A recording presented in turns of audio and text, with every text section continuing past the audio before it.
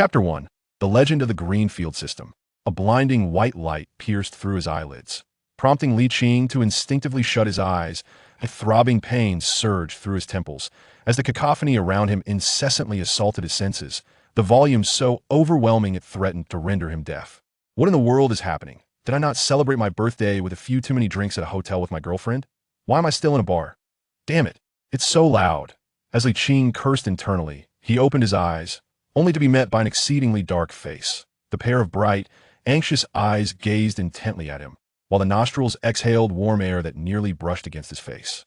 The gleaming white teeth displayed were reminiscent of a predator. Instinctively, he pushed the imposing figure away and exclaimed, "A ghost! Lee, what's wrong? Andrew Massey, are you concussed? Can you see how many fingers I'm holding up?" The anxious figure inquired, speaking in English. Ligt felt an odd sense of wonder as he listened to the man. Realizing he comprehended every word, it dawned on him that aside from a few simple phrases like "How are you?" "How old are you?" and "Nice to meet you," he had never grasped the language before. Could it be that his fondness for novels led him to a sudden realization? At that moment, a torrent of unfamiliar yet strangely familiar memories flooded his mind, as if he had truly lived them. Indeed, he had traversed worlds. Licht's heart raced with exhilaration. As a fan of transmigration stories, he had achieved what he had always dreamed of, becoming part of an extraordinary new realm. But where's my golden finger? Lee? Noticing Licht's fluctuating emotions, Andrew Massey furrowed his brow in concern. Ligt scrutinized the man before him, recalling from his memories that this individual was the team doctor for Liverpool's Kirkby Academy, known for his kindness and respect towards Asian individuals among the staff. Simultaneously, he could hear a mix of concerned inquiries and mocking laughter in the background. "How are you feeling, Lee? I told you, Asians aren't cut out for football, right? Don't believe me? Just look at how he's dazed after a mere bump. Ha, Henri, you were spot on. He's simply unfit for the sport. Just knocked out by RMI. But his recovery abilities seem impressive. Can you all just tone it down a bit?" Licht's gaze wandered to the familiar yet strange faces around him, and he could effortlessly recall each name from his memories. A slight twitch at the corner of his mouth revealed his inner thoughts. "I've transmigrated into the life of a namesake of a Chinese individual in England, and to top it off, part of the Liverpool Academy. What a formidable challenge this is. But at just 16 years of age, he might soon be departing from the Liverpool Academy. Professional football is indeed a merciless domain once young players reach a certain age and fail to earn the coach's approval during the annual assessments. It signifies their imminent elimination. Of course, they may seek fortune at other clubs." The youth who had just reprimanded his teammate is Licht's closest companion within the youth training ranks. Named Curtis Jones, a native of Liverpool, he joined the Liverpool Academy at the tender age of 9, showcasing prodigious talent. Playing as a central midfielder, his exceptional abilities grant him considerable influence within the U15, U16 teams, silencing the jeers of his peers. Only the captain, Rhys Williams, who stands on par with Curtis Jones, scoffed derisively. "Trash is trash, a mere bump, and you're out cold. Better go back to drinking milk." "What do you mean, Rhys?" Curtis Jones raised an eyebrow, his displeasure palpable. Ligt lifted his gaze towards Rhys Williams, who appeared mature beyond his years, and swiftly recalled information about him. Like Ligt, Rhys Williams had joined the Liverpool Academy at the age of 10. His tall stature and comfortable ball control, combined with his commanding presence, made him the preferred captain across various age groups. He harbored a natural bias against individuals of Asian descent, frequently leveraging his superior physique to bully the slender Ligt, resulting in Ligt accumulating bruises. After each internal match, the English Premier League emphasizes physicality, and the coaches at the Liverpool Academy often stress the importance of embracing physical confrontations. Consequently, they tend to overlook Rhys Williams' deliberate actions. With this thought, a glint of coldness flickered in Licht's gaze, startling Rhys Williams. Realizing that Ligt, whom he often tormented, dared to glare back at him, the more robust Rhys Williams erupted in anger. "Trash, what are you staring at? Do you have permission to look? Garbage." Licht's expression turned icy as he retorted sharply, and no sooner had the words left his lips than he seemingly heard an ethereal voice amidst the clamor. The audacity of the traveler Ligt is commendable. System activation initiated. Commencing detection. Holy cow! Ligt felt an exhilarating surge of excitement. What had he just heard? Indeed, he possessed a golden opportunity. In a fleeting moment, the familiar voice echoed once more. Potential host Ligt meets the binding criteria for the Green Turf Legend system. Requesting binding. Only a fool would refuse. Binding agreed. Binding successful.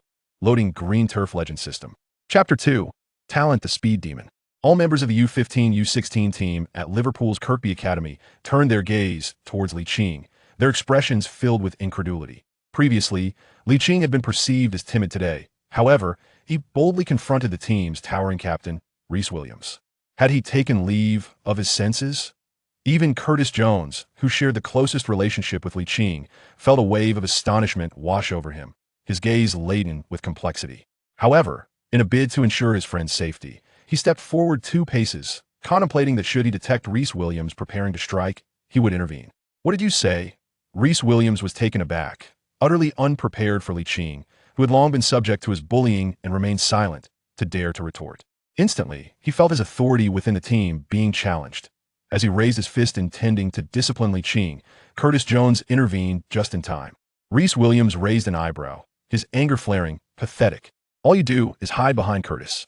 Do you dare to face me in a unknown?" "Unknown," Ligt replied coldly, unexpectedly rolling up his sleeves. Who fears whom? Having practiced martial arts prior to his transmigration, he harbored no fear of the lanky figure before him.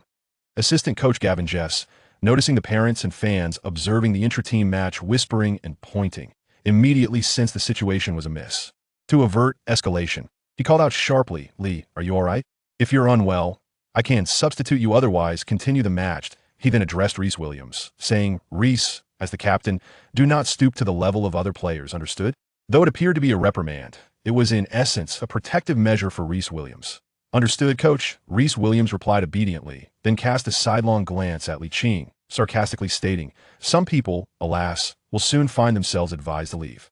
Ligt understood the coaching staff's favoritism towards Rhys Williams. Such preferential treatment was easily comprehensible, and he felt powerless against it. In any field, the principle of the survival of the fittest prevailed. From a footballing talent perspective, Rhys Williams indeed surpassed him significantly. At that moment, a system notification chimed in. Ding.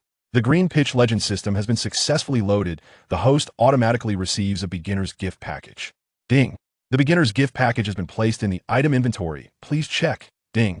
As the new master of the Green Pitch Legend system, how can you tolerate the mockery of a somewhat famous young player? Use your feet to humiliate him thoroughly. Instill profound fear within him. Host activates task. Use continuous goals to humiliate, establishing stepping stones on the path to success. Task reward. 1 random talent lottery draw. Gain the attention of Liverpool's head coach Jurgen Klopp. Failure penalty. Random deduction of 20 ability points. The series of system notifications left Ligt in a state of bewilderment, and Rhys Williams, witnessing this, grinned and taunted again. Pathetic remains pathetic, you don't even dare to retaliate. "Rhys, that's enough." Curtis Jones positioned himself protectively in front of Ligt, glaring at Rhys Williams. Ligt placed his right hand on Curtis Jones' shoulder, filled with gratitude as he remarked, "Curtis, I appreciate your help in the past. From today onwards, I intend to make some people aware of who might truly be advised to leave."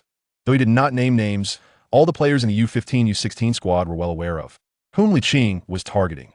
Rhys Williams, known for his petty temperament, reacted not with anger, but with a mocking smile. "Very well. Very well. You're finished." Assistant coach Gavin just clapped his hands from a distance, calling out, "All right, lads, take your positions and prepare to enter game mode." Upon hearing the coach's command, the young players swiftly moved to their designated spots, eagerly awaiting the resumption of the intra-squad training match. Rhys Williams also made his way to his position as a central defender, but not without taking a moment to deride Ligt with a mock thumbs up. The in response, Ligt raised his middle finger, a pointed retort. With the system at his side, he was certainly not going to be outdone by Rhys Williams, a player whose reputation he had heard of even before his own arrival in this world. That was simply out of the question. According to the conventions of stories featuring a golden finger, the novice gift pack was the cornerstone of the system owner's ascent. Without needing the system's prompt, Ligt silently recited, "Open the novice gift pack, opening novice gift pack." After a 2-second pause, the system's notification chimed again. Ding. "Congratulations, host, you have acquired the talent Speed Demon." Ding. "Congratulations, host, you have received 1 random attribute enhancement opportunity for your designated position." Ding. "Congratulations, host, you have obtained 10 5-star skill experience cards." A wave of emotions coursed through Licht's youthful face, as he could see the attributes of the talents and experience cards upon the system's announcement. Excitement enveloped him entirely. Speed Demon. A significant enhancement in speed, with sprinting speed and acceleration automatically elevated to the maximum capacity of his current physical attributes. Random attribute enhancement. Upon usage, the system will randomly enhance the attributes corresponding to the position he selects on the field, a 5-star skill experience card. For 30 seconds after using the experience card, ball control skills become effortless, and any trick moves can be executed with ease. On the football field, aside from scoring goals, speed duels and physical confrontations are the most captivating aspects. Acquiring the talent speed demon was akin to possessing a formidable allure. The explanation for random attribute enhancement was crystal clear. He could autonomously select his position on the pitch, resulting in a random enhancement of the primary attributes relevant to that role. Choosing forward would yield random enhancements in attributes such as shooting, heading, and goal-scoring instincts. If he opted for midfield, random boosts would apply to key attributes like short passing, long passing, dribbling, and playmaking. Choosing defender would enhance defensive attributes such as interception, tackling, marking, and stealing the ball. As for the goalkeeper, how could he possibly choose attributes that would limit his newfound prowess? The 5-star skill experience card was tailor-made for utterly dominating Rhys Williams in the upcoming training match. Chapter 3. 5-star football experience card. Curtis Jones observed Lee Ching's inexplicable smirk, his lips twitching slightly. Could it be that Lee had been rendered foolish by the collision with his central defender partner, Remy Savage? Out of concern, he slowed his pace and, once he was walking alongside Lee Ching, inquired with genuine care, "Lee, are you certain you're all right?" "I'm fine," Lee Ching replied, waving his hand dismissively. Recognizing Curtis Jones as the midfield linchpin of their team, whose timing for the final pass was impeccable, he asked, "Curtis, could you pass me the ball during the penalty?" Without hesitation, Curtis Jones nodded affirmatively, saying, "I will pass to you, but please refrain from seeking out Rhys or Remy like you did earlier, understood?" "Okay," Lee Ching signaled to Curtis Jones reassuringly. Of course, his actions were merely to placate his friend, nothing more. He had no intention of letting Rhys Williams and Remy Savage off easily, for the latter had a close rapport with the former, frequently instigating trouble through physical contact during training. In the past, Lee Ching had been timid and conflict-averse, but now, things had changed. As the whistle of fitness coach Oliver Herbie signaled the resumption of play, the head coach of the team, Tom Cuccio, turned to his assistant, Gavin Jess, who was approaching. "Gavin, is that young lad all right?" Gavin Jess replied, "No issues, but I can't fathom what possessed him to provoke Rhys. Tom Cuccio's interest was piqued, murmuring, "Has he regained his fighting spirit?" Before taking charge of the U15, U16 team, he had coached the U10-12 squad, during which time Lee Ching had been a star player at Kirkby. However, for reasons unknown, he had seemingly transformed over the past 4 years, his performance plummeting. Footballers are often characterized by their individuality, while a strong personality does not guarantee a successful career. Accomplished players typically possess their own unique traits that a player like Lee Ching, who could be easily bullied, was unlikely to become a professional. Now, openly challenging the team's foremost villain, Rhys Williams at the very least indicated that he had rediscovered the fiery passion expected of a professional player. With a childhood talent that was not insignificant, if he continued to develop, he could undoubtedly become a player capable of serving Liverpool as an adult. As Tom Cuccio pondered these thoughts, the whistle abruptly blew, drawing his attention. Curtis Jones charged angrily at Rhys Williams, while Lee Ching, who had been knocked to the ground, regained his footing, using his limbs to rise. He grasped his furious friend's arm and calmly stated, "Curtis, don't be impulsive, I'm fine." "Are you really okay?" Curtis asked, concern etched on his face. Lee Ching spread his hands, responding, "Do I look like I'm unwell?" Rhys Williams nonchalantly stood up, coldly remarking, "Consider yourself lucky this time." Fury ignited within Curtis Jones as he pointed an accusatory finger at Rhys Williams, exclaiming, "If anything happens to Lee, you won't be welcome at Kirkby anymore." Lee Ching, allowing his friend to finish his thought, interjected, "Such physical contact is quite commonplace in competitions, fret not. I shall seize the opportunity to thoroughly humiliate him." As he spoke, his gaze was directed towards Rhys Williams and Remy Savage, his voice raised enough for them to overhear.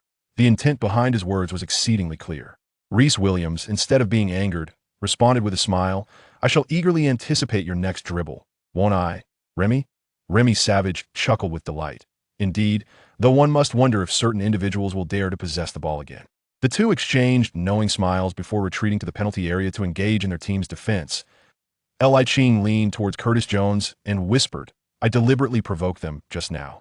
As you know, the assessment for the squad is rapidly approaching, and if I do not exhibit commendable performance soon, I will be unable to remain at Kirkby."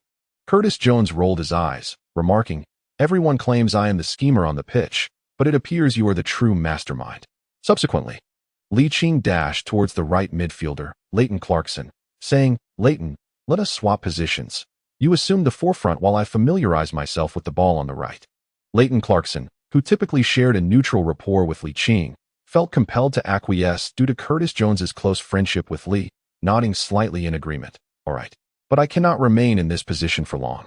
Head coach Tom Cashaw, observing the exchange and subsequent positional shift between Ligt and Leighton Clarkson, could not help but exclaim, "Lee has become astute." Gavin Jess scoffed, "He is merely afraid of physical contact with Reece." However, such a sentiment is rather simplistic. Consider the situation. If Lee were to persist in engaging physically with either Reece or Remy, it would indeed prove quite uncomfortable. Over time, he might lose his competitive drive. The temporary position swap with Leighton is a strategic maneuver, a choice befitting an intelligent player.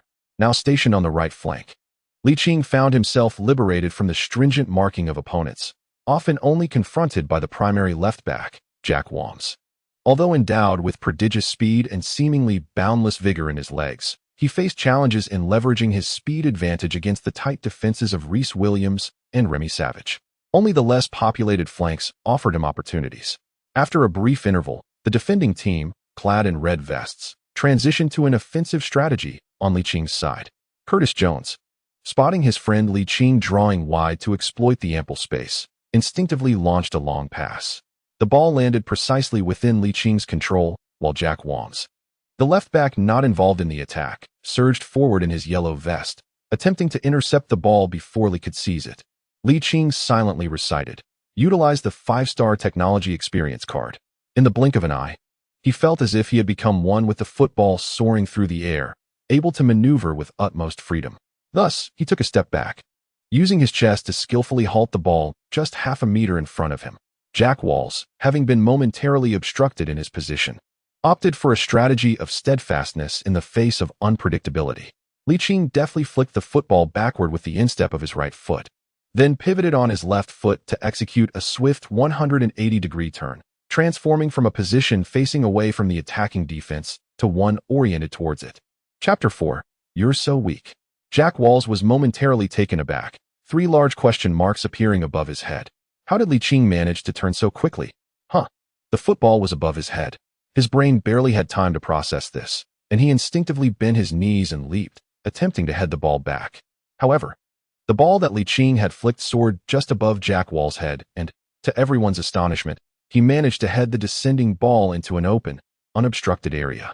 His feet swiftly alternated as he propelled himself forward, unleashing a remarkable burst of speed. The U15, U16 team match permitted parents and spectators to watch, and thus a crowd had gathered around the pitch. Upon witnessing Liching's skillful maneuver, they couldn't help but exclaim, "Beautiful." Of course, Jack Wall's father was not so thrilled. Returning to the matter at hand, head coach Tom Cashaw observed Liching's increasing speed and instinctively took 2 steps forward, leaning over the sideline without realizing it, exclaiming, "What incredible speed!" Clad in a red vest, Ligt resembled a streak of crimson lightning as he sped past the halfway line. Reece Williams remained focused on Ligt. As he observed Ligt racing toward the ball, he felt a mix of alarm and a smirk of confidence. "You think you can get past me? Not a chance." He retreated while prepared to engage, but Ligt slowed down, skillfully maneuvering the ball with his feet just 2 meters away from Reece Williams. "You think you can outmaneuver me with those tricks?" Reece Williams scoffed, but despite his disdainful tone, his attention remained fixed on the ball, unaffected by Liching's agile footwork. Ligt had to admit that Reece Williams was indeed quite astute, understanding the importance of waiting for his teammates' support in unfavorable circumstances. Thus employing a strategy of defense in numbers, Ligt would undoubtedly deny Remy Savage the opportunity to assist in defense. With his left shoulder sinking and his center of gravity shifting towards his left side, he deftly flicked the ball with the outer instep of his left foot. Reece Williams's gaze sharpened as he lunged to his right, determined to show Ligt a thing or two. He pushed off vigorously with his left foot, executing a substantial sliding tackle. Yet, at that moment, instead of breaking through on the left, Ligt utilized the flexibility of his ankle, maneuvering the inner instep of his foot around the ball's trajectory. With a powerful flick, he directed the ball to his right side, opposite to the direction of Reece Williams's sliding tackle. This move, akin to a whip of the tail, is a 5-star skill move in FIFA. Reece Williams, quick to react, aimed to leverage his explosive power to shift his weight. However, The ground was slippery, and with his relatively modest strength, his right foot lost traction, causing him to tumble to the ground before dozens of onlookers. Nevertheless, at that moment, few were concerned with Rhys Williams. The audience's attention was captivated by Li Qing's execution of the tail whip technique. Coach Tom Cusho's emotions surged. "Is that genius back?" A chorus of "oh, oh, oh" erupted from the astonished spectators. Li Qing remained unfazed by the audience's reactions, while Remy Savage found himself increasingly distanced as he attempted to pursue him, helplessly watching as Li Qing surged forward with the ball. Confronted by the U15, U16 team's principal goalkeeper, Ben Williams, who charged at him, Li Qing opted for an aesthetically pleasing bicycle kick to evade him before effortlessly rolling the ball into the empty net. After scoring, Li Qing displayed no sign of exuberance, as if it were no more significant than quenching his thirst. This nonchalance deeply humiliated Rhys Williams, who glared at Li Qing and declared vehemently, "That was merely a fluke. You shall not breach my defenses again." In silence, Li Qing celebrated with a high five to Curtis Jones, raising his right hand and wagging his index finger at Rhys Williams, conveying a clear message: "You're quite lacking." Infuriated, Rhys contemplated using his fists to teach the impudent Li Qing a lesson, but was restrained by his partner, Remy Savage, who cautioned, "Rhys, the assessment match approaches. Do not act impulsively. Let us deal with him together later." Agreed, they clasped hands. As the whistle blew, the match resumed, with the team in yellow utilizing seamless passes to draw the red team's defense. After approximately half a minute, the red team transitioned from defense to attack. Following several passes, the ball found its way to Curtis Jones, who, without any hesitation, delivered it to Li Qing, who had positioned himself on the right flank. Jack Walls, bearing full responsibility for the goal conceded, opted to maintain a safe distance from Li Qing as he advanced. With a slight smirk, Li Qing refrained from employing his 5-star skill card, instead leveraging his speed to outpace Jack Walls. A streak of red lightning darted down the flank, leaving parents and spectators in awe. How can that little fellow run so swiftly? Jack Wall's attempt to tackle merely connected with air, while Rhys Williams, who had shifted his focus to Li Qing during the transition from attack to defense, quickly approached, with his partner Remy Savage ready to provide support. Li Qing originally intended to utilize the 5-star skill experience card, but having played numerous informal matches and undergone professional training in his youth, he observed that the positioning of the two players was less than optimal. With a deft flick of his left foot, he propelled the soccer ball forward. The 5-star skill experience card truly allowed for efficiency. The ball, which had been rolling slowly, suddenly surged ahead, hurtling swiftly towards the space between Rhys Williams and Remy Savage. Rhys Williams, unwilling to witness Li Qing breach his defenses once more, abruptly halted, planting his right foot firmly on the ground. He lunged sideways to the left, determined to use his robust physique to obstruct Li Qing, while simultaneously raising his elbow. However, the speed at which Li Qing now moved had undergone a dramatic transformation. Rhys Williams, exerting all his strength, merely collided with the red jersey that Li Qing had raised behind him. Without any support, his center of gravity faltered, and he fell directly to the ground. Li Qing remained unfazed, his feet swiftly alternating as he pursued the football he had previously propelled.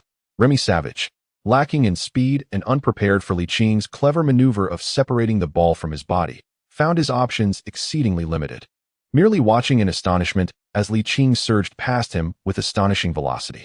Goalkeeper Ben Williams initially intended to rush out for a clearance, yet he was momentarily taken aback by Li Qing's extraordinary speed. It is well known that a goalkeeper's greatest fear is to halt mid-advance, and it was precisely this pause that afforded Li Qing greater choices. Lacking the finesse for a delicate lob or a high technical shot, he opted for a familiar approach, skillfully maneuvering the ball around the advancing Ben Williams before sending it into the unguarded net. A second goal. Chapter 5. Exceeding expectations. If one goal can be attributed to mere chance or serendipity, then 2 goals signify that Li Qing possesses an extraordinary talent. Applause erupted from the sidelines, a thunderous ovation from parents and Liverpool supporters alike, celebrating Li Qing's remarkable contributions. Most parents present were devoted Liverpool fans, many of whom eagerly captured the moment on their smartphones, documenting the brilliance of the child who had scored 2 visually stunning goals, his future undoubtedly gleaming with promise. They held steadfast in their belief. A few seasoned fans, while past 60, felt reminiscent of their youth, recalling the dazzling performances of Michael Owen and Raheem Sterling, who too had showcased such brilliance in their early days. as Ligt and his teammates reveled in their triumph. Fervent Liverpool supporters were quick to share videos of the remarkable goals on social media, showcasing the exceptional product of Liverpool's youth academy to a wider audience.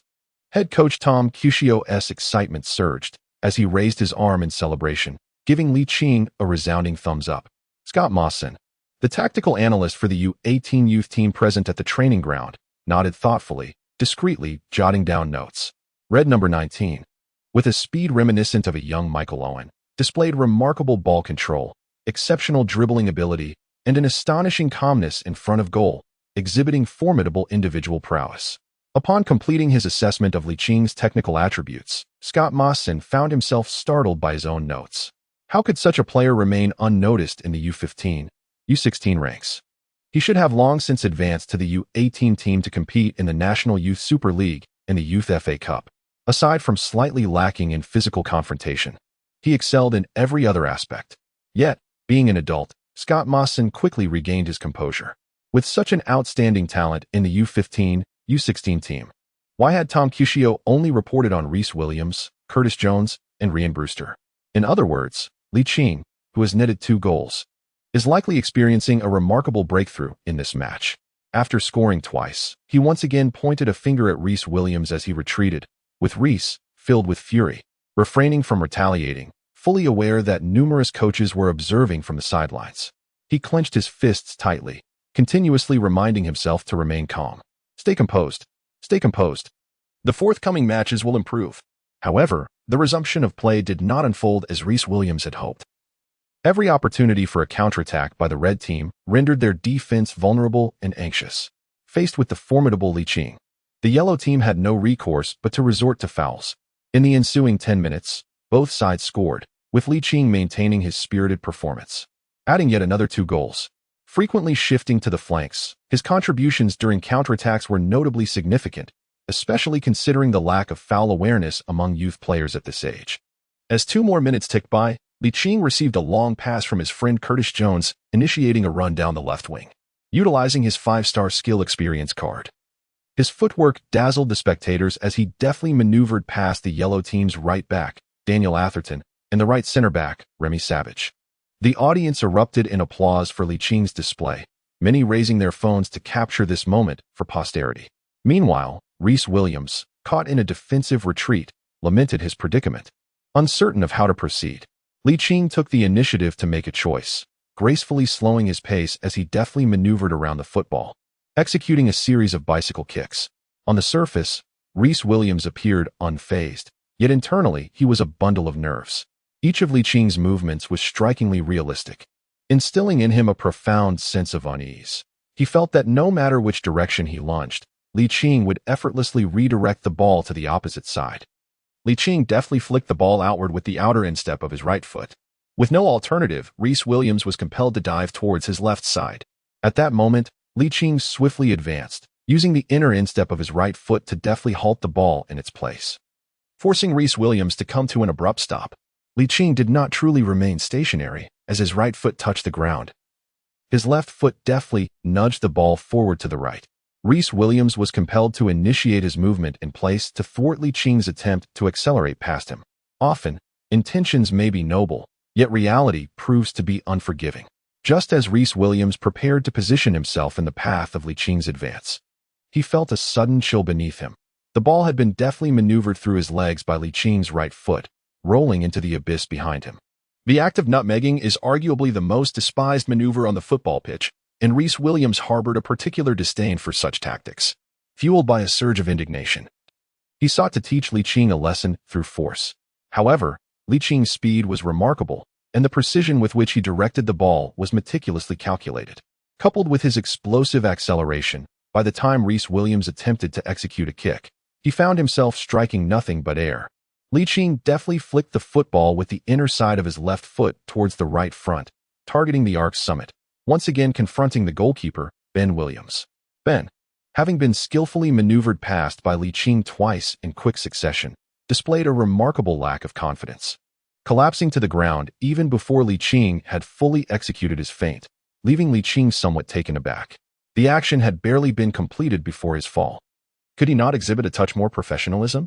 Nonetheless, surprises aside, Ligt graciously accepted Ben Williams' premature capitulation, skillfully dribbling past him once more to score into an empty net. Achieving his 5th goal of the match. 5 goals in a single game. Ding. Congratulations to the host for completing the task of humiliating the renowned striker, Chris Williams. Through goals. Ding.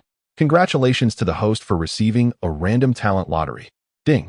Congratulations to the host for attracting the attention of first-team manager, Jurgen Klopp. Ding. Due to the host's exceptional performance, the reward of the talent precise shooting has been granted. Chapter 6. Talent. Precise shooting. Ecstatic from his recent goal, Liching's joy was not merely from his personal achievement of scoring 5 times in this match, but rather from the rewards of the task. Moreover, exceeding expectations had granted him the coveted talent that every striker yearns for, precise shooting. He briefly skimmed through the analysis of this newfound skill, a significant enhancement in shooting accuracy, along with an additional 10 goal-scoring rate, current level, 1, proficiency, 0-10. Note, applicable in any official match. Such a talent seemed tailor-made for a forward, especially with the added goal-scoring rate, with shooting accuracy already markedly improved. An additional boost in scoring likelihood could elevate his technique to rival that of Messi and Ronaldo. Previously, facing goalkeeper Ben Williams, Ligt had opted to dribble around him, fearing his shooting precision would fall short. Now, armed with precise shooting, he could confidently strike directly at the goal. As for the accompanying notes, he chose to temporarily disregard them, for the current moment was not suited for such analysis. Head coach Tom Cuscio raised his arms high, clapping vigorously, prompting parents and fans in attendance to join in, creating an electrifying atmosphere. Amidst the thunderous applause, Ligt felt a profound excitement within him. This exhilaration was distinctly different from the joy of receiving system rewards. It stemmed from the recognition of his exquisite football skills by the public. Before his transcendence, Ligt had never garnered acknowledgement throughout his life. Despite believing in his exceptional football talent during childhood, he faced skepticism from his parents, having to navigate his journey alone. Even after graduating from university, the situation remained unchanged. Now, however, the recognition he received was indescribably exhilarating. Although only a handful acknowledged him at present, he knew that in the future, many more would come to recognize his prowess. The current stage might be small, but once he entered the Premier League and showcased his abilities, the attention and recognition would number in the millions, perhaps even in the billions. Such a stage is the dream of Ligt. The incessant flashes of mobile phone lights illuminate the scene as Curtis Jones jubilantly leaps onto Liching's back, brandishing his fists and exclaiming with exuberance, "Lee, I knew you would not remain in despair forever. You are the hope of KOP." Overwhelmed with excitement, Ligt absorbs his friend Curtis Jones's words, and a series of fleeting images flashes before his eyes, revealing memories of a former life.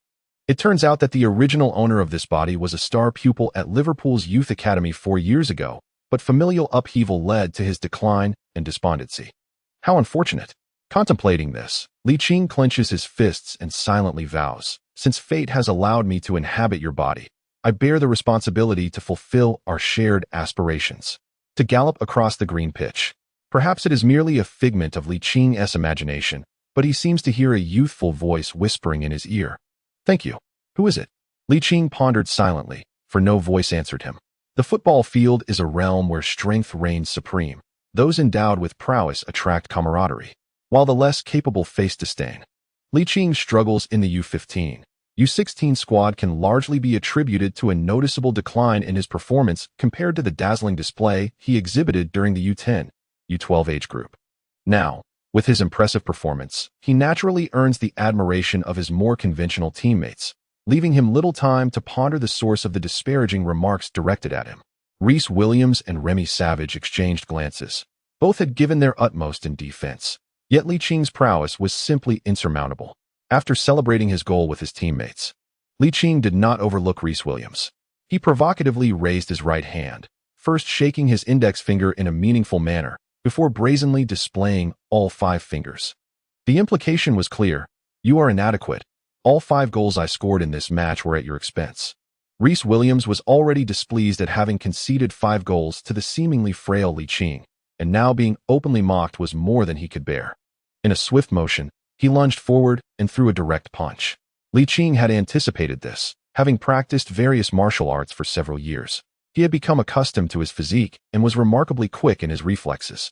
He sidestepped gracefully, evading the punch, and with a powerful push of his right foot, he struck Rhys Williams squarely in the knee.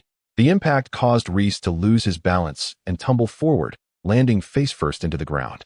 It was only at this moment that the others began to comprehend the situation. Rhys Williams, having been effortlessly knocked down by the seemingly weak Ligt, felt an overwhelming sense of humiliation wash over him. He scrambled to his feet, using both hands and feet, ready to retaliate against Ligt once more. However, by this time, the other squad members had reacted and instinctively formed a barrier to prevent Rhys Williams from advancing. Ligt was utterly unfazed by Rhys Williams. He coldly remarked, "You cannot win at football, nor in a brawl. What purpose does your existence serve?" Rhys Williams's fury surged, and he attempted to push past his teammates who stood in his way. At that moment, Coach Tom Cashaw suddenly shouted, "Rhys Williams, what do you think you are doing? If you cannot win on the field, must you resort to violence? Who taught you such behavior? From this day forth, you are no longer the captain of the squad. Also, ensure your father comes here tomorrow. Otherwise, do not expect to remain at Kirkby." Everyone was taken aback by the usually genteel Tom Cashaw's outburst. Rhys Williams, after all, was merely a 15-year-old boy, standing there with his head bowed, too intimidated to speak after the coach's reprimand. Tom Cashaw then turned his gaze toward Ligt. His expression still grave, yet his tone shifted. "Lee, do not let a single training match in which you excel lead you to disregard others. Professional football is far more challenging than you perceive. Upon the conclusion of the training match, complete 50 push-ups as a form of discipline before you leave." "Understood, Mr. Cashaw," came the reply. Ligt discerned the goodwill in Tom Cashaw's words and nodded obediently. As for the punishment of 50 push-ups, it was entirely inconsequential for a football player. After a brief interruption, the match resumed, and within a mere 10 minutes, Ligt scored 5 goals, becoming the most formidable player for the yellow team, garnering attention that escalated geometrically. Nevertheless, despite possessing the maturity of thought, Ligt remained composed, exhibiting exceptional perceptual skills and, coupled with his innate talent for precise shooting, he netted 2 more goals in the remaining match time, leading the red team to an 8-4 victory. In essence, Ligt had single-handedly scored 7 goals in this match, becoming the focal point of the entire stadium. Chapter 7. Attention from Klopp. As the intra-team match concluded, the U15, U16 players departed from the Kirkby Training Academy, resembling schoolchildren leaving for home, each carrying their own small bags. "See you tomorrow." Curtis Jones waved goodbye to Ligt, who had completed his 50 push-ups, as he followed his mother away from the pitch. "Until tomorrow." Watching Curtis Jones and his mother fade into the distance, Ligt felt a wave of melancholy wash over him. Through the recesses of his memory, he recalled that the original owner of this body had experienced familial turmoil for years prior. Both parents had tragically perished during an overseas trip, leaving him to navigate this world alone while burdened with the responsibilities of competition. Before his journey into another realm, Ligt was not an orphan. Yet his circumstances were scarcely better. His mother had passed away early, and his father was a compulsive gambler. Possessing remarkable psychological resilience, he found solace in solitude, for at least he had the means to sustain himself without worry. The demise of his parents left him with a substantial inheritance of £2 million and a commendable apartment, which meant that as long as he refrained from frivolous expenditures, he could live a carefree existence. However, with the advent of a system at his disposal, his future appeared exceedingly promising. Becoming a professional footballer had always been Licht's childhood aspiration, and now that such an opportunity presented itself, how could it be anything less than fortuitous? He believed this to be a divine arrangement. As Ligt strolled towards his abode, adorned with a Puma backpack, U15, U16 team coach Tom Cashaw and U18 youth team tactical analyst Scott Mason were diligently reporting the outcomes of today's match to the youth training supervisor, Inglethorpe. Young talents such as Curtis Jones, Elijah Bonner, and Daniel Griffiths were already focal points of the academy, and their impressive performances were to be expected. Yet, the written report submitted by Cashaw and Mason did not highlight these players, but rather a 15-year-old named Ligt. Inglethorpe, the Liverpool youth training supervisor, regarded the report with surprise. He outperformed the partnership of Rhys Williams and Remy Savage.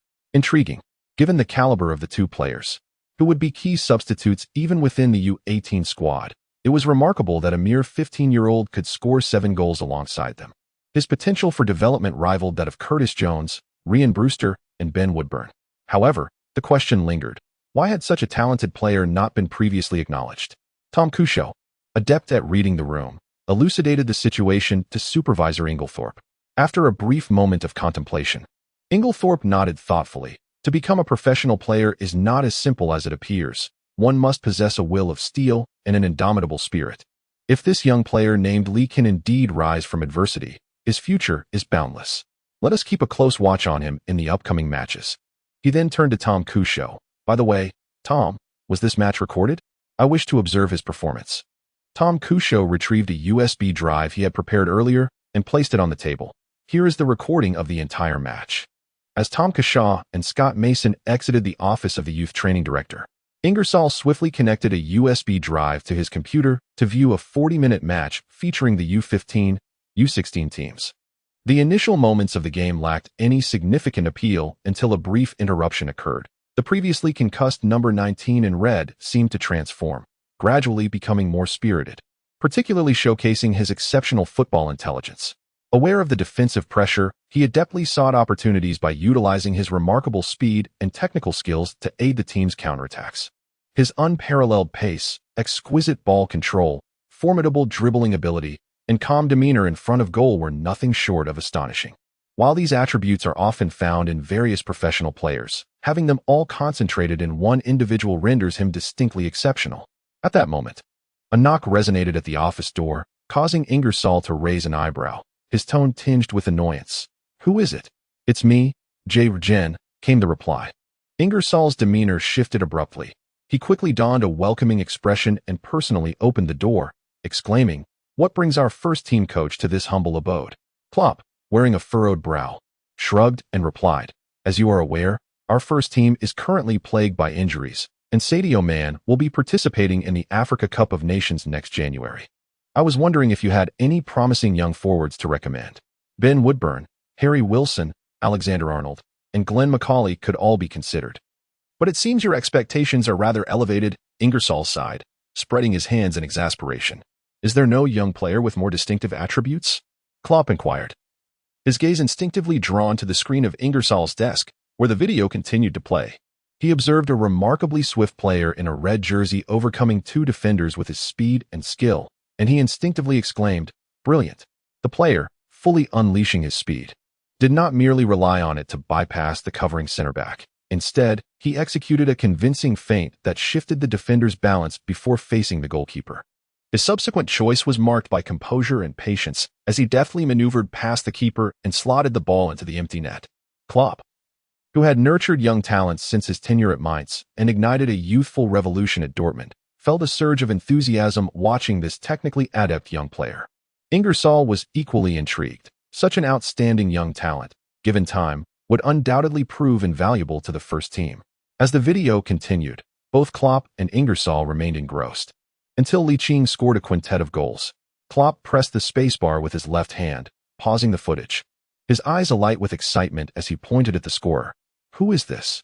Ingersoll shrugged, replying, "This is a player from the U15, U16 team. He may not be suitable for you." "Oh, so he is from the U15, U16 team?" Klopp's initial excitement gradually morphed into disappointment. "Indeed, he is not suited for the first team. The current first-team forward line has been beset by injuries, and it is evident that a 15 or 16-year-old youth cannot shoulder the responsibilities of first-team matches." Klopp sighed inwardly, and just as he was about to depart, he inquired, "By the way, Alex, what is this young lad's name?" Ingersoll glanced down at Li Qing's resume and replied candidly, "Qing Li, a local resident of Chinese descent." "Li? Of Chinese descent?" Klopp's lips curled slightly in amusement. "This is quite intriguing. Although the boy in the match video is just 15 or 16 years of age, should he develop rapidly, he could indeed be integrated into the first team. After all, Mario Götze at Dortmund, Ben Woodburn at Liverpool, and Alexander-Arnold are all prodigious talents who emerged in similar circumstances. Li Qing is currently not suited for the first team, but who can predict what the future holds? Icons such as Pele, Maradona, Cristiano Ronaldo, Messi, and Rooney all rose to fame at a young age, did they not? In Klopp's mind, there is already an awareness of a Chinese player named Li Qing. Chapter 8. Random increases in injury resistance and positional attributes. Li Qing returned to his unfamiliar yet familiar home, devoid of any inclination to reminisce about the past. Instead, He directed all his attention to the recently acquired green field legend system. With a mere thought, a floating light screen materialized approximately 3 meters before him, displaying the system's main interface, set against the backdrop of a 3D silhouette of a football player. The main page of the system was divided into 5 sections: personal attributes, tasks, training ground, talents, and shop. As soon as Liqing's thoughts were transmitted to the system, the hovering light screen instantly transformed into a personal attributes page. All offensive and defensive physical attributes: height, 169 centimeters, weight, 51 kilograms, position, forward strength, 39 stamina, 50 technique, 62 shooting skill, 80 shooting power, 50 heading, 53 long-range shooting, 46 free kicks, 50 penalty kicks, 80 sprint speed, 82 acceleration, 84 jumping, 62 agility, 65 balance, 72 tackling, 34 interception, 40 positioning, 50 marking, 55 dribbling, 56 ball control, 55 short passing, 60 crossing, 54 long passing, 55 off-the-ball movement, 68 creativity, 70 vision, 62 reaction, 74 composure, 50 willpower, 85 goalkeeper saves, 29 available skill points, 10 inventory, 5-star skill experience card x 5 lottery chances, 1 coins, 0 strength assessment, professional level C, with the highest being SSS level. Note: capable of being a key player for mid to upper tier teams contending for championships in second-tier leagues outside the top 5 European leagues. Liqing observed a total of 30 personal attributes categorized into 4 distinct sections, namely attack, defense, physicality, and awareness. The attack attributes encompassed shooting, shot power, heading, long shots, free kicks, penalty kicks, dribbling, ball control, short passing, crossing, and long passing. Defense included tackling, interceptions, positioning, man marking, and goalkeeper saves. Physicality comprised strength, stamina, jumping, sprint speed, acceleration, agility, balance, vision, and reaction. Awareness consisted of off-the-ball movement, creativity, proactivity, and willpower. Among these 4 categories, aside from shooting, penalty kicks, sprint speed, acceleration, and willpower, which were rated in the excellent range of 80, most attributes fell below 60. Nevertheless, such an aggregate score was remarkably impressive for a 15-year-old. After a considerable period, Liqing's emotions gradually returned to a state of normalcy as he shifted his focus to the task section. The task section was divided into active and passive tasks, with the humiliation of Rhys Williams classified as passive. There were numerous active tasks available, such as being promoted to the U18 team within a week, a month, or 6 months. In general, the shorter the time limit for a task, the more generous the rewards. For instance, the reward for achieving promotion to the U18 team within a week was quite substantial, offering a chance for a random talent lottery. Upon noticing the talent lottery, Liqing suddenly recalled that completing the task of humiliating Rhys Williams would also grant him a chance for a random talent lottery. Furthermore, there was an opportunity for a random attribute enhancement. However, he hesitated, uncertain about the specific position for the random enhancement.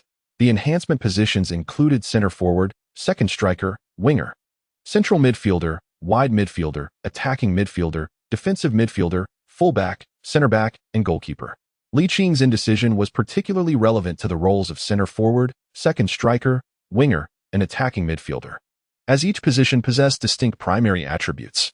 He had an inkling that this choice of attribute enhancement would significantly influence his future career trajectory. The opportunity was singular, necessitating careful consideration. After deliberating for over half an hour, Liqing ultimately opted for the winger position.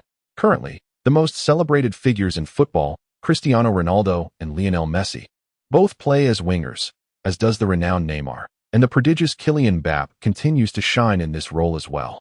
In today's competitive match, he had also excelled as a winger. Goal scorers always attract the most attention in football matches.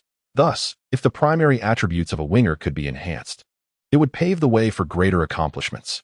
However, it must be noted that wingers rely heavily on speed, and Liqing's sprint speed and acceleration were already quite high, which could potentially limit the maximization of benefits from the enhancement. What should he do? Just as Liqing was engulfed in uncertainty, a voice from the system suggested that he should first utilize the talent lottery. Ah, indeed. Liqing suddenly slapped his forehead. And then a thought struck him: to utilize the opportunity for a random talent lottery. Simultaneously, Before the attributes background page, a grand lottery wheel appeared, divided into 16 segments, each marked with a. This indicated that the answers would only be revealed upon the conclusion of the lottery. Let the wheel spin. The pointer, initially at a standstill at the 12 o'clock position, transitioned into motion, accelerating from a slow pace to a rapid whirl, before gradually decelerating to rest at the 7 o'clock mark. Ding! Congratulations, host, you have acquired the talent of injury resistance. The system's notification resonated, and Ligt sensed a subtle change within his body, though the specifics remained elusive. Nonetheless, this was of little consequence. What mattered was that the definition of injury resistance elucidated everything. Injury resistance. The body is fortified, significantly reducing the likelihood of injury. What is the paramount factor influencing the success of professional athletes? It is injury. In the realm of global football, as in any sport, athletes harbor a profound fear of injuries. Once an athlete falls prey to injury, ascending to the pinnacle of their profession becomes nearly unattainable. Countless prodigies have not succumbed to their adversaries, but rather to injuries. Only with robust health can one aspire to success in their athletic career. The talent of injury resistance yielded limited choices after considerable deliberation. He ultimately opted for an enhancement in the winger attributes. Speed, while advantageous, was not the sole concern. Strengthening other positions sufficed. Furthermore, his favorite football stars were all wingers. Chapter 9. Insufficient ability, talent to the rescue. He chose the enhancement of the winger attributes. Are you certain you wish to select the random enhancement for the winger attributes? Appeared before Ligt, presenting options to confirm or reconsider. Without hesitation, he resolutely selected confirm. The host's choice for random enhancement of the winger attributes is being initialized. After approximately 5 seconds, the system's notification chimed once more. The initialization of the winger data has been completed. The personal attributes displayed before Ligt had refreshed, with several primary winger attributes exhibiting marked changes. Sprint speed and acceleration, already elevated by the talent of Speed Demon, saw minimal growth, increasing by 3 points to 85 and 87 respectively. Stamina, dribbling, ball control, crossing, off-the-ball movement, and creativity. These key winger attributes experienced significant enhancements. Stamina rose from 50 to 65. Dribbling from 56 to 68. Ball control from 55 to 66. Crossing from 54 to 61. Off-the-ball movement from 68 to 70. And creativity from 70 to 75.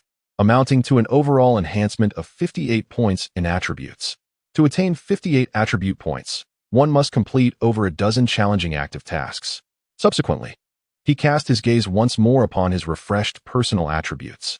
Offensive and defensive capabilities. Height, 169 centimeters. Weight, 51 kilograms. Position, forward. Strength, 39 stamina, 65 skill, 62 shooting, 80 shot power, 50 heading, 53 long-range shooting, 46 free kick, 50 penalty kick, 80 sprint speed, 85 acceleration, 87 jumping, 62 agility, 65 balance, 72 tackling, 34 interceptions, 40 positioning, 50 marking, 55 dribbling, 68 ball control, 66 short pass, 60 crossing, 61 long pass, 55 off-the-ball movement, 70 creativity, 75 vision, 62 reaction, 74 inclination, 50 willpower, 85 goalkeeper saves, 29 available attribute points, 10 inventory, 5-star skill experience card, x5 lottery chances, 0 coins, 0 skill assessment.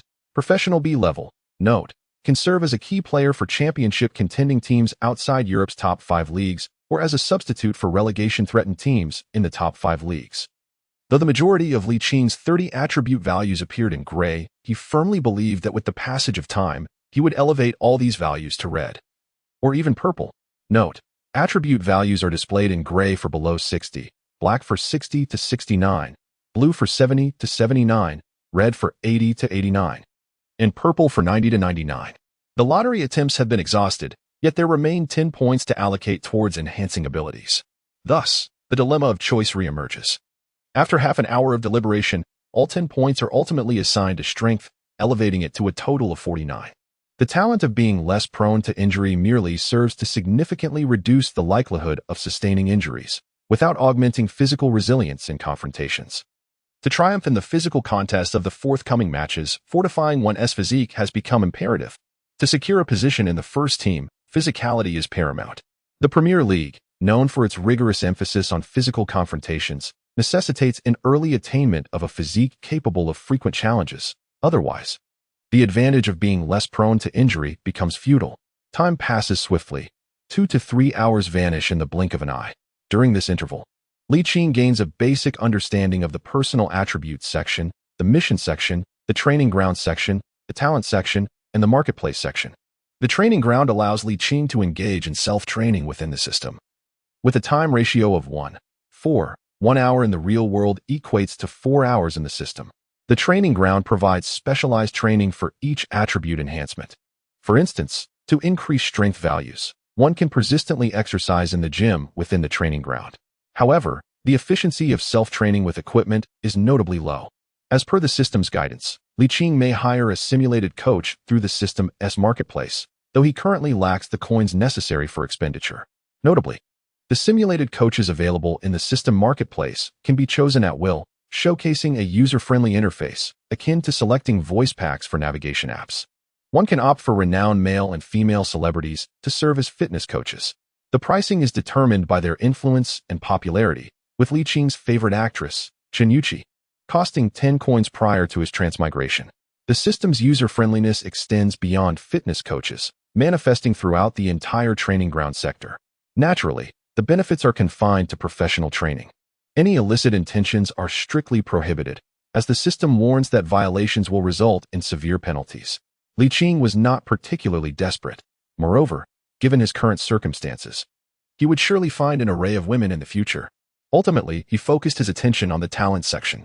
With a mere thought, the scene before him transformed instantaneously, revealing the bold character's talent prominently displayed in the upper left corner of the light screen. Talent bore a close resemblance to personal attributes, with the sole distinction that the 4 subdivisions had been condensed into 2 categories: offense-defense and physical awareness. As of now, Ligt possessed 3 talents: Speed Demon, Precise Shooting, and Injury Resistance. Speed Demon and Precise Shooting fell under the offense-defense category, while Injury Resistance belonged to the realm of physical awareness.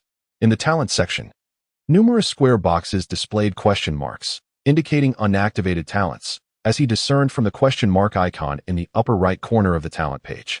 The system did not explicitly state how to activate these talents, so he inquired, "System, aside from the lottery, are there any other avenues to acquire talents?"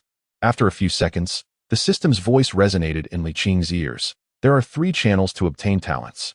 The first is for the host to actively undertake tasks that reward talent through a lottery. The second is through passive task triggers. The third is when a certain attribute reaches a value of 80, which presents a chance to activate a talent.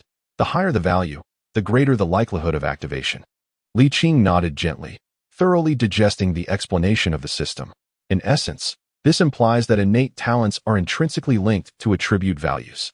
Whether one completes tasks that actively grant talents or those that passively trigger them, the talents acquired are directly reflected in the attribute values.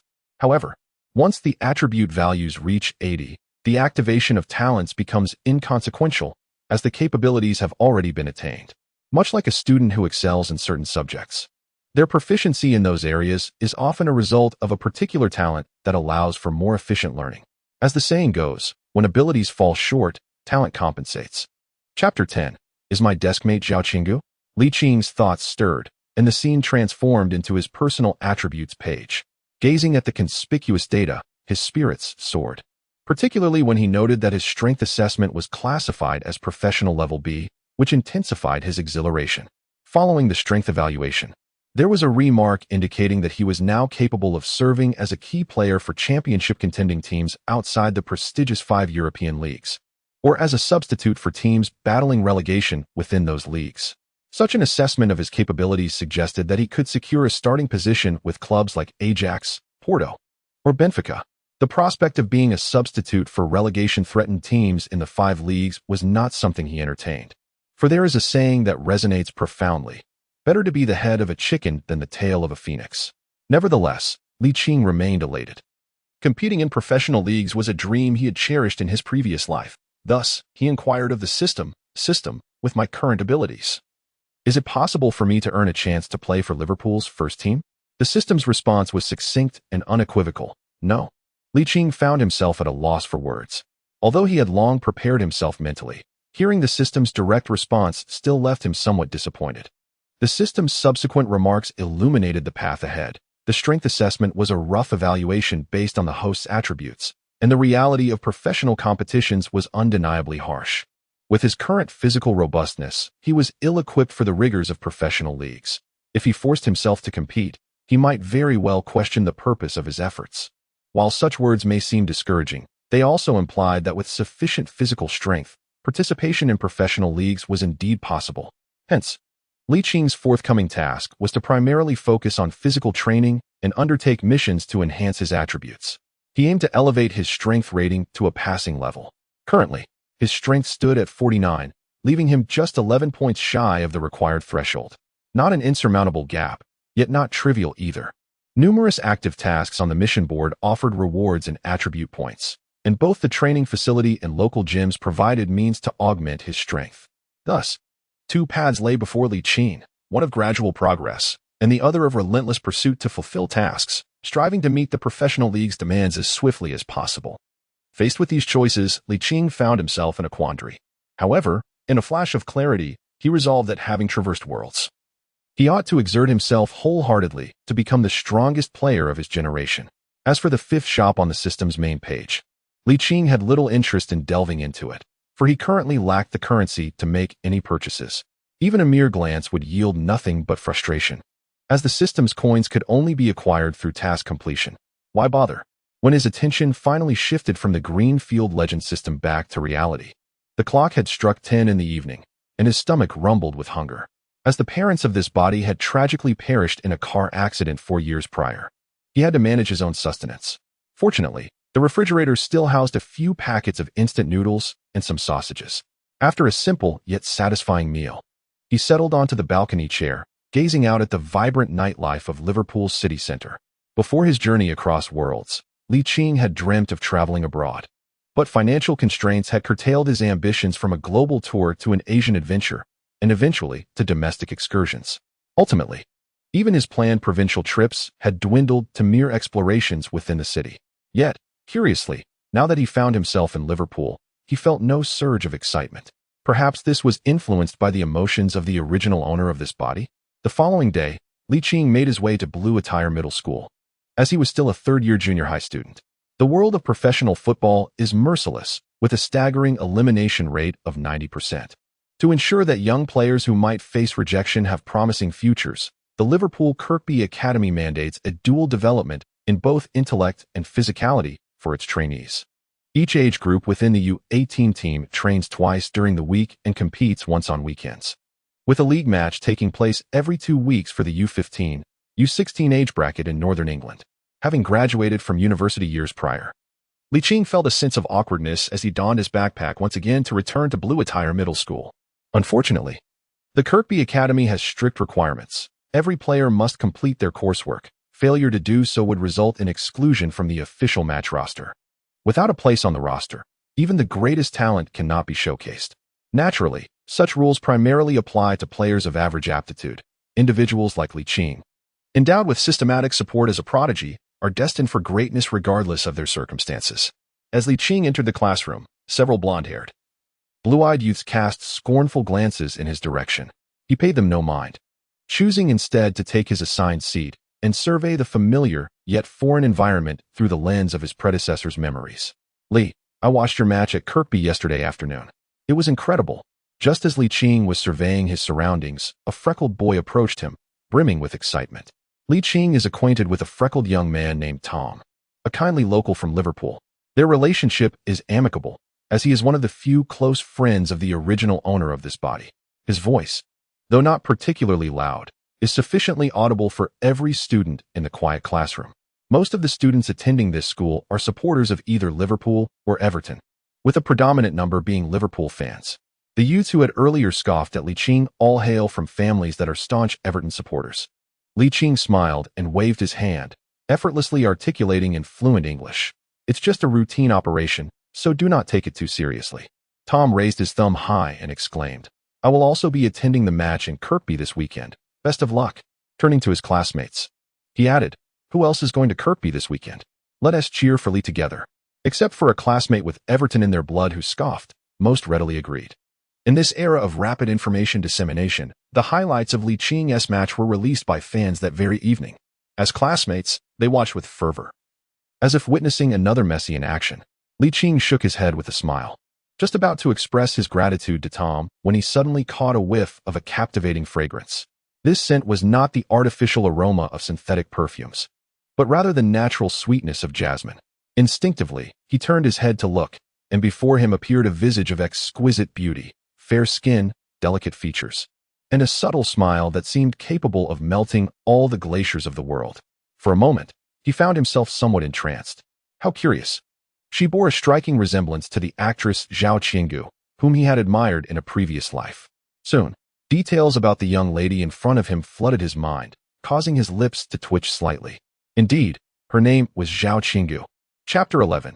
It turns out this is a highly parallel world. Zhao Qinggu hailed from Hebei and had moved to Liverpool with her parents 2 years prior. By a remarkable coincidence, she became the deskmate of the original owner of this body, Lee Ching. Thus, new questions began to swirl in Lee Ching's mind. Before his journey to this realm, he had been captivated by Zhao Qinggu, the actress who had portrayed Hua Liang, and had conducted thorough research about her on Baidu. He recalled distinctly that Zhao Qinggu was born in 1987. How then had she become a member of the post-2000 generation here? As he pondered this enigma, he did not neglect to admire the sweet and charming Zhao Qinggu before him. Currently, she did not appear as striking as he remembered from his previous encounters. Certain aspects of her development had yet to fully manifest. Nevertheless, her refreshing and ethereal aura was undeniably fitting. Feeling somewhat shy under Lee Ching's gaze, Zhao Qinggu could not help but tease, "Lee Ching, why are you staring at me?" Lee Ching's gaze returned from Zhao Qinggu, and he smiled, remarking, "I find you particularly enchanting today. Regardless of age, no girl can resist the allure of candid admiration." Zhao Qinggu shot Lee Ching an exasperated glance, retorting, "Humph. I no longer wish to converse with you." With that, she promptly took a seat. Lee Ching observed with clarity the subtle flush of embarrassment that graced Zhao Qinggu's fair visage, her cheeks tinged with a rosy hue. With a gentle smile, he diverted his gaze, engaging in a dialogue with the system to understand why Zhao Qinggu had become his deskmate. It turned out that this realm was distinctly different from the world he had traversed before, belonging to a highly parallel universe. Unfortunately, Zhao Qinggu emerged as one of the rare anomalies. After a brief moment, Lee Ching's eyes suddenly sparkled with realization. With Zhao Qinggu as his enchanting deskmate, how reminiscent she was of beloved actresses such as Daimai Lengba, Yang Qingchuan, Lu Ruoxi, Tong Shenbing, Gao Fangfang, Zhu Zixia, Lu Tianxian, and Chen Minmin. The thought ignited a fervor within him. Disregarding the fact that classes were in session, he hastily retrieved his phone, embarking on a Google search for information on these starlets. If they were indeed in circumstances akin to Zhao Qinggu's, it would be utterly unconscionable not to pursue them all. Having traversed into this world, not only was it an opportunity to fulfill his dreams, but also a chance to amass great wealth and indulge in the company of the most exquisite women. Meanwhile, Zhao Qinggu found herself enveloped in a cloud of confusion. The Lee Ching she recalled was taciturn, yet today he was playfully teasing her with a smile. As the saying goes, curiosity killed the cat. She turned her gaze towards her deskmate on the left, only to find him engrossed in his phone, occasionally furrowing his brow or stifling a laugh, leaving her utterly bewildered. Lee Ching searched for numerous beloved female stars from his previous life on his mobile phone, only to discover that most of them were elusive, suggesting that those he could not find were likely ordinary individuals in this world, much like Zhao Qinggu. Perhaps they were waiting in some corner of the world for him to pursue them. Suddenly, he felt a gaze directed at him from his right, and turned to find himself locking eyes with Zhao Qinggu's enchanting orbs. Initially taken aback, he quickly regained his composure and, with a playful smile, nodded lightly, teasingly inquiring, "Qinggu, why do you gaze at me so intently?" Realizing that staring at the boy was rather embarrassing, Zhao Qinggu hastily diverted her gaze, flustered as she picked up her textbook. Her fair complexion was instantly adorned with a rosy hue as she huffed, "I'm not staring at you. I'm reading. My dear, you are holding your book upside down." Lee Ching yearned to engage in conversation with Zhao Qinggu, hoping to deepen their bond. However, as the teacher arrived, he had no choice but to compose himself and prepare for class. Once the 40-minute lesson concluded, Li Qing took the initiative to approach Zhao Qinggu, seeking to bridge the gap between them. Qinggu, do you have an affinity for football? He inquired. Not particularly, Zhao Qinggu replied, her gaze unwaveringly fixed upon her book. Then what do you enjoy? He pressed. I won't tell you, she retorted. Allow me to take a guess, he suggested. Li Qing feigned contemplation, reminiscing about the pertinent information he had once searched. You do not harbor any affection for sports, do you? Zhao Qinggu's large eyes fixed intently on Li Qing. How did you come to know this? It is worth noting that apart from her parents and younger brother, no one else was aware of this, not even her closest confidant. Li Qing blinked. It seems I was not mistaken. Zhao Qinggu, unaccustomed to making eye contact with the opposite sex, averted her gaze, creating a moment of palpable awkwardness. Suddenly, she recalled that Li Qing had been behaving somewhat unusually today. So she shifted the conversation. Classmate Li Qing, you usually don't speak to me. Why the sudden change today? This is a lengthy tale. But if you wish to hear it, I shall condense it, he replied. Zhao Qinggu glanced at the clock, noting there were only a few minutes until the next class. Reading would not be particularly beneficial, so she nodded lightly. You know my parents passed away 4 years ago, right? Li Qing continued. Zhao Qinggu had learned this from classmates and nodded in acknowledgement, her expression growing somber. Li Qing gazed skyward at a 45-degree angle, feigning sorrow. A few days ago, I came to a realization. Rather than living in sorrow, it is far better to embrace joy each day. I believe my parents in another world would wish for me to do the same. What do you think? With that, Li Qing's eyes turned toward Zhao Qinggu. After a brief moment of eye contact, she quickly looked away, flustered. You are absolutely right. By the way, I have a match at Kirkby this weekend. I wonder if you have time? As soon as she finished speaking, Tom leaned in, excitedly stating in his broken language, Zhao, if you want to go, I can accompany you. Tom and Li Qing shared a close friendship and often enjoyed learning languages together during their free time. What is so captivating about a group of people chasing a ball around? Zhao Qinggu shook her head dismissively. Li Qing and Tom exchanged a glance, both filled with helplessness. As the teacher arrived early in the classroom, Tom returned to his seat. Li Qing softly inquired once more, are you truly not going to watch?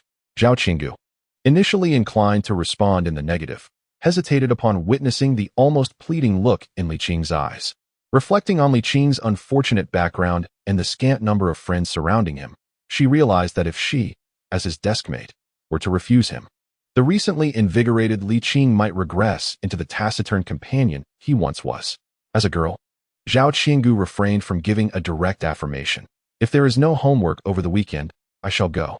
Ingwa Middle School operates differently than typical institutions, with scarcely any assignments during weekends, implying that Zhao Qinggu had subtly agreed. Consequently, Li Qing felt a surge of excitement, envisioning his triumphant performance in the upcoming Northern District League over the weekend. Chapter 12. The majestic figure of the U15, U16 squad of the Liverpool Youth Academy practices only 2.5 afternoons during the week, specifically on Wednesday and Thursday. Having been the standout player the previous week, Li Qing returned to the training ground to become the center of attention. His rival, Rhys Williams, was absent from training. As he was reportedly undergoing a 2-week reflection period, information gleaned from Curtis Jones. Remy Savage trained alone on the opposite side of the field, appearing quite solitary. As the warm-up concluded, Curtis Jones pointed towards the youth development director, Inglethorpe, and the U18 team coach, Neil Critchley, who had arrived at the training ground, and whispered, Lee, they are here to scout you, aren't they? Li Qing looked up and met the gaze of Ingersoll and others. Nonchalantly, he remarked, certainly, though in the not-too-distant future. I wonder if we shall find ourselves as teammates in the U18 squad. Of course, Curtis Jones replied with great confidence. Li Qing's attributes have now reached a level sufficient to secure a starting position in a relegation-threatened team within Europe's top 5 leagues. When considering his core statistics, he could even serve as a principal winger for mid-tier teams in the other 4 major leagues, excluding the Premier League. However, at merely 15 years of age, his physique is not yet robust enough to withstand the rigors of intense physical confrontations, despite possessing an innate talent that renders him relatively injury-resistant. His aspiration is to attain a satisfactory level of strength by the age of 16, subsequently continuing to demonstrate exceptional performance to ascend to the first team. Nevertheless, his physicality has been notably impressive within the U15, U16 squad, showcasing an even more vigorous performance than the previous weekend. His continuous scoring has left opposing goalkeepers and defenders questioning their own capabilities, particularly in terms of physical duels. Remy Savage was nearly overwhelmed by Li Qing's prowess during a training match, much to the surprise of head coach Tom Cahill. Naturally, this development brings him great joy, as he had previously harbored concerns that Li Qing's slender frame might hinder his capabilities at higher levels. It appears now that such worries were unfounded. Li Qing's continuous scoring is directly linked to the proactive novice tasks he has undertaken. These tasks are divided into 3 phases. The first phase requires 100 goals, the second 500, and the third 1,000. Completing the first phase rewards him with 1 point of skill and 10 coins. The second phase grants 5 points of skill and 50 coins, while the third phase bestows 10 points of skill and 100 coins, along with an additional talent lottery opportunity. This task is remarkably simple. Any goal scored in any context counts towards the tally, including goals scored during regular training sessions and those in official matches. Simultaneously, U15, U16 team coach Tom Cahill and U18 team coach Neil Critchley, along with youth training director Ingersoll, engaged in discussions, clearly impressed by Li Qing's performance. Neil Critchley stated confidently, "Tom, Alex, I have a strong feeling that once Li ascends to the U18 team, I am confident we can defeat the title favorites, Manchester City U18, in the Youth FA Cup final next year." Ingersoll, taken aback by such confidence, reminded him, "Li only began to flourish last weekend. I worry about the inconsistency of his performance and suggest we observe him for a while longer." Neil Critchley's resolute demeanor wavered slightly, while Tom Cahill, whose purpose is to cultivate players for higher levels, expressed, "Li has been a prodigious talent in the U10, U12 ranks. It was only due to a family upheaval 4 years ago that his demeanor changed. I believe he has emerged from that low point." At this juncture, Tom Cahill turned to Neil Critchley and asserted, "With Li on our side, I am confident your tactical approach will have greater flexibility, coupled with Glenn McCauley and Ryan Brewster.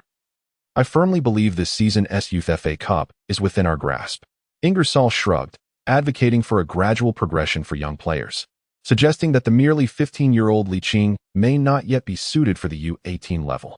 With just over a month until 2017 and approximately 2 months until the Youth FA Cup final, he proposed to assess a few more matches. Although Neil Critchley took upper management's advice into account, he leaned towards promoting Li Qing, stating, "If his performance remains stable, Li is a definite selection."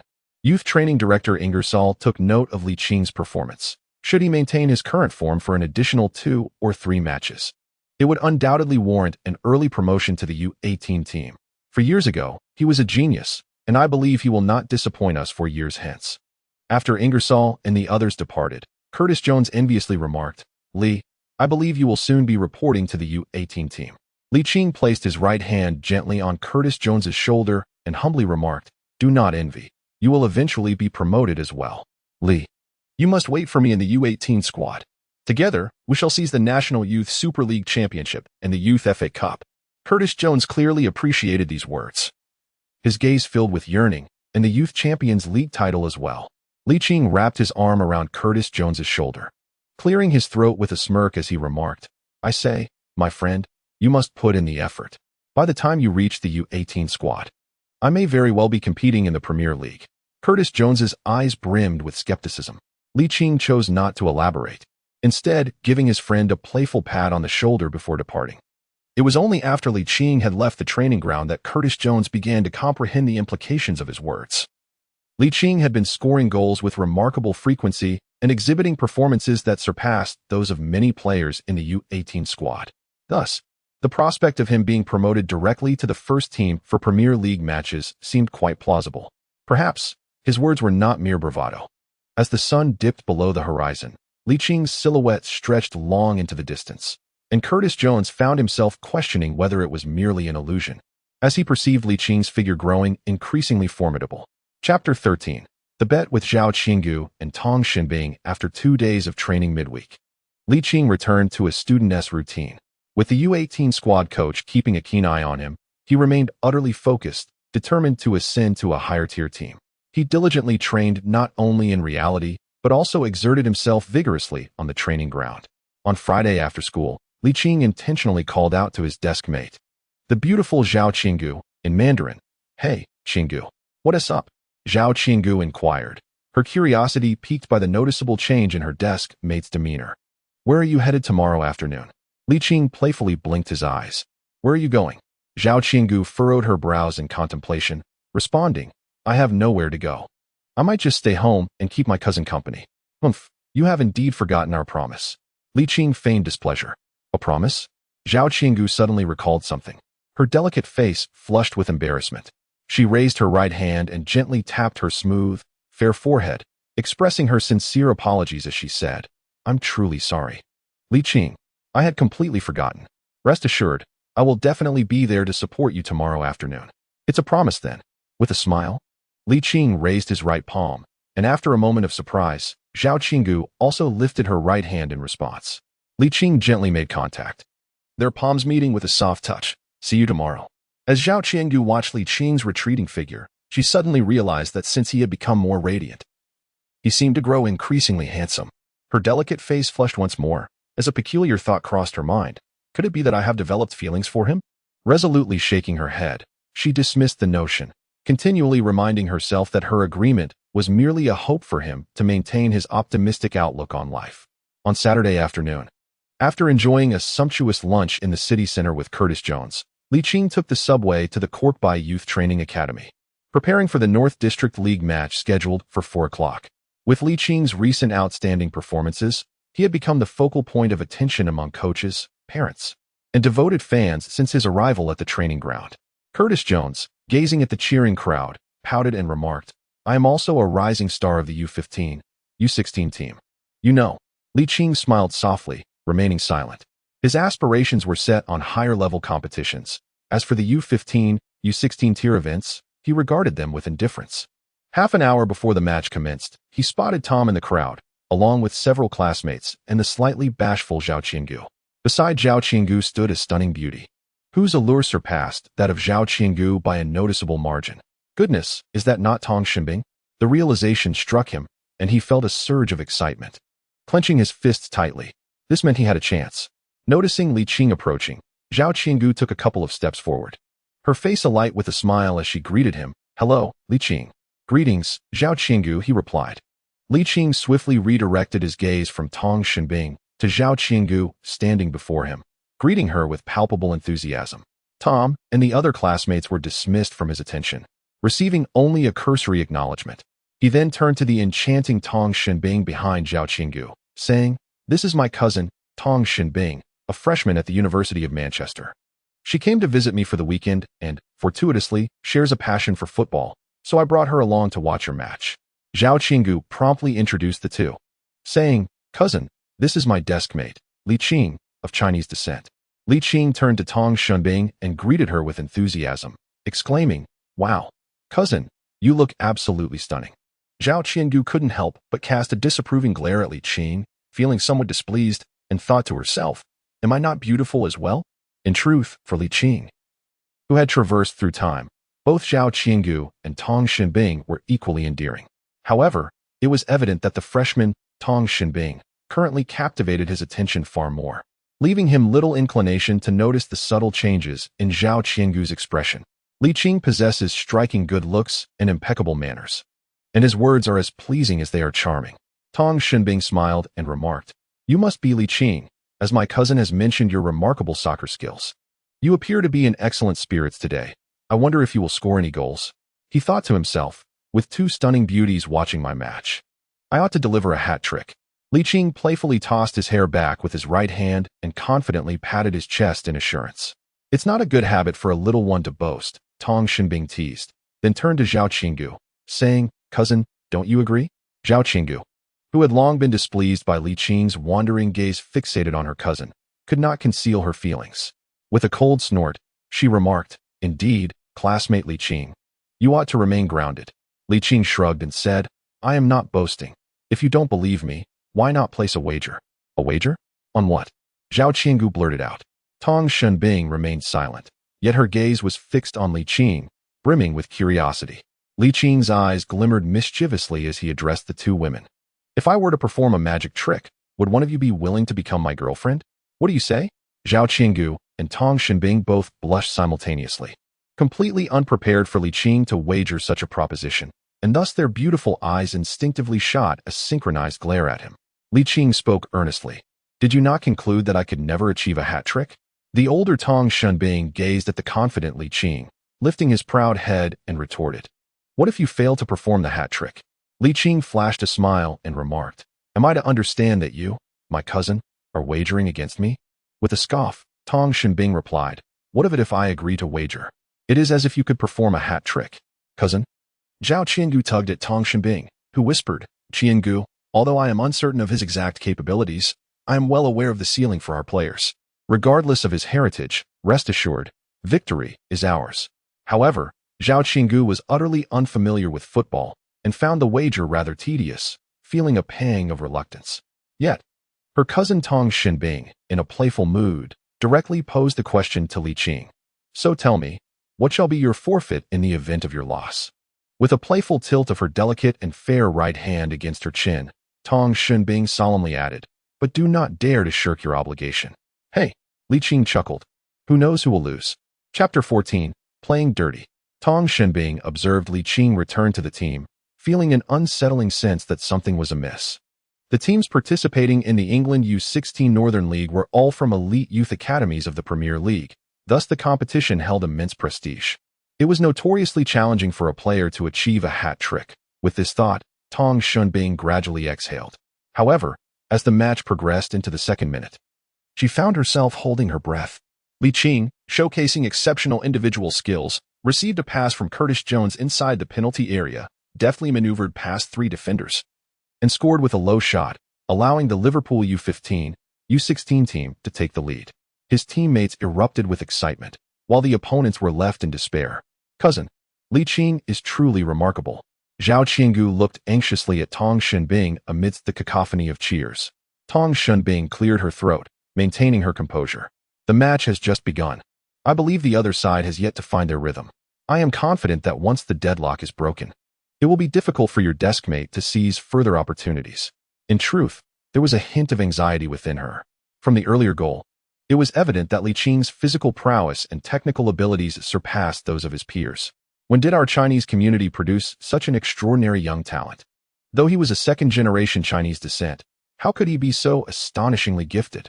As Tong Shunbing was lost in a reverie, Ligt received a pass from his teammate once again. The audience instinctively erupted into a thunderous cheer, as if anticipating a goal. With a swift motion, Ligt unleashed his right foot at the edge of the penalty area, causing the 2 defenders to instinctively dive to the ground. However, instead of shooting, he quickly lowered his right foot, using his toe to flick the ball upwards, then propelled himself off the ground with his left foot, soaring over the 2 fallen defenders. A collective gasp of astonishment escaped the audience, including Tong Shunbing, who instinctively applauded Liching's extraordinary breakthrough. Meanwhile, the head coach of the Newcastle youth team angrily slammed his fist forward, expressing his discontent with the defenders. Upon landing, Ligt lifted his gaze towards the goalkeeper and swung his right foot. With no teammates nearby, the Newcastle U16 team's primary goalkeeper, faced with Liching's impending strike, instinctively dove to his right. Yet, as soon as he made the move, regret washed over him. For Liching's shot was merely a feint designed to provoke a reaction. What followed was effortless for Ligt. With the outside of his right foot, he angled the ball, gently nudging it with the instep, sending it rolling towards the open goal across the somewhat uneven pitch. In the span of just 5 minutes, having scored twice, Ligt did not appear overly excited, simply exchanging high-fives with his teammates in celebration. Observing from the stands, Tong Shunbing suddenly felt that she might have been outwitted by her cousin's deskmate.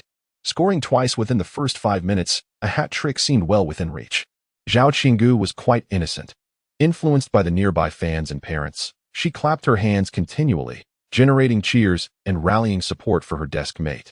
Developing a keen interest in football, it wasn't until Liching's meaningful gaze met hers that her cheeks flushed, reminding her of their earlier wager. Although she didn't fully understand the sport, having a cousin passionate about football, she was aware that scoring 3 goals in a single match was exceedingly challenging. Yet she had not anticipated her desk-mate to be so formidable. The Liverpool Youth Academy director, Ingersoll, turned to U18 head coach Neil Critchley and remarked, "It appears that this stage of the competition holds no value for Lee in terms of development." Critchley, with a smirk, replied, "Should I take this to mean you agree with my suggestion to promote Lee to U18? Ingersoll crossed his arms, his gaze fixed on Ligt, who had effortlessly scored 2 goals. Suddenly, he reconsidered his previous stance, reflecting, perhaps even U18 competitions would not pose a challenge for him. Critchley looked at Ligt, who was performing with remarkable ease, with skepticism. Really? Just a moment ago, you were reluctant to promote Lee to U18, and now your opinion has shifted so swiftly? Neil, let us await the outcome, Ingelsopp remarked with a faint smile. Attending this match, apart from the coaches from Liverpool and Newcastle's youth teams, were numerous scouts who had come to observe the exceptional performance of Ligt. With a pen in hand, they diligently noted his technical attributes, remarkable physicality, swift speed, superior footwork compared to his peers, an extraordinary ability to integrate with the ball, exquisite shooting skills, and an unparalleled calmness in front of the goal. As the match resumed, Ligt, who had already netted 2 goals, became the focal point of the opposing team's attention. However, his physical advantages over his contemporaries, coupled with his undeniable technical prowess and speed, meant that Newcastle's defenders could only resort to fouling him to impede his forward momentum. Nevertheless, in the 16th minute, Ligt capitalized on a chance within the penalty area, assisting the Liverpool U15, U16 team in extending their lead to 3 goals, thus completing his hat trick. After scoring, Ligt did not immediately celebrate with his teammates. Instead, he turned to look at Tong Shunbing and Zhao Qiangu, raising 3 fingers in the air. In unison, Tong Shunbing and Zhao Qiangu swiftly averted their gaze, as if searching for something. Ligt sensed an ominous feeling. Could they be playing tricks? His intuition proved to be correct. By the end of the first half, Ligt had scored 5 goals and provided an assist, leading his team to a commanding 6-1 advantage. However, when he looked up towards the direction where Tong Shunbing and Zhao Qiangu had been, he was taken aback. The area where they had been, aside from Tom and the cheering fans, was devoid of their familiar figures. In Chapter 15, bringing in the heavyweight, the final score of the England U15, U16 Northern League match between Liverpool and Newcastle was a staggering 10-1, with Ligt contributing 7 goals and 2 assists. This meant that Ligt had dominantly controlled a match that was expected to be closely contested. Tom Cuscio, the youth team coach, felt a mixture of emotions, while U18 head coach Neil Critchley and youth training director Ingersoll were exceedingly delighted. Despite being only 15, Licht's abilities were evidently superior to his peers. Should he continue to shine at the U18 level, there was a strong possibility he would be promoted by first-team coach Jurgen Klopp to compete in the Premier League. Ingersoll approached Tom Cuscio and meaningfully patted him on the shoulder, stating, "Tom, there's no need to wait until early next year. Let me report to the U18 team next week." Could they truly wait until next year? Each youth team had its own set of objectives. Currently, the U15, U16 team ranked 6th in the Northern region, 3 places short of the preseason promise. If Ligt could remain with the team until the end of the year, he was confident in securing a series of victories. As the youth training director, Ingersoll was well aware of Tom Cuscio's intentions. He chuckled. "How about I give you full marks for this season's youth training points in advance?" Tom Cuscio felt ecstatic, although he had long considered Licht's upward potential. Human nature is inherently selfish. He wanted to retain Ligt for an additional month, primarily for the sake of youth training points. With Ingersoll proactively offering full marks, there was no reason to disagree. After all, the purpose of youth training was to nurture talent for the first team. Thus, Tom Cuscio quickly nodded in agreement. Of course. He then turned to his colleague Neil Critchley, saying, "Congratulations. It seems likely you will lead the team to reclaim the Youth FA Cup that has eluded us for a decade." Neil Critchley was in excellent spirits. Yet he replied modestly, "If Lee performs exceptionally, I wouldn't say we could win the championship, but reaching the semi-finals is a definite possibility." The last time Liverpool's U18 team won the Youth FA Cup was during the 2006-2007 season, before the restructuring. A championship victory would signify that Liverpool's youth training program was not lagging behind the globally renowned academies of Manchester City and Chelsea. Before long, Ingersoll, Tom Cuscio, and Neil Critchley approached a pensive Ligt, who was preoccupied with his phone. He was curious. Could it be that Ligt was dissatisfied with contributing 7 goals and 2 assists in a single match? Upon contemplating this, he felt a profound sense of satisfaction. While an ordinary player would undoubtedly be ecstatic, Ligt, however, was not content. What does this signify? It signifies that Ligt possesses an unwavering desire to grow stronger. Occasionally, while sending text messages to Zhao Qiangu, Ligt caught sight of the coach approaching from the corner of his eye. hastily stowing away his phone. Curiously, he inquired of Tom Cusho, "Excuse me, coach, is there something you need?" Tom Cusho's gaze shifted towards Alex Ingersoll, who, with a smile, extended his right hand. "Allow me to introduce myself. I am Alex Ingersoll, the director of Kirkby Academy." "Greetings, Mr. Ingersoll." Ligt gently grasped the situation, remaining unfazed. Yet a hint of curiosity flickered within him. "Do you seek me for something?" In truth, he was brimming with excitement, albeit forcibly restrained. At this moment, the youth training director approached him. What other matters could there be beyond the promotion to the U18 team? In that fleeting instant, Ingersoll's assessment of Ligt elevated significantly. He suddenly harbored a premonition that Liching's future achievements would undoubtedly be boundless. "Congratulations," Ingersoll exclaimed, giving a hearty pat on Liching's right shoulder. "Next week, report directly to the U18 team." Ligt remained largely unresponsive, while his friend Curtis Jones was overwhelmed with excitement, exclaiming, "Lee, you are going to participate in the Youth FA Cup. How incredible! Our dreams are about to come true." Countless future stars have shone through the Youth FA Cup, subsequently ascending to the first team and achieving renown across the globe. From legends like Fowler, Carragher, Gerrard, and Owen, to contemporary talents such as Sterling, Arnold, Woodburn, and Harry Wilson, these are the aspirations that Curtis Jones cherishes. Ligt disregarded his overly excited friend Curtis Jones and nodded respectfully yet confidently towards Ingersoll and his companions, saying, "Very well, gentlemen." Once Ingersoll, Tom Cusho, and Neil Critchley departed, Curtis Jones, still brimming with enthusiasm, embraced Liching's shoulders and inquired curiously, "Why do I sense that you are not particularly joyful about your promotion to the U18 team? It was a foreseen event. What was there to be joyful about?" Ligt shrugged his shoulders. After speaking, he took out his phone and, while walking, remarked in Mandarin, "Xiangu, you and your cousin are being rather unfair, aren't you? We agreed on a wager."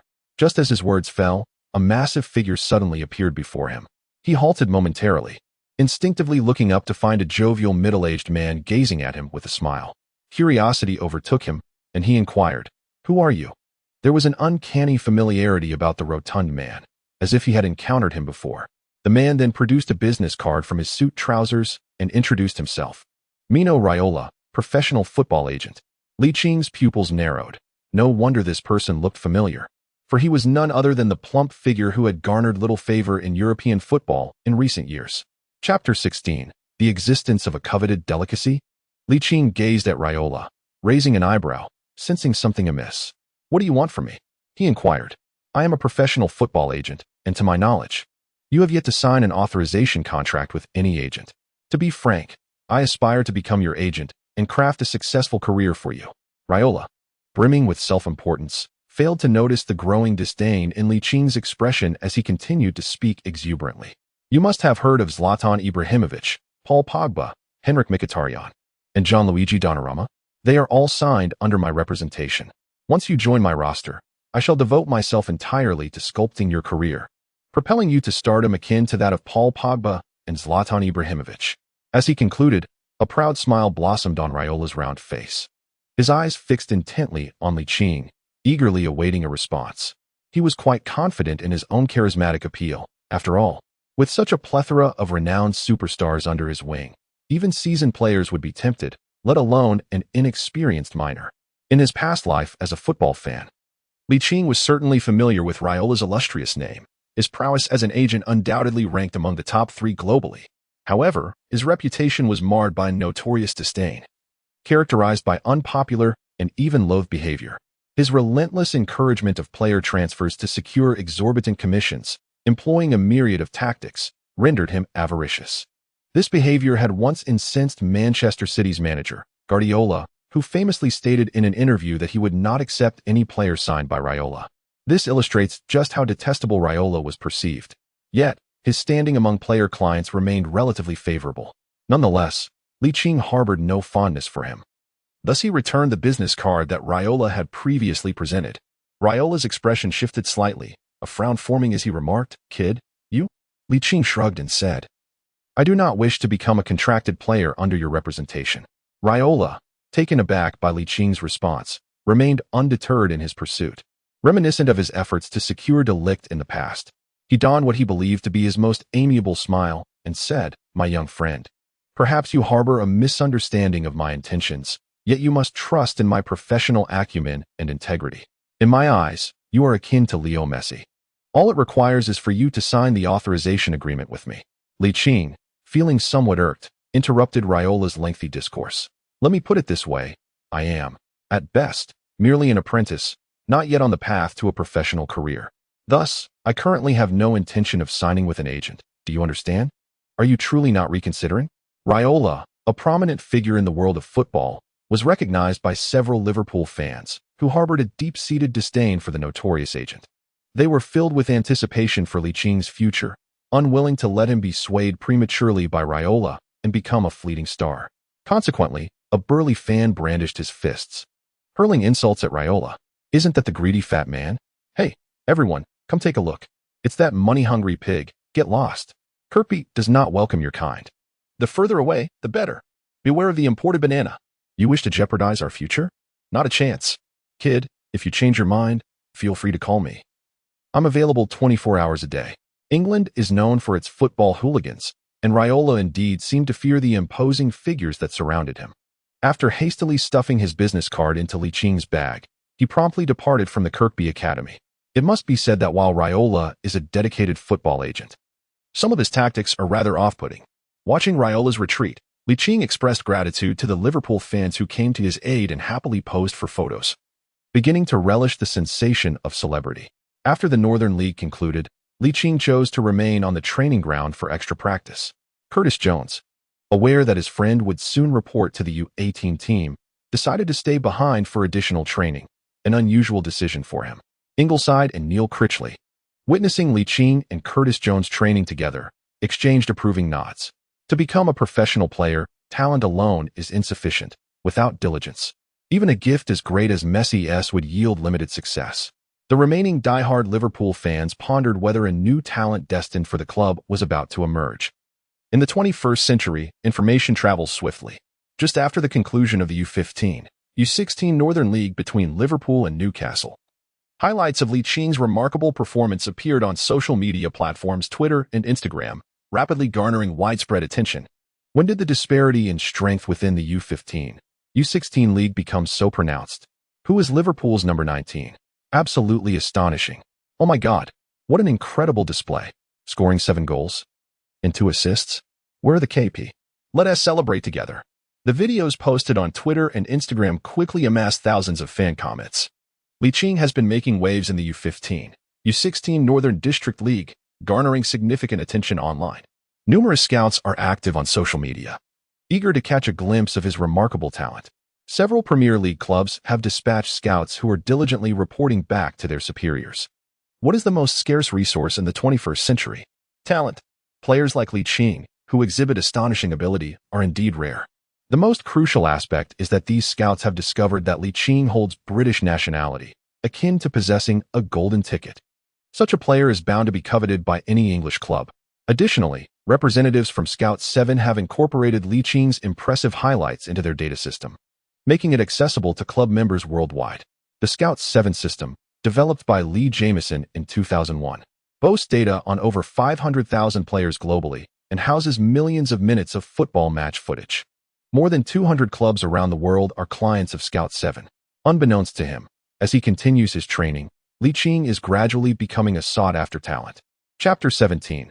Hostility from the U18 top scorer at barely 16 years of age. Licht returned to his studies following a match day. Compared to the learning schedule of the U15, U16 team, his transition to the U18 squad has significantly reduced his academic time.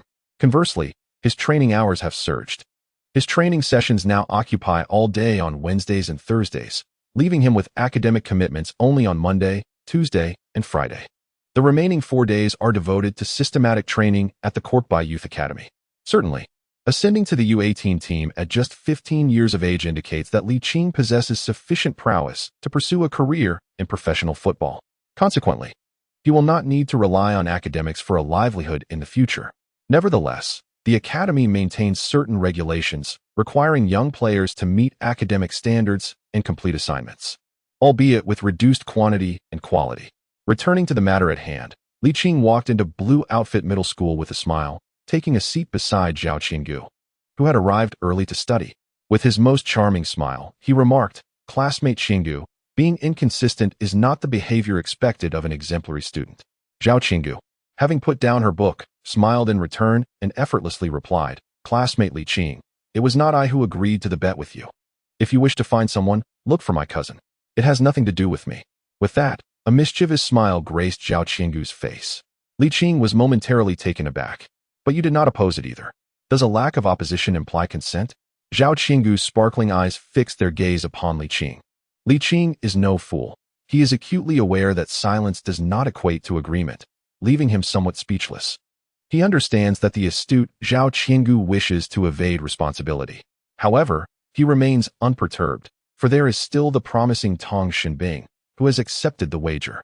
In comparison to the same-aged Zhao Qingu, the 18-year-old Tang Xinbing is undoubtedly more captivating. Suddenly, he recalls that Liverpool's U18 team has successfully advanced to the round of 32 in the Youth FA Cup, with their next opponents being Manchester City's U18 team. Moreover, they have drawn an away match, meaning he will travel to the second most prosperous city in England, Manchester, with the Liverpool U18 squad come January. The city of Manchester, home to Manchester City U18, is also where Tang Xinbing attends university. Haha. Li Qing's lips curled into a subtle smile, an involuntary expression of joy gracing his face. As if he were beckoning, "Come, Xiao Xinbing." On Wednesday morning at 9 o'clock, Li Qing arrived at the Kirkby Training Academy half an hour early. Unlike the usual atmosphere, today felt particularly significant. The U18 level represents a crucial juncture in the pathway to the senior team. Should he continue to excel, he would undoubtedly attract the attention of the senior squad, paving the way for him to grace the grander stage of representing Liverpool in the Premier League, and perhaps even the Champions League. As the 2016 to 2017 Premier League season progressed to its 12th round, Liverpool stood second in the league with 8 victories, 3 draws, and 1 defeat, accumulating 27 points, just 1 point shy of the leading Chelsea. Thus, under Klopp's guidance, the team harbored considerable prospects of qualifying for the next season's Champions League. Arriving half an hour early at the U18 training ground, Li Qing found the pitch deserted. After donning his jersey, shorts, and boots, he commenced a light jog around the field, stretching and warming up until he began ball drills, at which point others arrived. However, they were not players but rather U18 head coach Neil Critchley and his 2 assistants, Mike Garrity and Oliver Morgan. Mike Garrity served as the training assistant, while Oliver Morgan, a sports scientist and fitness coach, collaborated with Garrity to implement scientifically informed training regimens. Neil Critchley nodded with satisfaction, increasingly fond of Li Qing. With such a talented player who dedicates himself to extra training, what reason could there be for failure? He harbored an instinctive belief that before the conclusion of the 2016 to 2017 season, Li Qing might very well be promoted to the first team by Klopp. The thought startled him, causing him to reflect in astonishment. Li Qing possesses both talent and diligence, yet his physical attributes appear insufficient to endure the rigors of first-team competition. Nevertheless, he is more than capable of thriving in the Youth FA Cup and the National Super League for youth. After all, Li Qing is still a minor, and premature engagement in professional leagues would not serve his best interests. However, Neil Critchley remains unaware that Li Qing is eager to participate in the Premier League. Apart from his lack of physical strength, Li Qing's qualities as a winger are already adequate for a substitute position at Liverpool. As the clock approached 9:30, members of the U18 squad began to arrive at the training ground. During this period, Li Qing has excelled, becoming a prominent figure in the youth academy. There were even whispers that head coach Neil Critchley believed that with Li Qing, the team could effortlessly overcome the challenge posed by Manchester City, which led to discontent among certain players regarding Li Qing's presence. Is it truly necessary to rely on a 15-year-old of Chinese descent to advance to the round of 16 in the Youth FA Cup? What an absurd international jest. Glenn Macaulay, who joined Cork City from St. Joseph's Boys in Ireland at the beginning of last year, was the top scorer for Liverpool in the National Super League during the 2016 to 2017 season, often overshadowing the local talent Ryan Brewster. He coldly remarked, "The U18 level is not that simple. You think he can lead us to the round of 16? Does he even qualify?" Nigerian midfielder Bobby Adekanji chuckled as he patted Glenn Macaulay on the shoulder, yet his gaze was fixed on Li Qing as he said, "Glenn, an Asian player could never qualify. Don't worry, I'll make sure he understands the gap during our upcoming training." As Li Qing jogged with the ball, He sensed someone's gaze upon him and looked up, meeting the eyes of Glenn Macaulay and Bobby Adekanji. Instinctively, he offered a sincere smile. However, Glenn Macaulay and Bobby Adekanji quickly turned away, their expressions cold, exuding an air of arrogance. It seemed rather unfriendly, indeed. After a brief musing, Ligt resumed dribbling and running. Those who harbored animosity towards him were naturally met with a degree of admiration, as exemplified by Ryan Brewster, who had been promoted to the U18 team last year and held Ligt in high regard. However, the majority of players maintained a more watchful stance. Such is the nature of the football field. As long as one demonstrates compelling prowess, respect and esteem will inevitably follow. Ligt was naturally unaware of his new teammates' thoughts, but he understood that he must demonstrate superior prowess within the new team. Otherwise, how could he continue to transcend boundaries? Chapter 18. You are truly a good person. Oh my God, how swift. Such skill? Remarkable. The composure displayed in front of the goal is simply astonishing. After a single training session, the majority of his U18 teammates completely altered their perception of Ligt, especially those who had previously taken a wait-and-see approach. During the break, they actively sought out conversations with him. Brewster, being astute, recognized that Ligt primarily played on the wing while he occupied the center-forward position, indicating that there was no direct competition between them. With no rivalry in complementary positions, they could undoubtedly forge a friendship. Here you go, Ligt looked up, somewhat surprised to see Brewster. Despite his astonishment, his reflexes were swift as he smiled and accepted the bottle of water. Ryan, thank you. You're welcome. Brewster naturally settled onto the grass beside Ligt, propping himself up with his hands on the turf, adjusting his breath, clearly fatigued from the demanding training session earlier. It was truly perplexing. Suddenly, an oddly sarcastic voice reached the ears of Ligt and Brewster. Ligt furrowed his brows as he beheld the scene before him. Standing 2 meters away were the formidable duo, Bobby Adekanji and Glenn Macaulay, gazing down at him with an air of superiority. With a raised eyebrow, Adekanji coldly inquired, "What do you mean by that?" Macaulay retorted, "Do not presume that scoring 7 goals in the U15, U16 Northern League is an indication of your prowess. The U18 level is far more challenging than you can fathom." Ligt was well aware of the other's intentions. What a farce. Before he could utter a word, Brewster spoke first. "Bobby, I advise you to be prudent. Lee's abilities far surpass yours. Rather than squander your breath, it would be wiser to invest more effort into training, lest your position become less secure than it once was." Adekanji was momentarily at a loss for words. The illustrious forward, Glenn Macaulay, remarked, "You should first seize my starting position before you speak." "That day will come swiftly," Brewster replied, casting a disdainful glance at Glenn Macaulay. He held an unwavering confidence in his own talent and abilities, believing that his current inability to secure the starting center position was largely due to a lack of physicality. He was convinced that with age and strength, Glenn Macaulay would undoubtedly become his subordinate. Those who are nonsensical and those who boast without substance have no future. Glenn Macaulay chuckled as he addressed Adekanji. "Bobby, let us depart, lest we catch their folly." Meanwhile, Ligt received a notification from the system. Ding. As the master of the Green Field Legend system, how could he be reduced to a mere object of ridicule for lesser characters? Replace Bobby Adekanji as the starting winger with your performance. Task reward: 5 ability points, 10 gold coins. Failure penalty: randomly erase 1 talent. Seeing Liching's furrowed brow, Brewster cautiously remarked, "Lee, don't overthink it. These foreign players have a penchant for competing with us local talents." Ligt finally comprehended the reason behind Adekanji's disdain for him. It turned out that this Dutch national youth player, born in Nigeria, had previously been a prominent figure at the famed La Masia, and their positions on the field coincided. It was no wonder. Nevertheless, Adekanji was, in Liching's eyes, a genuinely good person. It was merely a touch of irony that had triggered a passive quest. Although the rewards were not particularly bountiful, the allocation of 5 points to his attributes would undoubtedly elevate his competitive prowess to a new level. Through both real-world training and systematic practice, his strength attribute had already reached 50 points. Completing the quest would enable him to allocate those 5 points entirely to strength.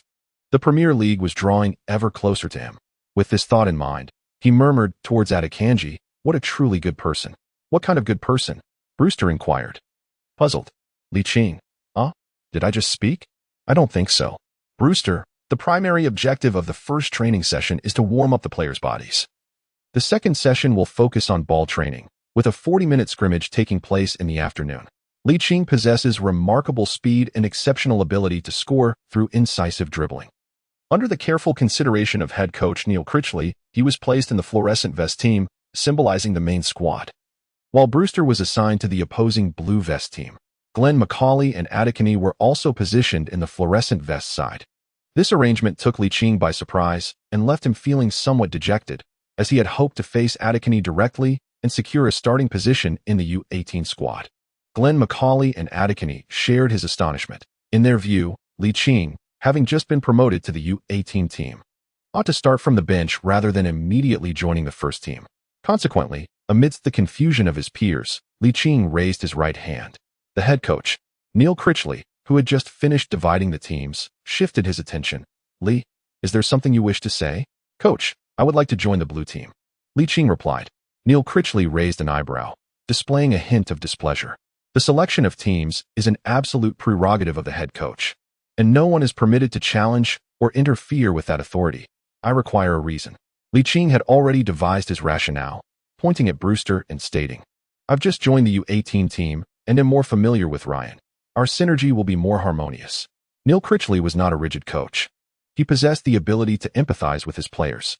He recognized that having Ligt and Brewster on the same flank would facilitate a quicker integration into the team and gently nodded, "You should switch with Rafael." The newly donned blue vest brought great joy to Rafael Camacho, who eagerly exchanged his fluorescent vest with Ligt, revealing a dazzling smile that showcased his immaculate white teeth. "Lee, you are truly a good person," he exclaimed cheerfully, as the 14th round of the National Youth Super League was about to commence. Demonstrating exceptional performance in this pivotal match could very well lead to a starting position in the upcoming weekend's home game against Middlesbrough. Ligt, meanwhile, Glenn McCleary and Adekani exchanged knowing glances, a triumphant smile gracing their lips. They had already devised a strategy to isolate Ligt if they found themselves on the same team. Now that they were opponents, the task became considerably easier. They would launch a direct offensive. Let us see how you shall perform now. Chapter 19. Scoring. Phase 2 task completed. Ligt had already captivated the majority of his teammates during the morning training session. However, as his opponents in the group match showed no mercy, exerting their utmost effort, Ligt, still unaccustomed to the pace of U18 training, was swiftly brought down upon receiving the ball. "Kid, you're not cut out for U18. Perhaps you should return to the children's class next door." The sardonic voice belonged unmistakably to Adekani. Ligt chose to rise nonchalantly, brushing off the grass clippings from his attire. Adekani, displeased by Liching's indifference, immediately retaliated with harsh words. "Just wait on the right flank to be humiliated, idiot." This time, Ligt did not hold back, retorting, "Why don't you repeat that?" Adekani, brimming with superiority from his La Masia background, was taken aback by Liching's audacity. Anger flared within him as he strode up to Ligt, declaring furiously, "Idiot." Ligt cast a disdainful glance at Adekani and reiterated his previous statement. The nearby teammates sensed the palpable tension, and Brewster stepped in front of Ligt, firmly pushing Adekani aside. "Bobby, what is your intention? If you seek a fight, come at me. This is none of your concern, so step aside." Adekani attempted to shove Brewster aside to confront the one who stood at a height of 1.7 meters, Ligt. But the other teammates were not about to stand idly by. They intervened, physically separating the two. The referee, Coach Ian Barrigan, reacted swiftly, blowing his whistle and shouting at Adekani, "If you don't wish to compete, then go take a break. Don't disgrace yourself here." Head coach Neil Critchley and assistant coach Mike Garrity also rushed onto the field to address both Adekani and Ligt, offering them a stern reprimand. Ligt, with an air of innocence, raised his hands in a gesture of defenselessness, while Adekani felt emboldened to act without restraint in front of Ligt. He knew such behavior was utterly unacceptable in the presence of their coach. A minute later, Glenn McCauley patted Adekani on the shoulder and whispered, "Bobby, do not let anger consume you. Let us persist with our strategy to exploit the left flank and overwhelm that wretched opponent. Let us observe how he responds." Adekani shot a glare at the frail Ligt, then lightly returned the gesture to Glenn McCauley, nodding in understanding. Neil Critchley, observing the seemingly inherent discord between Ligt and Adekani, felt a sense of exasperation. In his view, Ligt was a pivotal piece for Liverpool U18's aspirations this season. Yet Adekani was equally significant. However, if a choice had to be made, he would naturally favor Ligt, whose talent and diligence were more pronounced. Of course, as an experienced youth coach, he could not allow the situation to deteriorate. Youthful exuberance often manifested as fiery tempers, which could be tempered with a touch of guidance. As the match resumed, Harvey White took a free kick from the offensive zone, sending the ball soaring towards the right flank of the penalty area. Brewster, having anticipated the play, positioned himself perfectly and, while retreating, outmuscled George Johnstone to execute a header back into the fray.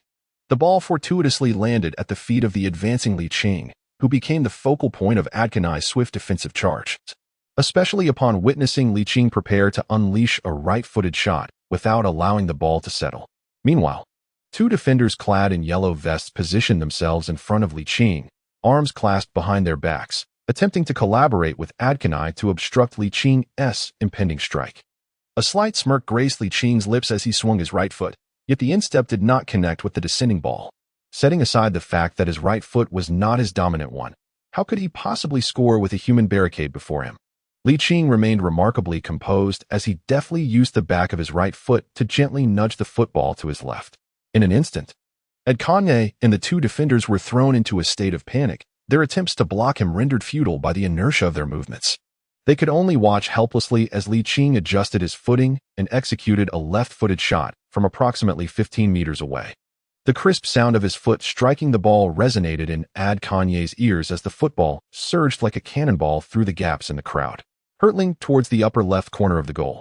Goalkeeper Kamil Grabera, witnessing the ball emerge from the crowd, relinquished his resistance and turned his gaze, waiting until the ball settled into the pristine netting. Simultaneously, Ligt heard the notification from the system. Ding. Congratulations, host. You have completed the second phase of the goal-scoring task. Reward: 5 ability points and 50 gold coins. Unbeknownst to him, he had already scored 499 goals in the training grounds, both in reality and within the system's training environment, and this latest goal marked his 500th. What an achievement! The reward of 5 ability points and 50 gold coins was immensely significant for him. While a strength value of 50 was not particularly remarkable, the addition of these 5 ability points would undoubtedly elevate his physical confrontations to a new echelon. Under the shade of the awning, head coach Neil Critchley was still pondering the relationship between Ligt and Adkanai when he suddenly witnessed Liching's calm dribbling and explosive left-footed strike. Instinctively, he rose to his feet and exclaimed, "Beautiful." Brewster, who had provided the assist, curiously patted the unperturbed Ligt on the back and asked, "Hey, Lee, why no reaction to the goal?" Ligt finally regained his composure and chuckled, "Such a goal is quite commonplace for me." Meanwhile, Brewster felt as though he had been struck by 1,000 blows, his body trembling in disbelief. The brilliance of Liching's recent goal was nothing short of extraordinary, leaving onlookers in awe. To regard such a feat as merely ordinary? Surely he jested.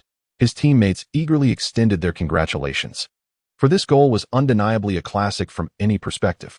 As they made their way back, Ligt cast a disdainful glance at Adkanai. The latter felt insulted, anger boiling within him. Glenn Macaulay, quick to react, intercepted Adkanai and cautioned in a low voice, "Bobby, do not act impulsively. The match has only just begun. Let us wait for our opportunity to attack and see how he responds." Chapter 20. The impenetrable fortress. Ligt attentively absorbed the dialogue between Glenn Macaulay and Adkanai. And while he might have hesitated before accomplishing the second phase of his goal, the circumstances had changed. The system had rewarded him with 50 gold coins, allowing him to readily spend 10 coins to purchase 2 copper wall cards. The copper wall card, upon use, elevates all defensive capabilities to 80 for a duration of 30 seconds. Just before the match resumed, with a mere thought, Ligt not only procured 2 copper wall cards from the store, but also allocated all 5 points of the reward to enhance his strength, bringing his attribute to a total of 55 points.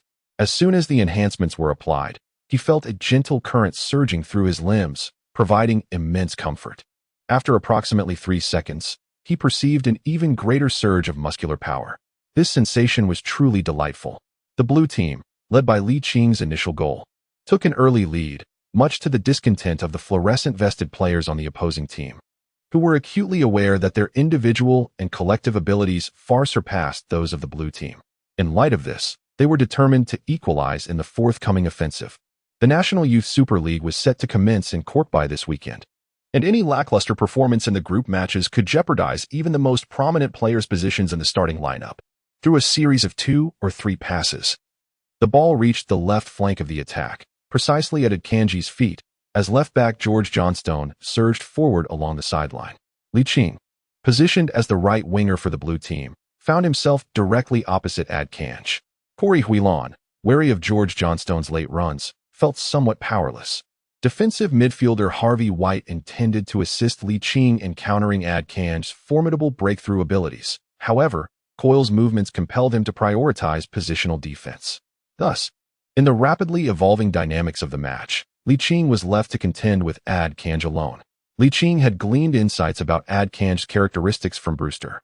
Having spent his childhood at the illustrious Ajax, a renowned breeding ground for European football stars, he joined La Masia at the tender age of 12. However, due to FIFA ruling the transfer as illicit, he was barred from playing for Barcelona.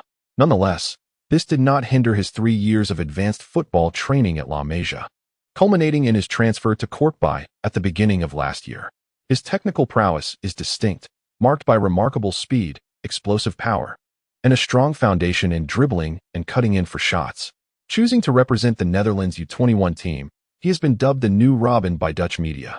With a confident smile, Akanji, standing 2 meters away from Ligt, executed a series of step-overs to bewilder him into making the first defensive move.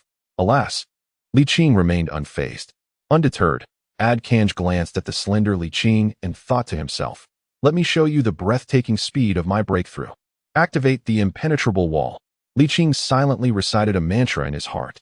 In the blink of an eye, Akanji gently flicked the football to the left with the outside of his left foot, opening up an angle for a breakthrough. Immediately after, he forcefully advanced the ball towards the sideline with the inside of his left foot. Ligt, fortified like an impregnable fortress, felt a profound sense of defensive expertise.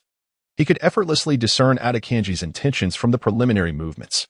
Almost instantaneously, as Akanji made his first touch, Ligt reacted, propelling himself to the right with a powerful push of his left foot, effectively closing the gap between them. Simultaneously, as Akanji attempted to maneuver the ball forward with the inside of his foot, Ligt extended his right foot to intercept the advancing football. Akanji had initially aimed for a stylish acceleration along the sideline, only to be thwarted by Licht's timely interception, resulting in his own forward momentum carrying him onward.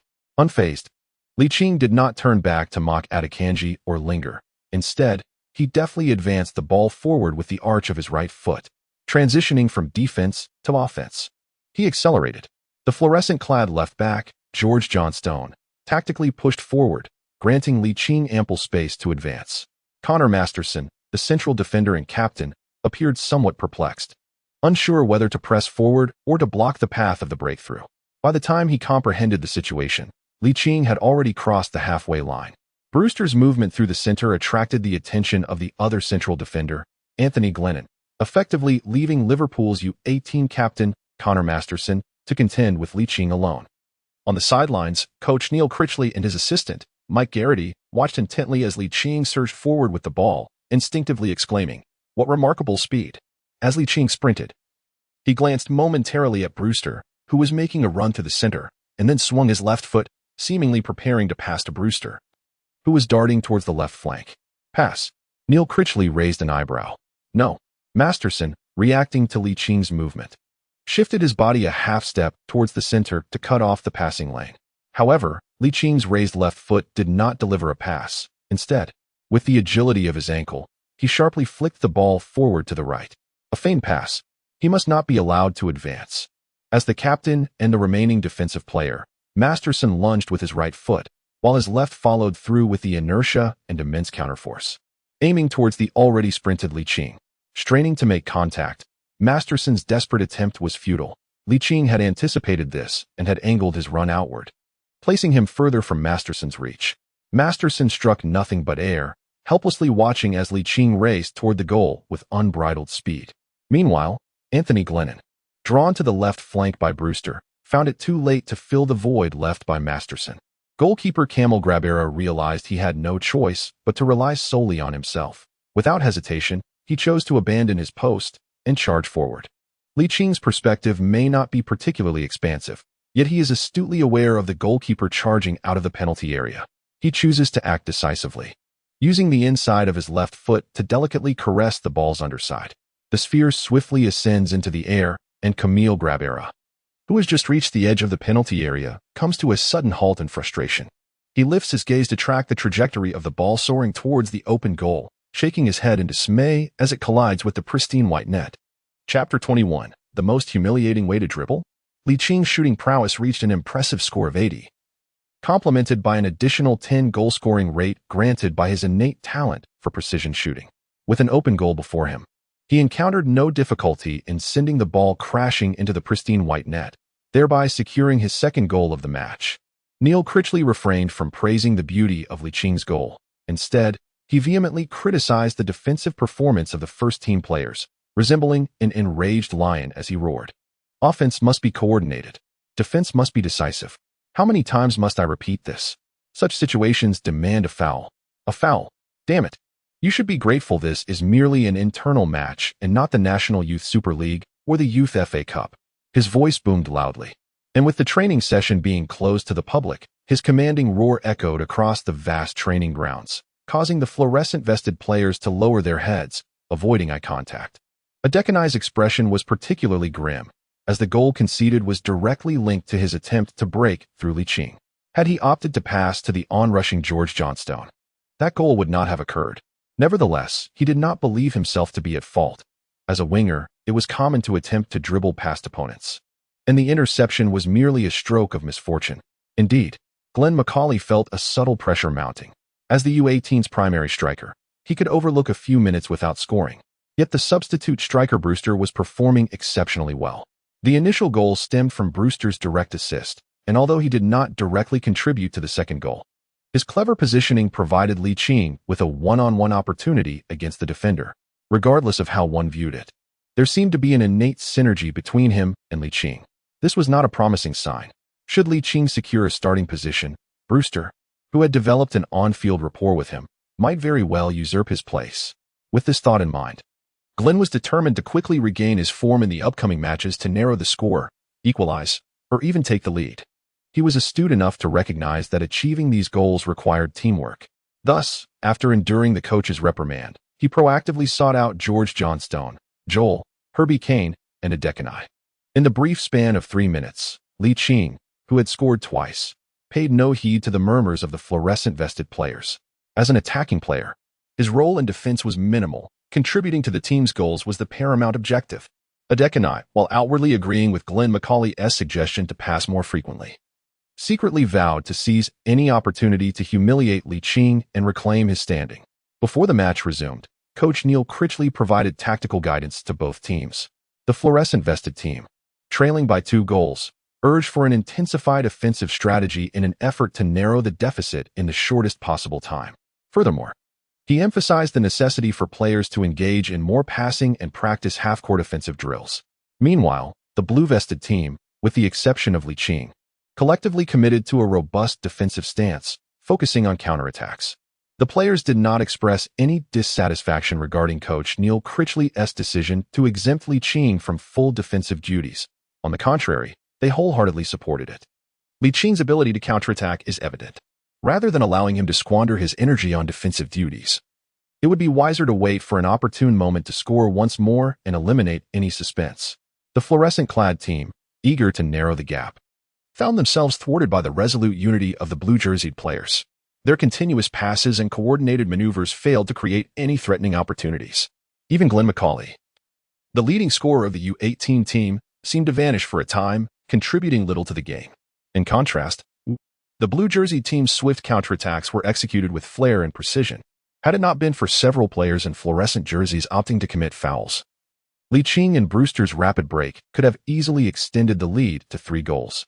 Liqing's ball-handling prowess during counterattacks is undeniably formidable, and his physical resilience is equally commendable. Aside from committing fouls, there appears to be little recourse against him. Coach Neil Critchley is overwhelmed with excitement, as it seems his initial intuition was entirely correct. The Youth FA Cup Championship? Not only is it within reach, but the team might also secure the championship of the National Youth Super League. Currently, after 13 rounds in the Northern League, the team stands with 8 wins, 3 draws, and 2 losses, accumulating 27 points and ranking third, trailing only behind Manchester City U18 with 35 points from 11 wins and 2 draws, and Manchester United U18 with 29 points from 9 wins, 2 draws, and 2 losses. This weekend, the Manchester U18 derby is set to unfold, regardless of the outcome. Performing well against Middlesbrough U18 at home in the league is imperative to narrowing the point gap, while Neil Critchley momentarily lost himself in thought. The football found its way once again to the feet of a Dedekin on the left flank, facing Ligt, who had briefly feigned defensive efforts just moments prior. Whether by coincidence or design, a Dedekin's teammates provided him with a fleeting opportunity to break through. Realizing that mere passing would not suffice for his team to score, he resolved to take on the challenge himself. Mindful of Liching's previous interception that nearly led to a goal, he adopted a cautious approach, rapidly flickering his feet above the ball, executing a series of skillful stepovers. Ligt realized that this was an exceptional opportunity for a counterattack and did not hesitate to employ his last defensive card, use. As he maneuvered between offense and defense, his center of gravity shifted slightly inward in response to Adekanji's feint. The adept dribbler, Adekanji, noticed the opening and, with a flick of his left foot, deftly nudged the ball outward, swiftly following with his body to the left. Yet, unlike their previous encounter, he did not accelerate past Ligt. Instead, he executed a sudden stop, his right foot hovering over the ball in a deceptive motion. A counterattack to score? This time, I shall send you sprawling. Ligt, having moved outward, abruptly halted and quickly shifted back toward the center. Now is the moment. Adekanji, trailing behind, abruptly struck the ball with the heel of his left foot, sending it skimming along the ground towards Liching's legs, a most humiliating maneuver in football. Although Ligt did not topple, Adekanji felt a thrill. For a nutmeg is just as satisfying. However, the outcome deviated greatly from his expectations. Ligt, lowering his center of gravity, swiftly brought his legs together, effectively intercepting the ball that Adekanji had stealthily nudged through. Chapter 22. Who is superior? Adekanji's flamboyant heel flick was a perfect execution of the nutmeg. Yet Liching's formidable defensive prowess, bolstered by his last card, elevated his defensive capabilities to an impressive level of 80. While he might face unexpected challenges against elite professional attackers, he effortlessly contained Adekanji from the U18 squad. Ligt deftly intercepted the ball at his feet, causing the proud smile of Adekanji to freeze. The fluorescent-vested left-back Johnstone, muttering a curse at Adekanji, lunged toward Ligt, intending to commit a foul to halt the play. With a swift motion, Ligt utilized the arch of his right foot, sending the ball rolling horizontally toward the center, while he sprinted vertically along the right sideline, evading the defense. In order to avoid any mishaps with a pass, Brewster, under relatively relaxed circumstances, skillfully controlled the ball with the outside of his right foot before delivering a precise diagonal pass. The ball glided along the grass from the center of the pitch, heading towards the right flank of his team's attack, specifically targeting the defensive zone of Johnstone and center-back Masterson. The transition from offense to defense for the fluorescent-vested team was hasty, leaving their defensive structure riddled with gaps. Liching's astonishing speed was vividly displayed in this moment. Resembling a blue lightning bolt racing across the field, Johnstone found himself unable to grasp Ligt in time. All he could do was hope that his teammates would rectify the defensive deficiencies behind him. Captain Masterson inwardly cursed the dire state of their defense. Having already received a yellow card for previous fouls, this infringement would undoubtedly lead to another, resulting in a second yellow and a subsequent red card. Although it was merely an intra-squad match, receiving a red card was still a significant blemish, particularly for someone of his esteemed rank as captain. Time was of the essence. Ligt exhibited remarkable speed, swiftly overtaking the football as he dribbled from the flanks towards the center. In the blink of an eye, he found himself just 5 meters in front of Masterson. Brewster, displaying astute positioning, noticed Liching's advance towards the center and cleverly drew another center-back, Anthony Glennon, towards the left flank, effectively denying the duo a chance to confront Ligt together. Anthony Glennon, well acquainted with Masterson, realized that the latter was retreating cautiously, indicating a wait for him. Ignoring Brewster's movement, he charged directly at the ball-carrying Ligt. Neil Critchley furrowed his brow at Glennon's decision. If Ligt chose to distribute the ball now, a significant gap would open behind him. He shook his head, dismissing the notion. After all, Qing was still young and unlikely to maintain such composure, especially after having scored twice. Yet, in the next instant, the football rolled from beneath Qing's feet, skimming along the grass between Glennon and Masterson towards the left flank of the attack, precisely in Brewster's direction. Neil Critchley was taken aback by Qing's choice. A clear chance. The young Glennon and Masterson gritted their teeth and quickly turned to chase after the now fully accelerated Brewster. Forgetting that another lethal striker continued his forward run, Glennon and Masterson pressed on relentlessly as goalkeeper Kamil Grabera advanced from his line. Brewster initially intended to halt the ball and shoot, but noticed a blue figure racing in his peripheral vision. As he prepared to shoot with his left foot, he opted to pass the ball across to the center.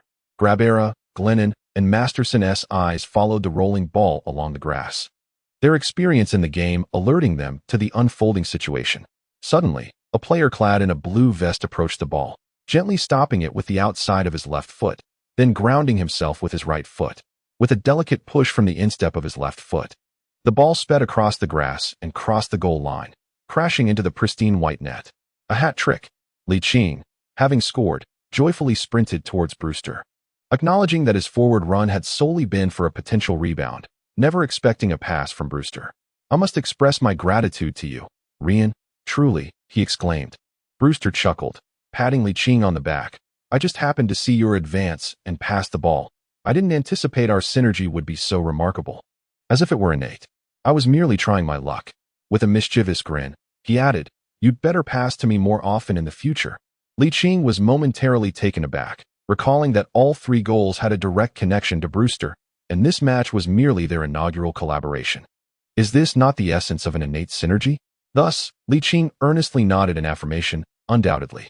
Neil Critchley was pleased with the harmonious collaboration between Qing and Brewster that resulted in goals, yet he was exceedingly disappointed with the fluorescent-vested team, particularly with Adekanji, who was nearly apoplectic as he bellowed, "Bobby, how many times must I tell you? You need to cooperate." Synergy.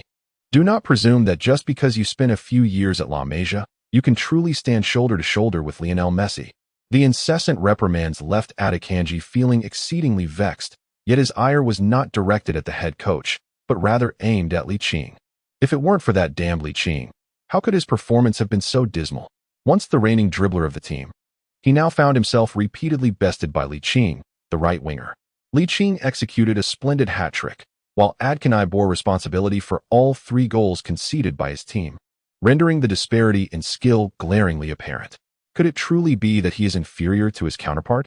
After all, he has honed his abilities at the Ajax Youth Academy in La Masia, whereas Qing is merely a recent sensation. I am undoubtedly superior to him. Adkanai continually reassured himself. Yet, whether during the latter stages of the first half or throughout the second, Qing's performance was nothing short of overwhelming. When the final whistle blew, the score read 2-9, with Qing contributing 5 goals and 2 assists, while Adkanai recorded neither goals nor assists. Adkanai's gaze towards Qing gradually transformed. Could it be that he truly is superior? He refused to believe it. Head coach Neil Critchley had already resolved to base the team's tactics around Qing following this training match. But he chose to delay the announcement until Qing had fully integrated into the team. After all, these young players were proud and ambitious. Hastily designating Qing as the core player based on a single internal match would undoubtedly incite discontent among some. The moment for announcement would come only when the majority acknowledged Qing's prowess. With nearly 2 months remaining until the Youth FA Cup final, there was ample time. Chapter 23. Signing the apprentice contract. Let us forego extra training today and accompany me to Mr. Alex's office. Qing looked at the head coach, Neil Critchley, with a puzzled expression. Neil Critchley smiled and clarified for Qing. The U18 level is distinct from the age group you previously participated in. Being selected for the U18 team signifies that you have successfully passed the initial stage of the professional player selection process and have gained the esteemed recognition of Liverpool. It is now time for you to sign a contract with the club. Qing finally revealed an expression of understanding. From U6 to U9, and extending to U15 and U16, unless one possesses extraordinary talent and receives a waiver or reduction in tuition fees, a substantial fee must be paid to Corkby Academy. However, the scenario shifts dramatically at U18, as this signifies that the player has met the fundamental requirements of a professional athlete. Consequently, The club affiliated with the youth training academy must enter into an initial professional contract, known as an apprenticeship agreement, with the player, facilitated by the academy. A genuine professional contract can only be signed once the player reaches the age of 17. Nonetheless, this does not imply that all players who sign apprenticeship contracts will be eligible for professional contracts upon turning 17. The essence of professional football lies in one's capability. Should a player's abilities fall short, they may either renew their apprenticeship or seek opportunities elsewhere. According to Liching's understanding, the weekly wage for apprentices is generally modest, typically ranging in the hundreds of pounds. However, despite this, when converted to Chinese yuan, the amount is significant. For instance, a weekly wage of 100 translates to nearly 1,000 yuan, and when multiplied by 4 weeks, it surpasses the earnings of most working-class individuals. Moreover, considering Liching's evident talent, it is unlikely that his weekly wage would be at the lower end of the spectrum, such as 100. Given his current display of talent, what might his weekly wage be valued at? 500, 800, 1,000, or perhaps even more? As these thoughts occupied his mind, he found himself, almost unconsciously, arriving at the office door of the youth training director, Ingersoll, alongside Neil Critchley. Knock, knock, knock. As Neil Critchley rapped on the door, Ingersoll's voice resonated from within. Please, come in. Liching and Neil Critchley entered the office of the youth training director, where, in addition to Ingersoll, there was a middle-aged man whom they did not recognize. Upon seeing Liching and Neil Critchley, Ingersoll set aside his work and shook hands with both of them.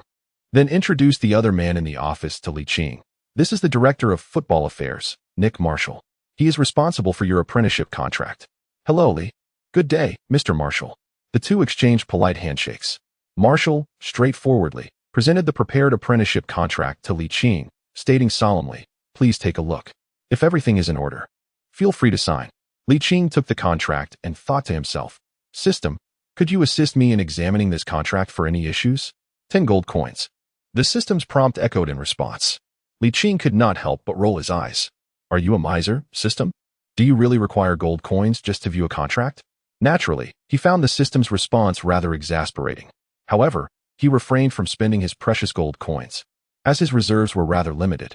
Besides, this apprentice contract was merely 2 pages long, straightforward and uncomplicated, devoid of the intricate clauses that could potentially ensnare him like a professional contract.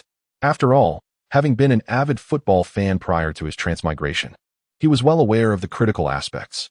The apprentice contract was simple, lacking the complexities of performance bonuses, assist bonuses, glory bonuses, and match fees. It merely stipulated a basic weekly salary. For a player, apart from the remuneration, the duration of the contract held significant importance. The offered weekly salary was utterly unexpected, an impressive 200. In terms of soft currency, that translated to over 10,000. This was merely a week's wage. Although Liching was uncertain about the maximum salary for the U18 youth team, he understood that it was unlikely for many to exceed 200 per week. It could even be considered a middle-income bracket within the U23 category. There were no issues with the contract's duration. Yet he felt a slight unease at the brevity of just 2 years. Did this imply a lack of significance? Seeing Liching's furrowed brow, Ingersoll mistakenly assumed his dissatisfaction with the prestigious apprentice contract of the U18 youth team and remarked with displeasure, Lee, are you unhappy with this contract? Liching failed to detect the displeasure in Ingersoll's words. He scratched the back of his head and inquired, what about the duration of the contract? Marshall, assuming that Liching considered the contract duration excessively lengthy, chuckled, Lee, a 2-year signing represents the maximum term for an apprentice contract. It cannot be shorter. After 2 years, you will have turned 17 and will be entirely capable of signing a professional contract with the club. Liching initially perceived the 2-year duration as rather brief, assuming it indicated a lack of significance. However, it now appears that signing the maximum term of 2 years is, in fact, a recognition of his worth. The absence of a buyout clause becomes readily comprehensible. The maximum duration for an apprenticeship contract is 2 years, and in England, one can sign a professional contract upon reaching the age of 17. According to Liching's understanding, if his abilities do not meet the first team S standards, the club would unlikely offer him a professional contract. At best, they would extend his apprenticeship agreement. Liching was unaware that under the same contractual conditions, his former club held the preferential right to renew his contract, unless another club offered a superior deal post-expiration. Furthermore, according to UEFA regulations, clubs that sign players whose apprentice contracts have expired are required to provide financial compensation to the original club, rendering the buyout clause somewhat superfluous. Naturally, any club would endeavor to retain its promising talents at a premium before the contract's conclusion, unless the asking price was exorbitant. With a weekly salary of $1,200 and a 2-year contract, Ligt was fundamentally satisfied. However, after a brief moment of contemplation, he resolved to propose an addition. He cautiously addressed Marshall, saying, "Mr. Nick, could we possibly include a clause stating that if the party consistently performs exceptionally, the contract terms may be amended during its duration?" Inglesop, Marshall, and Neil Critchley exchanged glances, each registering the surprise reflected in their eyes.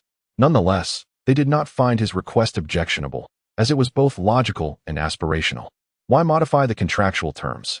Was it not simply a matter of securing a salary increase? Under ordinary circumstances, requesting a raise might seem excessive, but given that it was contingent upon sustained outstanding performance, the proposition became difficult to decline. Ultimately, the apprentice contract was finalized at a weekly salary of $1,200, incorporating Liching's proposed clause regarding potential adjustments for exceptional performance. However, as the club representative, Marshall was keen to safeguard the club's interests, thus he appended a stipulation. Adjustments could occur no more than once every 6 months. Chapter 24. Dream come true. As Liching inscribed his name on the apprentice contract, a familiar notification chimed in his mind. Ding. Congratulations, host, on completing the first step of your professional football career by signing the apprentice contract. The system rewards you with 100 gold coins and a draw for a physical awareness talent. Oh, signing the apprentice contract comes with rewards? Although it did not grant an increase in ability points, the physical awareness talent draw outweighed any such reward significantly. Returning home at 7 in the evening, he quickly satisfied his hunger before transitioning out of the system to utilize the talent draw reward granted by signing the apprentice contract. With a mere thought, a lottery wheel materialized before him, a grand wheel with 16 segments, each marked with a question mark, concealing the nature of the talent rewards within. The wheel began to spin. As the pointer moved clockwise, it accelerated from a slow pace to a rapid whirl, and after approximately 10 seconds, it decelerated and finally halted at the 3 o'clock position. Ding. Congratulations, host. You have acquired the talent Panoramic Vision. Panoramic Vision significantly enhances field awareness, randomly boosts creativity. Wow. This is an exceptional acquisition. With the talent of Panoramic Vision, it is akin to possessing a divine perspective on the field, enabling him to swiftly identify defensive weaknesses and deliver decisive passes to his teammates. Certainly, the precision of passing hinges upon the enhancement of relevant data. Nevertheless, such a talent pertaining to physical awareness is of considerable significance. A broad vision enables the most judicious choices during an offensive play. Momentarily, the focus shifts to personal attributes. Offensive and defensive physical awareness. Height, 172 centimeters. Weight, 57 kilograms. Position, forward. Strength, 55 stamina, 65 skill, 62 shooting, 80 shot power, 50 heading, 53 long shot, 46 free kick, 50 penalty, 80 sprint speed, 83 acceleration, 85 jump, 62 agility, 65 balance, 72 tackle, 34 interception, 40 positioning, 50 marking, 55 dribbling, 68 ball control, 66 short pass, 60 crossing, 61 long pass, 55 off the ball movement, 70 creativity, 85 vision, 92 reaction, 74 aggression, 50 willpower, 85 goalkeeping save, 29 ability points available, 0 inventory, none draw attempts, 0 coins, 150 skill assessment. B. Capable of serving as a key player for relegation-threatened teams in the top 5 leagues or a substitute in mid-tier teams. Upon review, Liching noted that his height had increased by 3 centimeters and his weight by 5 kilograms since his arrival. His vision and creativity have reached 92 and 85, respectively, reflecting increases of 30 and 10 points.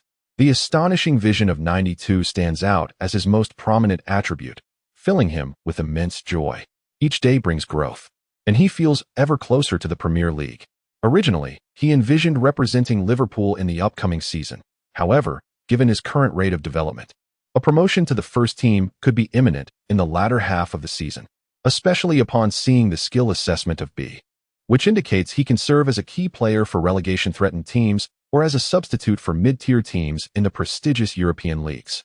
Since Adekanji was overshadowed by Li Qing's performance in the intra-team match, his form has plummeted, leading to a diminishing presence in the main lineup in the eyes of head coach Neil Critchley, as the synergy between Li Qing and Brewster deepened with increased collaboration. The connection with Glenn Macaulay was virtually non-existent. However, considering that Glenn Macaulay was the team's leading scorer, his position as the starting center remained relatively secure, unaffected by Brewster's growing rapport with Li Qing. On the eve of the National Youth Super League, head coach Neil Critchley announced the starting lineup for the match at Kirkby. To Li Qing's astonishment, his name was not included. This meant he would only serve as a substitute in the upcoming match. Brewster, noticing Li Qing's disappointment, placed a reassuring hand on his shoulder. "Li, you've just moved up to the U18 level. It's quite normal to start as a substitute. The atmosphere and pace of the National Youth Super League are entirely different from the U15, U16 Northern District League. I believe once you gradually acclimate to the new league's rhythm, the coach will give you a starting opportunity." Upon hearing Brewster's words, Li Qing's expression transformed into one of understanding. Adekanji was equally taken aback. He too had not made the starting lineup. Why was that? Had he been outperformed by Li Qing in recent days?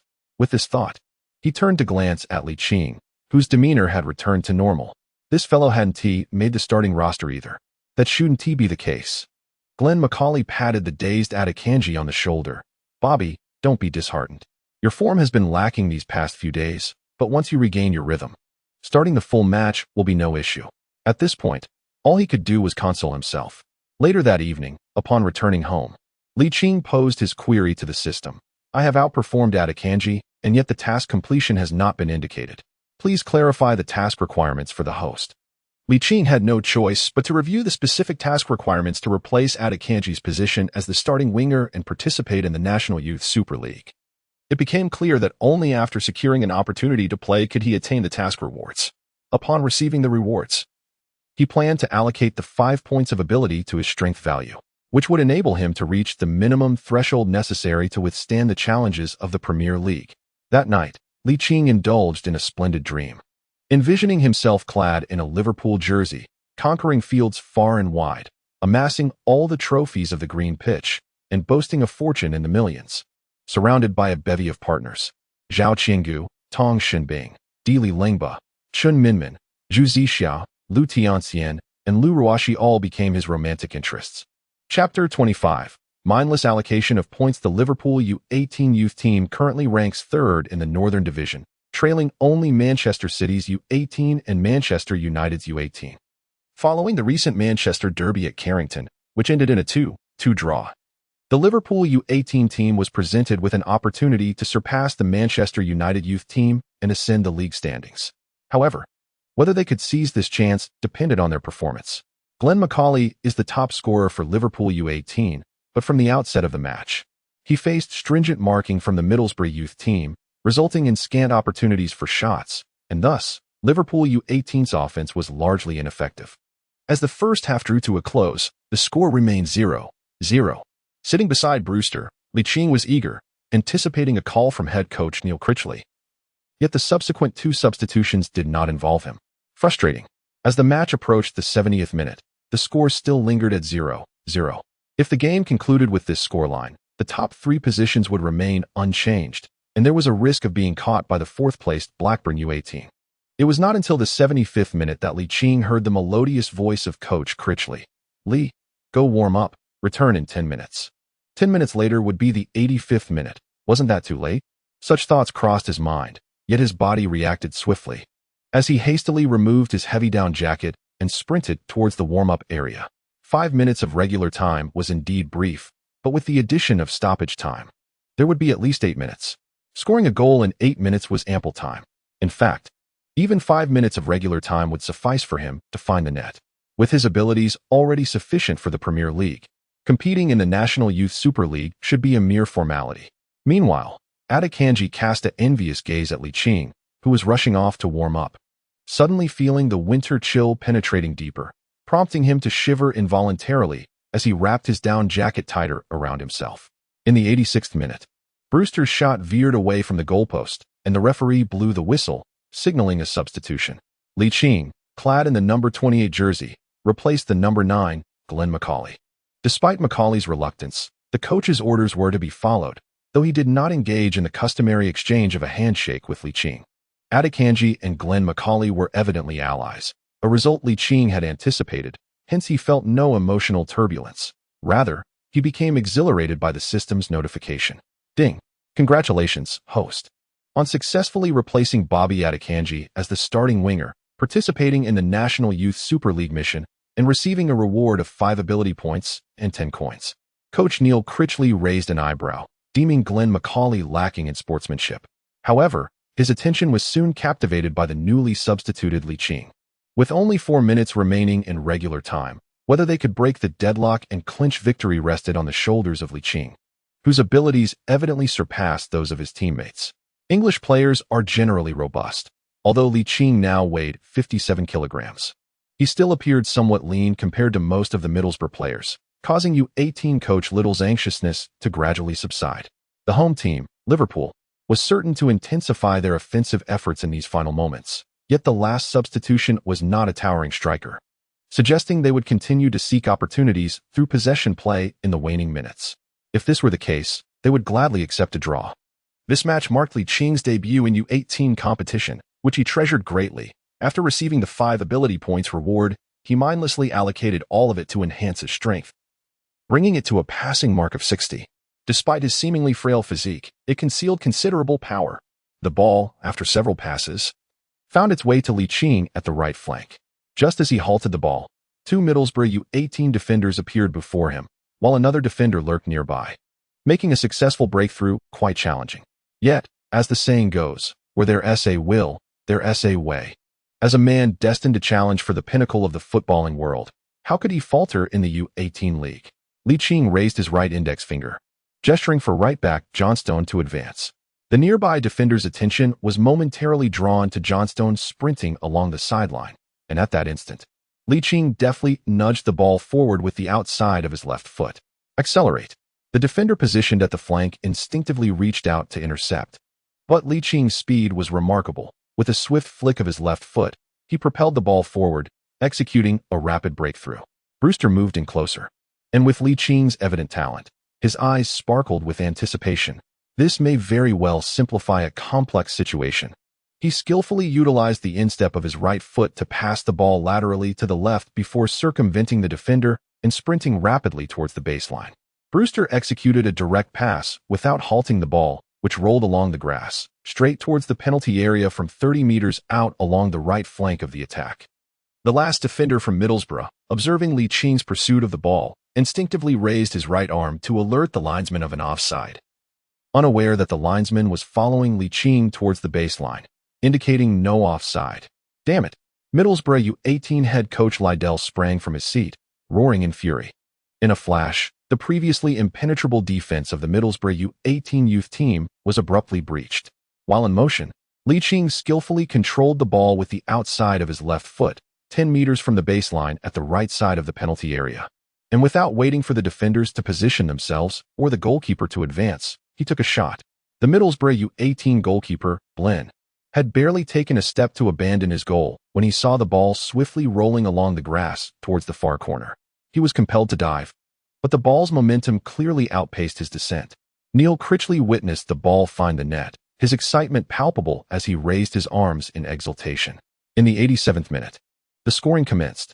Chapter 26. A bold idea. Ligt, having scored, was not as composed as in the past, for this marked his true professional debut goal, albeit in the English Football Youth Super League.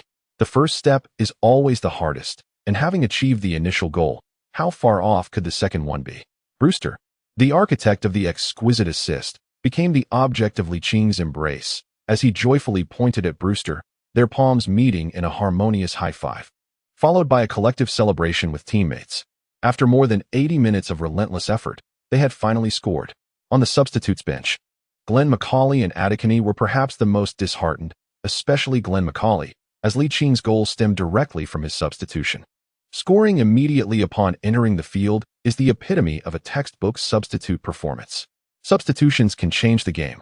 Journalists and spectators at the Kirkby Academy training ground incessantly pressed their camera buttons, eager to capture this remarkable moment. Among them, some entertained a bold thought. Perhaps in the near future, he would astonish the world.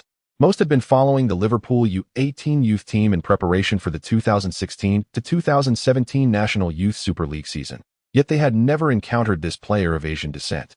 It was impossible to recruit him from another team before the mid-season break, indicating that he had been promoted internally from the U15, U16 ranks.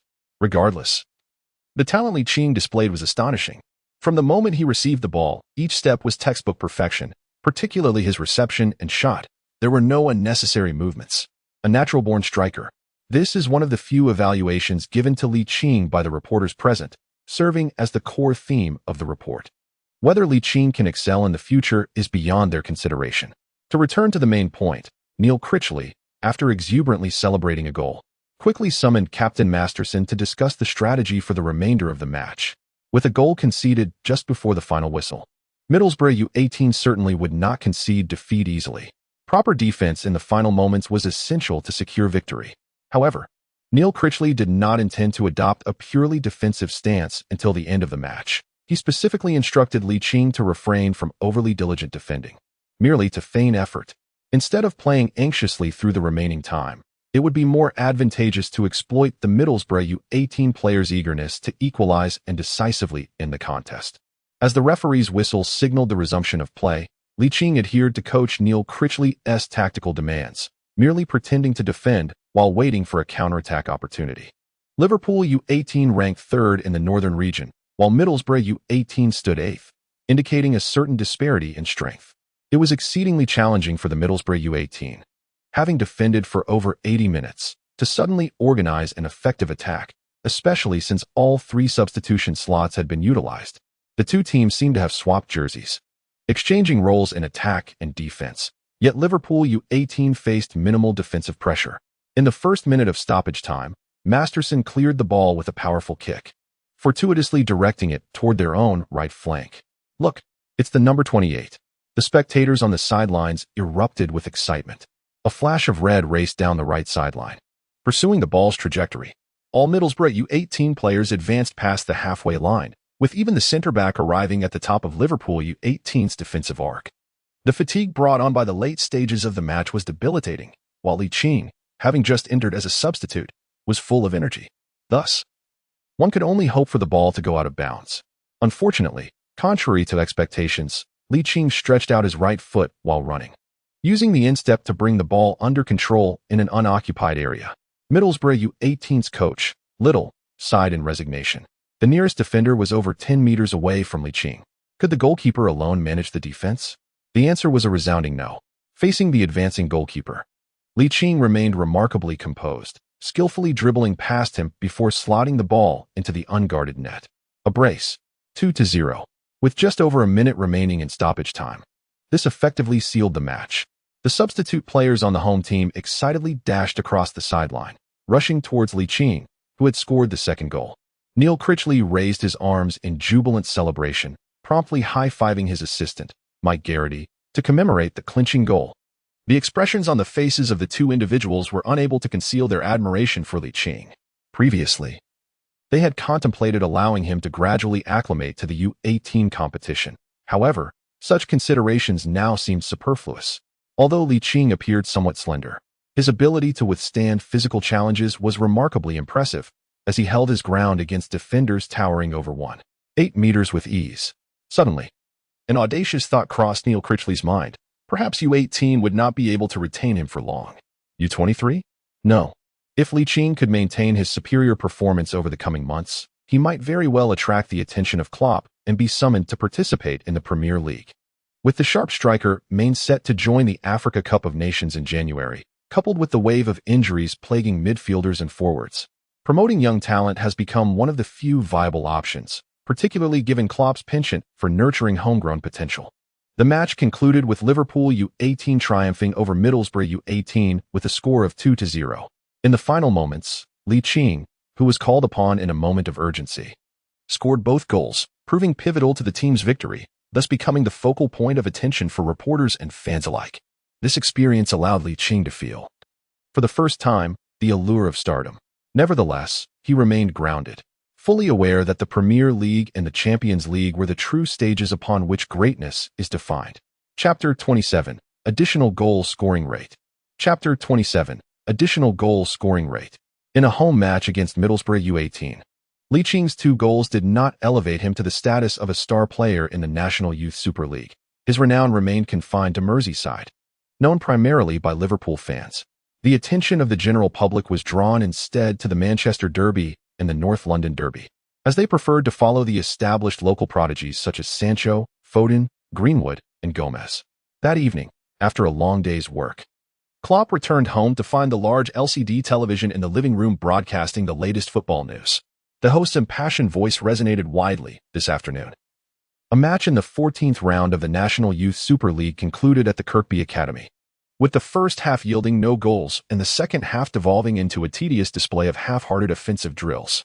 It was not until the 86th minute, when Lee made his debut appearance on the Liverpool U18 roster, that the tide turned.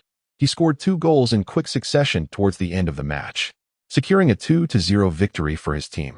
As Manchester United U18 and Manchester City U18 ended in a draw, Liverpool U18, with this victory, surged ahead of Manchester United U18 by a single point to claim the second position in the Northern Division of the National Youth Super League, though still trailing behind leaders Manchester City U18 by 6 points.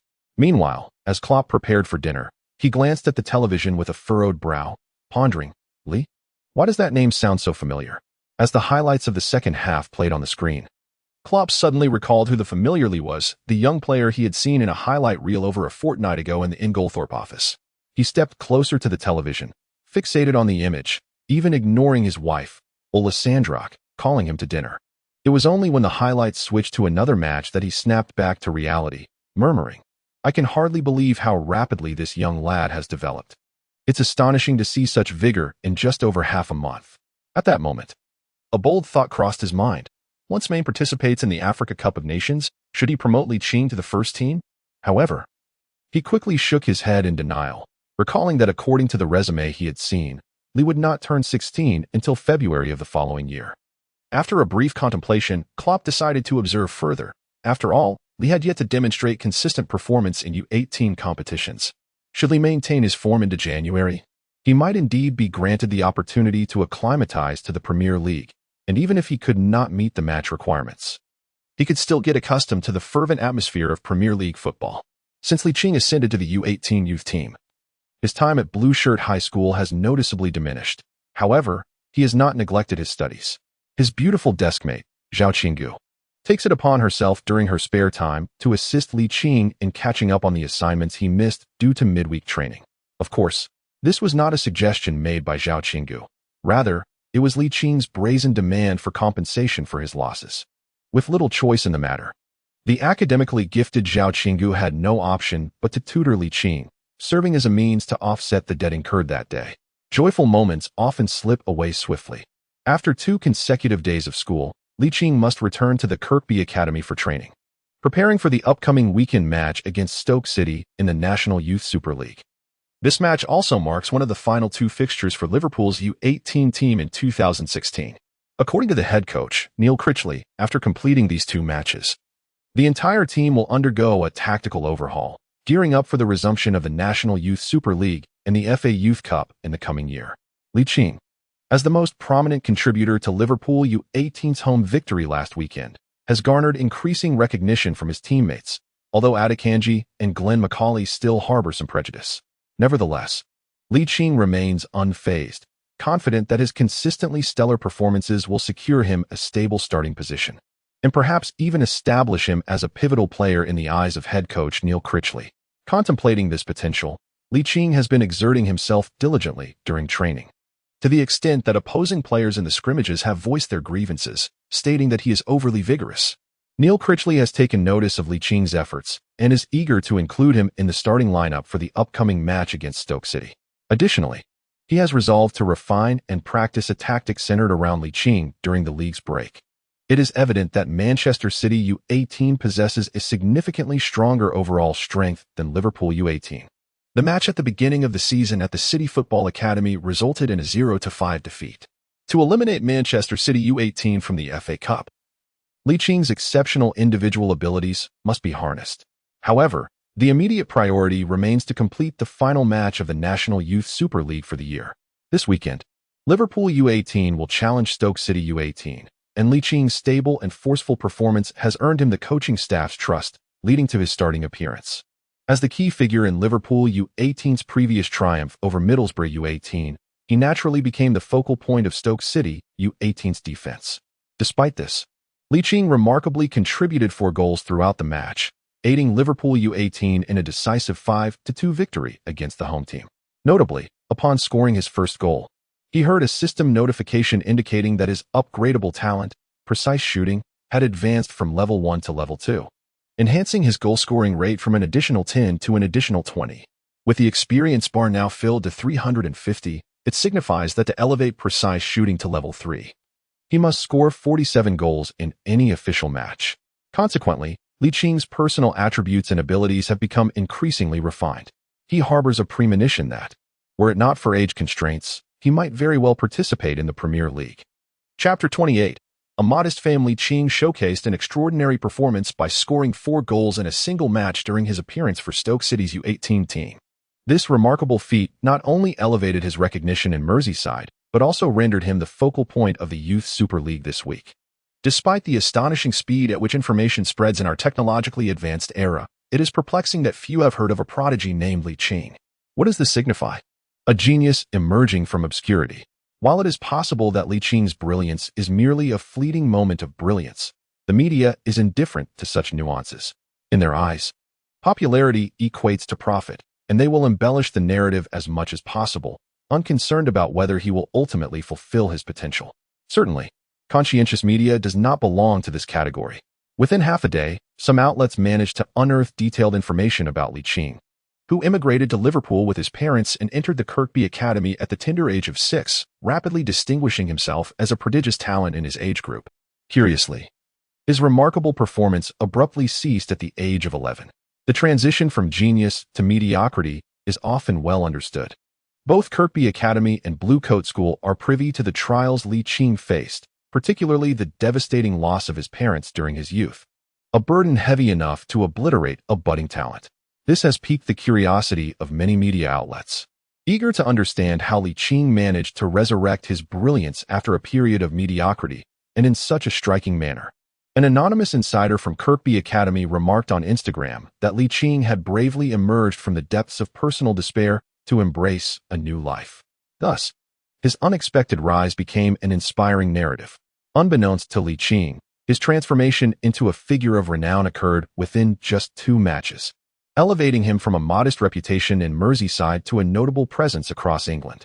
The local media, The Echo, dedicated a comprehensive piece in their youth development section to Liching, and Liverpool fans increasingly admire him, hoping he will follow in the illustrious footsteps of legends like Owen, Gerrard, and Carragher to become a source of pride for the KOP.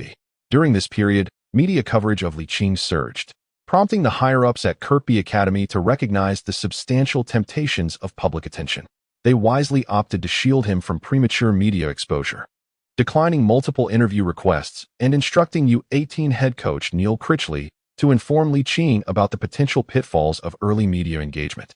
The world has always been replete with prodigies. Numerous cases in football illustrate how young talents, once exalted by the press and fans, have been met with harsh realities. However, the contemporary landscape differs from previous years. The internet has bridged distances, underscoring the necessity for self-discipline. In this regard, Liching possesses a keen self-awareness. He remains grounded despite media accolades, instead imposing stricter expectations upon himself. He consistently arrives early for training and voluntarily stays after sessions to practice further, endearing him even more to Liverpool fans. Of course, Liching is still merely a member of the U18 squad, and his level of attention remains somewhat limited. Otherwise, the media would be relentless. Returning to the matter at hand, Liverpool U18's final league match of 2016 saw them face Derby County U18 at home. The overall strength of Derby County U18 was comparable to that of the previous opponents, Middlesbrough U18 and Stoke City U18, suggesting that the team in better form would likely secure victory. Nevertheless, Liverpool U18's prowess surpassed that of the aforementioned teams. However, possessing a competitive advantage does not guarantee success. They must exhibit genuine skill to claim victory, as it would not be an easy task to win the match.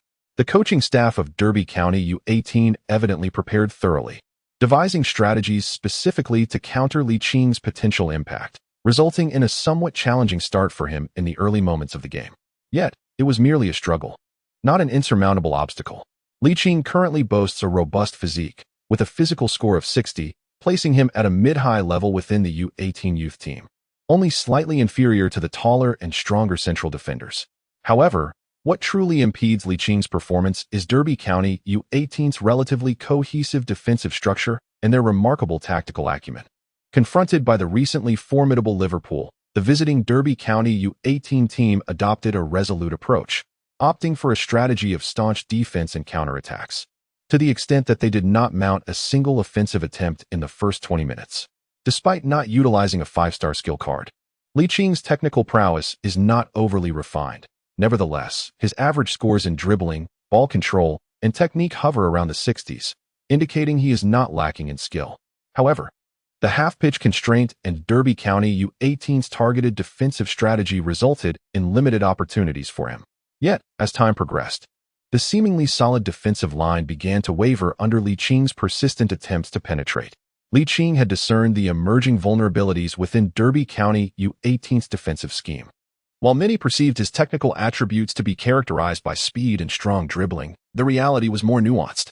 His previously acquired talents had afforded him a qualitative leap in vision and creativity, leading Derby County U18's defenders to fall into a pattern of inertia, mistakenly believing that Liverpool U18's offensive focus would remain centered on Liching. In truth, Neil Critchley's tactics indeed reflected this assumption. In the 24th minute, upon receiving the ball, Liching did not attempt to break through. Instead, he utilized the outside of his left foot to deftly redirect the ball inward before launching a long pass with his left foot, albeit one that had yet to reach an acceptable standard of accuracy. Nevertheless, the outcome was unaffected, as Glennon, sprinting along the left sideline, received the pass with ample time to assess the situation. In this scenario, the Derby County U18 defenders, noticing a gap in the right flank, were suddenly thrown into disarray. Chapter 29. Weaknesses. Liching's imprecise long pass yielded a surprisingly positive outcome, as Derby County's U18 defensive structure swiftly shifted from the left to the right flank, thereby neglecting the most threatening player, Liching. Glennon executed a commendable cross just before the opposing defenders closed in. Center forward Glenn Macaulay leapt high, but was unable to fully ascend due to the interference from the rival center back. The advancing goalkeeper, sensing the formidable trajectory of the airborne ball, refrained from catching it with his hands and instead opted to punch it away. The ball soared toward the outskirts of the penalty area, and the spectators, noticing a familiar figure at the landing point, instinctively erupted in cheers. Wow, wow, wow. Liverpool U18 head coach Neil Critchley observed as Liching, in full stride, prepared to unleash a powerful shot with his left foot, prompting the Derby County U18 players to react instinctively, attempting to leap and block the imminent strike. Liching's lips curled into a subtle smile as he mused, 5-star skill card, activate. The 5-star skill experience card he had previously obtained from the novice gift pack had long been exhausted. This time, he was using a 5-star skill card freshly acquired from the system marketplace, priced at 5 gold coins, with effects identical to that of the experience card. With an exaggerated swing of his left leg, Liching appeared to forge an innate connection with the football, deftly flicking it to the right with the inside of his foot. As the ball landed, he launched it forcefully into the penalty area with his right foot.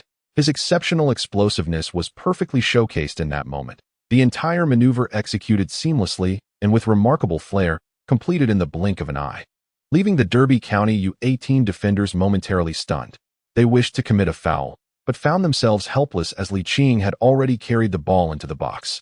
The anxious center-back Mills stretched out his foot in an attempt to intercept, but Liching's speed prevailed, allowing him to take the ball away and face the goalkeeper directly. With his precision shooting skill at level 2, Liching made a decisive choice, employing the arch of his left foot to deliver a gentle shot that rolled along the grass towards the near post, enabling Liverpool U18 to take the lead at home. Derby County U18 coach Jack Walker shook his head in frustration. The defensive strategy he had devised before the match was sound, yet he had not anticipated that Liching, who had previously displayed sharp breakthroughs and calm finishing, possessed such a broad vision as well. Liverpool U18 coach Neil Critchley, filled with excitement, beamed with joy. It turned out that Ligt was even more well-rounded than he had imagined. Despite scoring, Ligt did not succumb to excessive elation, for he recognized his own shortcomings. The journey to compete in the Premier League was still fraught with challenges.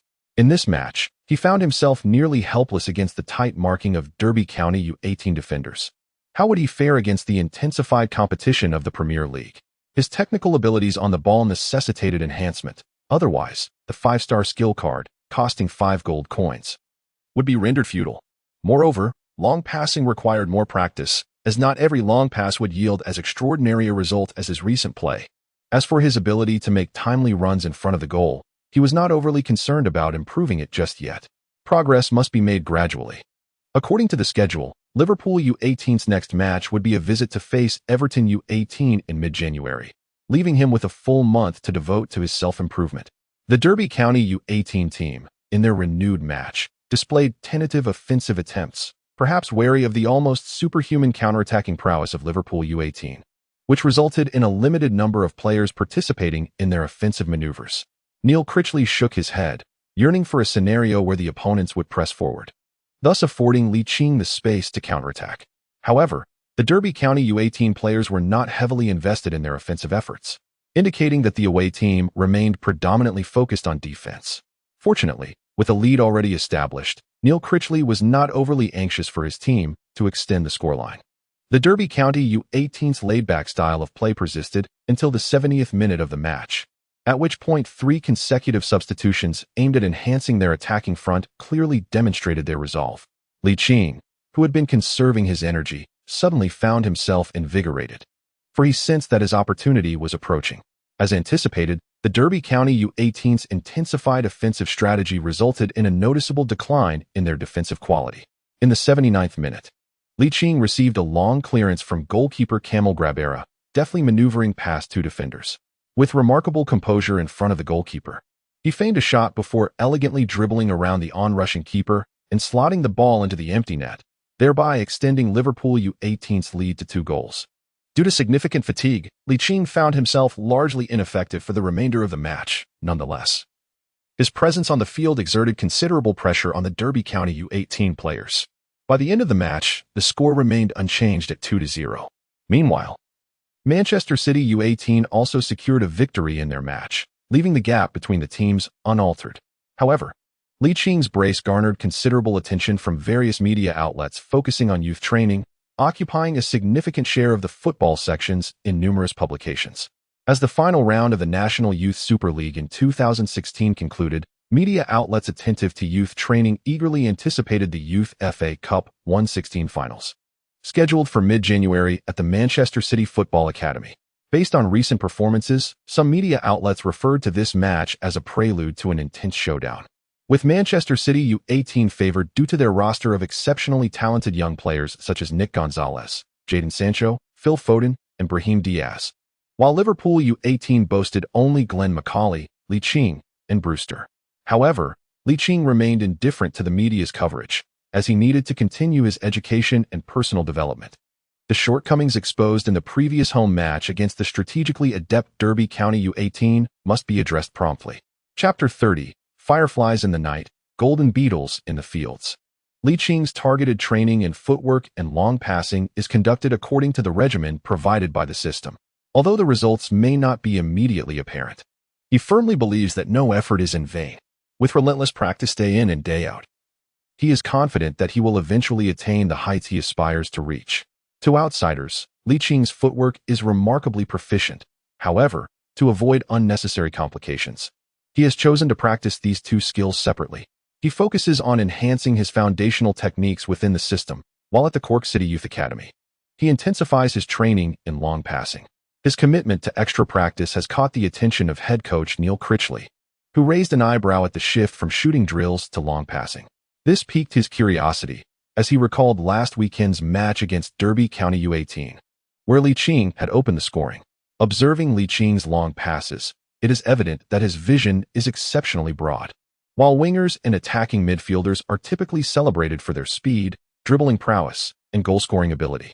It is essential for youth coaches to recognize and nurture a player's more comprehensive talents, thus facilitating their development. Professional football is far from simplistic.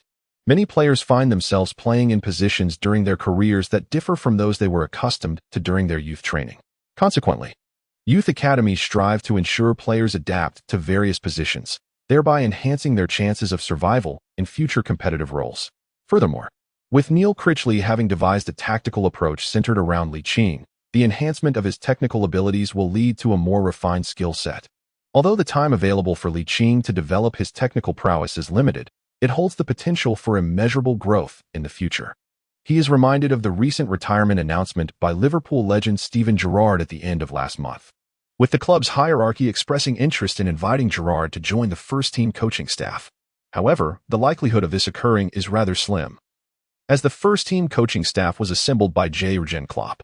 Should the club choose to incorporate Gerrard into the first team, it would likely provoke discontent from Klopp, who might perceive it as a breach of trust. After all, why else would they consider appointing Gerrard to the coaching team?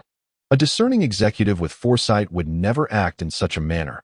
Otherwise, a team that has finally begun to show promise would suffer a catastrophic blow, plunging back into the depths of despair.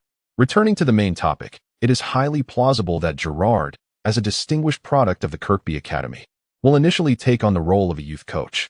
Gerrard possesses remarkable abilities in both short and long passing, particularly excelling in the art of ball distribution.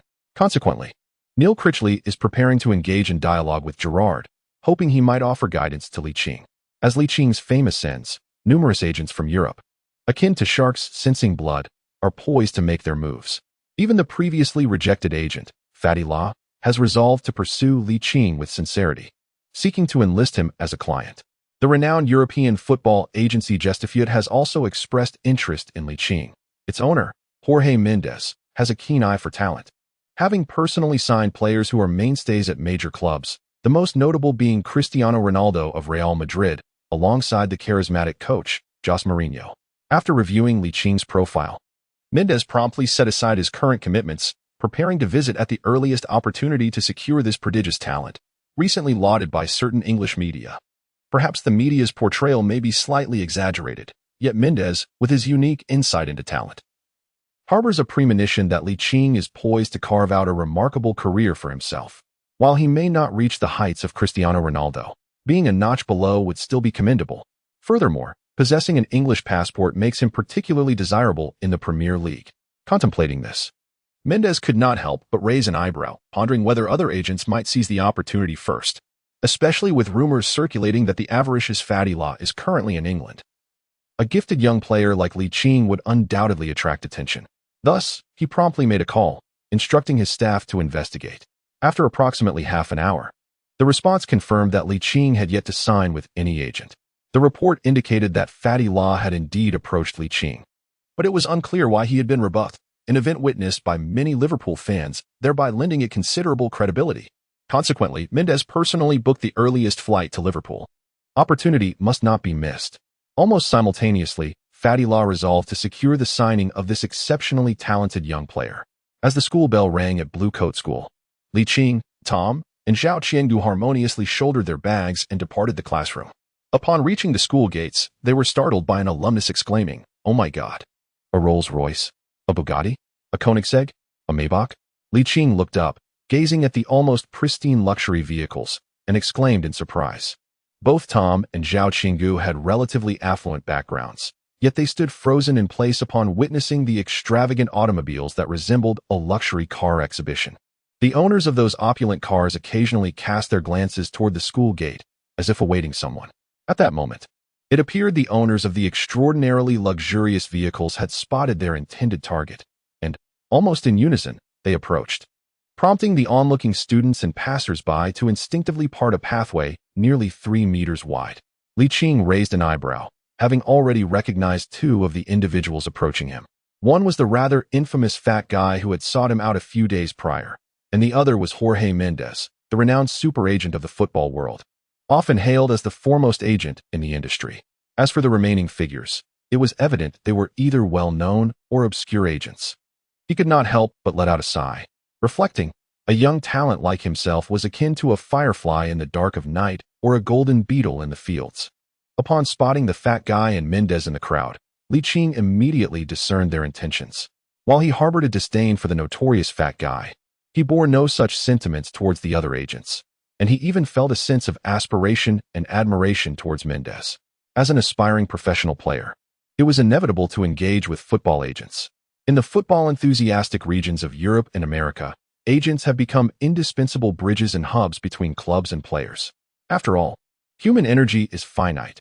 As a player, one must concentrate entirely on the pitch, striving to repay clubs and fans with outstanding performances.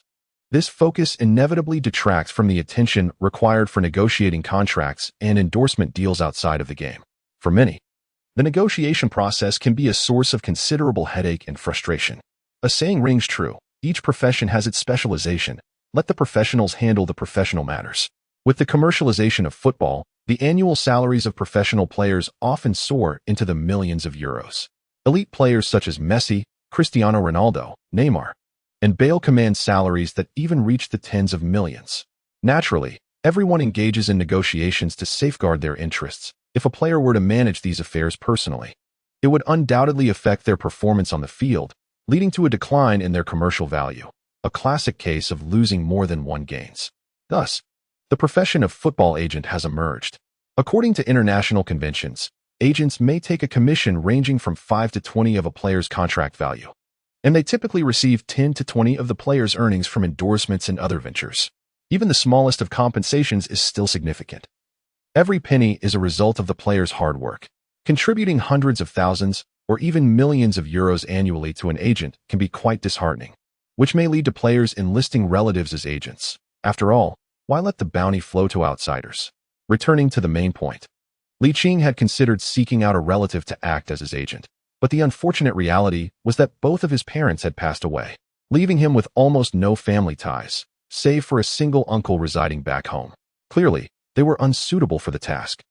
Finding a competent professional agent could indeed alleviate many burdens.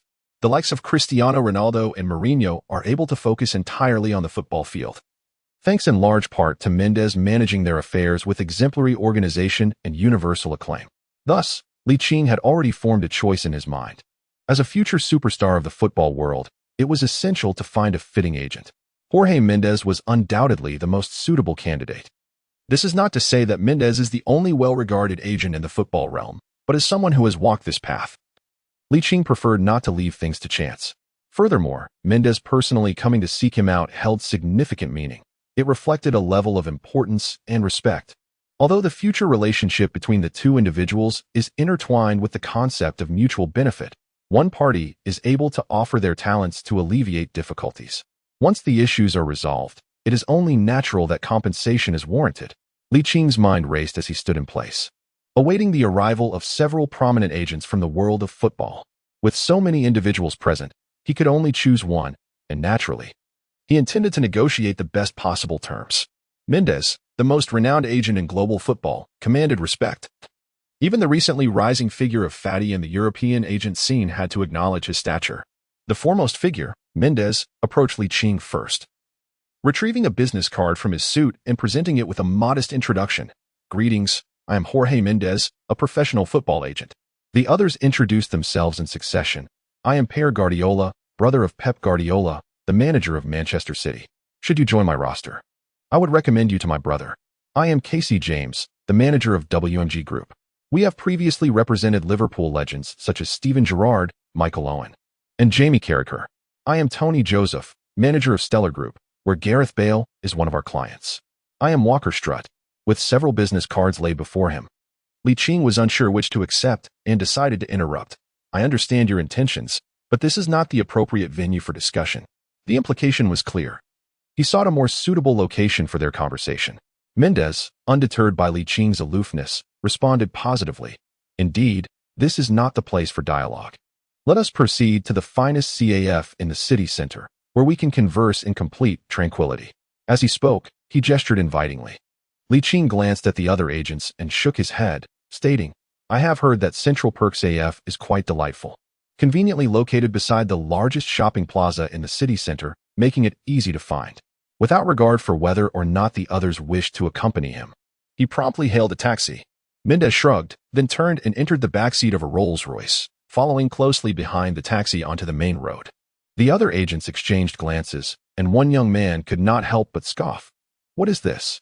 Just a youth team player acting so arrogant. I can easily walk away from this deal. Another agent, not significantly older, snorted in agreement. Precisely. He lacks the talent of a star yet behaves as if he were one. How ridiculous. Raiola and the other 3 seasoned agents shared a knowing shake of their heads, as if to convey the sentiment that youth is indeed youthful. Among the 7 luxury cars previously parked at Blue Clothing Secondary School, 5 were now en route to the city center, while the 2 young men who had expressed their disdain were heading in the opposite direction. Ligt waited in the CAF for approximately half an hour. Apart from Mendes, the portly man, and 3 other middle-aged agents, no one else arrived. He got straight to the point. First and foremost, I sincerely thank you all for setting aside your pressing matters to be here. The 5 men could not help but nod simultaneously. Their impression of Ligt significantly improved, and they all expressed that it was no trouble at all. Until Ligt, with a slight, cunning smile curling at the corners of his mouth, said, "We are all reasonable individuals here. I kindly ask you to express your sincerity. If you find it agreeable, we can proceed to sign the contract immediately." In that moment, the 5 men were momentarily taken aback. Just as Ligt had stated, they were all astute individuals, yet it seemed Ligt possessed an even greater understanding. He was poised to negotiate, ready to reap the benefits. Chapter 32. Mendes's generous investment. Licht's words bore no resemblance to those of a minor. Rather, they echoed the wisdom of a seasoned individual who has traversed the vicissitudes of life. Mendes, Lafati, and the other 2, all individuals with rich life experiences, could readily discern the implications behind Licht's statements, instantly elevating their perception of him. It was evident that Ligt, through subtle tactics, had demonstrated the boundless potential of his future. Even if he were unable to advance further along the path of professional football, he would undoubtedly achieve great success in business or politics. Mendes and the others exchanged glances, while Ligt remained composed, awaiting their response. Lafati was the first to speak. "Lee, I have personally sought you out once before, and my presence at your esteemed school today underscores my regard for you. The individuals seated here are all acquaintances, so I shall dispense with pleasantries. The proposal is a work contract income of 10 and advertising revenue of 15. What do you say?" At this point, Casey James, the manager of a company that had previously signed Liverpool's legendary player, scoffed. "Mino, your offer lacks sincerity. Our WMG group has decided on a commission of only 8 of the contract and 12 of the advertising revenue. Furthermore, the group will designate you as an S-level client, with President Casey Wasserman personally strategizing your career." Among the 3 who had yet to make an offer, only Mendes maintained his smile.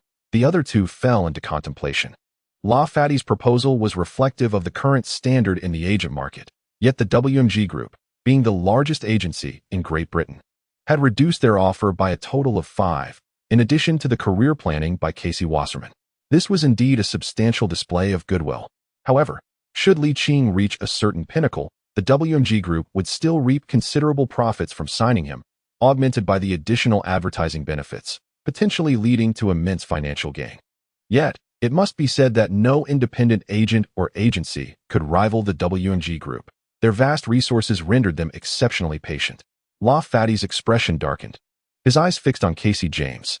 "You are violating the rules. Within the permissible range of commission, where is the violation?" Casey James replied, unperturbed. "Unlike certain individuals who are so avaricious that they demand millions in commissions for trivial negotiations, essentially acting as modern-day vampires, tarnishing the overall image of the professional football agency world. Ultimately, who is truly undermining the rules?" Though he did not name him directly, it was evident to all that he was referring to Raiola. In the realm of contemporary football, Raiola is renowned for possessing the most notorious reputation among agents, with only a few daring to challenge his dubious standing. Raiola's contentious relationship with the WMG Group, where Casey James is affiliated, did not escape Mendes' notice. Rather, it elicited a hint of admiration in his gaze towards Ligt. As the foremost super agent in the football industry, Mendes has established his own empire. While the number of players under the Gestifute banner may not rival that of WMG, the athletes he represents are predominantly celebrated stars of the sport, embodying a premium selection.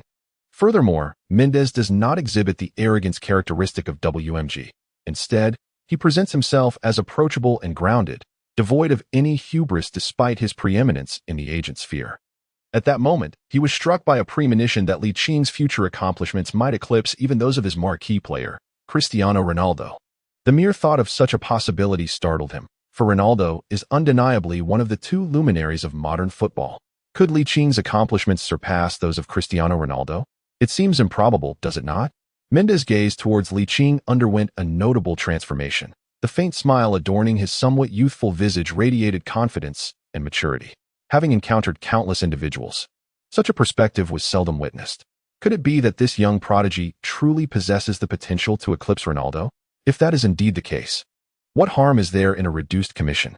In the midst of the gathered uncertainty, he rose from his seat, placing his hands firmly upon the table, and addressed Liching in English. Li, join my ranks. I shall forego any player commissions. I seek only 10% from endorsements and management. Furthermore, I will personally devise a detailed plan for your future career, contingent upon your approval. Enough, Mendes.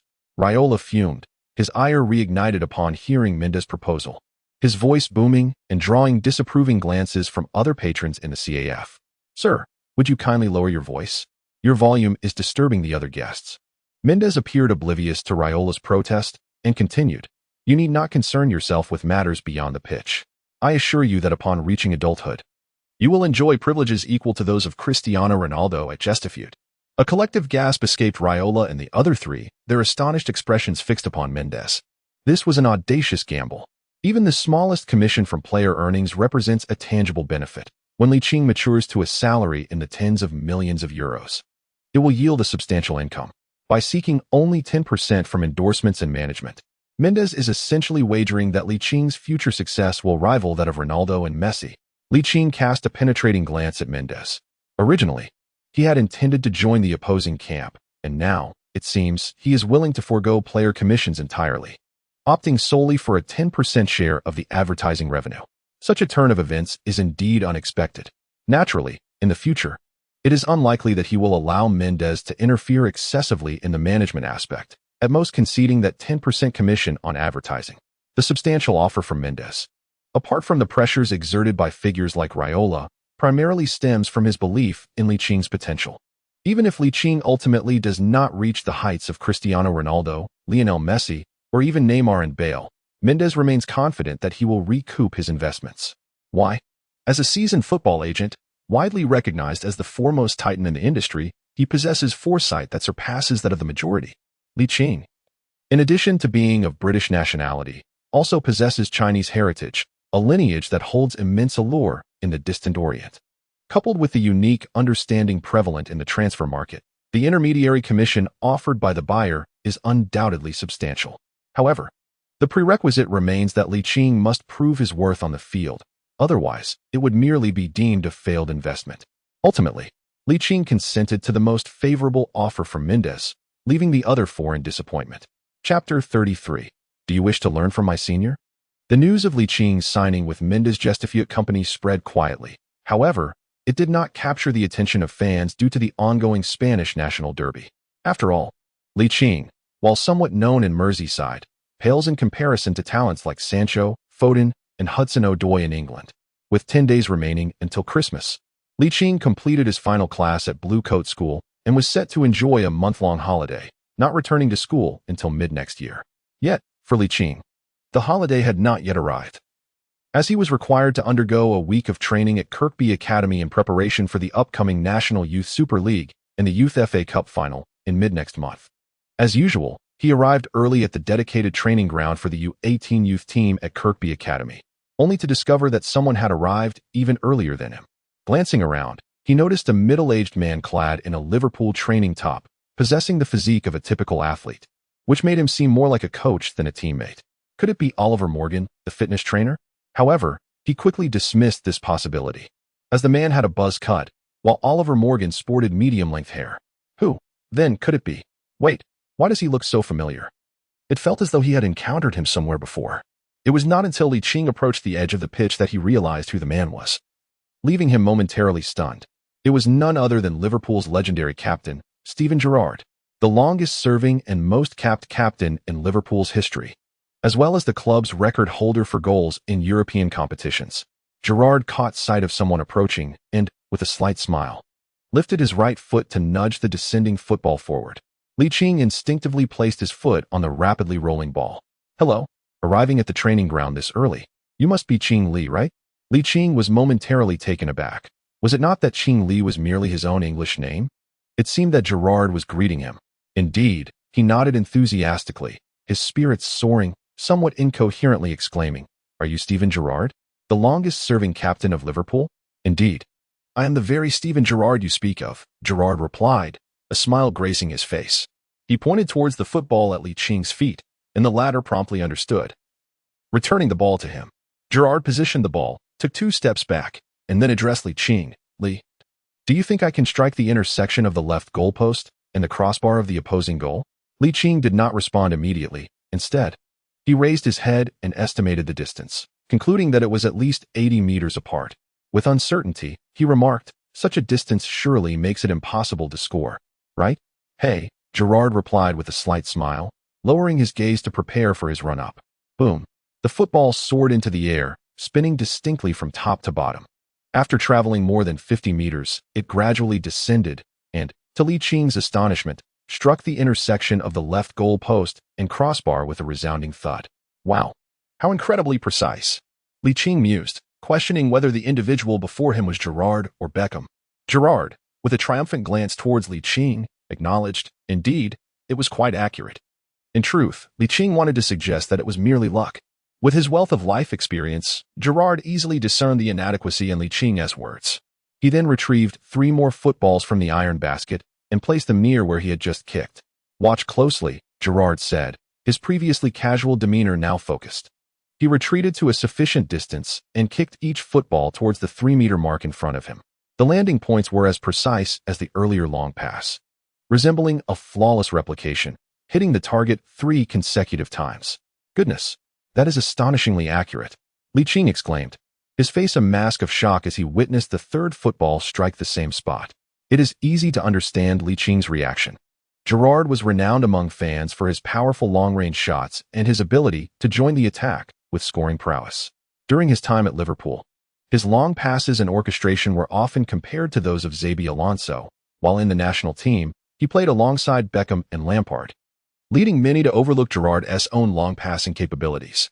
Gerrard, clearly pleased with Licht's reaction, casually slipped his left hand into his pocket and patted Ligt on the shoulder with his right, stating nonchalantly, in a relaxed state, "I rarely miss. But in a real football match, it is far more challenging." Ligt watched Gerrard's figure and nodded slightly. In a true football match, every second counts. The opposing defenders would never grant the attackers a moment's respite to control the ball. Reflecting on Gerrard's exceptionally precise long-range shots, it was evident that his long passes during the game would also be remarkably accurate. Gerrard, with a playful smile, gazed at Ligt and asked, "Would you like to learn long passing from me?" As soon as the words left his lips, Licht's expression transformed into one of excitement, his eyes sparkling with enthusiasm. "Will you truly teach me long passing?" "Of course," Gerrard replied, retrieving several footballs from a metal basket and placing them randomly on the grass. He then positioned a training pole approximately 50 meters away. "Show me your kick. Aim for that upright pole. It doesn't matter where you strike from, as long as you hit it."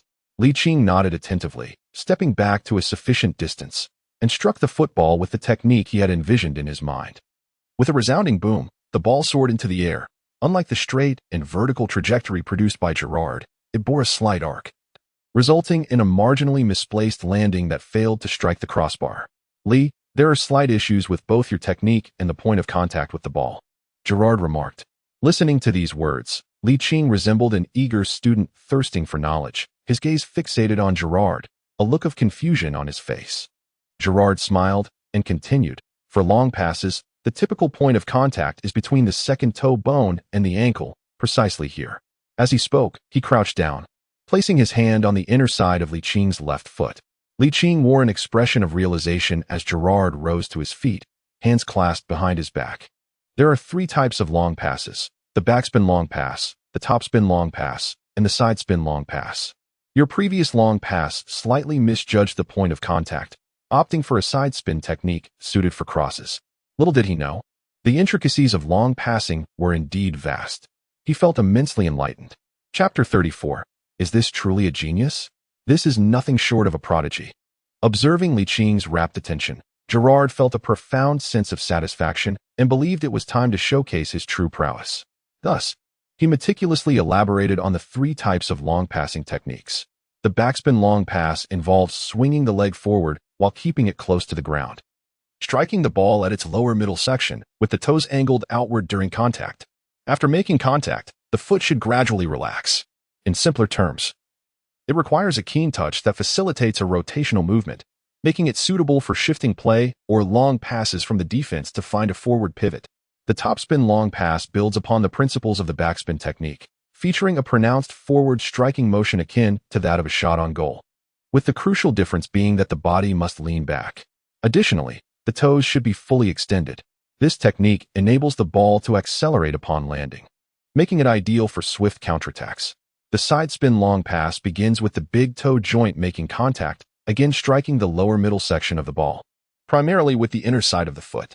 The leg must execute an upward diagonal swing during the strike, with the kicking foot finishing in midair, focusing power at the ankle. Throughout his explanation, Gerard patiently demonstrated each technique, making it easier for Liching to grasp the concepts. Upon completing his detailed exposition of the 3 long passing methods, Liching was met with the sound of 2 consecutive system notifications echoing in his mind. Ding! Congratulations! The host has acquired long passing skills from the legendary Steve Gerrard, long pass 20. Ding! As the host's long passing value exceeds 70, currently 75, luck abounds, and the talent long passing specialist is activated. Wow! Liching instinctively uttered a profanity, his expression morphing into one of incredulity. How could a mere suggestion on long passing techniques from Gerard translate into an immediate enhancement of 20 points in that attribute? Furthermore, the activation of the innate talent for long passing was an extraordinary stroke of fortune. If one were to learn techniques from Messi, free kick artistry from Beckham, and defensive prowess from Nesta, how formidable would that be? Observing Liching lost in contemplation, Gerard felt a flicker of excitement and nodded with satisfaction. The distinction between ordinary players and stars lies in the latter's ability to reflect. Clearly, the familiar figure of Neil Critchley, who persistently sought to acquire long passing techniques from Liching, belonged to the latter category. Additionally, through insights from Critchley, Inglethorpe, and various networks, Gerard learned of Liching's exceptional gifts in speed, dribbling, and finishing. Should he master long passing as well, his future offensive strategies would undoubtedly pose significant challenges for opponents. In that moment, Gerard realized that the young man's potential achievements might surpass his own. Stephen, Lee, you both are quite early. At that moment, the voice of U18 head coach Neil Critchley resonated, prompting both Gerard and Liching to turn and approach him. As Critchley and Mike Garrity arrived, other players donned in robust down jackets and training shirts made their way to the training ground. Leading the pack, U18 captain Masterson, with keen eyes, instinctively halted upon recognizing familiar faces. Steven Gerrard? What's Steven Gerrard? A teammate murmured in confusion, until Masterson, while running, exclaimed, "It really is Steven Gerrard." As a legendary figure of Liverpool, Gerrard was idolized by these youth academy players who had grown up in admiration of him. Witnessing their idol, it was inevitable that their emotions would surge uncontrollably. The confused Liverpool U18 players soon caught sight of the smiling Gerrard, and their reactions mirrored Masterson's, their fervent excitement erupting instantaneously. Liching naturally stood aside, seizing the opportunity while everyone's attention was fixated on Gerrard. He quickly inquired with the system about the sudden acquisition of the numerical reward under the guidance of the football star. It turned out that players possessing certain traits, when imparting unique skills, had a certain probability of experiencing an increase in their abilities. The extent of this enhancement, however, depended on individual fortune. According to the system, his luck was nothing short of extraordinary. In addition to a 20-point increase in his long pass attribute, he also activated the talent long pass specialist. From the personal attribute data, it was revealed that this talent further augmented his score by an additional 10 points. Thus, his long pass attribute surged from a mere 55 to an impressive 85. This figure positioned him to rival the elite long pass experts in contemporary football. To validate the authenticity of this newfound prowess, Ligt quietly stepped aside while his teammates engaged Gerrard in friendly banter. He placed the football approximately 50 meters from the upright goalpost. Retreating to a comfortable distance, he glanced at the football and the goalpost, suddenly feeling an inexplicable connection as if he had become a bridge of communication between the two. He concluded that the optimal striking point was the inside of his foot, while the ideal contact point on the football was slightly below its center by 2 centimeters. With this data in mind, he began his approach. The average distance of his first 2 strides was half a meter, while the final stride extended nearly a meter. Positioning his right foot about 30 centimeters to the right of the ball, he struck the lower half of the football with the inside of his left foot. Boom. The football soared into the air, propelled by the technique Gerrard had described as a topspin kick. Moments later, it accurately struck the top of the goalpost with a resounding bang, causing the entire post to topple. Is this really the result of my kick? He wondered in disbelief. The system's voice confirmed, indeed, it was struck by the host. Ligt, without hesitation, propelled 2 or 3 footballs forward by more than 10 meters. The goalposts had already toppled, leaving no point of reference. The location he had just occupied was 80 meters from the goal, and given his current strength, it would be exceedingly difficult to send the ball that far. Thus, he decided to reposition himself closer, reducing the distance to approximately 50 or 60 meters. Gerrard, engaged in conversation with the younger students from the training academy, caught a glimpse of Ligt as he adeptly retreated to an appropriate distance, initiated his run, and executed a seamless kick. As the football struck the intersection of the goalpost and crossbar some 50 meters away, Gerrard gasped in astonishment. Could this truly be real? Or was it merely a stroke of luck? Contemplating this possibility, he nodded in satisfaction. Mastering precise long passes requires not only innate talent, but also relentless training day and night. After all, his pinpoint accuracy was the result of countless hours of practice. With another resounding thud, Gerrard's pupils constricted sharply as he murmured, "This defies logic." The onlookers, noticing Gerrard's dazed stare fixed on Ligt, turned their attention toward him as well. Approximately 5 seconds later, a loud thud jolted Gerrard back to reality, and in a whisper only he could hear, he muttered, "This is no mere talent. It is nothing short of extraordinary." Chapter 35, Strength Assessment. Gerrard remained unconvinced and jogged over to Ligt, saying, "Lee, please show me a few more kicks." "Certainly," Lee replied. Ligt exhibited an exceptionally amiable demeanor as he retrieved several footballs from a metal cage, placing them strategically at varying distances, approximately 50 meters from the goal. Gerrard, deeply focused, along with Neil Critchley, Mike Garrity, and the newly arrived U18 players, turned their attention towards him. With a graceful run-up, Ligt executed his kick in a seamless motion, akin to a natural talent, offering a visually captivating spectacle. The football struck precisely at the intersection of the left goalpost and the crossbar with a resounding thud. Moments later, another football followed suit, hitting the same spot. The U18 players, witnessing the remarkable feat, instinctively gasped in astonishment, while even the head coach, Neil Critchley, and Mike Garrity could not suppress their surprised exclamations. Gerrard's expression was one of sheer amazement. As a master of long passes with a keen eye, he could discern the stark contrast in Licht's touch and technique before and after his instruction. The previous style of play seemed entirely unfeigned, suggesting that Licht's transformation stemmed from the skills he had imparted. It is well understood that precise long passes require both innate talent and relentless practice. Yet, how could this young prodigy demonstrate such extraordinary prowess? Amidst the astonishment of the onlookers, Ligt proceeded to strike the remaining 3 footballs, each landing flawlessly at the same intersection of the left goalpost and the crossbar, leaving the audience in awe. Even Glenn Macaulay and Adekanji, who had previously harbored unfriendly sentiments towards Ligt, felt a flicker of admiration.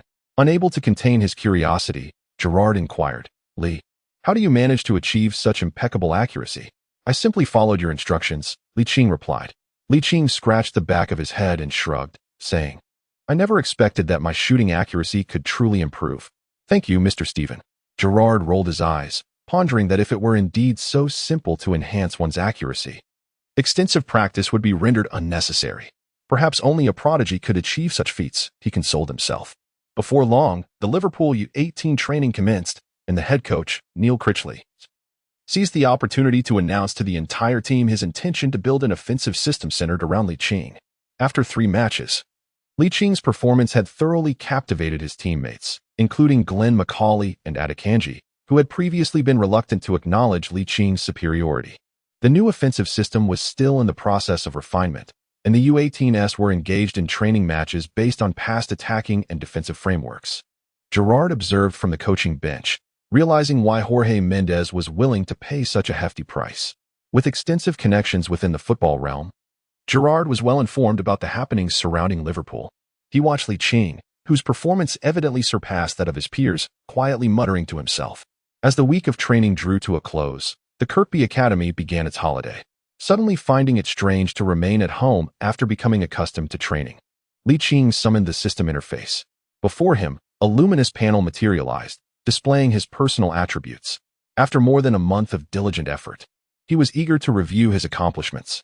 All offensive, defensive, physical awareness, height, 175 centimeters weight, 66 kilograms position, right winger strength, 60 stamina, 65 skill, 64 shooting, 82 shot power, 58 heading, 53 long shot, 56 free kick, 54 penalty, 80 sprint speed, 85 acceleration, 87 jump, 62 agility, 65 balance, 72 tackling, 34 interception, 40 positioning, 50 marking, 55 dribbling, 69 ball control, 67 short passing, 60 crossing, 61 long passing, 85 off-the-ball movement, 70 creativity, 85 vision, 92 reaction, 74 composure, 50 willpower, 85 GK save, 29 available skill points, 0 inventory, none draw attempts, 0 coins, 150 skill evaluation, A grade, capable of being a starter for lower-tier teams in the 5 major leagues and a substitute for teams participating in the UEFA Europa League.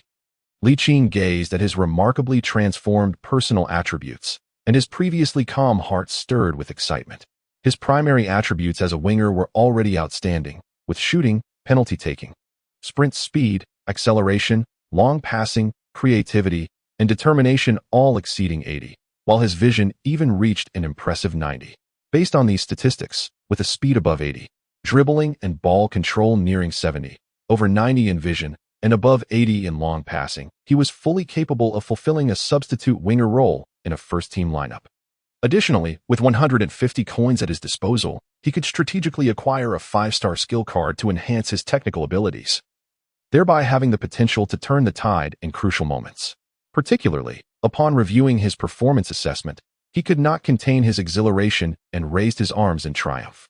It was entirely plausible for him to secure a starting position in a mid-tier team within one of the top 5 leagues, or to serve as a substitute for a team competing in the UEFA Europa League.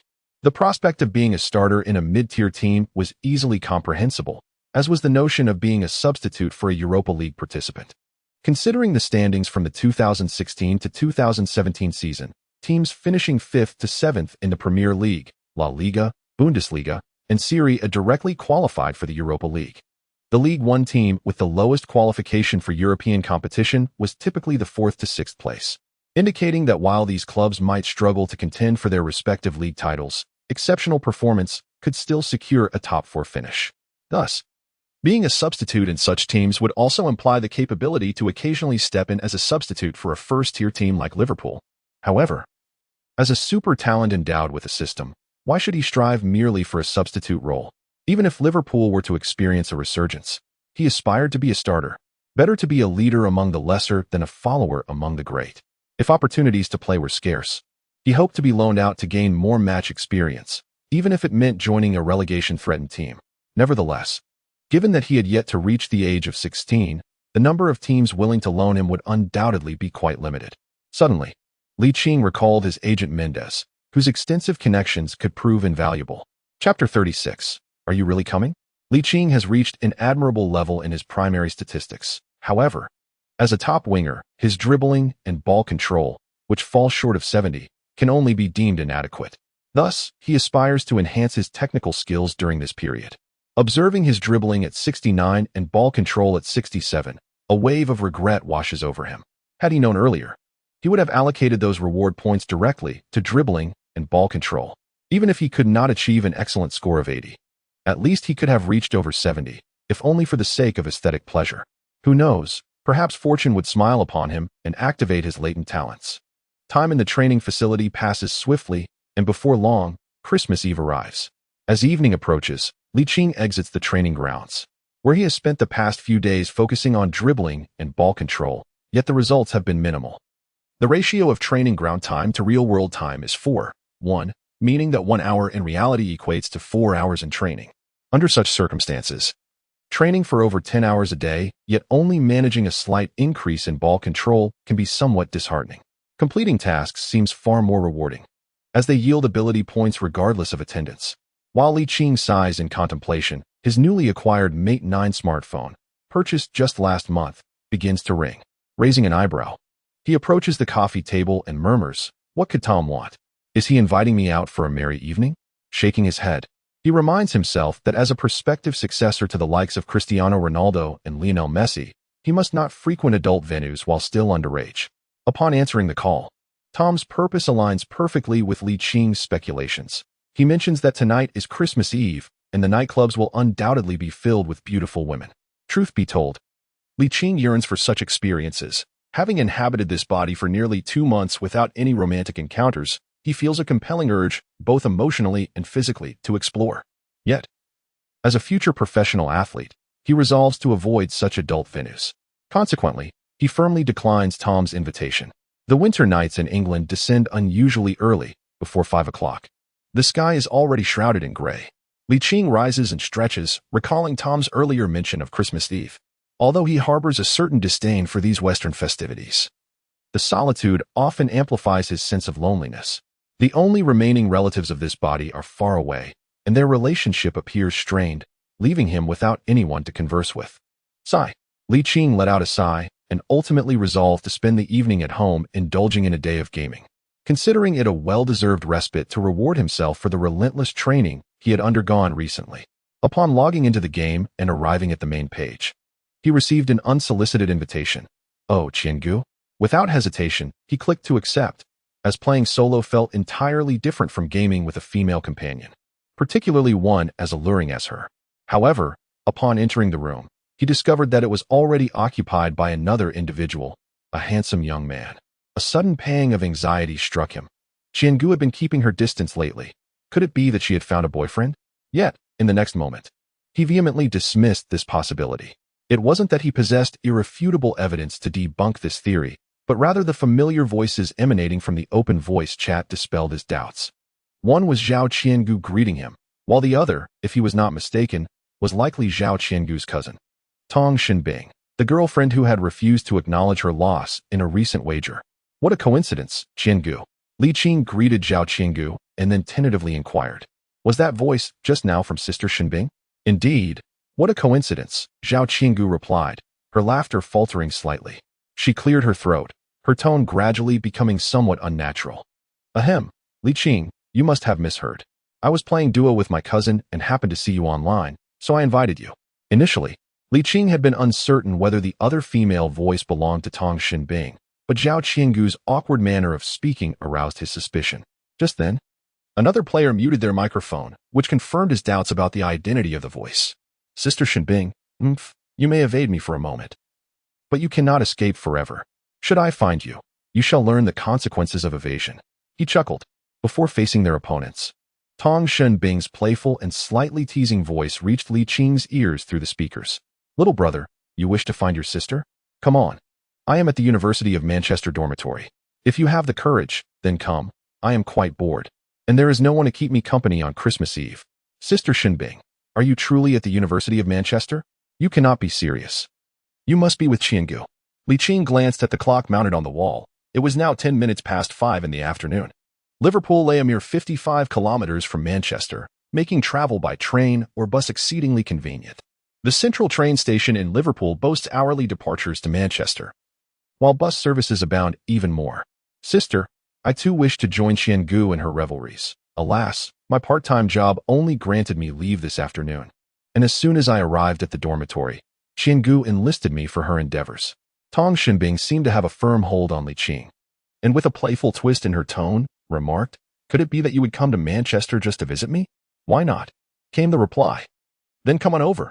I have yet to dine, and I shall treat you to a sumptuous meal."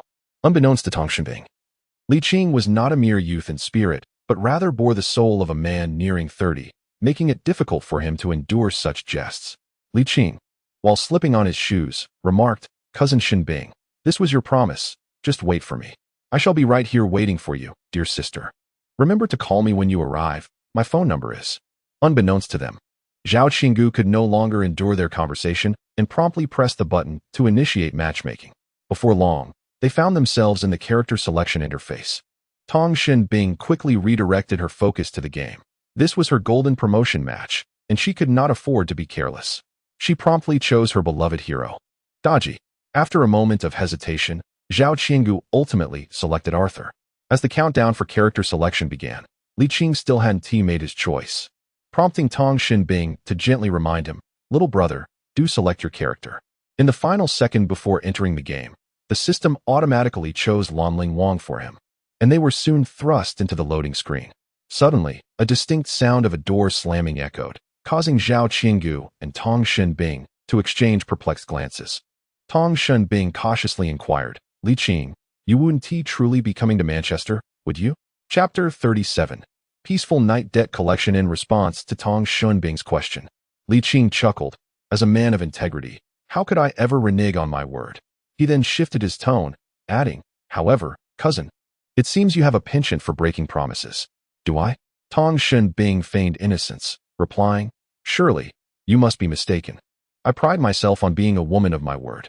Li Qing had yet to finish his thoughts, but due to the distance from the room, he lost his internet connection, and the game screen's latency abruptly skyrocketed to 460. England is notoriously known for its poor network connectivity, and with no desire to continue playing, Li Qing hailed a taxi to the train station. There was no need to purchase tickets in advance. He could simply enter the station and board the train to Manchester, where ticket collectors would be present to collect fares. In a female dormitory at the University of Manchester, Tang Shenbing observed the immobile Lanling Wang by the spring, feeling a bit anxious. Could it be that this little fellow truly intended to come to Manchester? Qiangu had once mentioned that he would not turn 16 until February of the following year. What are the legal implications of dating a minor? Controlling Arthur to the top lane, Zhao Qinggu could not help but frown when her cousin, who was playing Daji, had yet to arrive in the mid lane. "Cousin, why aren't you in the mid lane yet?" "Huh." Tang Shenbing, lost in thought, quickly responded, The network lagged for a moment, but it's fine now." If one listened closely, there was a hint of nervousness in her voice. However, being an adult, Tang Shenbing adeptly adjusted her mindset and swiftly returned to her usual tone, saying with irritation, "It seems my golden promotion match is going to be ruined again. Qiangu, when do you think I'll finally ascend to glory gold?" "Cousin, the game has just begun. How can you give up so soon? You never know if your classmate is genuinely coming or not." At this point, Tang Shenbing's eyes brightened. "Oh, Qiangu, do you think your classmate is trying to mislead me by pretending to be on their way here and feigning a disconnection?" Initially feeling a bit disheartened upon hearing that Li Qing was heading to Manchester to see her cousin, Zhao Qinggu instantly perked up at this remark, agreeing, "Cousin, you might be onto something. Just the other day, that bronze player pulled a stunt like that on me, and now I'm stuck in silver rank. What shall we do about this match? Forfeit? No, the minions are still advancing. Why should the heroes concede? 4 against 5 is still a fight worth having. What if?" "Qiangu, that is quite motivational. Where did you learn such inspiring words?" "Last time I played with Li Qing, one teammate disconnected for the most ridiculous reason. Something about their girlfriend wanting Zhao Qinggu couldn't help but laugh, her cheeks flushing simultaneously. Is it really that amusing?" "Indeed. Well, do continue, lest I find myself bullying you in Liverpool."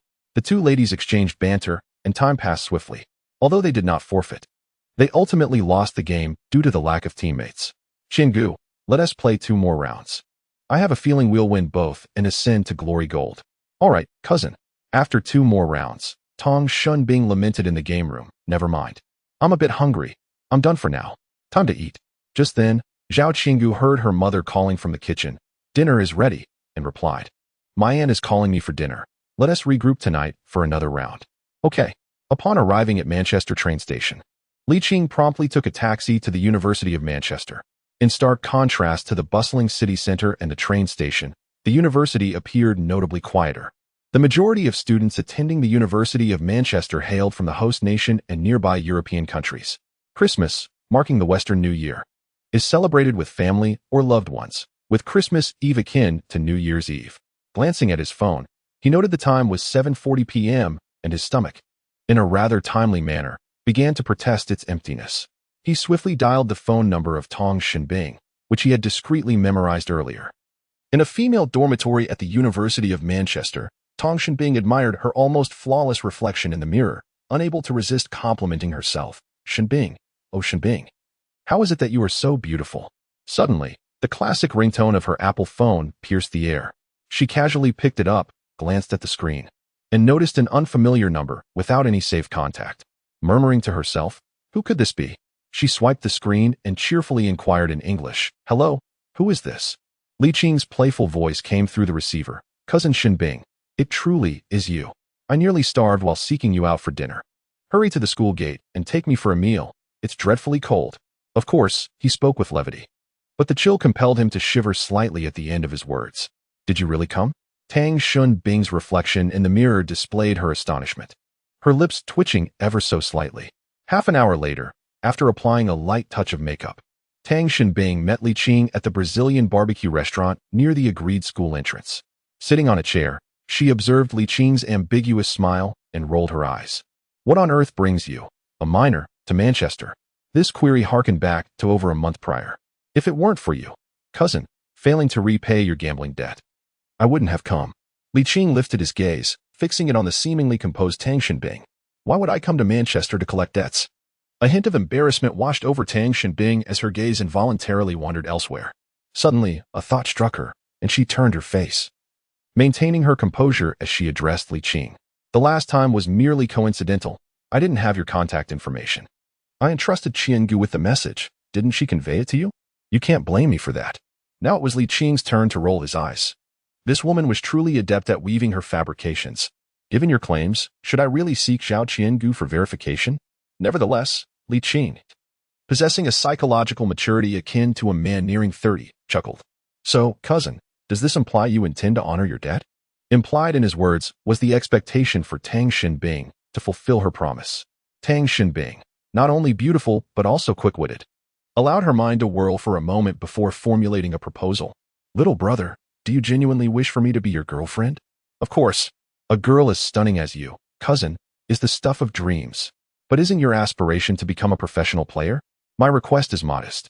Once you manage to score a goal for the Liverpool first team, I shall agree to be your girlfriend. Li Qing's eyes brightened with intrigue. Really? Chapter 38. Can one retract their words?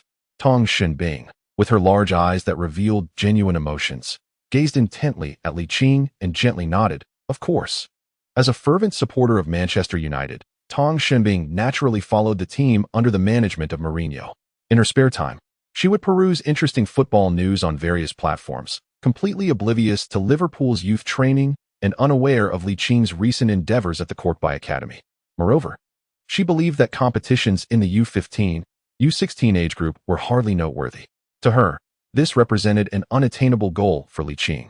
You wish to be my boyfriend? Besides being handsome, you must be at least 1.8 meters tall.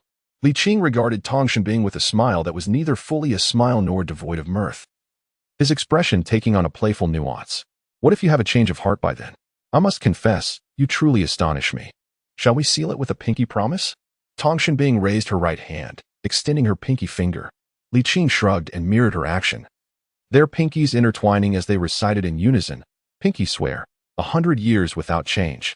For Li Qing, who had already stepped into the realm of a semi-professional player, representing Liverpool's first team was merely a matter of time.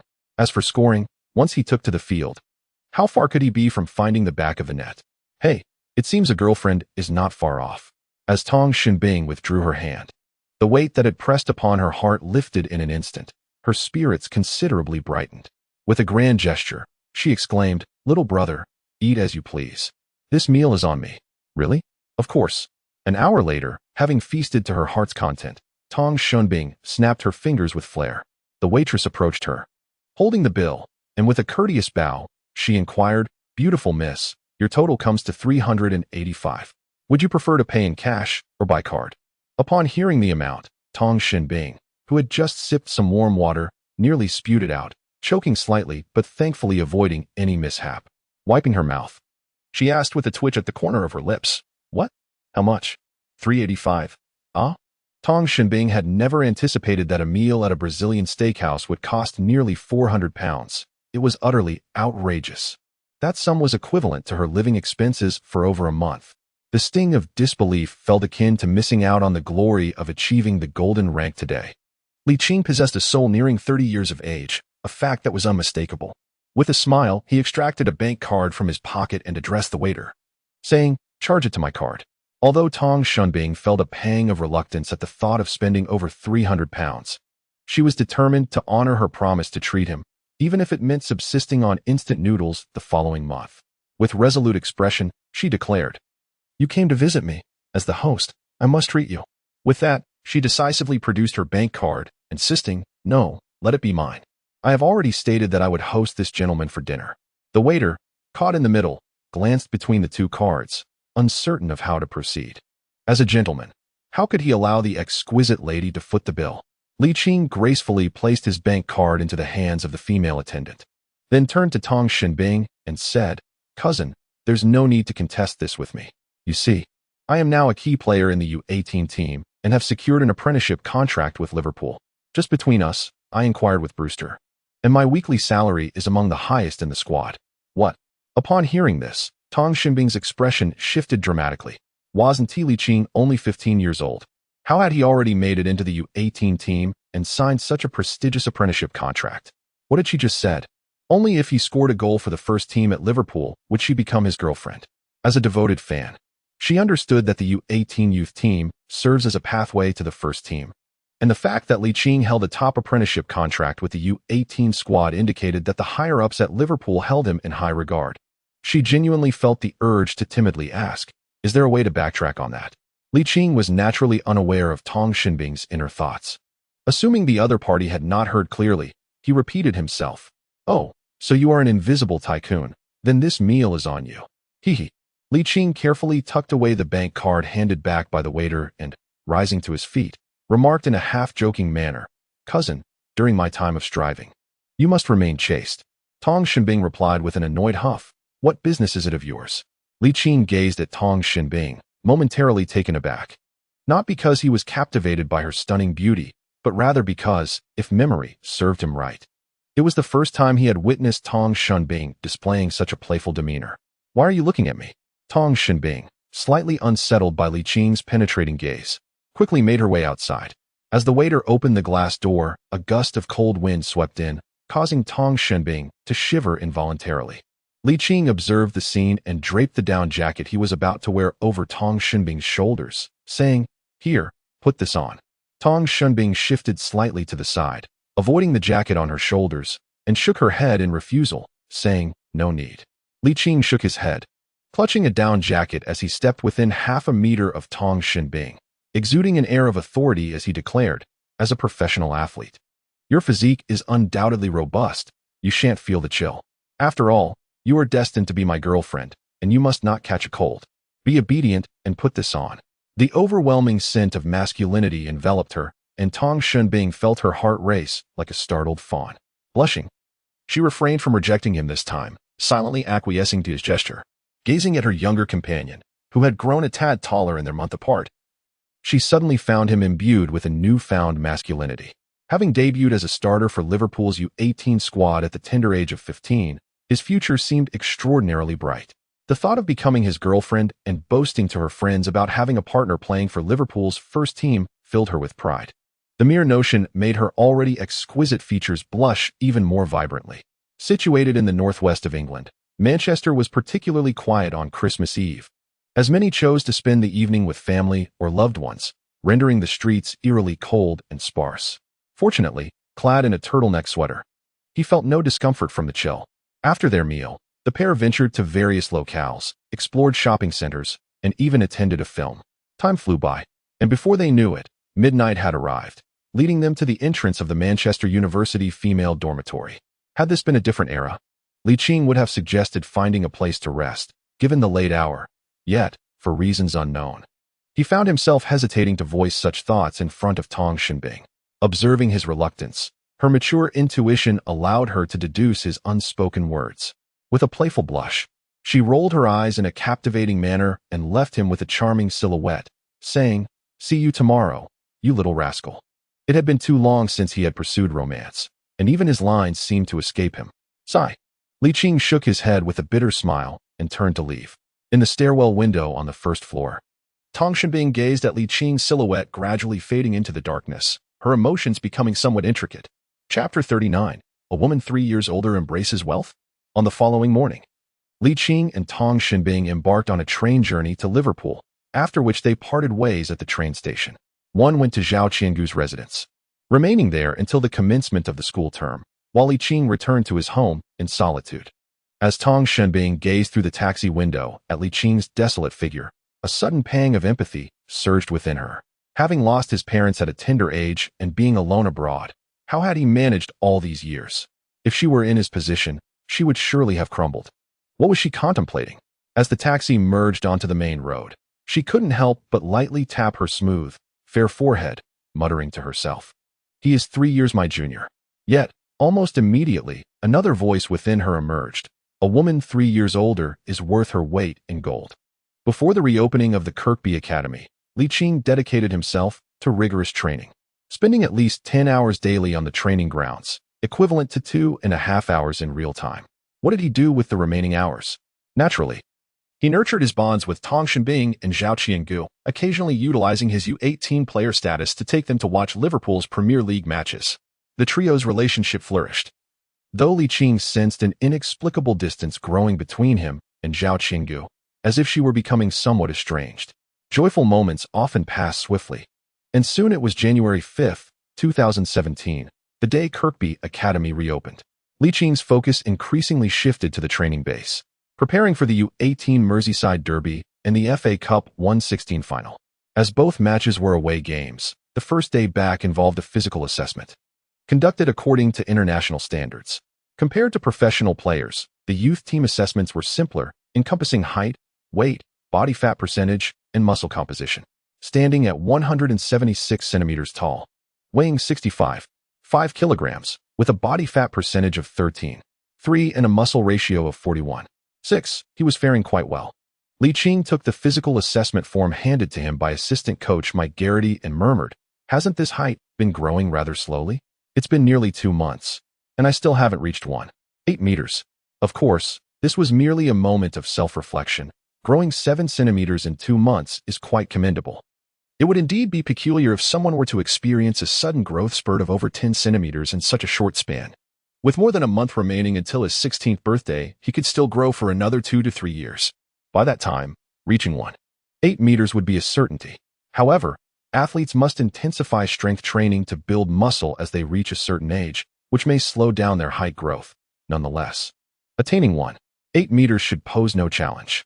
Upon concluding the physical assessment, they proceeded to targeted recovery training.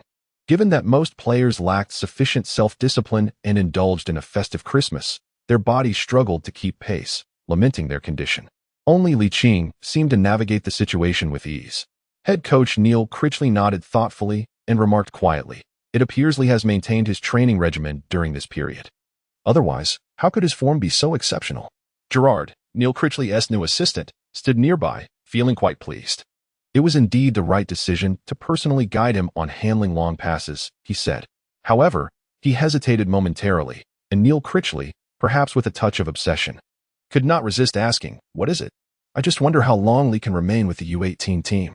Gerard's gaze shifted towards the southwest, where the Melwood training ground, the venue for Liverpool's first team, was located. Sadio is heading to the Africa Cup, and the first team is in need of a winger. Given Li's current capabilities, he could realistically secure a substitute position in the first team. But he won't turn 16 until next month. Neil Critchley was taken aback. Gerard shrugged, choosing not to elaborate further. The record for the youngest player to appear in the Premier League is held by Fulham's Matthew Briggs, who set the record in the 2006 to 2007 season at the tender age of 16 years and 68 days. While it is true that the players who set such records may not always achieve greatness, many prodigies reveal their extraordinary talents at a young age. Li Qing is on the cusp of turning 16. Why should he not? In his eyes, Li Qing far surpasses those so-called prodigies. According to the arrangements made by the club's upper management, he is to share a dinner with Klopp in a few days. Should a recommendation for Qing be made at that time? Just then, Qing received a pass from a teammate on the right flank, instantly drawing the attention of 2 to 3 defenders. Nearby, 1 or 2 additional defenders were poised to provide support, and everyone anticipated that Qi would attempt to break through. To their astonishment, he executed a precise long pass with his left foot, which accurately found the overlapping fullbacks sprinting at speed, who, without pausing, executed a lateral pass into the center of the penalty area, allowing Brewster to strike the ball into the net. Witnessing this, Gerrard felt resolute. He must wholeheartedly recommend Qing. Even if he cannot play as a winger, he could serve as a central midfielder responsible for long passes. However, this position necessitates a certain level of defensive capability. Generally, Qing is not tasked with heavy defensive duties, which often leads him to merely feigned defensive efforts, thus preserving his stamina to capitalize on counterattack opportunities. It is indeed perplexing. With the evolution of modern football, players who can solely focus on offense are gradually losing their place in the global arena. Today, attacking players are expected to defend as well. In high-stakes matches, any mistake is unacceptable. To mitigate defensive issues, coaches often require all 10 outfield players to participate in defense. Similarly, defensive players are now also required to contribute offensively. Even the demands placed on goalkeepers have escalated. They must not only be adept at saving shots, but also at distributing the ball. Perhaps it would be wise to have a private conversation with Qing about enhancing his defensive skills. Chapter 40. The emergence of long passes. Gerrard conveyed his thoughts to Neil Critchley, who chuckled and shook his head. Lee's goal-scoring rate is exceptionally high. He does not need to focus on defense. As long as he is positioned up front, his presence alone serves as a deterrent. The Premier League is distinctly different from group matches, the National Youth Super League, and the Youth FA Cup, Gerrard remarked. Neil Critchley shrugged. The Premier League indeed presents a formidable challenge, yet I have faith in Lee's offensive attributes. Not every player needs to be so well-rounded. Remember, being overly versatile can lead to mediocrity. Personally, I am inclined to develop Lee into a top-tier striker, while I, too, harbor hopes for Lee to become a premier striker. Jurgen's tactical core revolves around high pressing. If Lee's eagerness to reclaim possession is insufficient, he may struggle to integrate into the first team's tactical framework, and might even fail to gain Jurgen's approval. Neil Critchley fell into contemplation. Gerrard's assertions were not merely correct, but rather astute. After a brief pause, he suggested, "Then let us intensify his physical conditioning training." Qing too possesses remarkable speed, formidable breaking ability, and exceptional scoring prowess, complemented by precise long passes and a broad vision of the game. From a professional perspective, these attributes could seamlessly coalesce. However, defense constitutes an entirely different paradigm. Much like the former Tottenham player Gareth Bale, who began his career as a left-back, his offensive capabilities flourished, leading to a diminished focus on defensive duties. Apart from his burgeoning fame, a significant factor lies in the constraints of physical stamina and energy, making it challenging to excel in both realms. To ensure the harmonious integration of Qing's innate talents into the first team, the paramount objective should be to enhance his physical conditioning. Consequently, beyond his regular training regimen, Qing has adopted an additional focus on physical training. Yet, he harbors no discontent. On the contrary, he approaches it with great enthusiasm. Physical conditioning is indeed a valuable asset, not only ensuring the ability to perform at a high level during matches, but also granting longevity in his career. As time swiftly progresses, January is already halfway through. At 2 p.m. local time in Great Britain, Liverpool U18 is set to face Everton U18 in an eagerly anticipated fixture. The Merseyside derby of the National Youth Football Super League, which has attracted considerable attention from local fans. However, due to the limited overall strength of Everton U18, the match has not garnered widespread recognition on a national scale. Nonetheless, Qing, as the most prominent rising star of Liverpool U18 in recent weeks, naturally draws attention, captivating various media outlets. Furthermore, reports have emerged that he is the latest signing of the illustrious super agent Jorge Mendes, further amplifying the interest surrounding him. Players represented by Mendes are typically of high caliber, embodying a premium approach. Although Qing has yet to reach the age of 16, the talent he has exhibited is undeniably apparent. Qing's remarkable speed, formidable breakthrough ability, and exceptional scoring prowess had already been noted by various U18 coaches a month prior. Everton's U18 coach, Brian Tate, had meticulously devised tactical strategies tailored to exploit Li Qing's distinctive characteristics. Half an hour into the match, Li Qing found himself confined to the heavily defended zones, unable to seize the ball without facing immediate fouls from dedicated defenders as he ventured into perilous territory. These infringements were minimal, with the referee merely calling standard fouls without issuing warnings. Li Qing, nearly immobilized, resembled a prodigy lost on the field, moving hesitantly and seldom accelerating, as if resigned to his fate. However, this was far from the truth. He was simply biding his time for the right opportunity. When the ball found its way back to Li Qing, he faced two defenders and opted to advance along the right sideline. The right back, Johnstone, swiftly understood the situation and surged towards the attacking right flank, creating space for a potential pass. The Everton U18 defenders, anticipating that Li Qing might deliver a pass to Johnstone, were compelled by their coach's pre-match directive to deploy at least two players to mark Li Qing. Consequently, one teammate had to assist in defending against Johnstone. But where would this additional player come from? The center back was not an option, leaving only a midfielder to step in. As a result, the central area became less populated, prompting far-side players to gravitate toward the center, perhaps wary of Li Qing's extraordinary dribbling skills. The two defenders merely held their positions without pressing forward. In the midst of this, Liverpool U18's left back, Adam Lewis, made a silent advance, unnoticed by many. Li Qing's vision was so sharp that it seemed to radiate brilliance. Out of the corner of his eye, he noticed his teammate making a forward run. With a deft flick of his left foot's outer instep, he sent the ball soaring without pausing to glance up, executing a long diagonal pass with remarkable precision. The football sailed swiftly and smoothly towards the left flank of the attack.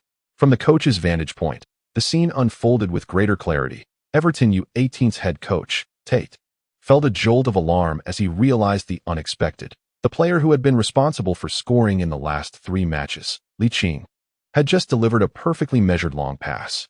Most of the defensive players were congregated in the central and left areas, leaving the right flank completely exposed.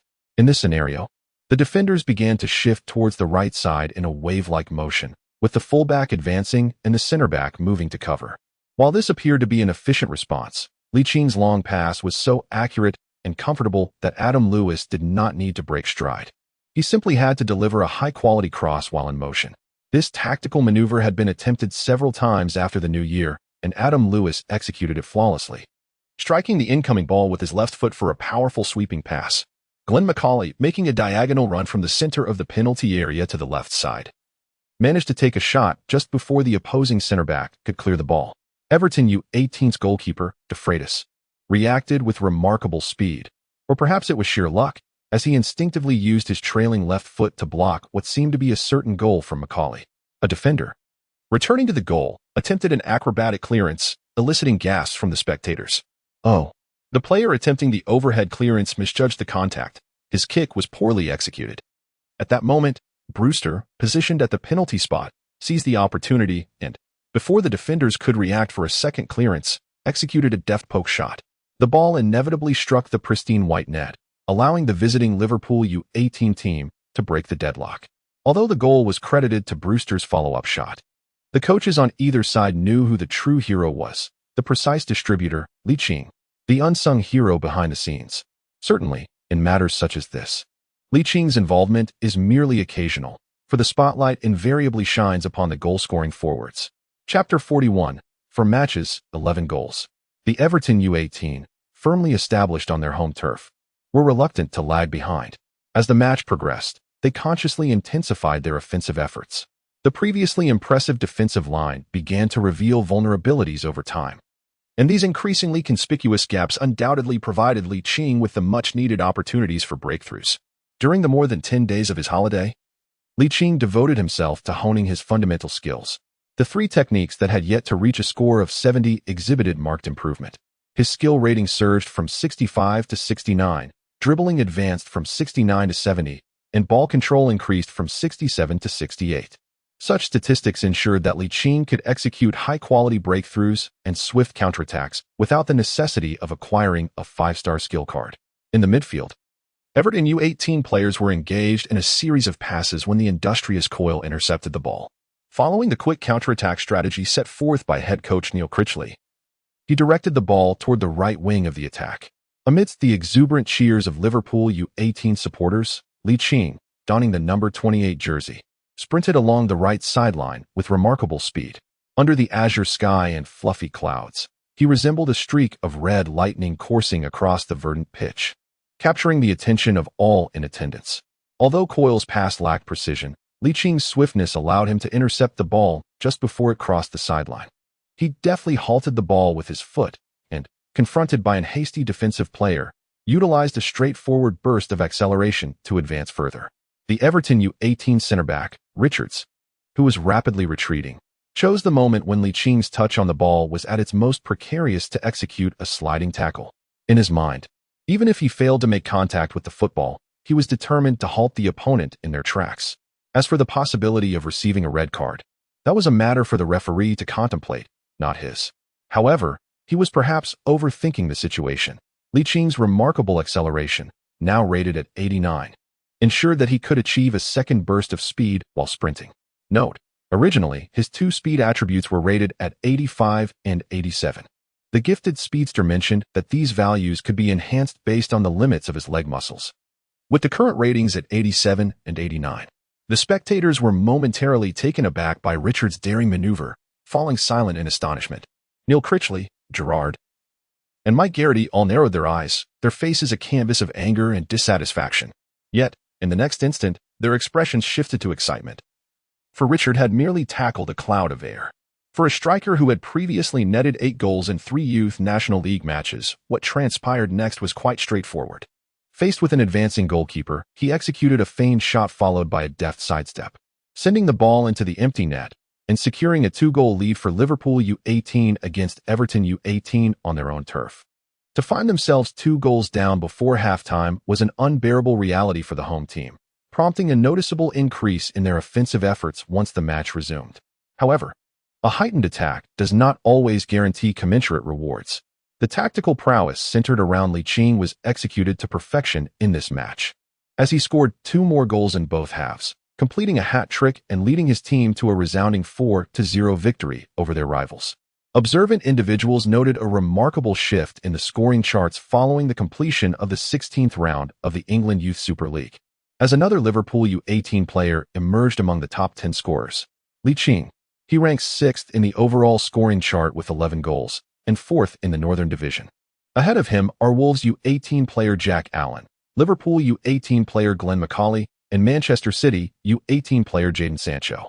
It is noteworthy that Ligt achieved his 11 goals in just 4 matches, to be precise, 3 matches plus 7 minutes. Such a scoring efficiency can only be described as extraordinary.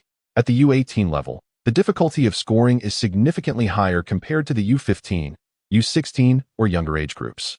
It is against this backdrop that his accomplishments have garnered immense attention. However, this attention is primarily limited to media outlets focusing on English and European youth training, as fans generally prefer to follow the top leagues of adult teams. Licht, who rarely pays attention to U18 news, murmured to himself while holding his phone, "I'm already 6th in the overall scoring chart. The player at the top, Chelsea U18's Tyler Frosdale, has only 16 goals. Perhaps I could aim for the top scorer title within the limited matches I have." With this thought, a confident smile graced his lips. The first match of the England Football Youth Super League in 2017 has concluded, marking the countdown to the England Youth FA Cup for the 2016 to 2017 season. Coaches of all 32 teams are now focusing their attention on the opponents they will soon face. Manchester City U18 coach Lee Carsley is feeling increasingly pressured.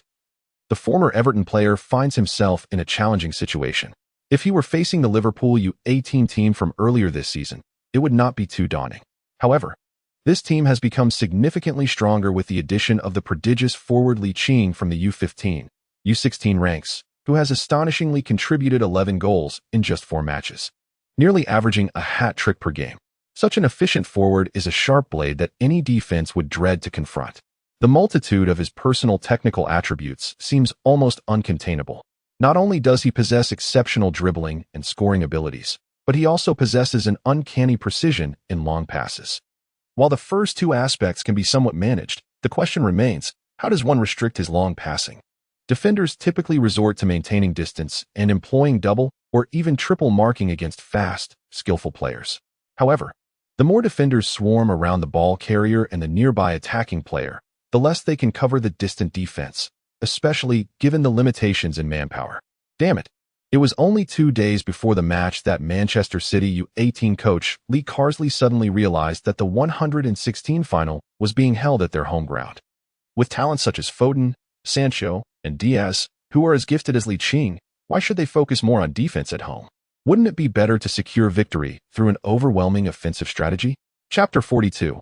Regardless of your strength, I shall assist with goals and assists.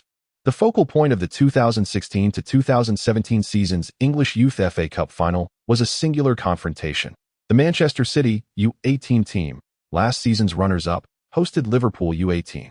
This clash of titans captured the attention of numerous football enthusiasts across England. Although the Youth FA Cup may not rival the prestige of the Senior FA Cup or the Premier League, its primary purpose remains the development of young talents, who are indeed the future of the nation. Such high-stakes encounters inevitably showcase promising stars. The dynamic duo of Jadon Sancho and Phil Foden from Manchester City U18 have already made names for themselves, while Liverpool U18's Chinese player, Ligt, has recently displayed remarkable form, bolstered by the endorsement of Steven Gerrard. This, combined with the rising talent of Ryan Brewster, makes the match impossible to overlook. The scheduling of the Youth FA Cup, distinct from the Premier League, affords fans, media, and coaches the opportunity to focus on this competition. Licht's consecutive exceptional performances have drawn attention, and Liverpool's head coach, Jurgen Klopp, is prepared to watch the live broadcast following the afternoon training session. The trio of Sancho, Foden, and Diaz are well known within Manchester City's youth academy. And first-team coach Pep Guardiola has taken note of the U18 match against Liverpool U18 with great interest. In the near future, the first team may indeed draw from the U18 or U23 squads. On the eve of the match, Ligt switched to the system in his mind and recalled that it had been some time since he completed the second phase of his goal-scoring task. He accessed the taskboard to check the progress of the third phase, 993 out of 1,000. This indicated that only 7 goals remained in the final stage of the task. Such knowledge imbued him with increased confidence for the forthcoming match. The task rewards included 10 points of skill, 100 gold coins, and an additional talent lottery. Regardless of the outcome of the talent lottery, those 10 skill points would undoubtedly alleviate the immense pressure of the highly anticipated showdown. 2 hours later in real time, Ligt finally heard the notification sound from the system. Ding. Congratulations, host, on completing the final third phase of the goal-scoring task. Rewards: 10 skill points, 100 gold coins, and a talent lottery. As was customary, he proceeded to partake in the talent lottery. The grand prize wheel materialized on the floating screen, and he eagerly began. After a brief span of 10 seconds, the system chimed again. Ding. Congratulations, host, you have acquired the talent diving. Ligt, the innate talent for diving, falling to the ground after physical contact, significantly increases the likelihood of referees calling defensive fouls. Observing this somewhat trivial talent, Ligt felt a sense of helplessness. However, it must be acknowledged that every aspect possesses duality. This talent can indeed augment the probability of drawing a foul when colliding with opposing defenders. In crucial moments, a fall within the penalty area may enhance the chances of earning a penalty kick. Naturally, as a future top-tier superstar of the 21st century football world, he holds disdain for resorting to such tactics, unless he is genuinely unable to withstand the physical infringement. Having acquired a rather insignificant talent, the addition of 10 points to his skill set became exceedingly vital. He found himself in a state of indecision regarding where to allocate these points. Attributes such as technique, dribbling, ball control, long-range shooting, and shot power all beckoned for enhancement. Yet, a well-rounded approach would surely yield less pronounced effects. Technique is demonstrated through solid, fundamental skills. The higher the technique, the more aesthetically pleasing the execution of exquisite footwork during matches, with every maneuver appearing effortless. Dribbling reflects the ability to maneuver the ball through changes in direction or intricate moves, while ball control pertains to maintaining possession amid opposition interference. Long-range shooting and shot power are more straightforward concepts. However, given his current subpar performance in these areas, a slight increase would yield negligible results. Consequently, he opted to invest in technique and dribbling, both of which hovered around the 70 mark. After nearly half an hour of contemplation, he ultimately decided to allocate his points to these attributes, as he deemed them the most beneficial for the upcoming match, with a synergistic effect. Thus, he distributed 8 points to technique and 2 to dribbling, elevating their respective values to 77 and 72. This adjustment would provide greater assurance for high-speed breakthroughs without the aid of a 5-star skill card. The match between the two teams was scheduled for 5 p.m. British time. Given the proximity of Liverpool and Manchester, merely over 50 kilometers apart, with convenient transportation, the entire Liverpool U18 squad departed at 10 a.m. that very morning, perfectly timing their arrival in Manchester for lunch. Ligt arrived in Manchester with his team and promptly sent a message to Tong Xinbing via WeChat. "Hey cousin, I've made it to Manchester. Have you missed me? If so, come to the Manchester City Football Academy at 4 this afternoon to witness my prowess." Shortly thereafter, Tong Xinbing replied with 2 messages. "Are you going to be humiliated?" "Certainly." "Humph. You deceiver. The match is at 5. How could your future boyfriend possibly be humiliated? Watch as I lead the team into the round of 16 on enemy territory. Hee hee. I merely wish for you to behold my gallant form." Tong Xinbing responded with an eye roll and 2 simple words. "Virtue." "All right, everyone, put away your phones and gather in the dining hall," came Coach Mike Garrity's voice.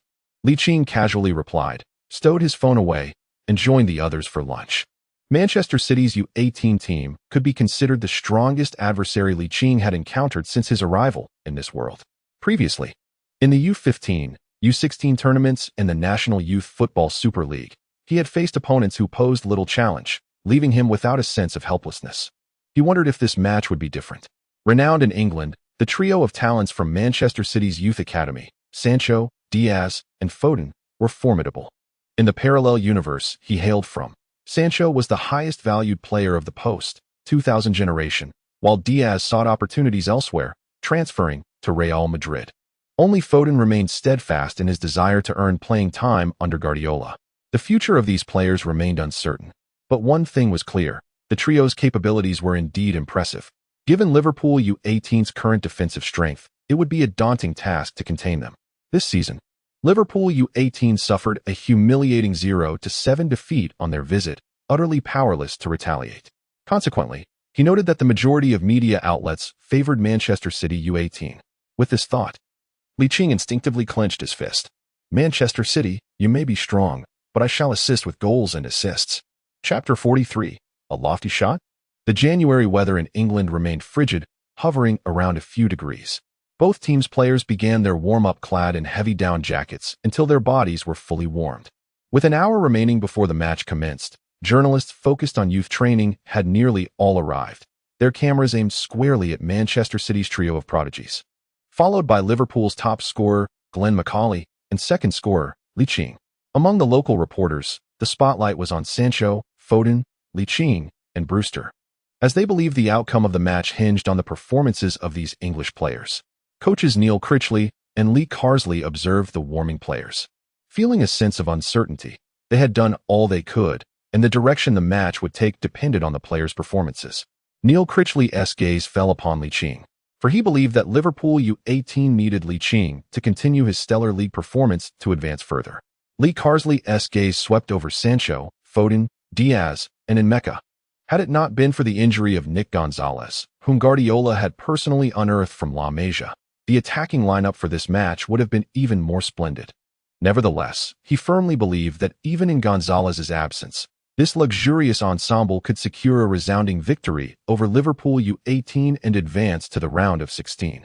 During the handshake ceremony, Lee couldn't help but admire the trio of Manchester City's youth prodigies, Sancho, Foden, and Diaz. Foden and Diaz possessed a certain youthful charm, while Sancho appeared somewhat more mature. Nonetheless, all displayed commendable politeness. The Youth FA Cup, much like the National Youth Super League, enjoyed the FA's patronage, with matches broadcasted live. However, unlike professional games that quickly establish a signal, the broadcast for the Youth FA Cup commenced only once the match officially began. With a sharp whistle from the referee, the 2016 to 2017 season of the England Youth FA Cup match between Manchester City U18 and Liverpool U18 was declared officially underway. The home team, Manchester City U18, swiftly capitalized on their kickoff advantage to launch an attack. Fortunately, Neil Critchley had implemented a targeted strategy prior to the match, and the attacking quartet of Sancho, Foden, Diaz, and Mecca did not exhibit the expected potency. In the lead-up to the match, Ligt was not burdened with extensive defensive responsibilities. His primary role was to capitalize on counterattacks, while his defensive duties were largely nominal. Given that Liverpool's U18 team had conducted significant preparations for defense, Foden, adept at orchestrating attacks in the midfield, found himself effectively neutralized. Sancho, requiring ample space to exploit his pace, faced severe limitations, resulting in a lack of effective support for Mecca, stationed at the forefront. Diaz, hailing from Spain, emerged as the sole Manchester City U18 player displaying a commendable performance. His footwork was exceptionally refined, and his dribbling accuracy was remarkably high, making it exceedingly difficult to dispossess him unless three defenders converged. The first attempt at goal came from Sancho, who unleashed a long-range shot after a breakthrough on the right flank, but alas, it failed to find the target. In the ensuing minutes, Manchester City U18 players, realizing that penetrating through the center was unfeasible, repeatedly resorted to long-range shots from outside the penalty area, albeit with a rather low success rate. Even if they were fortunate enough to hit the net, they were met with a swift reaction from Grabera, who thwarted their efforts. Overall, during the opening minutes of the match, Manchester City's U18 attack was loud yet ineffective, prompting discontent among the City supporters watching from the sidelines. Lee Carsley, the head coach of Manchester City U18, wore a furrowed brow, as the failure to convert successive attacks into goals posed a significant threat to their defense. Ligt, positioned at the forefront of Liverpool U18's attack, resembled a dagger poised at the throat, ready to deliver a lethal strike at the slightest hint of vulnerability. In the 19th minute, the astute Foden, known for his ability to find spaces, executed a diagonal long pass aimed at Mecca. Their synchronized movement allowed the ball to evade the head of center-back Masterson, yet goalkeeper Grabera, expanding his defensive reach, leaped high to secure Foden's pass with assured hands. Unlike his previous control of the tempo, Grabera suddenly took a decisive step forward, utilizing the momentum from his grasp on the ball to launch it forcefully. Observing the ball soaring through the air, Lee Carsley jolted with a dawning realization, a flicker of unease stirring within him. Grabera's powerful throw was undoubtedly deliberate, aimed at Ligt. In 4 matches, Ligt has impressively netted 11 goals, the majority of which were scored through long-distance sprints. Coach Lee Carsley has meticulously analyzed this, and there is no need for him to vocally instruct. The players swiftly rush to fulfill their defensive duties. However, it is often the case that the more one worries, the more likely those concerns manifest. Previously, the team exhibited a strong inclination towards half-field offensive drills, with center-backs pushing past the halfway line and full-backs nearly adopting the role of wingers. Licht's talent is unmistakable, as he can readily perceive the goalkeeper's advance from a considerable distance, anticipating the defensive player's movements with a few seconds advantage. In the fast-paced world of football, a mere few seconds can be the difference between a missed opportunity and a goal. Center-back T. Wilson, who is capable of playing both left-back and center-back, has been positioned as a center-back in this match, primarily to effectively curtail Licht's speed. Ligt, with a broad perspective, suddenly became alert as he dashed forward. With a deft maneuver, he utilized the inner side of his left foot to deftly guide the football towards the right front, steering it away from the rapidly approaching Tyreek Wilson. Next came the acceleration. His powerful legs alternated rhythmically against the ground, and within a heartbeat, he escalated his speed to an astonishing level. Tyreek Wilson, realizing that challenging Ligt in a race was a foolish choice, decisively opted for a foul. To his surprise, the seemingly frail Ligt remained upright, staggering momentarily, yet regaining his balance, while the aggressive Tyreek Wilson faltered and fell due to the substantial recoil. Meanwhile, another center-back, Giovanni, who had already slowed down, cursed under his breath and begrudgingly pursued. Yet, it was too late. Gradually stabilizing himself, Ligt surged forward once more, swiftly crossing the halfway line and diagonally charging towards the penalty area. The goalkeeper, Muric, observed Giovanni trailing further behind Ligt and sighed, making the decision to rush out of his goal. At that precise moment, Ligt swung his left foot, striking the ball with the inner side of his foot. A balding middle-aged man positioned at the northeast corner of the field exclaimed at Licht's shooting posture, "A chip shot?" As Manchester City's U18 goalkeeper, Muric, advanced. Ligt, with an expansive view of the field, felt a surge of inspiration. This time, rather than employing his customary tactic of dribbling past the goalkeeper, He opted for an audacious and technically challenging chip shot. Positioned approximately 30 meters from the goal, the advancing miraculous abruptly halted and swiftly retreated. As he reached the penalty spot, he bent his knees and launched himself into the air, straining to extend his right arm higher. Unfortunately, the descending football was just a few centimeters above his outstretched fingertips, a mere fraction that filled him with despair. If only he could have been a tad taller. Having completed his shooting motion, Ligt did not glance back at the ball. Instead, he elegantly turned, raised his right arm, and extended his index finger, proclaiming to the world his first goal of the match. Manchester City U18 head coach, Ligt watched Liching's triumphant gesture, instinctively placing his hands on his hips, pondering, is this the same Liverpool U18 that was trounced by Manchester City U18 7 goals earlier this season at this very ground? Suddenly, a crisp sound echoed through the air without warning. Manchester City fans felt as though divine presence enveloped them at that moment, their tense emotions swiftly released.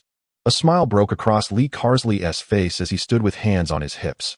In contrast, Liverpool U18 head coach Nick Crittenden, along with assistants Gerrard and Mike Garritti, found themselves grimacing, their celebratory gestures half completed, thinking, why couldn't you just play it safe? Must you go for such a spectacular chip shot? Scoring goals is the ultimate pursuit. How unfortunate it is to have squandered such a rare opportunity to find the back of the net. Ligt, in terms of long passes, may only be inferior to Gerrard in strength. However, his precision is undoubtedly superior. With the crossbar as his reference, he effortlessly executed a backspin long pass, striking the ball against the lower edge of the crossbar, which continued to surge forward without any hindrance. Suddenly, amidst the flurry of events, someone realized that the situation was amiss. The descending ball crossed the goal line and then rebounded, striking the pristine white goal and finding the net. The smile of Manchester City's U18 coach, Ligt, froze on his face. Previously, Neil Critchley had lamented Liching's overly flamboyant style. But Gerrard and Mike Garritti reacted with remarkable swiftness, their excitement palpable, as they displayed exuberant gestures on the pitch of the City Academy Stadium. After scoring, Ligt discreetly wiped the sweat from his forehead, celebrating immediately after such a confident shot felt somewhat excessive. Fortunately, the ball followed its predetermined trajectory. Otherwise, his handsome face would have turned crimson from embarrassment. The Liverpool U18 players, having endured nearly 20 minutes of relentless defense, erupted in emotion. Why was there such a concentrated effort on defense with only Ligt left to attack? Was it not for the purpose of scoring? Now that they had taken the lead as guests, it was only fitting to celebrate. Aside from goalkeeper Grabera, who stood at the goal celebrating the score, all 9 other players rushed towards Ligt, who raised his arms in triumph, including Glenn McCauley, who had previously harbored doubts about him. The crushing 0-7 defeat at the beginning of the season had weighed heavily on them before this match, but now, with Liching's confident and morale-boosting lob to open the scoring, the feeling was simply exhilarating. Meanwhile, Jurgen Klopp, watching the live broadcast, raised an eyebrow at Liching's choice to attempt a lob in a one-on-one situation. As an experienced coach, he preferred to see players opt for a more secure approach, to complete the shot and then turn back with such confidence, celebrating prematurely, unless one can score. All else is mere embellishment. However, in the end, there was no real danger. The flamboyant strike from the post, 2000 era, ultimately found the net, helping Liverpool U18 to take the lead away from home. Observing the footage, it was evident that Klopp regarded Ligt with palpable admiration. As a young player yet to reach the age of 16, his choice to execute a visually captivating lob under such pressure is, in itself, a testament to his self-assurance. Confidence is an essential quality for any professional athlete. While a lob may not be the most reliable method, what matters is the player's self-belief, coupled with the successful outcome. In professional football, the result is paramount. Moreover, considering that Ligt is still under 16, there remains significant potential for further development. Meanwhile, the star players of Manchester City U18, Sancho, Foden, Diaz, and Mecca, exchanged bewildered glances, unable to fathom how their opponents managed to score with a mere swift counterattack. And in such a spectacular fashion. This inevitably evokes a sense of disappointment, akin to the feeling of investing immense effort without reward, while the rival reaps great benefits from a simple attempt. This stark contrast can be difficult to accept in the short term. At this juncture, the role of the head coach becomes crucial. Ligt, through applause, invigorates his players, reminding them that they are the finest youth team in all of England. Manchester City is currently one of the best clubs in youth training across the country, with its players being the CR de la CRME. This season, they have remained undefeated in both the League and the FA Youth Cup, and the recent 7-goal triumph against Liverpool U18 feels like yesterday. How could they so easily concede defeat? The match has only just begun, merely 20 minutes in. Securing victory is but a matter of time. Liching's exquisite lobbed shot not only enabled Liverpool U18 to open the scoring, but also shattered the equilibrium of the match. The home team, now trailing, began to exert greater pressure in their quest to equalize within a short span. Consequently, Liverpool U18 found themselves in precarious situations within their penalty area. Had it not been for the astonishing form of goalkeeper grab era, Manchester City U18 would have already leveled the score. The mounting pressure from relentless defending became palpable, and in the 26th minute, Sancho exploited his speed to break past John Stones, delivering a precise cutback. The striker at the forefront, Mecca, feigned a shot at the near post, deceiving all defenders, allowing Foden to surge in and deliver a lethal strike that brought Manchester City U18 back on level terms. Before the Liverpool U18 players could regain their composure, the match resumed, and just 2 minutes later, Sancho, who had earlier provided the assist, unleashed a low shot from the right flank of the penalty area, propelling his team into the lead. Chapter 45. A goal seals the deal. Within a mere 3 minutes, he contributed a goal and an assist, and Sancho appeared exceedingly exhilarated. The Manchester City supporters in attendance chanted his name in unison, "Sancho, Sancho, Sancho," their voices echoing like a relentless tide, reminiscent of the one-sided massacre witnessed in the third round of the Youth Super League. The cheers reverberated throughout the entire City Academy ground, and as the adulated player, Sancho clearly relished the moment. As he returned to his half, he consciously glanced towards Ligt, who had initiated Liverpool U18 scoring, and shrugged his shoulders in acknowledgement. Ligt found Sancho's provocative actions somewhat bewildering. Was it merely a contribution of 1 goal and 1 assist? With less than 30 minutes into the match, there remained ample time to equalize and even take the lead. However, it was disheartening that, under such circumstances, the passive tasks failed to be activated. Otherwise, the motivation would have surged. The on-site photographer, responsible for adjusting the visuals, captured a particularly poignant moment and subsequently focused on a close-up of Liching's face, which had been pushed into the frame. Klopp, observing Ligt through the broadcast, felt a surge of anticipation. There was still ample time in the match, and if you could provide me with sufficient surprises, I might consider promoting you to the first team temporarily. Standing alongside a handful of Liverpool fans, Tong Shenbing gazed intently at the furrowed brow of Ligt, choosing to silently offer encouragement. As the match resumed, Liverpool U18, having the advantage of kickoff, failed to generate any significant threats in their offense. Before long, possession shifted, and the home team, Manchester City U18, regained control of the match. Ligt was eager to assist his team in equalizing the score. Yet his teammates were momentarily flustered by Manchester City's U18 team, who had swiftly scored 2 consecutive goals. Just after the kickoff, a misstep occurred following only a few passes. Nevertheless, he did not cast blame upon his comrades.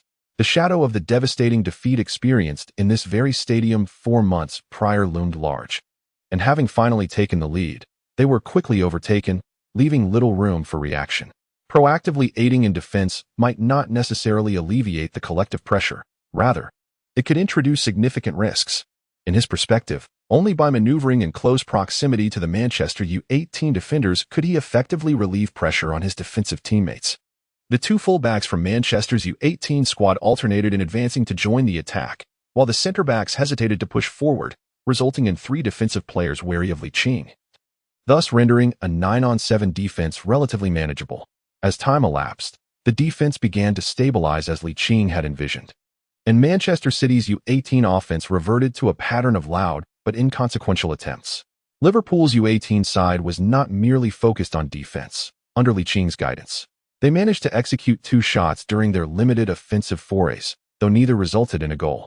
The defenders of Manchester U18 were astute, recognizing the importance of committing fouls during the transition from attack to defense, which forced Ligt to retreat with the ball, consequently extinguishing the best opportunities for attack. After a period of rapid offensive maneuvers, Manchester U18 slowed their pace, allowing Liverpool U18 a rare moment to catch their breath and gradually increasing their own attacking opportunities. Ligt understood that Manchester City's U18 team was intent on countering, aiming to exploit the vulnerabilities of his side.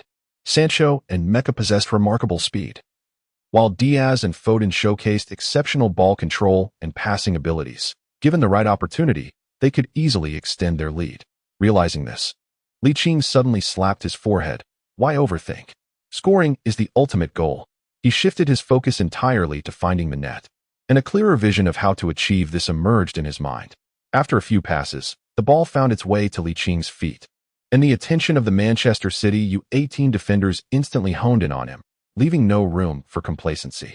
Although the initial goal conceded was largely fortuitous, every subsequent attacking opportunity for Liverpool's U18 was orchestrated by Ligt, compelling them to take him seriously.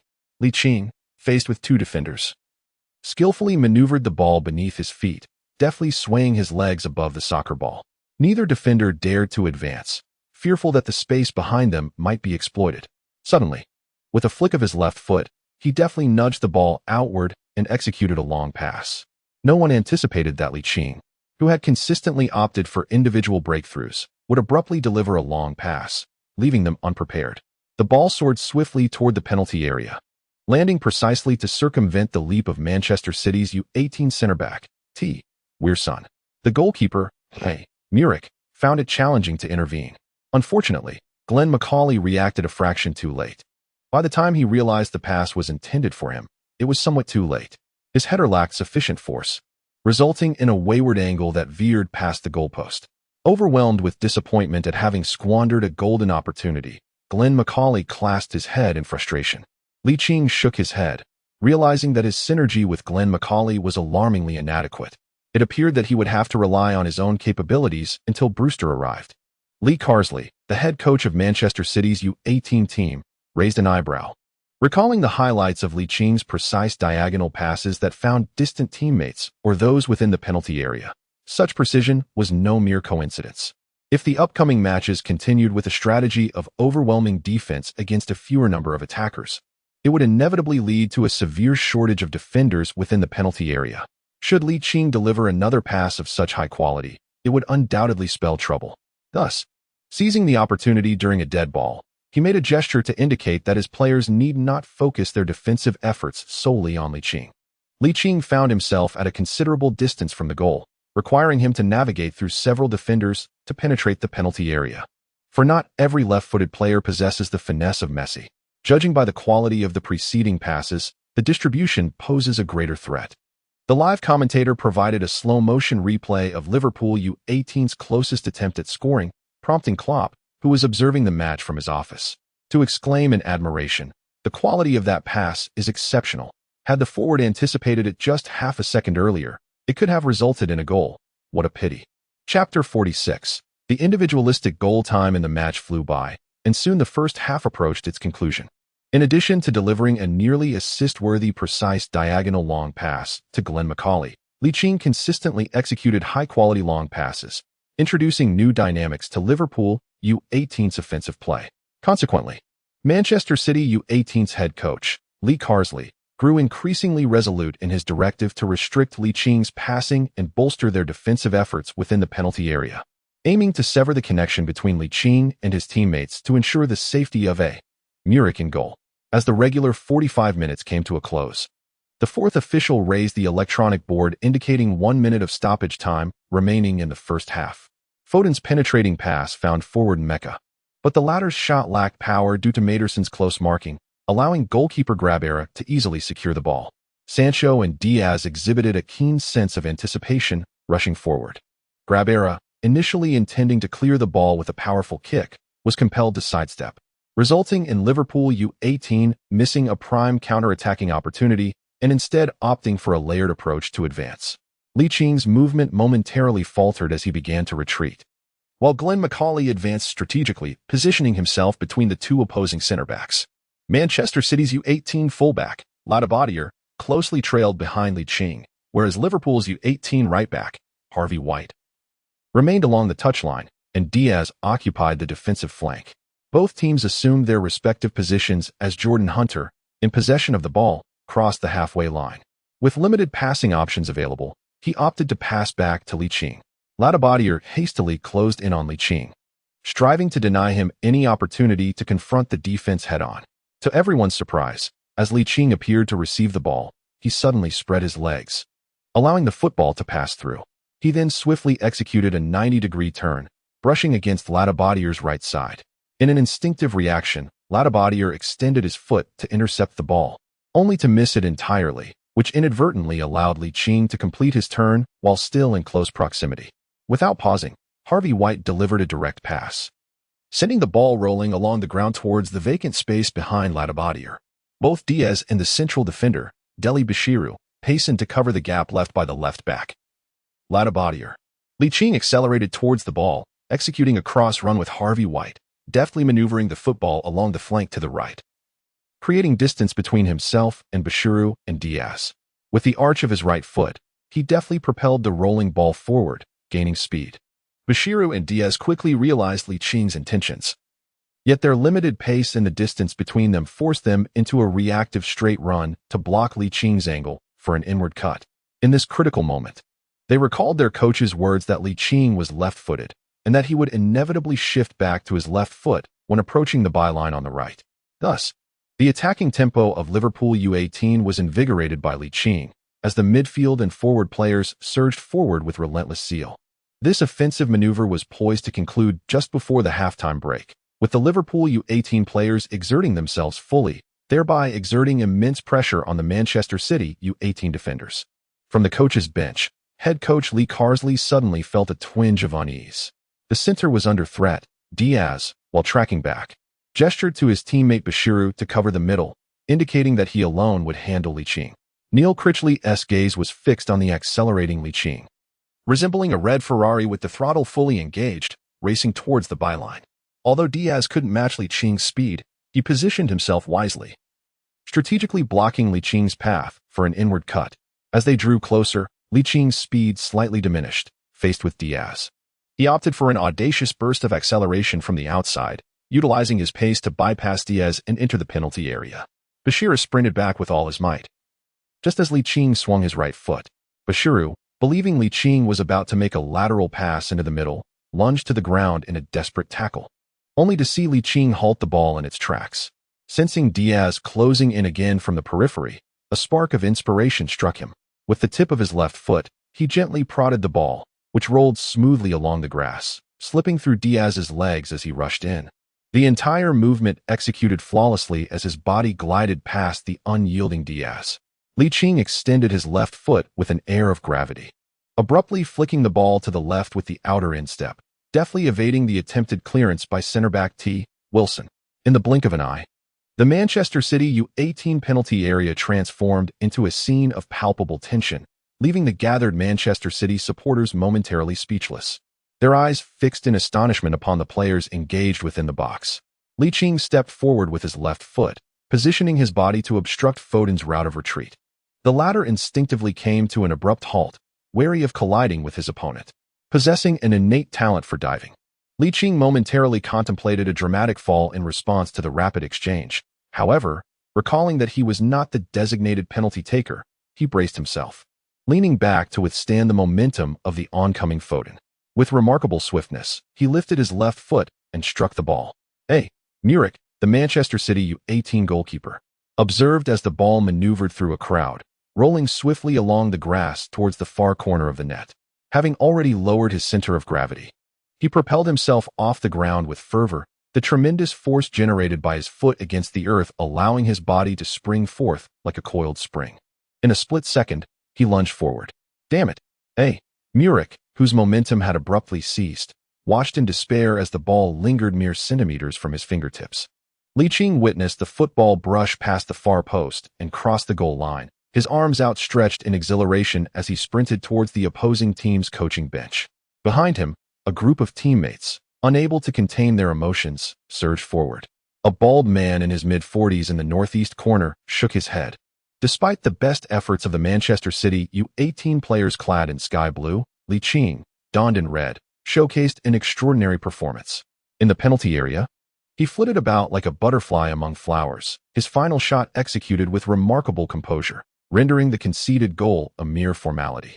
Even Klopp, seated before the television, was stirred by the audacity of Liching's goal, raising his arms in fervent celebration while contemplating the youthful visage displayed on the broadcast.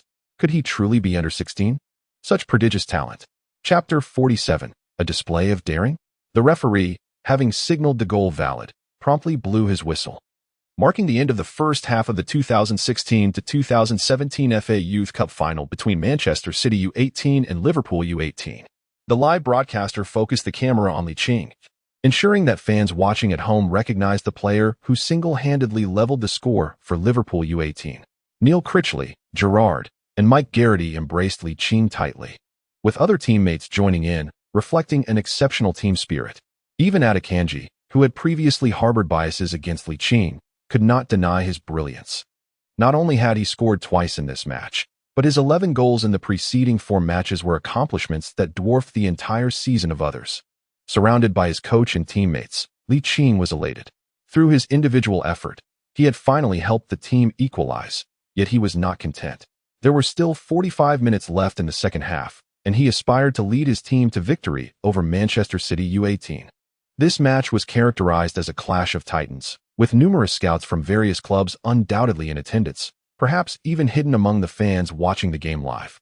Just as Liching suspected, there were indeed scouts from renowned clubs among the supporters. Mendes, amidst his busy schedule, could not help but smile as he watched the match. The price he paid to sign Liching had been substantial, a gamble of sorts, yet it now seemed evident that Liching possessed immense talent, arguably exceeding that of a young Messi flourishing at La Masia. Perhaps Liching truly had the potential to rise to the ranks of superstars like Cristiano Ronaldo and Messi. If so, his investment would yield tremendous returns. The Youth FA Cup match took place in a stadium devoid of spectator seating, with fans standing around the perimeter. Naturally, the players lacked a traditional changing room, with the exception of the home team. Led by Liching, the Liverpool U18 players sat on the sidelines, enduring the incessant clicking of cameras from media reporters. The recently concluded first half had taken a toll on them, leaving them fatigued and in dire need of hydration to prepare for the second half. Among the standout performers were 2 players, Sancho and Liching, each contributing significantly to the game, Sancho with a goal and an assist, and Liching netting 2 goals. The journalists and content creators present knew that regardless of the second half's outcome, the exceptional displays by Sancho and Liching in the first half would surely make headlines. As dusk descended, the high-powered floodlights surrounding the field illuminated the area, yet did little to combat the dropping temperatures. A gentle breeze swept through, causing Tong Shinbing, who stood on the sidelines, to shiver involuntarily. The warmth of her breath mingled with the chilly air as she muttered softly, "I should have brought a heavier coat. I'm freezing." At that moment, a familiar figure appeared before her, Liching, holding a thick down jacket, his handsome face glistening with sweat. "Tong cousin, you look so cold. Here, take this to wear," he said. Tong Shinbing was among the few female fans at the Manchester City Academy Stadium, and as the clock approached 6 in the afternoon, the chill intensified, despite her numerous layers. The sight of a pretty girl in distress drew sympathy from the Liverpool supporters, who applauded Liching's thoughtful gesture as he draped the jacket over her shoulders. Just as she was about to decline, Liching shrugged and retreated back to his team, leaving her with no choice but to wear his substantial down jacket. Beyond its warmth, she detected a faint masculine scent emanating from it. Her gaze shifted forward, where Liching was intently listening to the coach, his focused demeanor appearing even more striking under the floodlights. The 15-minute halftime quickly elapsed, and both teams returned to the pitch. Perhaps satisfied with their players' performances in the first half, neither coach opted for substitutions. With the advantage of the kickoff, Liverpool U18 did not rush to initiate an offensive. After a series of passes, the ball found its way to Liching on the right flank, the memory of his dazzling goal just before halftime still vivid. The Manchester City U18 defenders remained vigilant, fully aware of the potential threat he posed. Liching could not help but smile at the solemn expressions of his opponents. He raised his right foot, feigning a pass to Coyle, which prompted Diaz to lift his foot in an attempt to intercept. In a swift motion, he lowered his right foot, shifting his weight to alternate his support. With a sudden and forceful flick of his left foot's instep, he directed the ball sharply to the right front. His right foot then swiftly pressed down on the ball, pulling it to the left, causing the outmaneuvered fullback, Ladabadier, to halt abruptly in place. only to follow the change in Liching's dribbling as he retreated. Unexpectedly, just as Liching pulled the ball to the left, he reversed direction, deftly nudging the ball forward with the tip of his foot. The soccer ball glided along the ground, slipping through the legs of Ladabadier, who had just begun to step forward.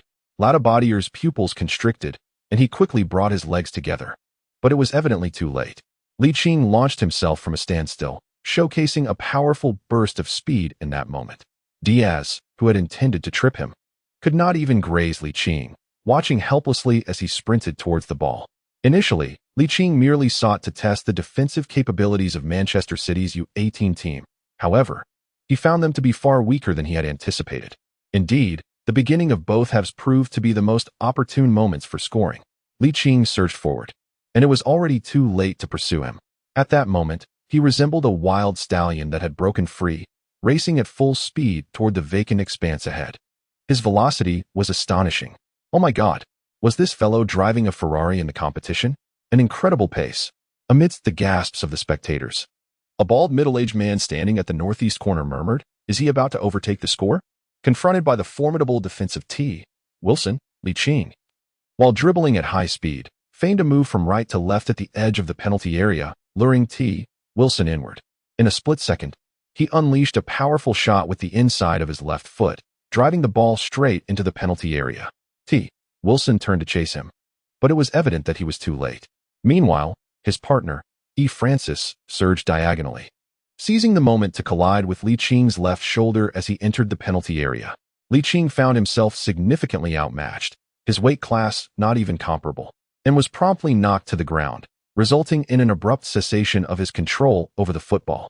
Just as he thought the offensive play had concluded, he suddenly heard a whistle. Beep. His eyes brightened as he observed the referee pointing towards the penalty spot. A penalty kick. Goodness. His innate diving prowess had proven effective.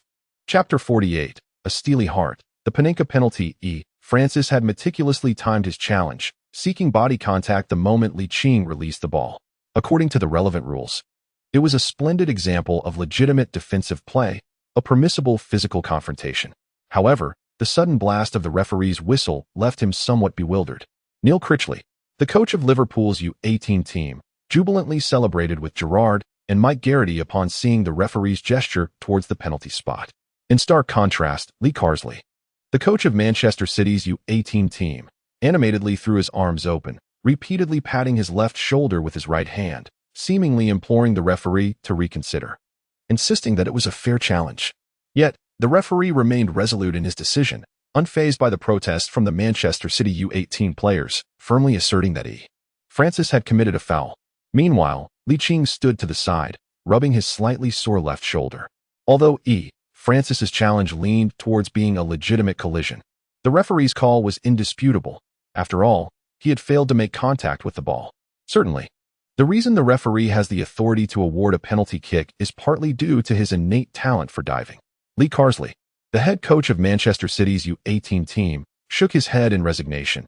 He had observed the incident quite clearly. The collision seemed reasonable. Yet the referee's decision was not without justification. Often, the rulings in a football match hinge upon the referee's subjective judgment made in the blink of an eye. The live commentator repeatedly replayed slow-motion footage of the physical confrontation between E. Francis and Liching.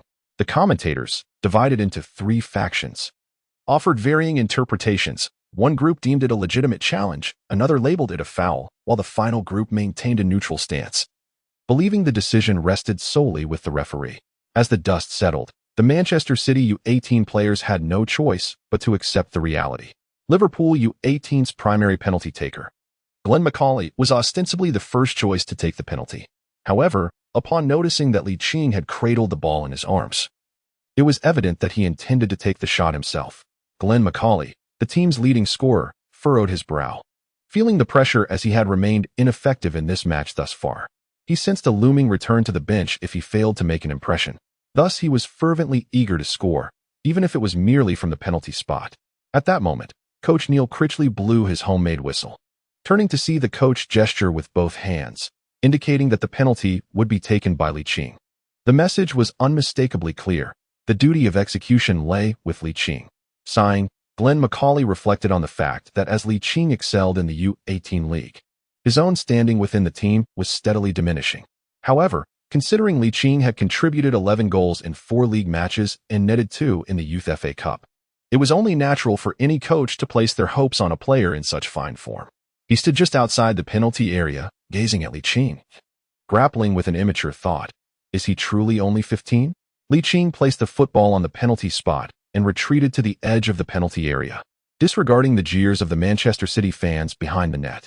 His youthful visage was adorned with determination as he awaited the referee's whistle. The impetus for his desire to take the penalty was not solely the pursuit of a hat trick. Rather, it stemmed from his proficient shooting skills. Boasting a penalty success rate of over 80, augmented by an additional 20 goal-scoring probability from his level 2 precision shooting ability. This effectively rendered the penalty a near-certain goal. Opportunities to challenge the Manchester City U18 team would be scarce, and rather than entrust the responsibility to the out-of-form Glenn Macaulay, he preferred to shoulder the burden himself. As the referee's whistle pierced the air, Ligt focused intently and began his run-up. Meanwhile, goalkeeper Muric swayed his body exaggeratedly, hoping to disrupt Licht's concentration as he prepared to take the penalty. He vividly recalled the head coach mentioning Licht's profile, born in February 2001. Mere weeks away from turning 16. Could such a young player possess the mental fortitude necessary for this moment? He remained unconvinced. Ligt took his final step. Positioning his right foot approximately 20 centimeters to the right of the football, his body inclined to the right at an angle of about 60 degrees. Then, with dramatic flair, he swung his left foot. Muric raised an eyebrow, utterly perplexed as to which direction Ligt intended to strike the ball. It was not until the moment Licht's left foot made contact with the football that his eyes sparkled with sudden clarity, and a long-lost victorious smile graced his lips. No matter how composed you remain, you cannot breach the goal of a penalty expert like me. The lower right corner. But what was the reality? Ligt exaggeratedly raised his left foot, not delivering a powerful strike nor directing the ball towards the lower right corner of the goal as Muric had anticipated. Instead, at the very moment of contact, he withdrew 80% of his strength, merely caressing the bottom of the football with the inner side of his foot. Alas, Muric had already committed his body to the left side, anticipating the ball's trajectory towards the lower right corner of the goal. The soccer ball, kicked by Ligt, soared weakly toward the center of the goal. In theory, even an amateur goalkeeper could easily catch such a shot. However, Muric had anticipated the penalty kick and made an early move, leaving him to watch helplessly as the ball leisurely descended toward the center of the goal where he had originally stood. Having achieved his third goal of the match, Ligt did not exhibit the same exuberance as with his previous 2 goals. Rather, he remained composed, arms outstretched, awaiting his teammates to join him in celebration. The coaching staff and substitute players in front of the opposing team's bench erupted in jubilation, fervently applauding Licht's exquisite Panenka penalty kick. Gerrard's admiration for him intensified, recognizing the audacity of a player yet to reach the age of 16 executing such an aesthetically pleasing penalty in a tied match. An impressive display of nerve. Jurgen Klopp, the Liverpool manager watching from the television, murmured, "With a penalty like that, I must elevate you to the first team." Of course, Klopp was not one to act impulsively. Licht's performances during this period had already demonstrated that he surpassed the majority of U18 players significantly. Leaving little room for advancement to U23, only the first team remained a viable option. Chapter 49. The individual against the team. With Klopp having resolved to promote Ligt to the first team, it rendered the continuation of this match meaningless. This weekend, he must prepare for the upcoming fixture at Anfield against Swansea, with numerous responsibilities awaiting him as the head coach. Ligt remained oblivious to the fact that his performance had garnered the approval of Klopp. Having helped his team regain the lead, he was still brimming with determination, eager to ensure a definitive victory for Liverpool. With over 40 minutes remaining in the match, the opponents had ample time to level the score, or even to take the lead. In the northeastern corner of the pitch, a bald middle-aged man observed the 28th player of the Liverpool U18 team with keen interest, contemplating whether he could persuade Begiristain to find a way to bring this extraordinary talent to Manchester City. Judging by Licht's performance, he bore a striking resemblance to Messi during his time at La Masia, and even in terms of scoring efficiency. He appeared to surpass the Messi who played for Barcelona's second team. If he could sustain such talent, he might not only rival Messi, but could potentially exceed him. Regardless of the cost, the return on investment would undoubtedly be substantial. Meanwhile, The few Liverpool fans erupted in a deafening roar, akin to a tsunami, cheering for the remarkable Ligt. Manchester City U18 stars Sancho, Foden, Diaz, and Mecca shook their heads in disbelief as they watched Ligt score a hat-trick. They could hardly fathom that the Liverpool U18 team, which had been thoroughly trounced just 4 months prior, had become so formidable under Licht's leadership. Sancho and Foden exchanged glances, their expressions reflecting their own helplessness. From the onset of the match, they had exerted considerable effort.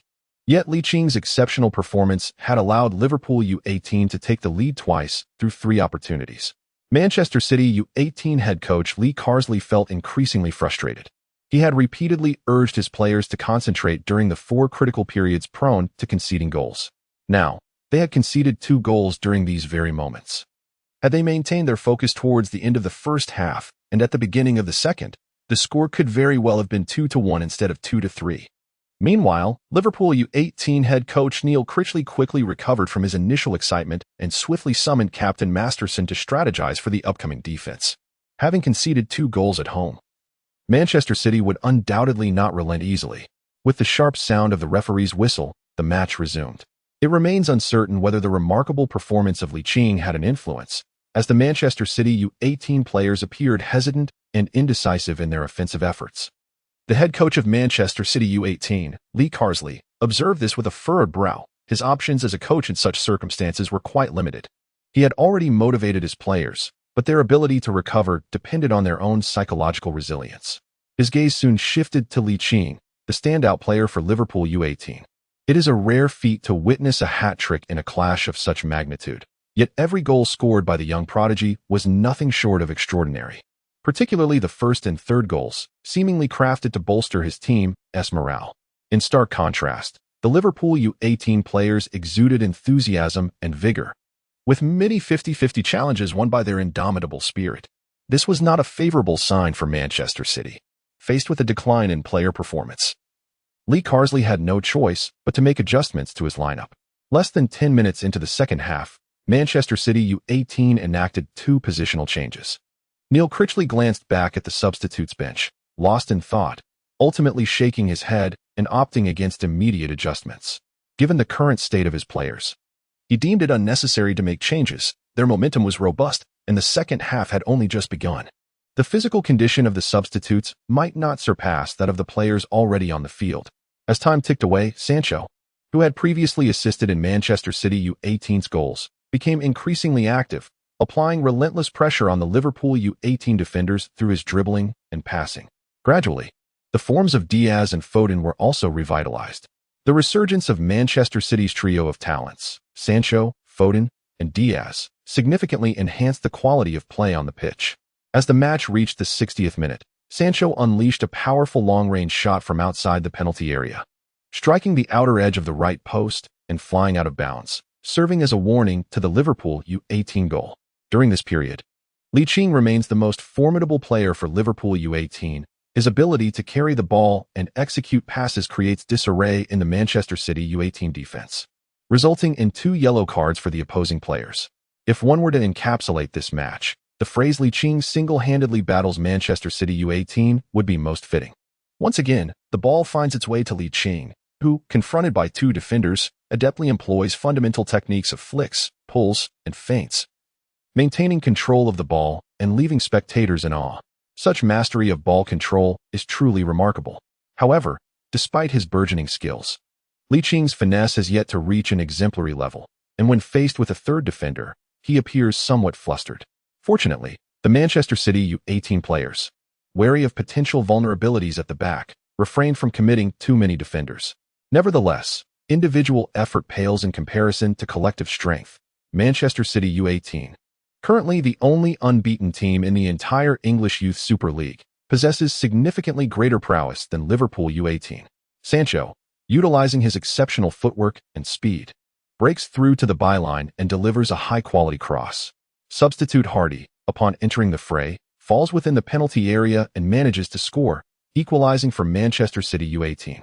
The live commentator first focuses on Sancho, then shifts to Ligt, who has notably completed a hat-trick for Liverpool U18 in this match. Sancho, exuberant, raises his arms in celebration, while Ligt, hands on hips, wears a youthful countenance marked by a deep sense of frustration. Chapter 50. Quick free kick. The format of the Youth FA Cup closely mirrors that of the Senior FA Cup, with both competitions featuring a single elimination format from the outset to the final, which takes place at the new Wembley Stadium. The Youth FA Cup, from the first round to the quarterfinals, is also a knockout competition, with venues determined by a draw. The semi-finals and finals are contested over 2 legs, home and away. The 116th final between Manchester City U18 and Liverpool U18 is a single elimination match. Should the score end in a draw, the teams will engage in a 30-minute extra time, and if necessary, proceed to the daunting penalty shootout. Of course, with the regular 90 minutes still not concluded, the prospect of extra time and penalties remains distant. The youngest player on the field, Ligt, clenches his fists, determined to leverage his individual talents to propel his team into the round of 16. Despite the defensive shortcomings of his side, previously, Agent Mendes engaged in a dialogue with first-team coach Klopp, expressing that Ligt currently possesses a level of skill that surpasses that of U18 players, rendering his elevation to U23 somewhat unbeneficial. He hopes for an opportunity to join the first team, should there be no available position within the first team. He wishes for the club to allow Ligt to gain experience with other teams. Klopp firmly stated his decision to retain the squad for the Youth FA Cup, asserting that a remarkable performance could pave the way for Licht's inclusion in the first team. Conversely, should he not meet expectations, a loan to clubs willing to provide playing time would be considered. Scoring 3 goals is undeniably impressive. However, Ligt is reluctant to endure the feeling of defeat. Thus, he resolved to assist the team in reclaiming the lead within the limited time frame, aiming for advancement to the round of 16 in the Youth FA Cup. Liverpool U18 coach Neil Critchley made strategic adjustments prior to the match resuming, substituting Brewster for Glenn McCauley to enhance the synergy among the forward players alongside Ligt. The score was restored to equilibrium, yet time dwindled, prompting both sides to approach their attacks with caution. The threatening plays that Manchester City's U18 team had previously attempted became scarce, evidently due to concerns that high-risk passes might be intercepted, leading to quality counterattacks by the opposition.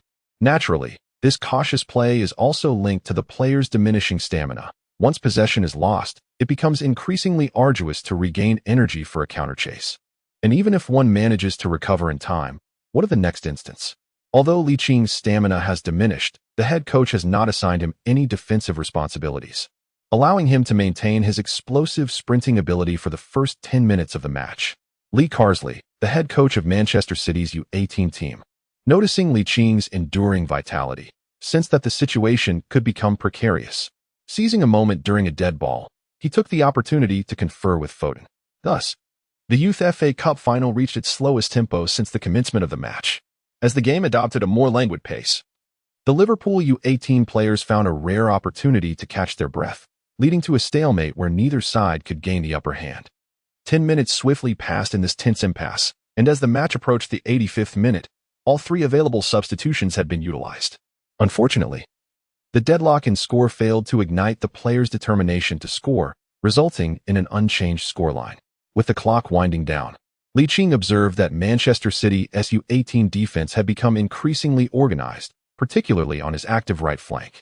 To confront goalkeeper A. Muric, he realized he would need to navigate through numerous obstacles, a feat difficult to accomplish given his current skill set in dribbling and ball control. Thus, he discreetly acquired 2 5-star skill cards from the system's shop, biding his time for an opportune moment to deploy them. The 3-star players, Sancho, Diaz, and Foden, were affected by fatigue, which dampened their offensive zeal.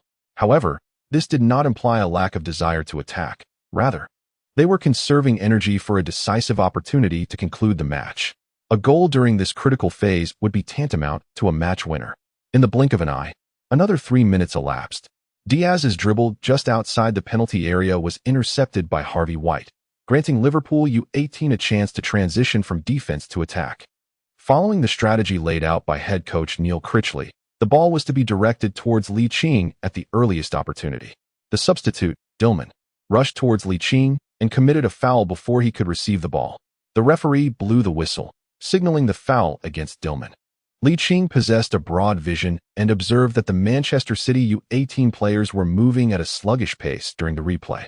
Suddenly, he realized that this might present an excellent opportunity for a counterattack. he swiftly rose from the ground, securing the ball he had cradled after falling and promptly placing it at a standstill. Then, he quickly dispatched it to Brewster, who had just come on as a substitute. Brewster, seemingly in perfect harmony with Ligt, made no hesitation and sent the ball forward without pause.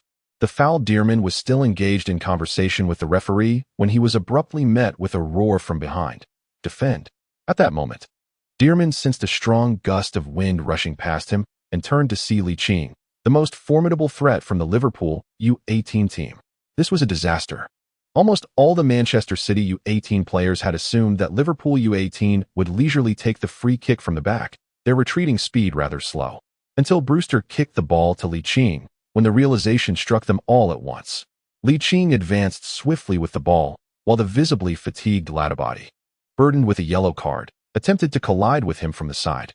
However, he evidently underestimated Liching's pace and overestimated his own, resulting in no physical contact between them.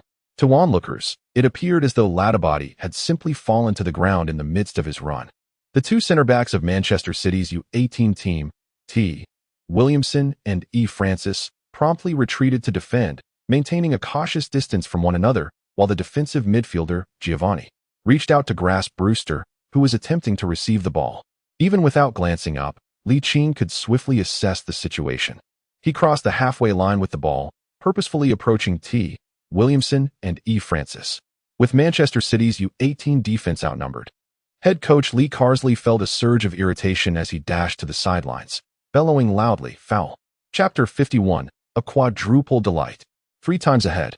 Lee Carsley's voice resonates with such volume that fans seated before the television can clearly hear him through the live broadcast. The Manchester City U18 defenders, however, are wholly absorbed in the game, their focus entirely directed towards the pitch, rendering them oblivious to his shouts. Nevertheless, T. Wilson and E. Francis, seasoned defenders, are acutely aware that in such precarious defensive situations, decisive fouls may be warranted. Yet, the disparity between intention and execution often proves to be significant. Over the course of the past 80 minutes, it has become evident that Ligt is not easily brought down, particularly in one-on-one scenarios. His remarkable speed and explosive power are nothing short of astonishing, compelling T. Wilson and E. Francis to bide their time for the right opportunity to foul. Naturally, as professional athletes, they harbor a certain obsession. Why, as fellow professionals, should they not employ conventional methods to achieve effective defense? Brewster, accompanied by Giovanni, sprints towards the left flank, while Ligt swiftly advances into Manchester City U18's defensive zone, approximately 40 yards out. T. Wilson and E. Francis exchange a knowing glance, fully cognizant that the ensuing moments of defense will be crucial, should they fail to contain either the ball or the player. Their aspirations for advancing in the FA Youth Cup may be dashed. With resolute gazes and indomitable spirit, they stand firm in this narrow encounter. It is the brave who shall emerge victorious. Ligt, while sprinting at the center, silently chanted, "5-star skill card, activate." With precious moments of the match slipping away, he knew he must seize this once-in-a-lifetime opportunity. Reflecting on the 3 previous goals, which were partly due to the inattentiveness of the Manchester City U18 players, he resolved to grasp his fate firmly this time.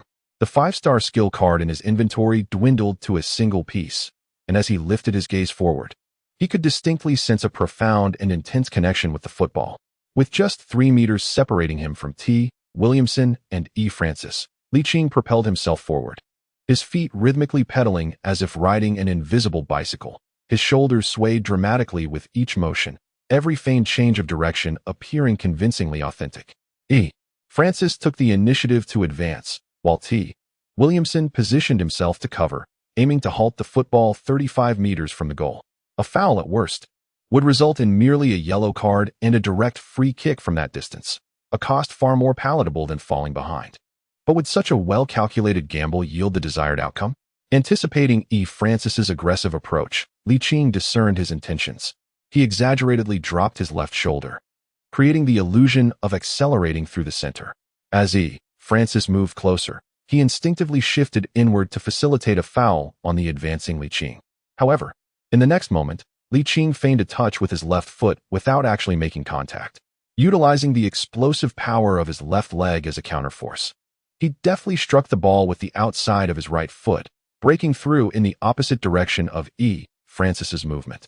In the high-speed chaos of the game, every second counted, and the repercussions of a miscalculated decision were unimaginable. Williamson sprinted towards Li Qing's path, while simultaneously, Li Qing surged forward, deftly using the inside of his right foot to propel the ball ahead, accelerating once more. Williamson's pupils dilated in realization. Li Qing intended to overpower him with sheer speed. Although the shortest distance between 2 points is a straight line, Li Qing's velocity allowed him to compensate for his position trailing behind Williamson. Determined to capitalize on the opportunity for a foul, Williamson prepared to act. Yet, as Li Qing charged toward the right flank, he suddenly paused, gently nudging the ball inward with the outside of his left foot, initiating a leftward breakthrough. Instinctively, Williamson reduced his speed. Little did he expect that as he slowed down, Li Qing would explosively accelerate again, deftly redirecting the ball back to his right front. With a flick of his foot, he executed a swift change of pace. Williamson found himself utterly unprepared for such rapid footwork. As he attempted to regain his footing, he felt a cramp seize his left calf, and despite his determination to push through, he watched helplessly as Li Qing surged ahead, feeling his strength drain away, ultimately collapsing in agony onto the ground. Li Qing naturally paid no heed to Williamson. His sole focus was on Manchester City's U18 goalkeeper, Muric. With a successful strike, the team stood a remarkable chance of securing victory at this venue. The head coach of Manchester City U18, Lee Carsley, buried his face in his hands in anguish. Having already netted a hat trick, Li Qing now found himself one-on-one with the goalkeeper. Could Muric thwart him? The odds were slim, though not entirely impossible.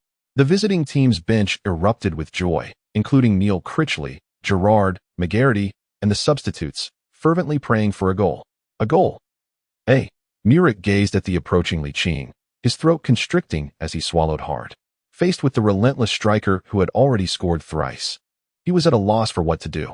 Sancho, Diaz, and Foden watched from a distance, their expressions deflated as they braced for the inevitable outcome.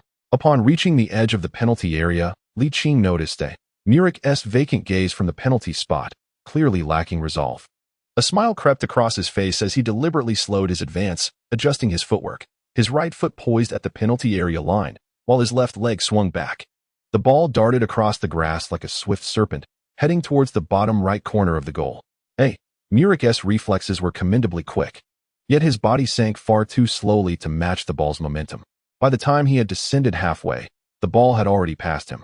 The Manchester City fans stationed behind the goal watched the spectacle unfold with wide eyes, their expressions frozen in disbelief as the ball crossed the goal line and sent the net billowing upwards.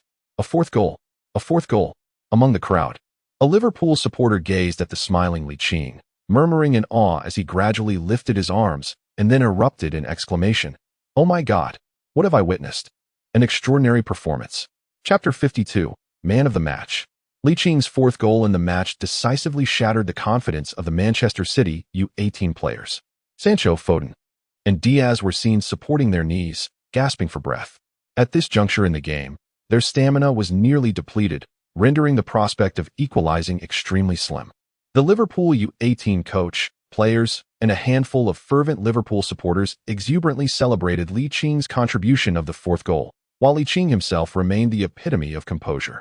On the pitch, some Manchester City U18 players slumped to the ground, others stood with their hands on their hips, and some leaned on their knees, all struggling to catch their breath.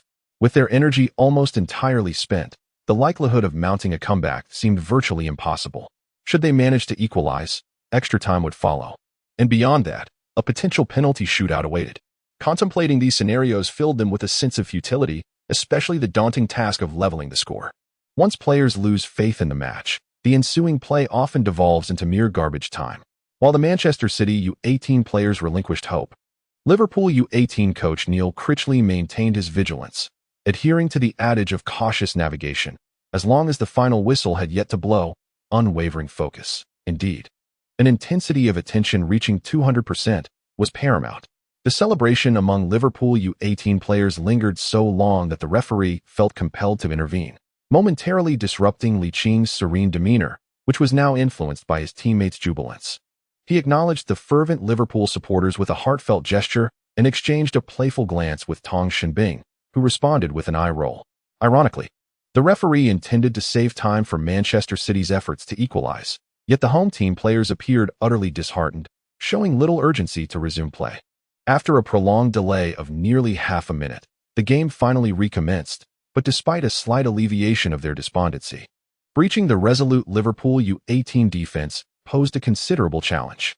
Coupled with Liching's prowess as a counterattacking player, the Manchester City U18 squad found it arduous to muster a concerted offensive effort.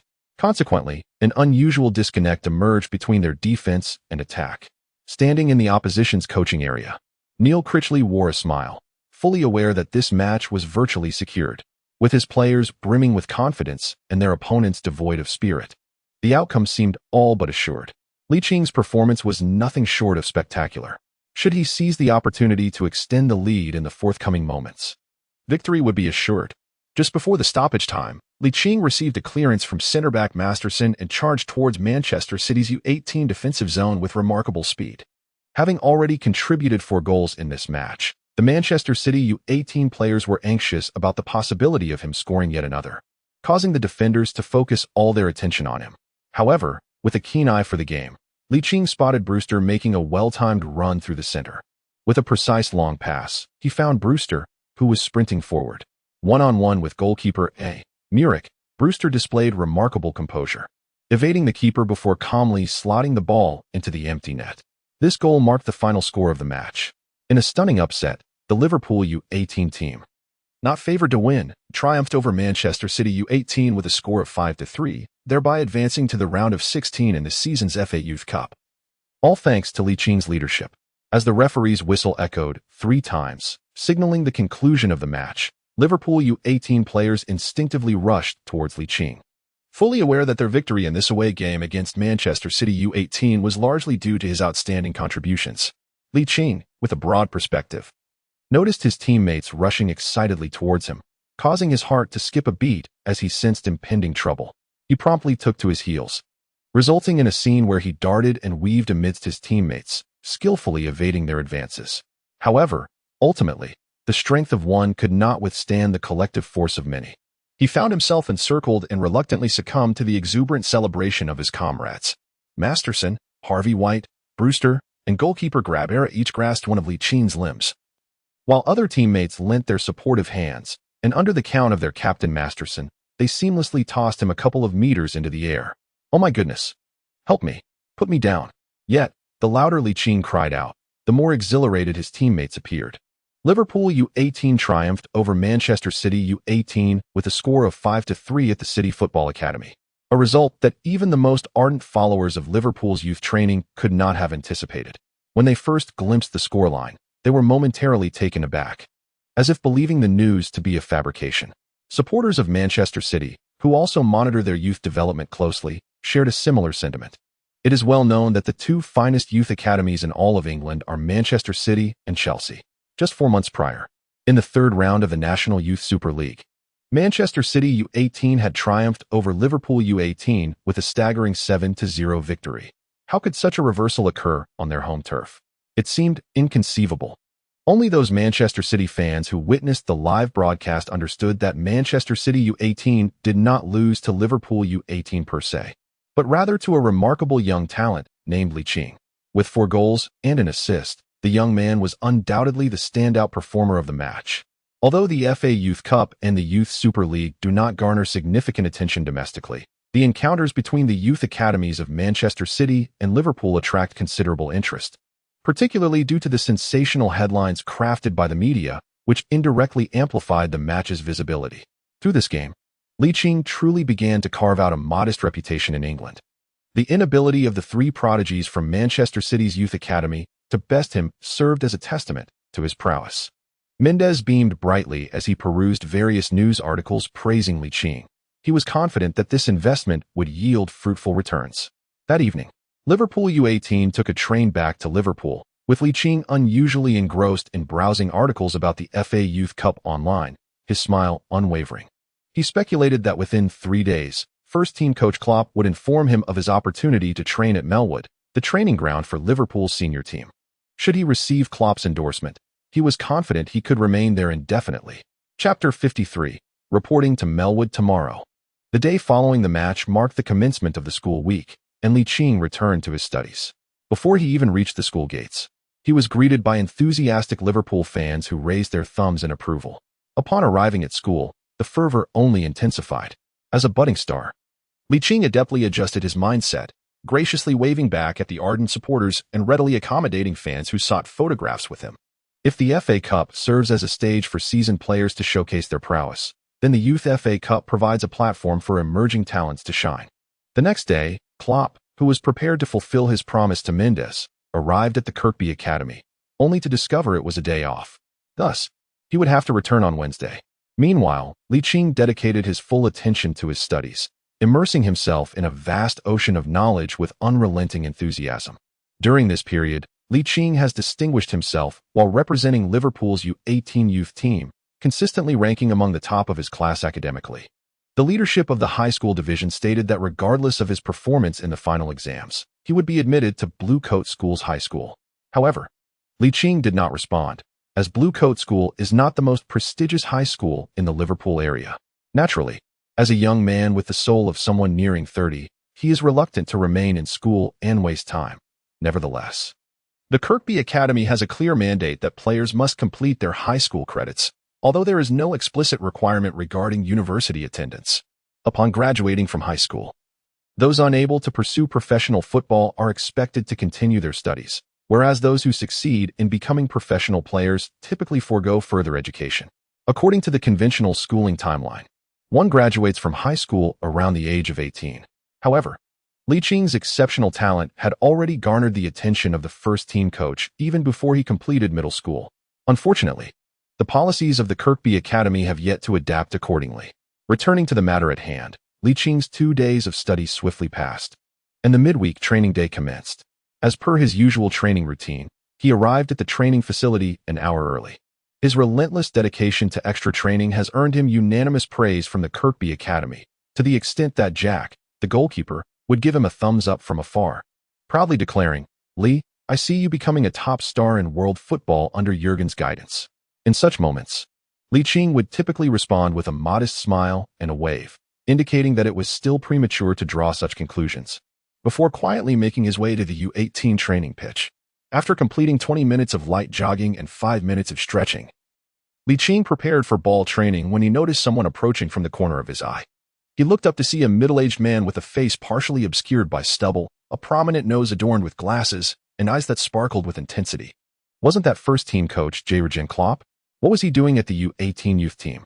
There were no other individuals present at this time. Could it be? Contemplating this possibility, Licht's expression transformed into a tapestry of emotions. Klopp, with his extensive social experience and keen perception, seemed to intuit Licht's thoughts. With a half-smile, he inquired, "Lee, you appear quite cheerful. Have you thought of something delightful? Would you care to share?" Licht's excited expression instantly subdued, and he shook his head, saying, "Mr. Jurgen, you must have misinterpreted my demeanor just now. I was not laughing." Klopp cast a meaningful glance at Ligt and remarked, "What a delightful little fellow." Ligt shrugged and chuckled, "Mr. Jurgen, your early visit to Cork cannot merely be a whimsical impulse, can it? You certainly wouldn't believe it if I claimed as much." Klopp gently rested his right hand on Licht's left shoulder and stated plainly, "Starting tomorrow, you are to report to Melwood." Speculation is but speculation. Yet, when Ligt genuinely heard that Klopp was promoting him to the first team, an exhilarating wave of emotion surged through him. However, his expression remained remarkably composed, and with an unflinching demeanor, he inquired, "Is it not possible for me to go today?" Klopp gazed at Ligt with a hint of suspicion, perplexed that a young man would not exhibit excitement upon receiving such joyous news. Why was he so calm? It defied logic. Subsequently, his gaze towards Ligt softened with admiration. His hand on the shoulder instinctively lifted and came down with a resounding clap. In the end, a multitude of unspoken words coalesced into that single, emphatic gesture. Ligt gasped in pain, his pupils constricting as he cast a pitiful glance at Klopp. "Mr. Jurgen, are you not concerned about the dislocation of my left shoulder blade?" Klopp chuckled awkwardly, retracting his mistaken right hand. He turned away, leaving Ligt with his back, and raised his right hand, Remember to report to Melwood at 10 o'clock tomorrow morning. Ligt pressed his right hand against his left shoulder, which still throbbed with pain, as he watched Klopp gradually recede into the distance. He muttered in exasperation, "Klopp's methods are rather harsh. If I continue to train under him, will I end up severely injured? No, I must enhance my physical conditioning to withstand such strikes." Klopp's decision to promote Ligt to the first team was communicated to the youth training supervisor, Ingersoll, who subsequently informed the U18 coaching staff. Neil Critchley, Mike Garrity, and Gerrard, while anticipating this day, were taken aback by its swift arrival. The planned Youth FA Cup may prove challenging to win. Naturally, they had considered that Licht's elevation to the first team might be temporary. Yet as youth coaches, they hoped for his perpetual presence in the senior squad.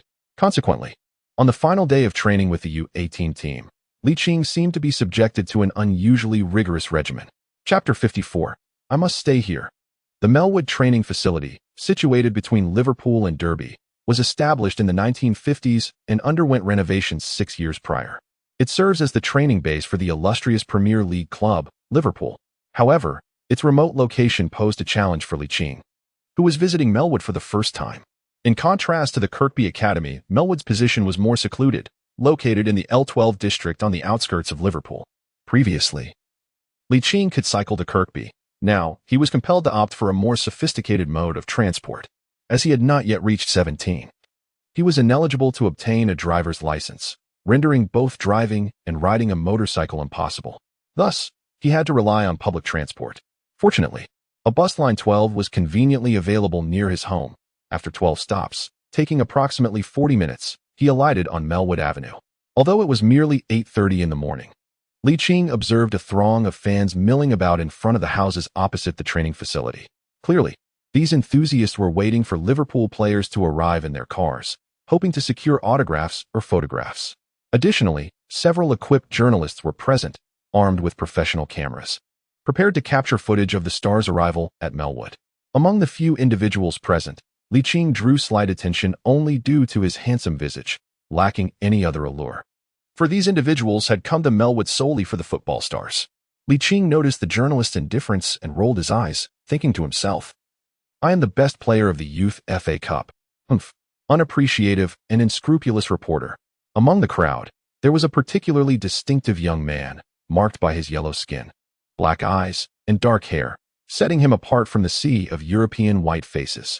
He appeared to be around 25 years old, wielding a professional-grade Canon DSLR, constantly adjusting his lens in search of the perfect angle. Suddenly, the lens focused on a youth standing at approximately 176 centimeters tall, possessing a robust physique, and carrying a Nike messenger bag. His strikingly handsome face and confident smile easily captured the attention of onlookers. The young man attracted the interest of his peers, sharing the same skin tone and hair color. Perhaps due to his prolonged stay abroad, he instinctively felt a kinship with anyone who shared his features, igniting a desire to engage in conversation. As he observed the youth approaching Melwood, he assumed it was the boy's first visit and, unaware that fans were prohibited from entering, hastened towards him, calling out in his native tongue, "Hey, wait a moment." Hearing the familiar Chinese language behind him, Ligt instinctively turned around, spotting a young man sprinting toward him with a professional camera in hand. The young man's excitement surged as he exclaimed, "Are you?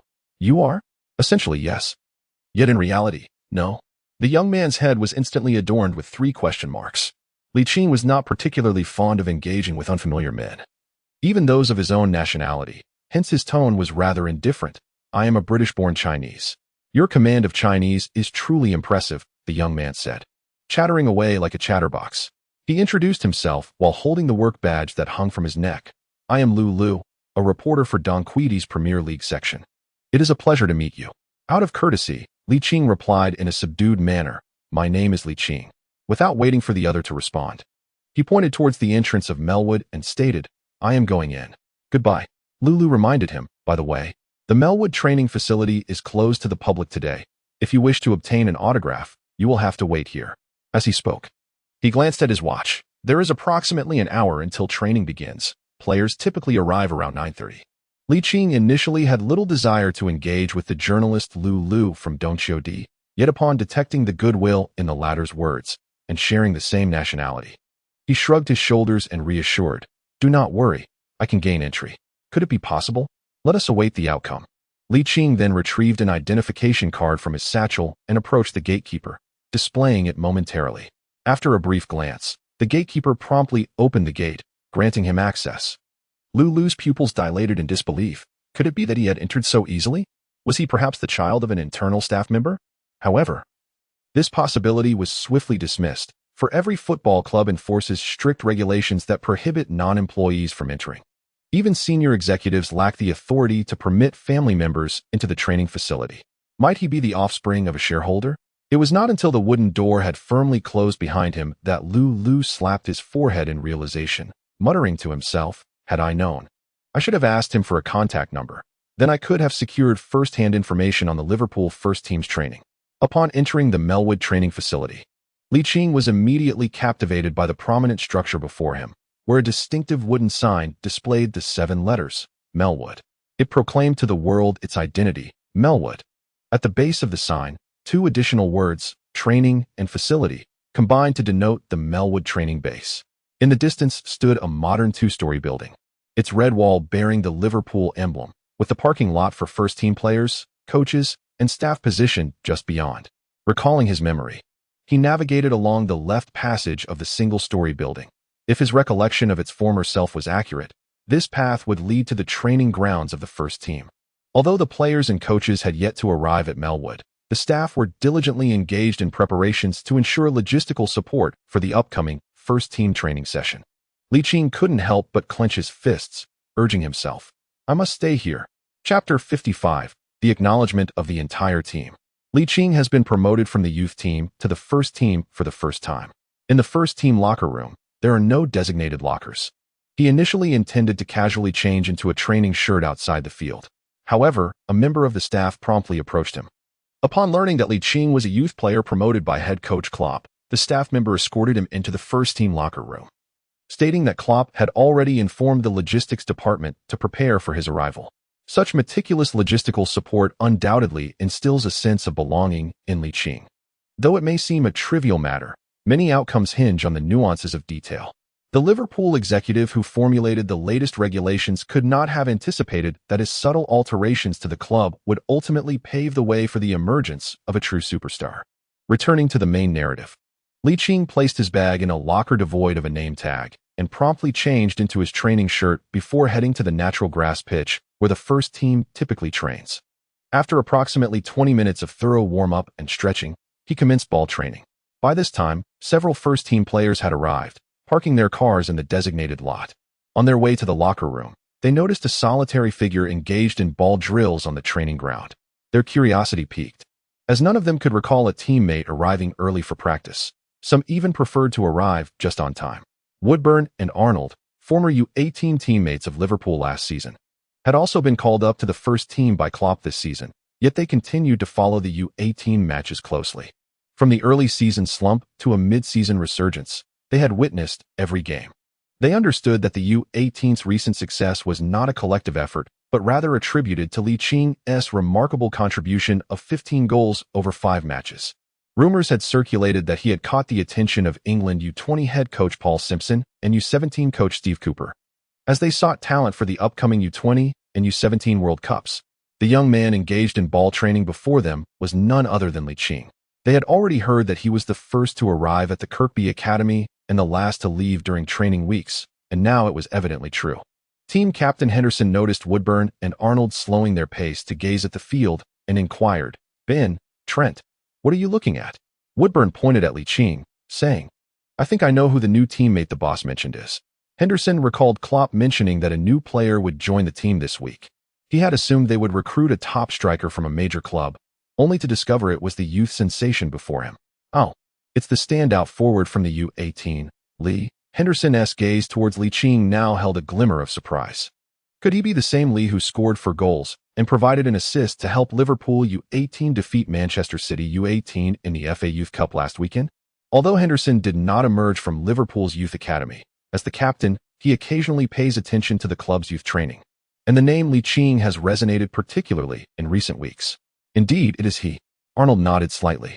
Henderson raised an eyebrow, recalling that, if memory serves, Ligt had not yet turned 16. Could a youth possess the ability to join the first team? He harbored doubts. At precisely 10 o'clock, Klopp, with his hands clasped behind his back, fixed his gaze upon the fewer than 20 first-team players before him and declared in a resonant voice, "Before we commence today's training, I wish to introduce a new teammate to all present." With that, he turned his attention to Ligt, stating, "His name is Kean Lee, a forward from the U18 team of Kirkby Academy." Klopp's introduction was straightforward, clear, and succinct, and he promptly clapped his hands together. "Are we all ready for today's training?" "Ready," every Liverpool player echoed in unison, their spirits high as they embraced the day's training. Ligt, standing to the side, was momentarily taken aback. The atmosphere was vastly different from that of the youth team, leaving him momentarily speechless. "Very well." Klopp's sharp gaze swept across the faces of each player, clearly pleased with their reaction.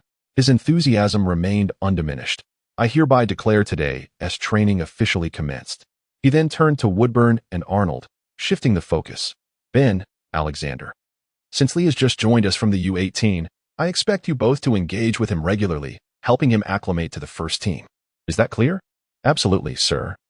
Woodburn and Arnold responded in unison. As the team began their warm-up exercises, Arnold and Woodburn simultaneously approached Ligt, introducing themselves. All three young men hailed from Kirkby Academy, sharing common ground and swiftly becoming close friends. Klopp, observing from the sidelines, felt a sense of satisfaction. Memories of the youthful fervor he had ignited during his tenure at Dortmund flooded back, and he hoped to replicate that success at Liverpool.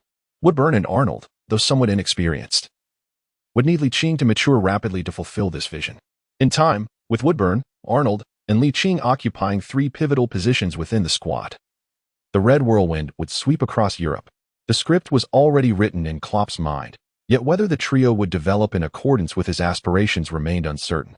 Following an hour of warm-ups and stretching, regular training commenced, and the first-team players, who had initially doubted Licht's abilities, grew solemn, particularly in terms of speed. Ligt astonished several defensive players. Centre-back Lovren could not help but exclaim, "Surely even Sadio doesn't run faster than Lee, right? Are you really not yet 16? The speed is astonishing, and the long passes, technical skills, and scoring ability do not resemble those of a mere adolescent." Certainly, Licht's true technical prowess has yet to reach a certain level. His remarkable display of footwork in front of his teammates is entirely attributable to the use of a 5-star skill card, aimed solely at gaining their recognition. Licht's abilities have garnered the approval of the majority of his teammates, which has greatly pleased Klopp. Initially, Klopp intended for Ligt to experience the atmosphere of the Premier League without the expectation of him representing the first team. However, the unanimous praise from his teammates signifies that he possesses the capability to compete in England's top-tier matches. After all, training matches are fiercely contested, with no room for leniency. In light of such impressive performances under these circumstances, what reason is there not to be optimistic about his future in professional leagues? Chapter 56. Winless in 5 matches across all competitions, Ligt has garnered the approval of most first-team players at Liverpool's Melwood training facility. However, he remains humble, striving to enhance his abilities. His performance on the field is indeed remarkable, and his teammates exert themselves fully. Yet he finds it challenging to measure up in terms of sheer physical strength, as his robust statistics barely surpass the threshold. In a professional match, he would undoubtedly face several times more difficulty than in internal competitions. Nevertheless, Ligt is astute. He refrains from confronting physically stronger opponents directly, instead opting to exploit their weaknesses. As training progresses, Klopp becomes increasingly aware of Licht's football intelligence, which surpasses expectations. Kovac, Klopp's assistant coach, casts a glance at Ligt and remarks, "Regen, this young lad is truly impressive. I believe it won't be long before he meets the first team's requirements for play." Indeed, another assistant coach, Kravitz, nods in agreement, stating, "As long as he acclimates to the first team's training environment, he may soon have the opportunity to come off the bench." However, Lee will not turn 16 until next month, which raises concerns for Kovac. It is best for this matter to be concluded by ruin. Klopp's gaze remains fixed on the outstanding Ligt. Kovac and Kravitz exchange glances. Ruin, mentioned by Klopp, is Liverpool's medical director. If he deems Licht's physical condition suitable for competition, it would signify that Ligt could participate in England's top-tier matches. Conversely, if not, he would have to continue training with the first team or return to the Kirkby Academy for further development. The capabilities exhibited by Ligt have reached a plateau, making further enhancement at Kirkby exceedingly difficult. His only recourse lies with the first team. Moreover, following Licht's remarkable performances representing Liverpool's U18 squad, several Premier League rivals and elite European clubs have made tentative offers. Coupled with Mendes's pressure, it is unequivocally untenable to return Ligt to the youth team, as it would undoubtedly result in a significant loss for the club. The parties have entered into an apprenticeship contract, and the tacit buyout clause, recognized by affluent clubs, is merely a trifling matter. A few million euros for a half-baked lottery ticket that has already gained acknowledgement is indeed a worthwhile investment. On Saturday, Liverpool will host Swansea. With both Liverpool and Tottenham having amassed 45 points, though Liverpool sits third due to an inferior goal difference, Swansea, languishing at the bottom of the league, has evidently become one of the favorites for relegation this season. The disparity in rankings and capabilities between the two teams is stark, and the media consensus is that this match holds little suspense. The home team, Liverpool, is poised to exploit the competitive clash between Tottenham and Manchester City to widen the gap. As a member of Liverpool's first team, Ligt shares this anticipation. However, he was not included in the matchday squad and could only cheer from the stands. Unexpectedly, what should have been a foregone conclusion turned into a shocking upset, with Swansea defeating the home side 3-2. For Klopp, the loss of 3 points is not particularly disheartening. What is troubling is Sturridge's thigh muscle injury sustained in the closing moments. Liverpool's attacking line is already strained due to Maine's participation in the Africa Cup, and now with Sturridge's setback, the upcoming matches appear daunting. The upcoming match is the second leg of the League Cup semi-final. Having lost the first leg 0-1 to Southampton, Liverpool must secure victory at home in the second leg or face elimination from the semi-finals. Meanwhile, the conclusion of the 2016-2017 Premier League season saw Chelsea triumph 2-0 over Hull City at home, extending their lead over Liverpool from 7 to 10 points. The clash between Manchester City and Tottenham in the race for the top four ended in a draw, benefiting Chelsea and Arsenal, the latter of whom, with their victory, ascended to second place, surpassing both Tottenham and Liverpool. Given the fixtures, Liverpool finds themselves in a favorable position, playing at home and seemingly poised for success. However, a defeat in such circumstances would be particularly disheartening, with negative media coverage placing immense pressure on Klopp. Since the onset of 2017, Liverpool has recorded only one victory, with 3 draws and 2 losses, the solitary win occurring in the FA Cup third-round replay against Plymouth, a team from the 4th tier of English football. Upon returning to Melwood for training, Ligt sensed an unusually oppressive atmosphere within the team. Even Firmino, typically jovial, wore a furrowed brow. During an afternoon training session, a reckless challenge from Klavan provoked considerable ire from Lalana, nearly escalating into a physical altercation had teammates not intervened. There is a saying in football: victories can obscure many issues, whereas defeats tend to expose them. The team's ongoing winless streak has made it increasingly difficult for Klopp to provide Ligt with playing opportunities, as he hopes to wait for a more opportune moment. The current struggles of the team render it unjust to place the burden of expectation upon Licht's shoulders. On the eve of the League Cup match against Southampton, assistant coach Buvac announced the squad list, which regrettably did not include Licht's name. He felt a deep sense of helplessness. As a member of the first team, he yearned to contribute to the team's efforts in overcoming their predicament. The day before the match, Coutinho made a hasty return, yet his presence could not avert Liverpool's fate, as Shane Long's goal before the final whistle sealed a 2-0 aggregate defeat for the hosts, eliminating them from this season's League Cup and extending their winless streak to 5 matches across all competitions. The media thrives on chaos, and with Liverpool's 5-match winless run, they have plummeted from 2nd to 4th in the league, now only 2 points ahead of 5th-placed Manchester City and 4 points ahead of 6th-placed Manchester United. The prospect of securing a Champions League position for the next season hangs by a thread. Unless Liverpool can rectify their current adversities, they risk missing out on the Champions League for a 3rd consecutive season. Chapter 57. Inclusion in the matchday squad. Liverpool's unbroken streak of 5 matches without a win looms ominously as they prepare to face league leaders Chelsea next, with a 10-point gap separating the two. Given their poor form, even playing at home does not inspire confidence. However, prior to this encounter, Liverpool will contest an FA Cup 4th-round match at Anfield against Wolverhampton, and with only 2 days between the matches against Wolves and Chelsea, It is likely that Liverpool will field a side comprising a mix of key players, youth, and substitutes against Wolverhampton. Ligt has arrived at his optimal opportunity to make an appearance for Liverpool's first team. Despite the prevailing somber atmosphere within the squad and the general malaise among the players, he remains exceptionally enthusiastic in training, aspiring to impress the coaching staff through a succession of commendable performances. Meanwhile, assistant coach Buvac addressed Klopp, saying, "J. Regen. The majority of the first team is affected by this winless streak, yet Lee is among the few who maintains good form. Shouldn't we include him in the squad for the upcoming FA Cup match?" He added, "Compared to Harry Wilson and Ben Woodburn, his condition is superior. Perhaps we should consider starting him?" Klopp shook his head, replying, "Lee's integration into the team is still insufficient. It would be unwise to hastily place him in the starting lineup. Professional football is worlds apart from youth training, and he is not particularly fond of defending. It would be prudent to include him in the matchday squad for now, allowing for a gradual introduction." Buvac nodded slightly, and Klopp solemnly inquired, "Has a tactical system for Lee's quick counterattacks been established?" Liverpool's home encounters against Wolves and Chelsea represent their final two opponents in January.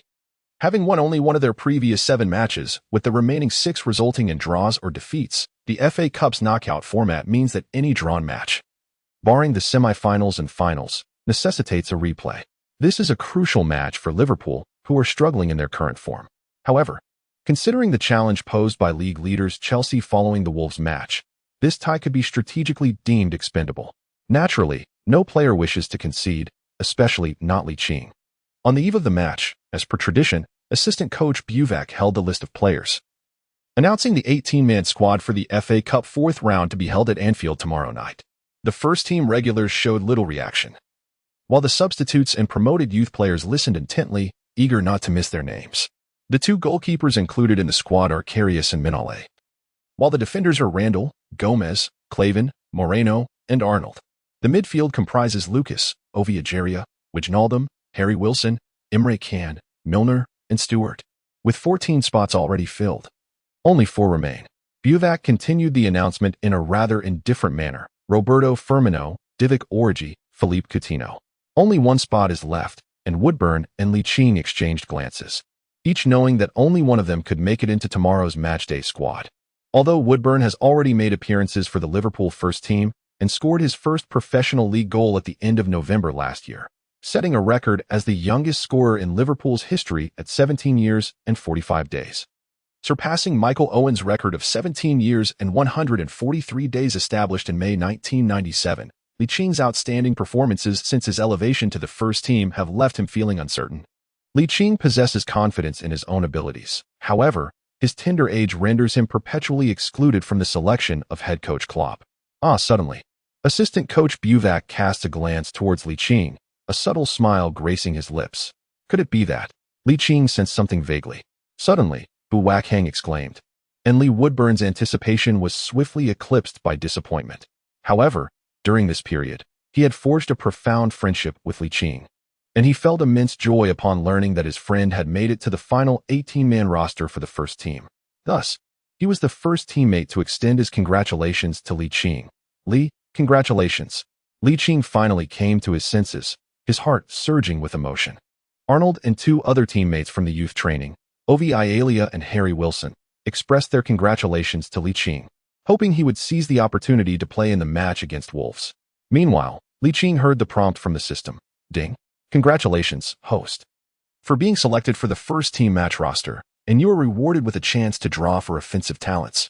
Upon hearing this reward, Ligt could not contain his joy at being included in the 18-man roster. This reward narrowed the scope of talent drawing to offensive skills, meaning that the talents he could acquire would solely manifest in aspects such as shooting accuracy, shot power, heading, long-range shots, free kicks, penalties, dribbling, ball control, short passes, crosses, and long passes. Precision shooting pertains to shooting talent, while being adept at long passes corresponds to long pass talent. This effectively means the drawing range is further restricted to shot power, heading, long-range shots, free kicks, penalties, dribbling, ball control, short passes, and crosses, excluding penalties, short passes, and crosses, which are somewhat redundant. The other 6 attributes will significantly impact his future matches. With this thought, his excitement intensified. Buvaki patted Li Qing on the shoulder and said gravely, "Being included in the roster is merely the first step towards your journey in professional football. There will still be opportunities to come off the bench, although it is quite possible that you may not get to play. I hope you prepare yourself mentally for your debut. Football matches are ever-changing. Who knows what will happen in the next moment? What do you think?" Li Qing discerned the underlying implications of his interlocutor's words, his confidence surging as he clenched his fists. "Mr. Zeliko, I am fully prepared to take to the field at any moment. Go for it. Both Jen and I have great faith in you." Chapter 58. Master of dribbling. Liverpool's performance as they entered 2017 was nothing short of astonishing, particularly for the devoted supporters of the club. At the end of 2016, their final match saw them triumph over Manchester City, bringing them to a mere 4 points behind the league leaders, Chelsea. However, with 2 draws and a defeat in the league, that 4-point gap had swelled to 10, prompting the media to declare that Liverpool had effectively withdrawn from the title race this season. After all, one team was riding high on form while the other languished in mediocrity. It seemed the outcome had already been predetermined. Commentator Jan June, a Liverpool fan himself, harbored little optimism regarding the team's prospects in the league, and he was equally doubtful about their chances in the upcoming FA Cup 4th round. The FA Cup has long been known as a breeding ground for upsets, and with Liverpool also facing a monumental clash against Chelsea at home, it was evident that they would be holding back their resources for the cup match just 2 days prior. The Wolves, hailing from the Championship, were certainly aware of this and would undoubtedly seize the opportunity to gamble for at least a chance at a replay, thereby augmenting the club's revenues. In Jan June's view, the slumbering tiger might well find itself preyed upon by a pack of ravenous wolves. Nonetheless, as a Liverpool supporter, he retained a flicker of hope within his heart. After all, what if Jan June, the premier commentator recruited by Leicester Sports and an ardent supporter of Liverpool, would undoubtedly not miss the opportunity to cover the FA Cup 4th round match at Anfield against Wolverhampton. Furthermore, Wolverhampton had been wholly acquired by the Rejuvenation International Consortium for $45 million last June, becoming the first fully capitalized team in England, a fact that is bound to capture the attention of domestic fans. That night, Jan June eagerly awaited the announcement of the 18-man squad on Liverpool's official website. His ascent to becoming a renowned commentator in the country is attributed not only to his solid commentary skills but also to his widely recognized impartiality. Even when covering Liverpool matches, to infuse his commentary with vibrancy, he often meticulously documents the career trajectories of each player on the matchday roster in his personal notes, ensuring that his commentary remains engaging. From the 18-man list he viewed on the Liverpool website, Jan June had already chronicled the backgrounds of 17 players. These records detailed the players' journeys from their first encounters with football to their respective youth academies, their performances along the way, and even the latest anecdotes and amusing incidents involving them, making him akin to a living encyclopedia of Premier League players. However, he found himself perplexed upon encountering the last name on the list, which bore the nationality of Great Britain but was spelled rather oddly as Qing Li. While the surname was unproblematic, the first name spelling seemed distinctly Chinese. Thus, he sought further information on the Liverpool website. Unfortunately, the content available was rather limited, offering only news of Li Qing's recent rapid ascension through the ranks from U15 to U16 and then to U18, ultimately being promoted directly to the first team by head coach Klopp. This news piqued Jan June's interest even further. What exceptional talent did this young player from Great Britain, with a name rendered in Chinese, possess to achieve such a feat? Jan June frequently utilized the official websites of the National Youth Super League, the Youth FA Cup, and the Kirkby Academy, alongside Google searches, as part of his research. Over the years, his focus on live broadcasts of the Premier League had allowed him to cultivate a network within the league. Meanwhile, back at home, Li Qing immediately accessed the system. With his debut on the substitutes bench at Anfield scheduled for the following afternoon, he still found it hard to quell his excitement. Although he had mentally prepared himself, the reality of stepping into the spotlight elicited a mix of exhilaration and nerves. To ensure he could perform admirably should he be called upon, he hoped to draw in essential offensive talent such as dribbling, skill, long-range shooting, or shooting power. As the saying goes, overthinking is less productive than taking action. He promptly summoned the lottery wheel through his thoughts. The pointer transitioned from stillness to motion, ultimately coming to rest at 7 o'clock. The system's notification chimed. Ding. Congratulations, host. You have acquired the talent of a master dribbler. Wow. What a splendid reward. Upon hearing the system's announcement of the talent reward, Ligt could not help but exclaim. Without even glancing at the talent analysis, the mere name sufficed to convey its extraordinary prowess. As a winger, his dribbling skills must not be feeble. Rather, they must be sufficiently formidable to exert pressure on the opponent's defense. The reason he frequently invested in 5-star skill cards during prior training sessions and matches was to showcase his superior dribbling and footwork. Acquiring the dribbling master talent essentially meant he would no longer need to purchase 5-star skill cards regularly, thus saving a considerable amount of gold. According to his plan, as he began to play in the first team, he would inevitably require stamina potions from the system's marketplace, given that he would not yet possess the exceptional fitness to endure a full match. In stark contrast to the nearly ubiquitous 5 gold cards, stamina potions were priced at a staggering 6 times more, and their restorative effects during a single match would diminish by half with each subsequent use. According to the potion's description, a single bottle restored 50 stamina points. Thus, the second use in a match would only yield 25, while the third would further decline to 12, 5, and so forth. The super stamina potion did not suffer from this drawback, but it came at a higher cost of 80 gold. Returning to the main topic, the effects of the dribbling master talent were evidently reflected in the data, as his original dribbling score of 73 surged to an impressive 91, an increase of 18 points, making dribbling his second attribute to exceed 90.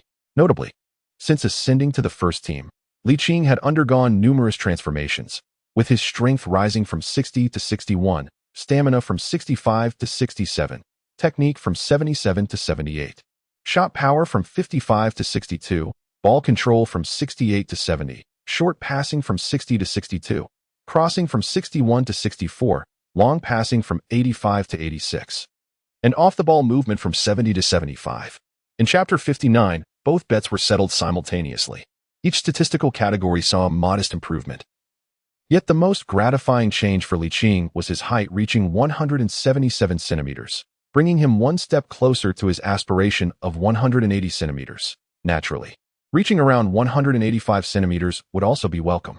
Before exiting the system, Ligt dedicated time on the training field to practice shot power, as he could only enhance his scoring techniques through this daily regimen in the absence of any long-range shooting talents.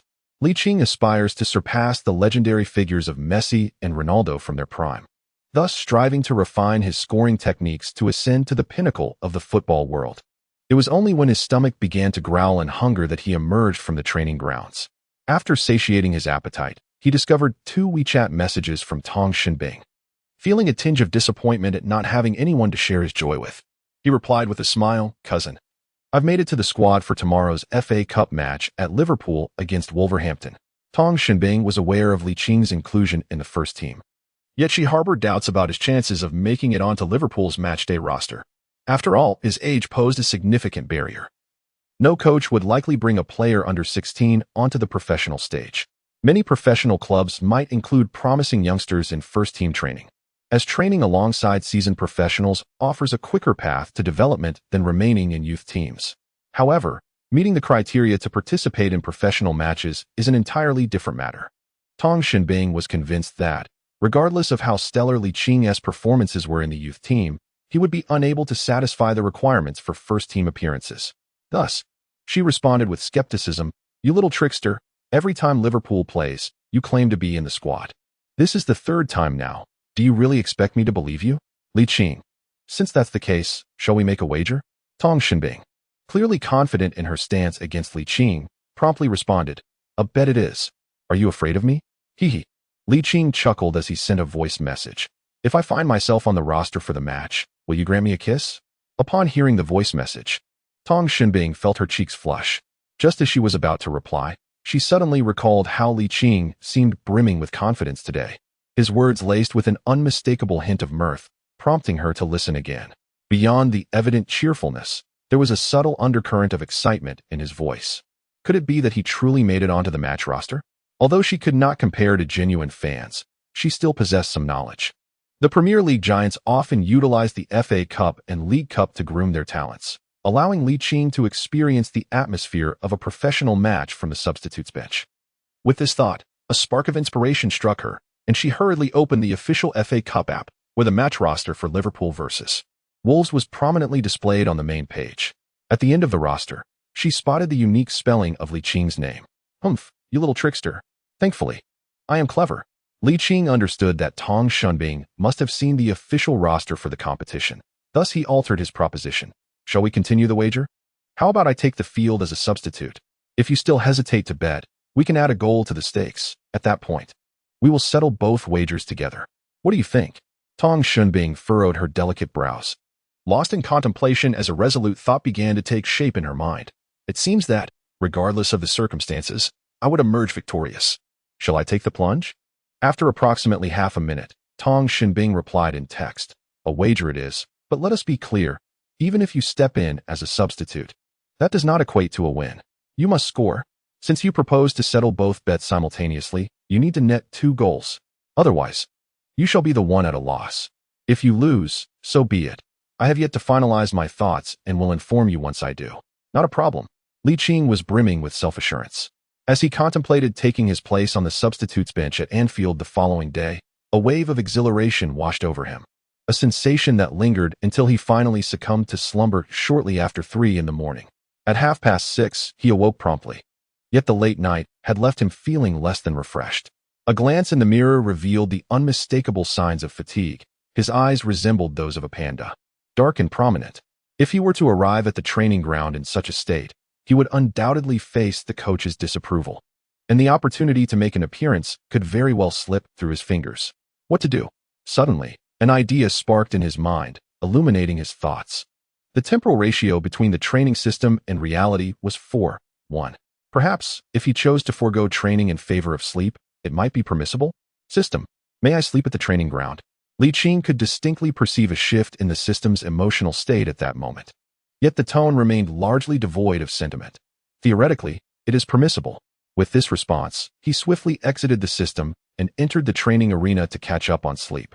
After 4 hours in the training facility, Li Qing awoke to find that the real time was merely 7:40, leaving him with over an hour before the 9 o'clock assembly mentioned by assistant coach Watch.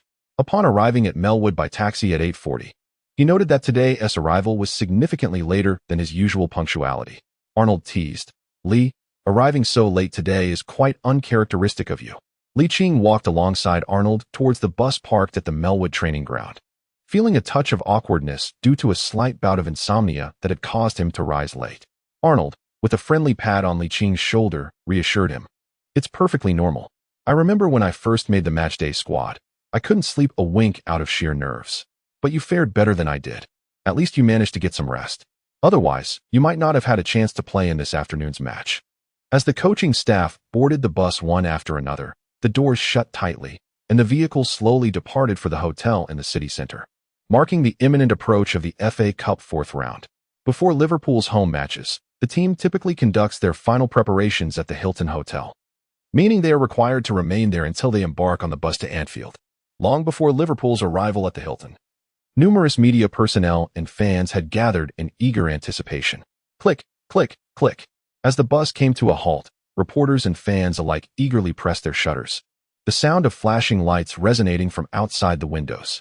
Li Qing felt as though he were the protagonist Bao Longxing, awakened by a mountain of silver ingots.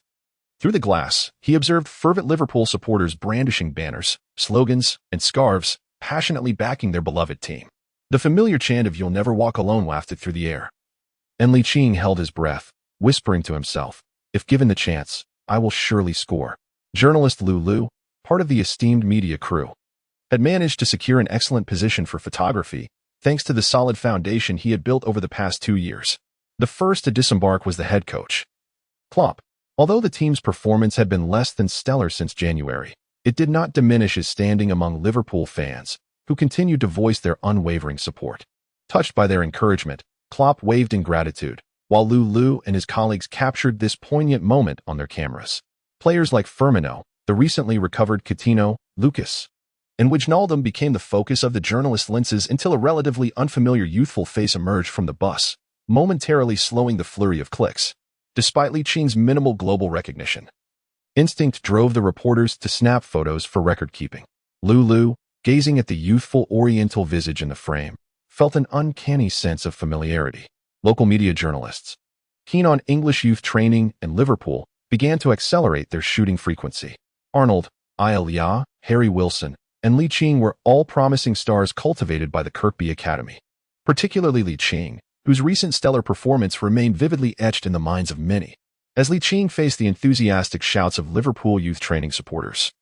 A subtle smile graced his youthful visage, and he felt as though he was walking on air. This sensation was simply exhilarating. It was not until Licht's figure vanished from sight that Lulu suddenly recalled the young man he had just passed. Wasn't he the very Chinese youth encountered at the gates of the Melwood training facility? Could he truly be a part of Liverpool? Unbelievable. Yet the evidence was irrefutable. If he were not a Liverpool player, how could the gatekeeper have permitted him entry? And if he were not a Liverpool player, how could he be seen boarding the team's exclusive bus? Moreover, a throng of fans clad in Liverpool jerseys were chanting his name, Lee, suggesting he held a significant status among the supporters.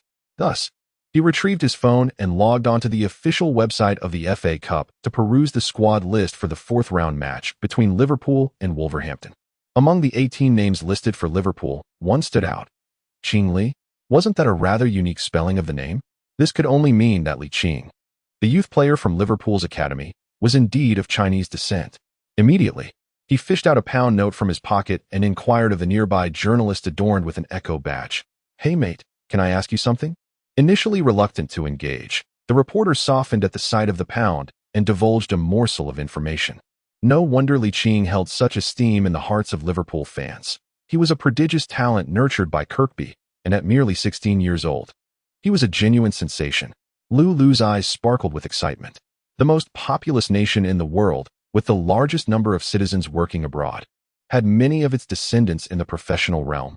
However, the emergence of a second-generation Chinese player on the roster of a Premier League giant like Liverpool would undoubtedly create a stir back home. Having spent nearly 2 years in England without any promotion, this news enveloped him in a refreshing breeze, making him feel as though the pinnacle of his life was within reach. Shortly thereafter, Lulu found a quieter spot and dialed an international number. After a few seconds, the call connected, and a commanding voice came through the receiver. "Xiao Lu, is there something you wish to discuss at this hour?"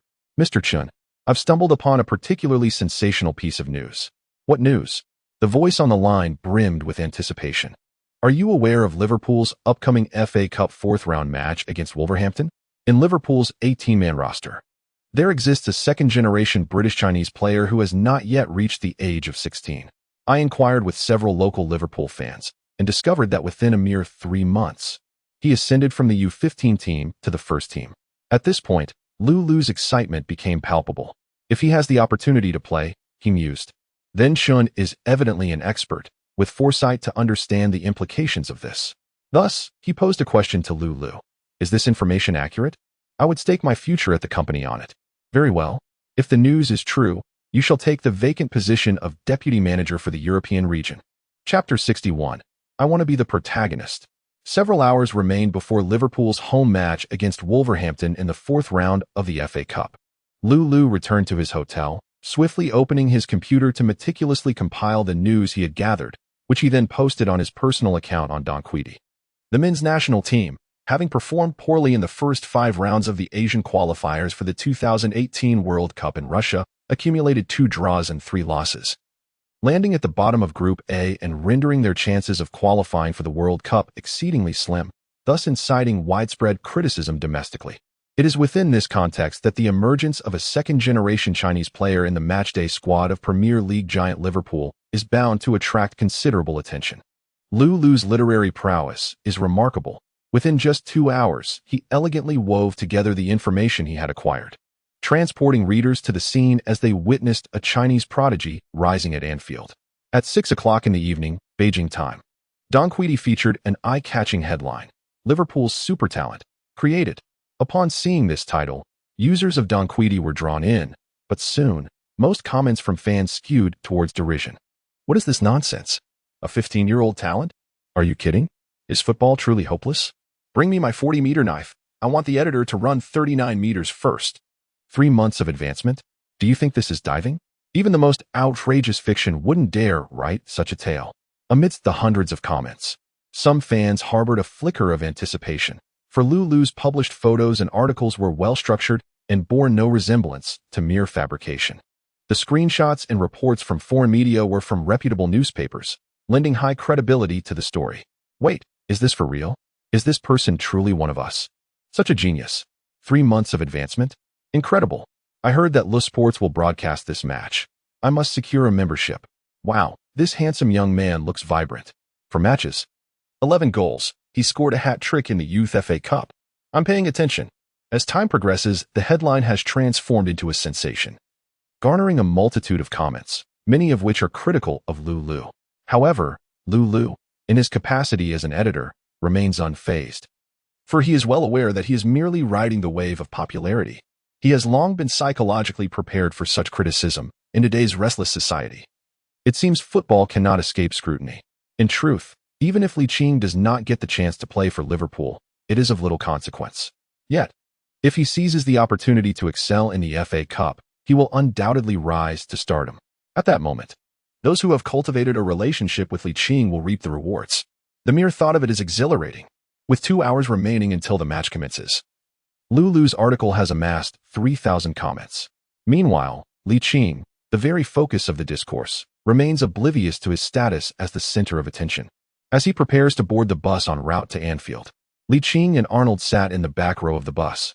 As he took out his phone, he noticed that Tong Shenbing had shared a trending news article from Don Quidi on WeChat. With a casual curiosity, he opened the Don Quidi app, where he was immediately greeted by a sensational headline. Liverpool's super talent, created. Goodness, must it be so fierce? This was merely his first time being included in Liverpool's matchday squad.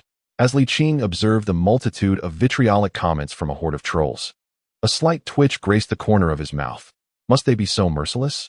After perusing several highly upvoted disparaging remarks, an unmistakable surge of anger welled within him, and he coldly muttered, "Do not grant me an opportunity to make an entrance. Otherwise, I shall compel you to reclaim the refuse you have so carelessly cast aside." No, this will not do. With a lull in his activities, he resolved to retaliate. Thus, he spent 20 yuan to alter his name to the esteemed Liverpool legend, Ligt, and initiated a fierce exchange with the trolls. 20 minutes later, the coach gradually approached Anfield Stadium. Surrounding the plaza outside the stadium, throngs of Liverpool supporters congregated, clad in their crimson jerseys, singing the timeless anthem, "You'll Never Walk Alone." Ligt gazed through the glass window, utterly astonished by the throngs of fervent home supporters outside. The sensation was far more overwhelming than the exhilaration of entering alongside the fans. "I must be the protagonist," he murmured to himself, feeling the passionate energy emanating from the crowd.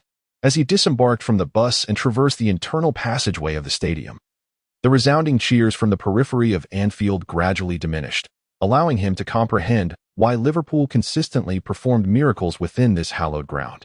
The atmosphere was so electric that it was nearly impossible not to be swept away by it. Lost in his reverie, he found himself quietly entering the room marked Home Team Red Singing Room, which translates to the home team's locker room. In the center of the locker room stood a white cabinet, flanked by open wardrobes, each adorned with the jerseys of Liverpool's first-team players. His teammates moved towards their respective open cabinets. "Wow!" exclaimed Ligt, who was experiencing the home locker room at Anfield for the first time, resembling a wide-eyed novice. Arnold chuckled and patted Ligt on the shoulder, as if to say, "Stay calm." Ligt glanced around and discovered that his temporary locker was situated in the corner on the right, with the jersey number he had chosen, 55. Chapter 62. This is Anfield. The head coach, Klopp, along with his assistant, was the last to arrive at the dressing room. Clavitt stood at the door, clapping his hands, and declared solemnly, "It is rather chilly today, so everyone must ensure they warm up adequately during the upcoming exercises, understood?" The team was currently plagued by injuries, and it was imperative that no additional players succumb to injury. Thus, the pre-match warm-up became exceedingly crucial. Understood. The players, in the midst of changing, responded in unison. Ligt tightened his shoelaces and followed Harry Wilson and Arnold down the corridor from the changing room towards the pitch. Above the narrow entrance, there hung the plaque inscribed with "This is Anfield," a tribute established by the legendary Liverpool coach Bill Shankly, who once proclaimed, "Football is not a matter of life and death. It is far more important than that." Gazing at it, he felt a surge of passion rising within him. A totem that has inspired for half a century indeed possesses the power to uplift spirits. How splendid it would be to represent Liverpool on this hallowed ground. Lost in this thought, he instinctively closed his eyes, envisioning the moment of his long-awaited debut, ready to defy all odds. "Hey, Lee, what are you daydreaming about? Everyone's waiting for you to step out."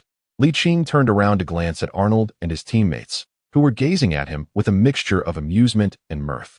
His youthful face instantly flushed with embarrassment, prompting him to hastily stride forward into the tunnel leading to Anfield Stadium. How mortifying! As Kean arrived at Anfield, the stands erupted with the thunderous cheers of the home fans, a cacophony akin to a raging tsunami echoing within this storied arena. Although the crowd was not yet filled at this hour, the atmosphere created by the supporters was fervently electric. This sensation was a stark contrast to his previous experiences of watching matches here. "Come on, enough with the nostalgia. After all, you won't be stepping onto the pitch," Arnold teased. "That may not be entirely true," Kean replied. As Kean walked, he spoke. His understanding of Anfield Stadium was profound. The venue is divided into 4 distinct stands: the main stand, the KOP stand, the Centenary stand, and the Anfield Road stand. The main stand is easily understood. It is located above the entrance to the stadium and serves as the vantage point for television broadcasts. The KOP stand, officially known as the Spienkop, commemorates the Liverpool soldiers who perished in the Second Boer War. Those fortunate enough to occupy this position are dedicated season ticket holders. Opposite the main stand lies the Centenary stand, while the Anfield Road stand serves as the visitors' stand. The resounding cheers that echoed earlier emanated from the devoted fans in the KOP stand. The players' warm-up lasted approximately 40 minutes before they gradually returned to the locker room to make their final preparations for the match. Of course, this was of little concern to Kean, as the primary purpose of the players returning to the locker room was for head coach Jurgen Klopp to outline the tactics for the impending match to the starting players.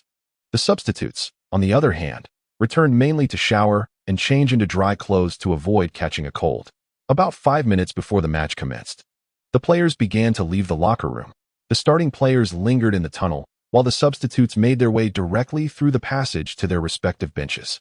At this moment, the atmosphere at Anfield noticeably diminished. It was not that the fans lacked the desire to cheer, but rather they were conserving their energy for an explosive outburst once the match began. Before long, the players from both teams stepped onto the pitch, and Anfield erupted like a volcano, unleashing a deafening roar that swept across the stadium.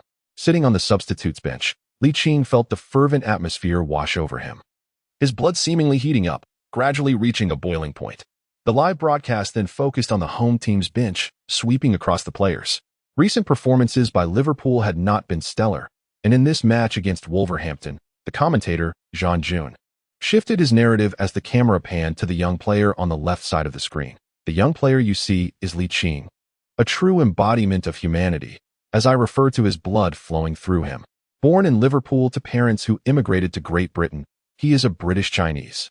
From a young age, he showcased remarkable football talent at the Kirkby Academy, scoring 11 goals in 4 matches in the National Youth Super League, and delivering a spectacular 4-goal performance along with an assist in the FA Youth Cup final at Manchester City Academy, helping Liverpool's U18 team advance to the next round.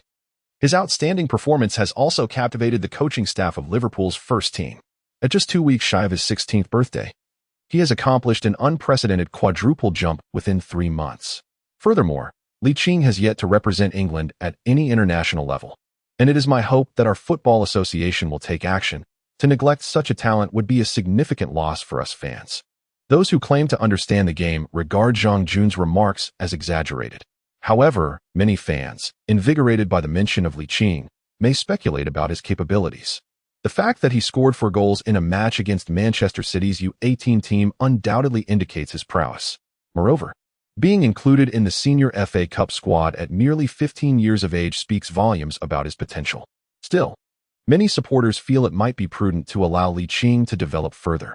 Football can be a treacherous arena, and one cannot predict whether returning to the national team might transform a prodigy into a mere shadow of his former self. Since he is thriving in England, it may be wise for him to remain there and continue his growth. Chapter 63. Boss, I want to play with the referee's long whistle. The 4th round of the 2016 to 2017 FA Cup officially commenced. Although Wolverhampton currently resides in the lower mid-table of the championship, they quickly organized an offensive, taking advantage of their away game.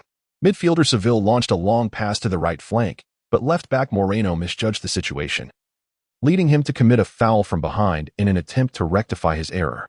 The referee decisively blew his whistle, awarding the visiting Wolves a free kick in the attacking right area. The Liverpool fans in the KOP stand responded with a cacophony of boos directed at the visiting players. Costa took the free kick, delivering the ball perfectly to centre-back Steelman, who leapt high to outmaneuver the young Gomez and Klavan, executing a powerful header into the net. Goalkeeper Minole was caught off guard, and the ball found its way into the goal. No one anticipated that the visiting Wolves would take the lead against the run of play. The exuberant Liverpool fans were momentarily stunned, as if struck by a blow, watching in dismay as the Wolves celebrated their goal, shaking their heads in bitter disbelief. Since the start of 2017, the team has secured only one victory in a replay, with the remainder of their matches resulting in either losses or draws. Would this match also follow the same disheartening trend? The live broadcaster provided a close-up shot of Liverpool's manager, Jurgen Klopp, who stood with his hands clasped behind his back, his brow furrowed, and his expression grave. Although the club's higher-ups had held a press conference 2 days prior to express their unconditional trust in Klopp, the prospect of dismissal loomed large should Liverpool suffer consecutive home defeats. The home side, possessing the advantage of the kickoff, played with a palpable urgency, resorting to long-range attempts to breach Wolverhampton's resolute defense, which was well-organized and clever in their approach. With defenders densely stationed at the edge of the penalty area, Liverpool's efforts were thwarted as the ball was deflected out of play by Wolverhampton's defenders. Faced with the visitors' defensive setup, Klopp, known for his pressing and counter-attacking strategies, found himself at a loss. On the substitutes bench, Ligt wore a solemn expression, noting that apart from Wijnaldum and Firmino, who were regular starters, the rest of the Liverpool lineup consisted mainly of substitutes and promoted youth players. Consequently, their overall strength paled in comparison to the fully fledged Wolverhampton squad, making the task of scoring exceedingly challenging. Despite enjoying a possession advantage, Liverpool lacked any genuine threat, and the match gradually descended into a stalemate. As the first half progressed, 30 minutes elapsed without Liverpool managing to equalize, while Wolverhampton's counterattacks began to take shape. The broadcast indicated that Liverpool's possession had soared to 80, yet it bore no fruit. In the 41st minute, a misguided clearance from captain Lucas allowed Costa, who fortuitously gained possession in the center, to deliver a precise pass. The ball rolled along the ground towards the left flank, where the on-rushing forward Wyman skillfully evaded the advancing goalkeeper Minole and slotted the ball into an empty net. The score shifted from 1-0 to 2-0. Klopp's face, captured on screen, was shrouded in disappointment. In the slow-motion replay, he was seen expressing his frustration with a vehement gesture at the moment the team conceded, clearly displeased with their defensive lapse. The atmosphere at Anfield plummeted to an all-time low, with even the most ardent supporters in the KOP stand silenced, allowing the visiting Wolverhampton fans to celebrate openly. The broadcast showcased Wolverhampton's new owner, Kean, reveling in joy, a stark contrast to Liverpool's owner, John Henry. Despite Liverpool intensifying their efforts towards the end of the first half, even bringing centre-back Klavan into the penalty area to assume a forward role, time was not on their side, and they failed to reduce the deficit before the interval. As they made their way towards the players' tunnel, Liverpool's players appeared utterly dejected, as if devoid of spirit. Ligt sighed, recognizing the team's predicament. It was beyond his control that he was not sent onto the field. He could only rise and enter the pitch to warm up, preparing for the second half. Whether he could play was not merely a matter of desire. It depended on the intentions of the head coach, Klopp. The majority of Liverpool supporters in the stands appeared listless, with some even choosing to leave early in a show of their dissatisfaction with the team's performance. As the 15-minute halftime dwindled, the die-hard Liverpool fans in the KOP stand began to radiate the vibrant spirit they were known for. The iconic anthem, "You'll Never Walk Alone," resonated once more among the loyal supporters. When you walk through the storm, hold your head up high, and don't be afraid of the dark.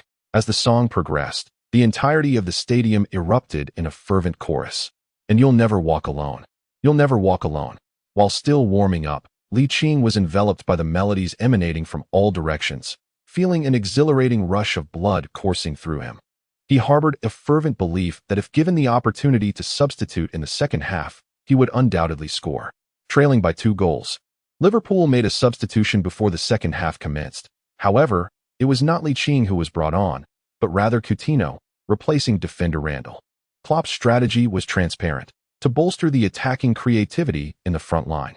Yet, during the halftime break, Wolves had devised a targeted plan, and Liverpool's attempts to penetrate the core area of their defense remained fruitless. As 15 minutes of the second half elapsed, Liverpool had yet to narrow the gap.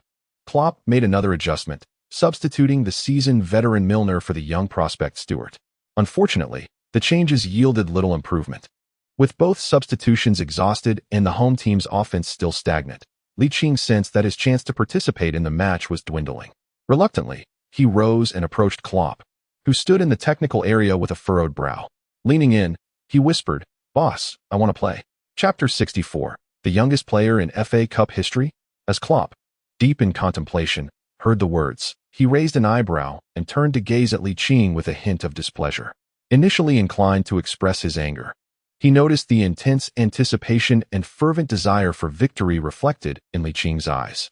As the head coach of a competitive football club, he yearned to win more than anyone else, remaining true to this aspiration in the past, present, and future. Perhaps influenced by Licht's fervor, Klopp's grim expression gradually returned to normal, although his tone retained an air of discontent.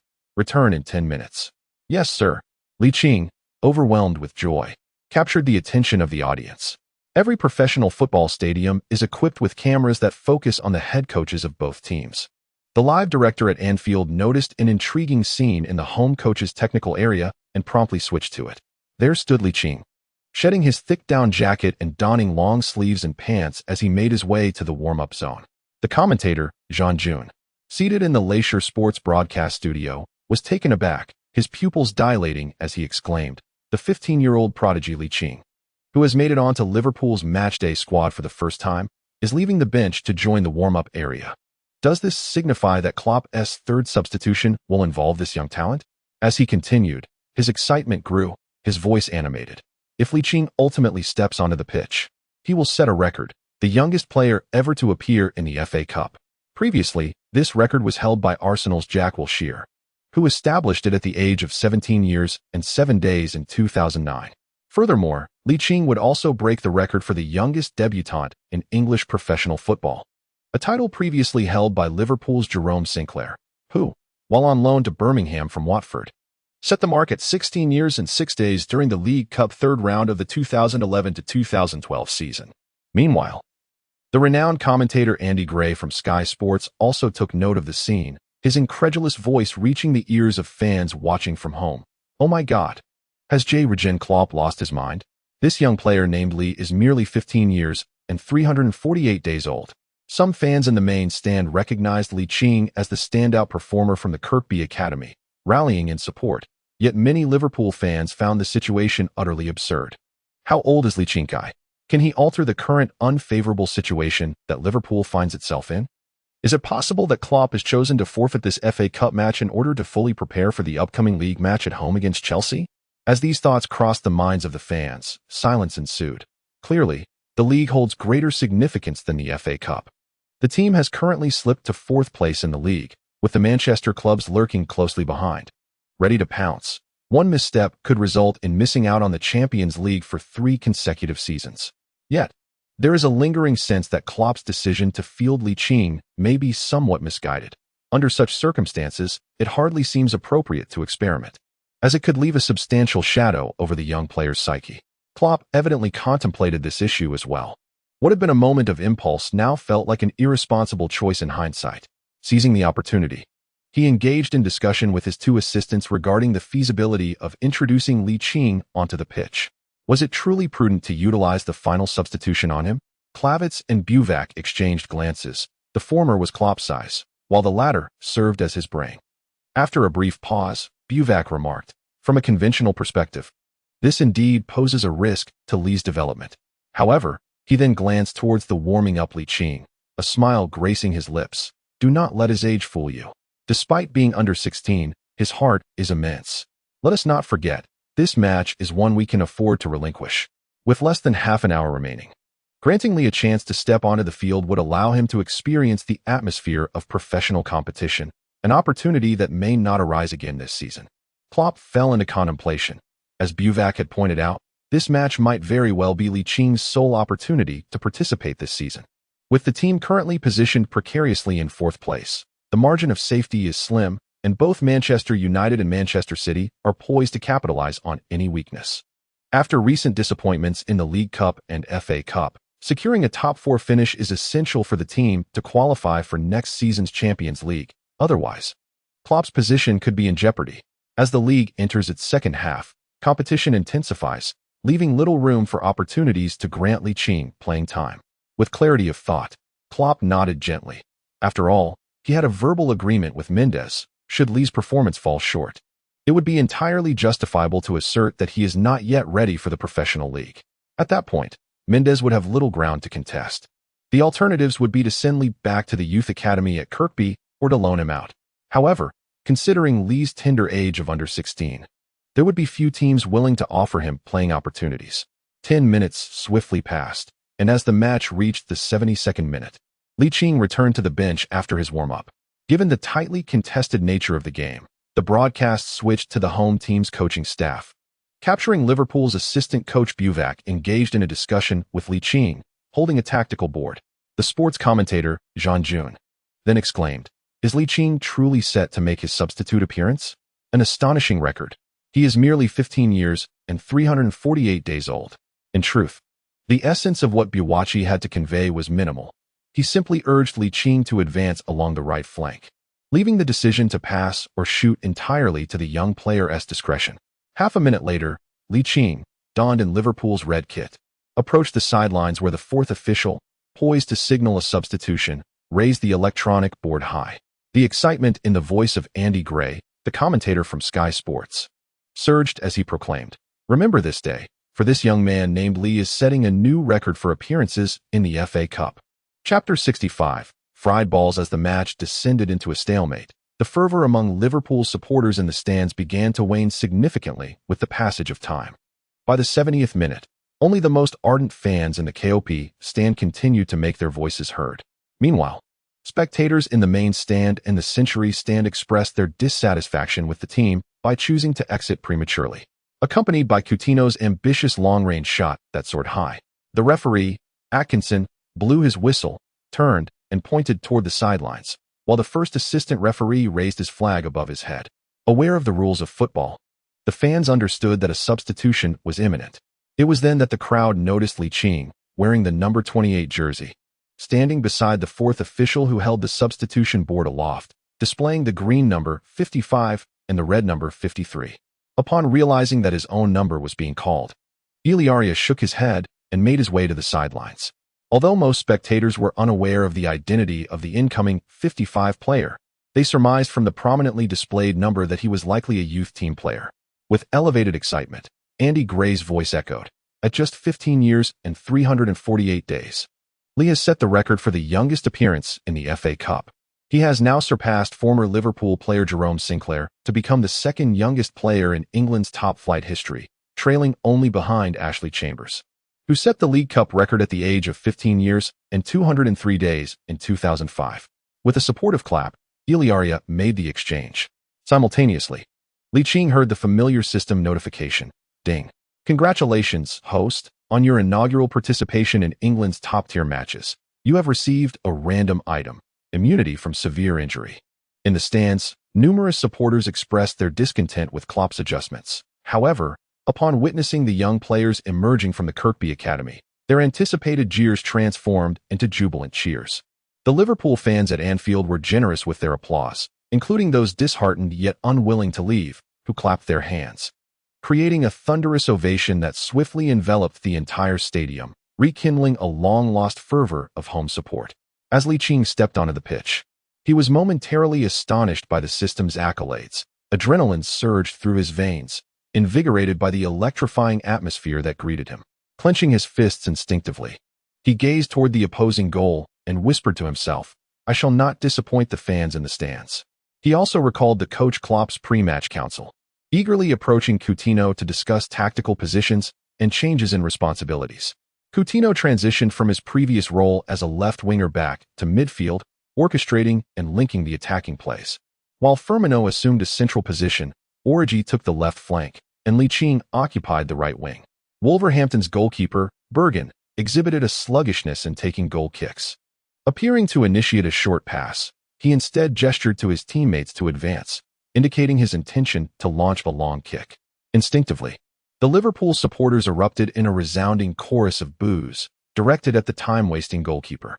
Unfazed, Bergen casually retreated to the goal line, raising his right hand to signal his teammates to prepare. Yet, after a couple of paces, he abruptly halted, creating an impression of miscalculated timing. Amidst the cacophony of jeers from the Liverpool fans, the officiating referee, Atkinson, could no longer contain himself. He retrieved a yellow card from his pocket and brandished it toward Bergen, signaling that the time-wasting was all too evident. "It is quite apparent he is delaying the game," remarked the sports commentator, Jan Jun. As Ligt advanced down the right flank, he cast a disdainful glance at the opposing goalkeeper, Bergen, pondering the futility of such antics if they were intended to preserve the scoreline. What, then, was the purpose of the additional time? As Berg, having received a yellow card, dared not delay the match any longer and promptly took the goal kick. Wijnaldum leapt high at the edge of the center circle, overpowering Edwards to win the aerial duel. The ball found its way to Coutinho, who initiated a fresh offensive for Liverpool.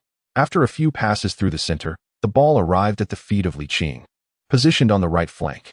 The Wolves' left back, Doherty, gazed at the youthful Ligt with an expression of disdain. Typically, a defender would lower their center of gravity. But Doherty underestimated Ligt, mistaking him for the recently substituted Stewart and Ia. Little did he know, Ligt suddenly maneuvered the ball with the outside of his left foot, accelerating diagonally to the left. Doherty realized too late, and his body could not react in time, leaving him to watch helplessly as Ligt zipped past like a bolt of lightning. Meanwhile, defensive midfielder Evans cursed Doherty under his breath and unhesitatingly threw himself to the ground in an attempt to tackle, determined to stop Ligt even if he couldn't halt the ball. Having toiled through several seasons in the championship, he understood that one must be decisive at critical moments. Just then, Ligt deftly flicked the ball with the inside of his left foot, followed by a swift touch with the arch of his right foot to propel it forward. "What a sensational move," exclaimed the commentator from Leicester Sports, as Ligt expertly halted and changed direction to evade Evans' aggressive slide tackle, surging towards the penalty area with the ball. Licht's sudden acceleration and abrupt stop, followed by a swift change of direction, ignited the fervent atmosphere of Anfield as if a volcano had erupted, unleashing an uncontrollable surge of excitement. Chapter 66. The youngest goalscorer in England's top-tier matches. Liverpool fans making their way towards the stadium exit halted instinctively at the sound of the resounding cheers emanating from the stands, turning to gaze back at the pitch. There, they beheld a youth clad in the number 55 jersey, charging through the left flank of the Wolverhampton defense. It was noteworthy that Liverpool had never previously penetrated this critical area of attack. Thus, the sudden surge of this young player was astonishing. Klopp, who had resorted to desperate measures, felt a rush of adrenaline as he witnessed Ligt skillfully maneuver past two defenders. Without realizing it, he took several steps forward, leaning beyond the touchline. The Liverpool substitutes instinctively rose from their seats, eyes fixed on the youth advancing towards the Wolves' penalty area. Oh my God! Ligt had deftly evaded two defenders from Wolverhampton Wanderers, and he was now entering the penalty box. The Wolves were in trouble. The previously impenetrable defensive structure of Wolverhampton fractured under Licht's sudden burst of speed. Firmino, Origi, and the attacking midfielder Coutinho sprinted towards the Wolves' penalty area, ready to receive the ball. With a broad view of the field, Ligt, even without glancing at his teammates, understood the unfolding situation. Noticing that only the left center-back, Stearman, was approaching to defend, he abandoned the thought of passing and opted for a one-on-one confrontation. Upon entering the penalty box, the opponent would surely hesitate to take action. Indeed, Stearman, with his hands resting behind him, clearly fearful of a handball, merely lowered his center of gravity, unwilling to engage aggressively. Ligt reduced his forward speed, his feet swiftly oscillating above the rolling football. A bicycle kick. 1, 2, 3. Steelman remained unfazed as Ligt executed a fourth bicycle kick. Lowering his right shoulder and pushing off with his left foot, his body inclined at an angle of nearly 60 degrees towards the ground. Steelman, experienced in defense, noticed a glimmer of insight. He realized Ligt intended to break through along the baseline. With all his strength, he pushed off with his right foot, generating immense reactive force that propelled his body forward to the left. Yet, at that moment, as if to strike the football, Licht's right foot abruptly retracted by 10 centimeters. It was precisely this 10 centimeters that prevented his right foot from making contact with the ball. Instead, the ball of his right foot pressed against the ground, unleashing a tremendous burst of energy in an instant. His entire body shifted like a spring compressed to its limit, swiftly altering its center of gravity, and his left foot, with the outside of the instep, deftly nudged the ball. Alas, Steelman's abrupt halt was evidently too late. He could only watch helplessly as Ligt gently directed the ball horizontally towards the center with his left foot, stepping forward with his right foot, positioned about 30 centimeters to the right of the ball. Meanwhile, sports commentator Jan Jun seemed to sense an impending event, his voice rising to a fever pitch. Ligt has outmaneuvered Wolves' center-back Steelman with 5 consecutive bicycle kicks. His left foot is lifted. Steelman's defensive partner, House, was momentarily distracted by Firmino and could not defend Ligt, leaving him unmarked. With his left foot raised, Ligt stood approximately 16 meters from the goal, striking the ball with the upper part of his left foot, precisely 1 centimeter above the center, causing it to skim along the ground like a swift serpent darting towards the far corner of the net. Goalkeeper Berg, bending his knees to exert force, quickly dove to the right, attempting to reach the ground before the ball arrived.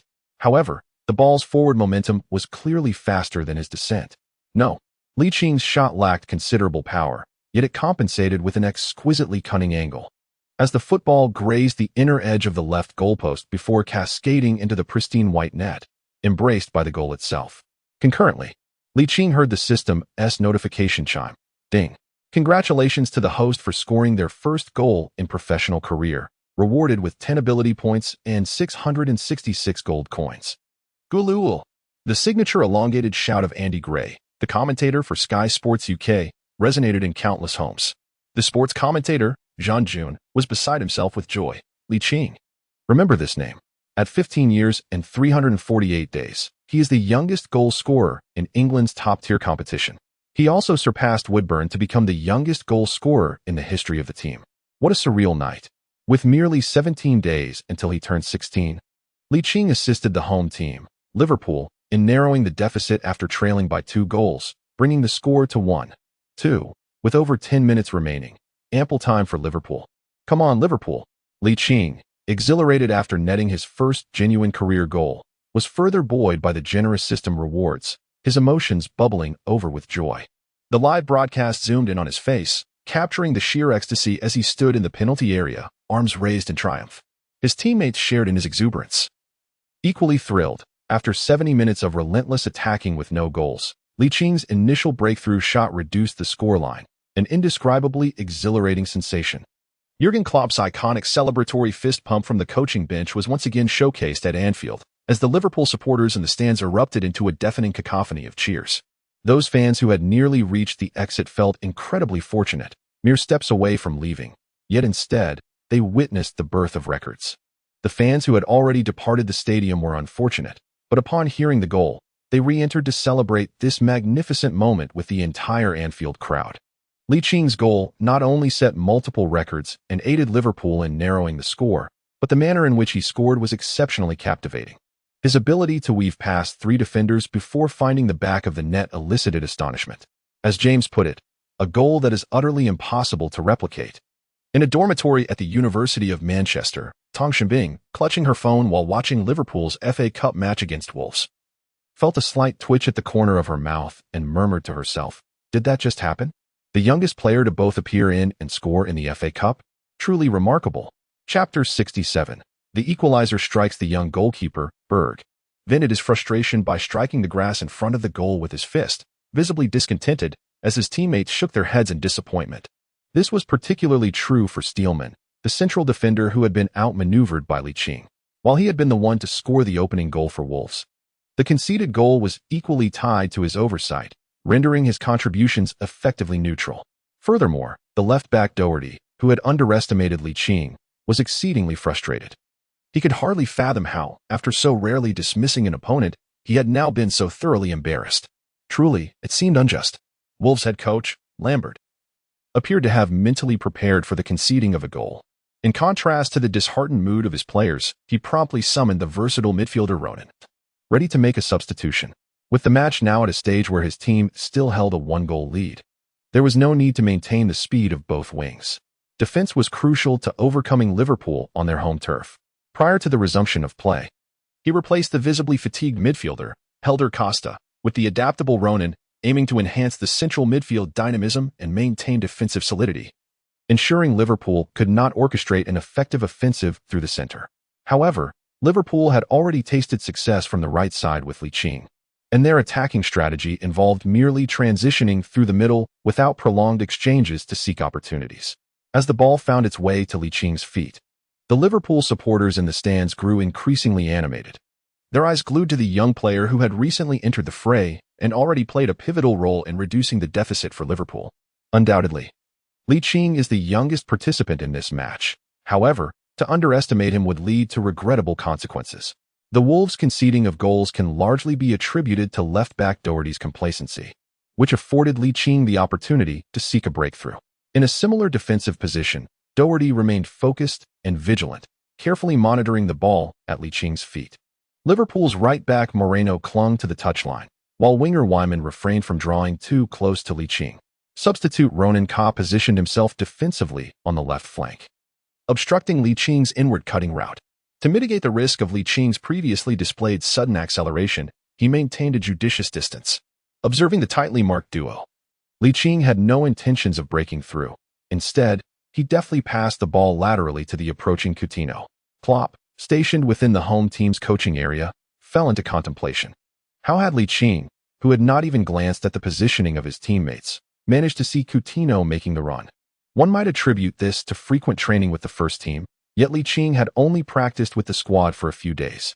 Could it be that his vision was indeed so expansive? To ascertain the truth of Licht's perceptive capabilities, Klopp seized the opportunity during a stoppage in play to summon Klavan, instructing him to inform Milner that he should be bold in making forward runs as the ball reached Licht's feet. Shortly thereafter, Milner, having received the tactical communication, nodded in acknowledgement towards Klopp. Though somewhat perplexed, his commitment to executing the strategy led him to unconditionally acquiesce.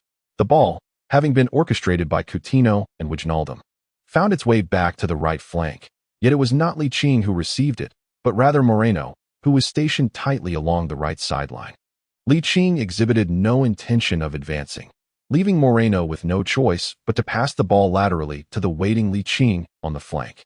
Although Licht had shown no desire to break through in those few minutes, the Wolves' defensive players remained vigilant, clearly having learned from past encounters, wary that Licht might once again dismantle their entire backline with his lightning speed. As the match approached the 80-minute mark, the Wolves players, having expended considerable energy in their relentless defense, shifted their focus towards a more selective defensive strategy, concentrating on containing the opposing players as the game drew to a close. Licht, with his right foot firmly planted, deftly maneuvered his left foot above the football, while the vigilant Doherty braced himself for a potential advance. At that moment, Moreno, sprinting along the right sideline, surged forward unexpectedly. Wyman, apprehensive of a pass to Licht, hurriedly followed suit, while Ronan remained ever watchful of Licht's movements. Coutinho, recalling Licht's formidable ability to break through defenses, brightened with inspiration and sprinted towards the right flank to create space for Licht's advancement. The home fans in the stands stirred with excitement as they witnessed both Moreno and Coutinho orchestrating opportunities for Licht. Initially, Licht aimed to break through himself, but he caught a glimpse of Milner, positioned as left back, accelerating towards the left flank. In stark contrast to the densely packed central and right defenses, the left flank presented a notably sparse opportunity. Seizing the moment, Licht calculated Milner's forward run and deftly flicked the ball to the left with the outside of his left foot, his right foot providing balance. With a swift motion, he struck the bottom of the ball with the inside of his left foot. Boom! The football soared into the air, arcing from the right flank towards the left. Meanwhile, Klopp clenched his fists in anticipation, filled with exhilaration, while Wolves coach Lambert's heart skipped a beat as realization dawned upon him. Liverpool fans erupted in a euphoric roar as they saw the football's trajectory aimed at the rapidly advancing Milner. In his stride, Milner silently gave a thumbs up to Licht, initially approaching the play with a sense of cautious optimism, only to discover that Licht indeed had spotted him. The ball not only landed precisely, but also in a manner that allowed Milner to deliver a cross without breaking his momentum. At the rear, Steelman, in a frantic attempt to defend, raised his right hand, signaling that Milner was offside. However, the assistant referee remained unmoved, affirming that no offside infraction had occurred. Milner accurately anticipated the trajectory of the football and, with his less proficient left foot, swiftly directed it towards the center. Origi, making a run at the near post, struck the ball from 10 meters out, altering its course as it rolled along the ground towards the near side of the goal. The goalkeeper, Burke, was rendered motionless by the proximity of the shot, helplessly watching as the ball collided with the pristine white net. Chapter 68. The heroic last-minute goal. Anfield transformed instantaneously into a sea of jubilation as Origi, the scorer, spread his arms wide and sprinted, toppling Milner, the provider, in a cathartic release of the immense pressure that had built up from the goal.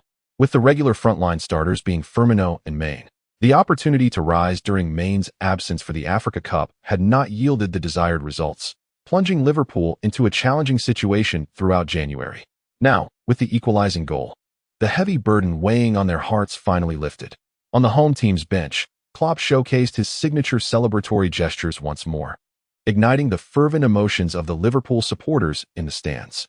Origi and Milner, mindful of the true architect of the moment, Ligt, recognized that without his sudden and precise long pass, the equalizing goal would have been unattainable. The Wolves, having conceded a goal, resolved to staunchly defend their existing scoreline, employing targeted strategies that made it exceedingly difficult to equalize through conventional offensive maneuvers. Unexpectedly, Licht's long pass simplified the complex situation. Klopp, celebrating with his assistant, cast a satisfied glance at Ligt, his admiration growing. He had not anticipated that Ligt, who would not turn 16 for another 2 weeks, would possess such remarkable abilities.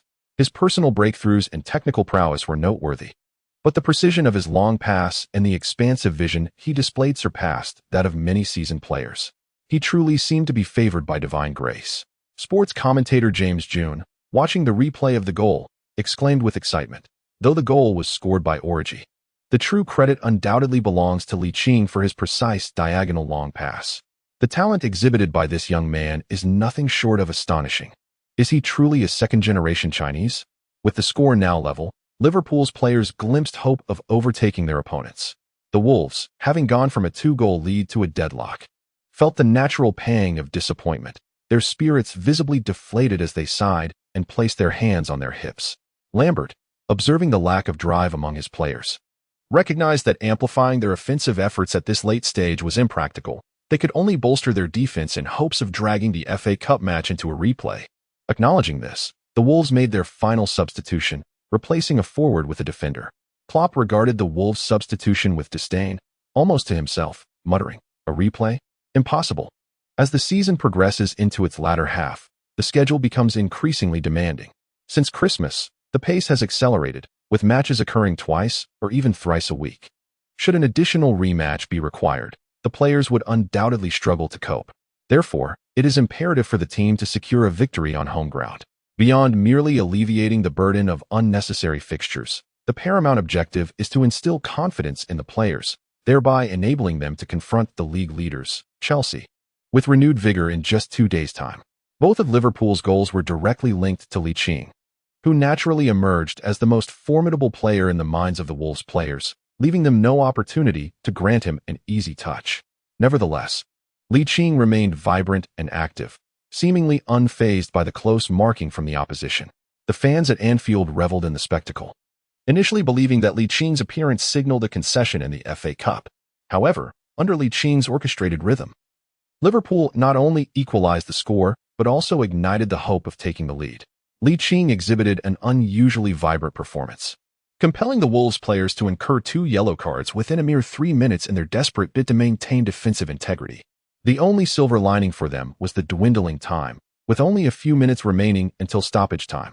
The Wolves retreated entirely, leaving Liverpool with scant opportunities for offense.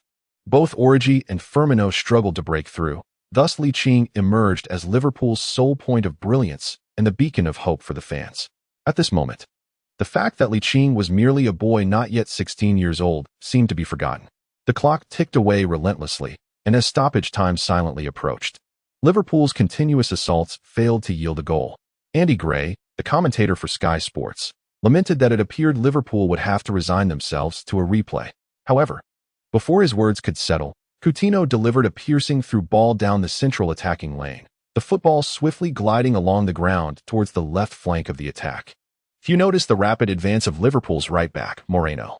Ligt keenly observed that his teammate Moreno's movements appeared to be more in harmony with Coutinho's passes, stirring something within him. The majority of the Wolves' defenders had their focus fixated on the previously dynamic Ligt, with every one of his actions magnified. Ligt proactively approached the football, causing several defensive players from the Wolves to instinctively converge, inadvertently neglecting the advancing Moreno. At that moment, Ligt, having drawn the attention of the entire defensive line, feigned readiness to receive the ball, only to deftly allow it to pass, sending it rolling towards the right flank of his team's attack. The Wolves' head coach, Lambert, was overwhelmed by a surge of frustration. By the time the Wolves players realized the unfolding situation, it was already too late.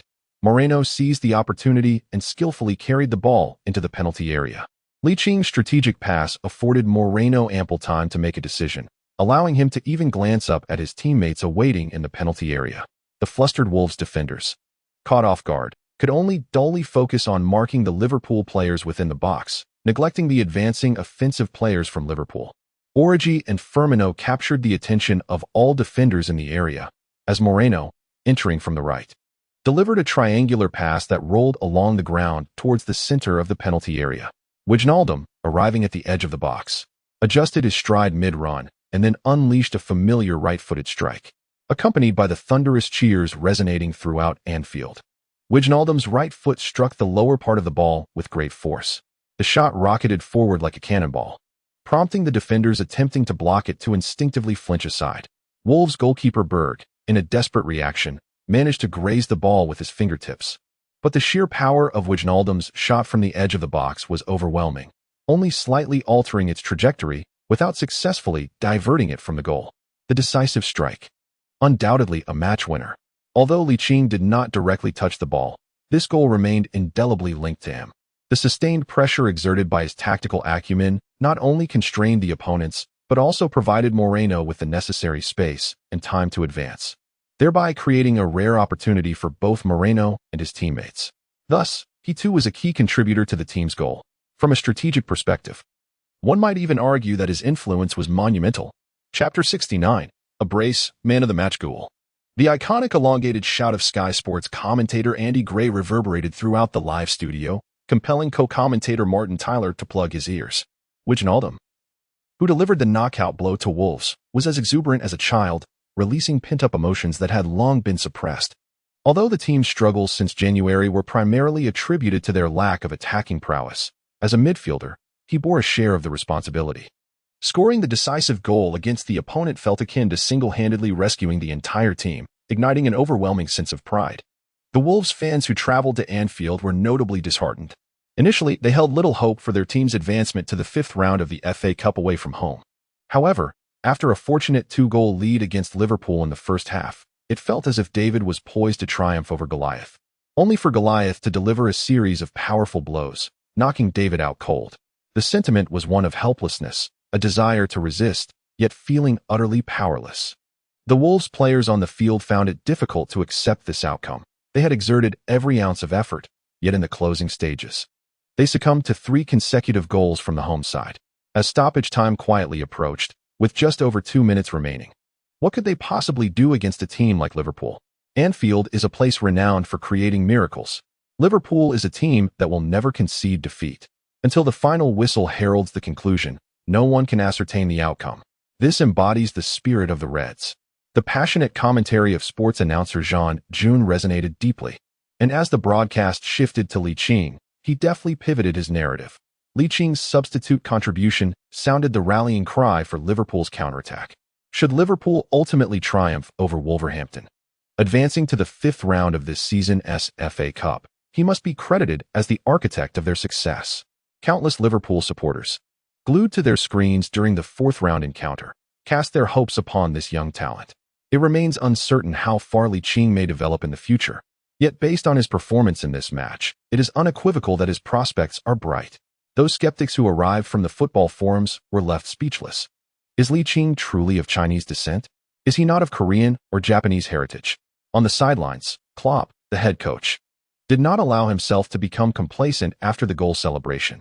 He immediately approached Captain Lucas to discuss the new tactical approach. The match was far from over, and the team needed to remain vigilant against the psychological relaxation that often accompanies a lead. In professional football, there are countless instances where a team that takes the lead is later equalized against. Klopp's latest strategy was straightforward. Every player was to retreat to their own 30-meter zone, leaving only Ligt at the forefront of the defensive setup as the focal point for counterattacks. With the advantage of the kickoff, Wolverhampton quickly resumed play, eager to level the score in the shortest possible time. Unfortunately, their overall capability was limited, compounded by evident fatigue, and the negative effects of prolonged defense became starkly apparent. Milner executed a powerful clearance, sending the ball directly into Licht's path as he surged forward, igniting renewed excitement among the Liverpool fans in the stands, who fixated their attention on him. Licht's ability to control the ball while in motion was nothing short of exquisite. The defender, Steelman, aware of Licht's remarkable speed and the fact that he had just come off the bench, was fatigued after playing a full 90 minutes. In this tactical standoff, Steelman resorted to a strategic foul from behind. However, at that moment, Ligt surged forward with unexpected acceleration, leaving Steelman grasping only at thin air. Another center-back, House, moved sluggishly, his stamina depleted, and despite his utmost effort, he could not keep pace, instead falling further behind. Goalkeeper Berg, having anticipated Ligt approaching from about 25 meters away, decided to rush out in a bid to salvage some pride, only to find himself utterly bewildered by Licht's deft footwork. With a gentle push from his left foot, the ball elegantly crossed the goal line, marking the inception of a dreamlike professional career. 2 goals scored. Ligt, with his extraordinary talent, had unequivocally validated his prowess. The scoreboard, steadfast at 4-2, remained unchanged until the final whistle. Liverpool, having staged a stunning comeback with 4 goals in the last 10 minutes, triumphed over the visiting Wolverhampton. The supporters at Anfield erupted into a frenzy, their ecstatic voices echoing the hard-won victory. On the pitch, the Liverpool players raised their fists in triumph, celebrating their remarkable achievement. They were, of course, mindful of the one who had spearheaded this turnaround. Under the leadership of Captain Lucas, the team embraced the outstanding Ligt. Head coach Klopp, not one to overlook Licht's contributions, approached the field after exchanging pleasantries with the opposing coach, Lambert, and bestowed upon Ligt a hearty embrace, exclaiming, "Lee, you were simply phenomenal. It is all thanks to you for the opportunities you created." Licht's eyes sparkled with a lively gleam as he leaned forward, inquiring loudly into Klopp's ear, "Given my outstanding performance, might I be included in the squad for the weekend's match?" Klopp, stroking his stubbled chin, fell into contemplation. The Africa Cup of Nations quarter-final had concluded with Senegal succumbing to Cameroon in a penalty shootout, resulting in Main's early return to the club. This would provide a certain assurance to the forward line. Although Ligt had exhibited remarkable prowess in the recently concluded FA Cup 4th round, his youth made it somewhat inappropriate to occupy one of the coveted spots in the 18-man squad. However, with Main needing rest after the Africa Cup, he would certainly not start, and his status as a substitute would depend on his condition. Essentially, Liverpool required a dynamic breakthrough player in Main's absence, and it seemed that Ligt could be precisely the explosive element Liverpool currently needed. What should he do? Klopp, wishing to nurture Licht's enthusiasm, understood that while young players can easily gain confidence, they can just as easily lose it. Thus, he chose to tread carefully, smiling as he patted Ligt on the right shoulder. "That will depend on your training performance. If it surpasses that of most of your teammates, why not, boss? Just wait and see. I will undoubtedly prove myself with an even better performance." Ligt believed that his first career goal would grant him a 10-point boost in ability, enhancing his strength, and he was confident that he could outshine most of his teammates, who were not considered star players. Observing Licht's confident smile, Klopp couldn't help but think that Chelsea's players were unaware of Lee's technical attributes, perhaps presenting an opportunity. The second-to-last match of January had ended in victory. Now, the final match must also yield a win to conclude the month perfectly. After a while, the live broadcaster provided a close-up shot of Licht's face, a poignant moment, as this was a special recognition for the best player of the match. Chapter 70. Capable of serving as a key player for title contenders in the top 5 leagues. Andy Gray, the commentator for Sky Sports in Great Britain, gazed at the broadcast screen featuring Ligt, while his co-commentator, Martin Tyler, exclaimed, "Oh my God, Lee is the best player of the match. Why not?" Andy Gray replied with a playful tone. He scored Liverpool's breakthrough goal and indirectly assisted Origi in equalizing. Although he did not directly contribute to the go-ahead goal, he had instilled considerable dread in the Wolves players, compelling them to remain vigilant.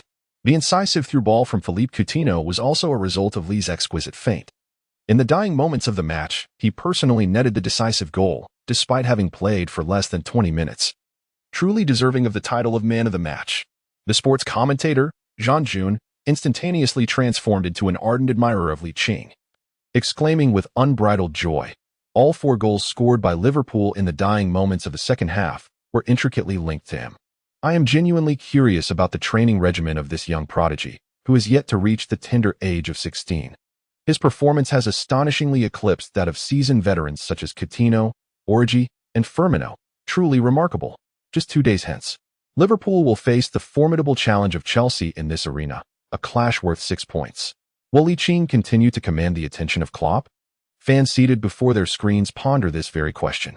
Although Ligt does not hold the nationality, he embodies the essence of 5 millennia of heritage. Is not the basketball sensation Lin Shaheo a citizen of the United States, yet still embraced fervently by fans? Naturally, there are detractors among the supporters who dismiss him, arguing that without the right nationality, one cannot be deemed human, regardless of their exceptional prowess on the field. As the standout performer of the match, Ligt was expected to attend the mixed zone for a media interview in accordance with professional competition regulations. However, the Liverpool coaching staff had anticipated this scenario, concerned that the astute and often misrepresentative media might ensnare Ligt with tricky questions. Consequently, they arranged for another outstanding player, Wijnaldum, to conduct the interview instead.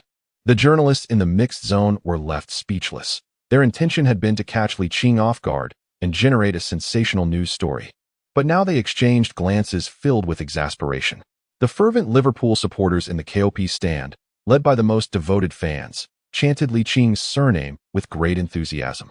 Deeply moved, Ligt, who was expressing gratitude to the fans alongside his teammates, felt overwhelmed by their affection. Following Arnold's suggestion, he removed his jersey, wrung it into a ball, and tossed it into the stands. The crowd erupted with excitement, especially a female fan who caught the jersey, treating it as a precious treasure, cherishing it with affection that made Ligt blush with modesty. Yet, despite his embarrassment, he relished the moment, wishing that every match could make him the cherished darling of the fans. By the time he returned home, it was already 10 o'clock at night. Instead of rushing to wash up, he opted to access the system with his mind, deliberating where to allocate the ability points earned at 10 o'clock. He felt rather frustrated, pondering why he received rewards for being selected in the matchday squad for the first time, making his FA Cup debut, and scoring his inaugural goal. Yet there were no rewards for setting the record as the youngest player to appear or for being named the man of the match in his first professional game. According to the system's explanation, the unique and singular nature of being included in the matchday squad, making an appearance, and scoring his first goal warranted rewards. But this uniqueness did not guarantee ones. The likelihood of receiving rewards depended on fortune. Good luck could activate the hidden reward system, while bad luck would not. Oh, what a capricious system it was. In addition to considering where to allocate the 10 ability points, Ligt also possesses an item that grants immunity to serious injuries, along with a reward of 666 gold coins. The immunity to serious injuries serves as a safeguard in the professional arena, where significant injuries may arise and adversely affect one's future career. This item can protect against a single major injury. Through an analysis of the item, one can fully appreciate the formidable nature of this immunity. Often, the factors influencing a professional career are not solely technical, but rather stem from physicality. Whether in football or other athletic domains, it is injuries that frequently jeopardize careers, aside from those players who succumb to self-destructive tendencies. The reward of 666 gold coins enables Ligt to procure the majority of items in the system shop, thus providing him with a certain level of assurance for his future professional competitions. Items as extraordinary as the immunity to serious injuries are available in the system shop, albeit at a steep price of 10,000 gold coins, rendering it unattainable given Licht's current financial status. However, as long as he remains cautious during matches, His resilience to injuries makes it unlikely for him to suffer serious harm, alleviating any urgency to accumulate reserves.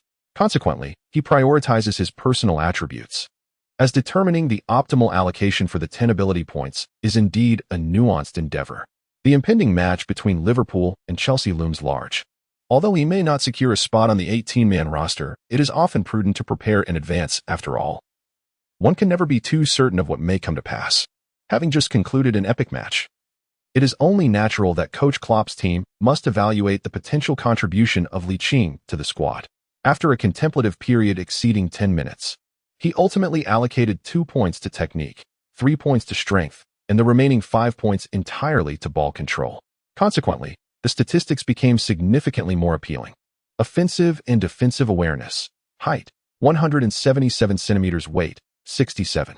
5 kilograms. Position, right winger. Strength, 64. Stamina, 67. Technique, 80. Shooting, 82. Shooting power, 62. Heading, 53. Long-range shooting, 59. Free kicks, 60. Penalty kicks, 80. Sprint speed, 87. Acceleration, 89. Jumping, 62. Agility, 65. Balance, 72. Tackling, 34. Interceptions, 40. Positioning, 50. Man marking, 55. Dribbling, 91. Ball control, 75. Short passing, 62. Crossing, 64. Long passing, 86. Off-the-ball movement, 75. Creativity, 85. Vision, 92. Reactions, 74. Tendency, 50. Willpower, 85. GK saves, 29. Available. Skill points, 0. Inventory. Injury immunity. Draw attempts, 0 coins. 851. Skill assessment. A. Capable of being a starter in a title-contending team within the top 5 leagues. Particularly noteworthy is the skill assessment, which now stands at A, imparting to Ligt a sense of soaring achievement. He recalls that the last time he checked, it was merely A-. To his astonishment, it has now risen to A. According to the accompanying text analysis, his abilities are now fully adequate to serve as a key player in a title-contending team within the top 5 leagues. However, while possessing such prowess is one aspect, the coach's decisions present an entirely different challenge. With only 2 weeks remaining until he turns 16, one must ponder how many professional coaches would be inclined to field a barely 16-year-old in a high-stakes match. Thus, Ligt, in a moment of frustration, spread his arms and lamented, "Why couldn't I be 2 years older?" Chapter 71. Does that not mean losing the first match? Upon exiting the system, Ligt finally noticed the multitude of unread messages on his phone nestled in his bag, notifications from WeChat, Instagram, and Twitter. Although he had only participated in a little over 20 matches and felt no fatigue, the sheer volume of unread messages left him somewhat speechless. Particularly overwhelming were the countless notifications of follows, comments, and retweets on Instagram and Twitter, all stemming from his stellar performance in the 4th round of the FA Cup, which garnered significant attention from fans. A cursory glance revealed that his follower count had soared from the 4-digit range to 5 figures, with comments and retweets numbering in the thousands. This necessitated a change in his app settings to silence the incessant notifications. He disabled alerts for new followers, comments, and retweets to avoid the incessant ringing of his phone. Many of the text messages were well wishes from classmates and teammates from the U15, U16, and U18 Youth Academy. Among the WeChat messages were those from Tong Xianbing and Zhao Qiangu. Zhao's message was succinct, merely congratulating him on his debut for Liverpool's first team, during which he also scored a goal. In contrast, Tong Xianbing had sent a rare, frustrated emoji. In a flash, Ligt recalled the wager he had made with Tong Xianbing. If he managed to play for Liverpool's first team and score, she would agree to be his girlfriend, and perhaps even allow a kiss. The match that concluded 2 hours prior had not only seen him score twice, but also earned the title of man of the match, thus exceeding the expectations of their bet. Tong Xianbing's frustrated emoji was likely her way of expressing her uncertainty about how to respond. Glancing at the time displayed on his phone, which read 10:50 p.m., he surmised that, adhering to the habits of youth, she was likely still awake. Consequently, Ligt attempted to initiate a video call via WeChat. 3 seconds later, the chat window indicated that the call had been declined. At this hour? Could she be busy? Thoughts began to swirl in his mind as the hour grew late, and he felt a twinge of unease. Could it be? He instinctively shook his head, casting aside that notion, and attempted to call again, only to be met with another refusal. Liching's heart grew increasingly uneasy, and it was only after the 3rd attempt that he finally accepted the video call. the screen illuminated with an unparalleled beauty. Before he could utter a word, Tong Xinbing spoke first, her tone laced with displeasure. "Little brother, do you have any idea that you have brought about my demise? How could I possibly be the cause of your downfall?" Li Qing was somewhat disheartened, pondering why his future boyfriend would take offense at his refusal to answer a video call. No, it should be the legitimate boyfriend. A displeased huff from Tong Xinbing echoed through the air. "Do you have any idea that I was in the midst of a team battle just now? Your WeChat video call disrupted me, causing my character to blink away. After I hung up, you called again, and my teammates, seeing my character's retreat, launched an attack, resulting in our team's complete annihilation. You've caused me to plummet back into the depths of silver." Li Qingxin, is this really such a trivial matter? I thought you had dyed your hair a different color. It startled me. It's merely gold. What's the big deal? Tomorrow I have a day off. I shall take you directly to Diamond. Before the traversal, Li Qing was undoubtedly a glorious champion. Escorting a girl to Diamond was almost a certainty. Really? Tong Xinbing's expression of skepticism was clearly visible on the screen. "I would never deceive anyone but you." "Why do you say that?" Li Qing cleared his throat gently, a subtle smile gracing his lips. He formally addressed the enchanting Tong Xinbing. "His cousin, I am delighted to inform you that I had the fortune of participating in the recently concluded FA Cup tournament, where I managed to score 2 goals. Might I inquire, fair Xinbing, if this means you are prepared to honor our previous wager? As your boyfriend, I feel it would be remiss of me to deceive you." Tong Xinbing's delicate cheeks flushed with a rosy hue, leaving her momentarily speechless. "Hey, you aren't considering reneging on our agreement, are you?" Li Qing's expression shifted slightly. I didn't mean to shirk responsibility. I just haven't fully prepared myself yet." The speaker on the phone transmitted Tong Xinbing's intermittent voice, and Li Qing glanced at the phone, his heart fluttering at her enchanting visage, which had turned a shade of crimson, an evident sign of her embarrassment. After all, she was merely an 18-year-old girl. After a brief pause, Li Qing chuckled. "Since my cousin is not one to evade responsibility, it's best that we take things slowly. By the way, do you have classes tomorrow? If you don't, I could come to visit you. The coach mentioned that we have a day off." "Tomorrow?" Tong Xinbing nodded slightly, pondering for a moment. "Freshman year is quite challenging. During the weekdays, we are burdened with heavy academic tasks, and only the weekends afford us a respite." "Only weekends off?" Li Qing, fueled by an inexplicable confidence, boldly suggested, "How about coming to Liverpool to watch me play?" As a first-team player, Li Qing possessed tickets to any match at Anfield and was permitted to bring along friends and family. "Watch you play?" Tong Xinbing's pupils dilated slightly, her face soon betraying skepticism. "Did you really make it onto the match roster against Chelsea at the Liverpool home ground? That seems improbable." Although she was not a die-hard fan, her exposure to the sport had made her somewhat more knowledgeable than a casual observer, leading her to believe that Li Qing had once again secured a spot in the 18-player lineup for the match. Yet, the FA Cup and league matches were distinctly different. The 4th round of the FA Cup was merely the second stage of a tournament in which Premier League teams participated, prompting many clubs to focus on developing substitutes and youth players. Much like the match where Liverpool faced Wolves at home, aside from Minale, Wijnaldum, and Firmino, who were regular starters, only Klavan and Origi could be considered reliable substitutes, while the remaining players were either ordinary backups or young talents promoted from the youth academy. A clash between Liverpool and Chelsea was a high-stakes encounter, a match of immense significance. Would Klopp truly include a boy who had yet to reach 16 years of age? The likelihood of such an occurrence was not merely low, it was exceedingly rare. "Don't believe me?" Li Qing could hardly miss the skepticism laced in Tong Xinbing's words. With a smile that danced between amusement and mockery, he suggested, "How about another bet? I'd wager a big fat nothing." Tong Xinbing rolled her eyes in an exaggerated manner, a reflection of her lingering apprehension from their previous wagers. Having lost 2 rounds consecutively, the thought of a 3rd loss loomed ominously. Would she then forfeit her initial victory? This consideration sent her heart racing. If Li Qing were to kiss her, should she reject him? Or would she embrace the moment? Reluctant to gamble again, she decided to forego the idea. Although Klopp had yet to announce the 18-player lineup for the match, she felt a stirring intuition that she might secure a spot as a substitute. With Manchester so conveniently close to Liverpool, she implored, "Come cheer for me, won't you?" As she concluded her plea, Li Qing pouted in a most pitiful manner. Tong Xinbing was not yet mentally prepared to engage in a romantic relationship with him.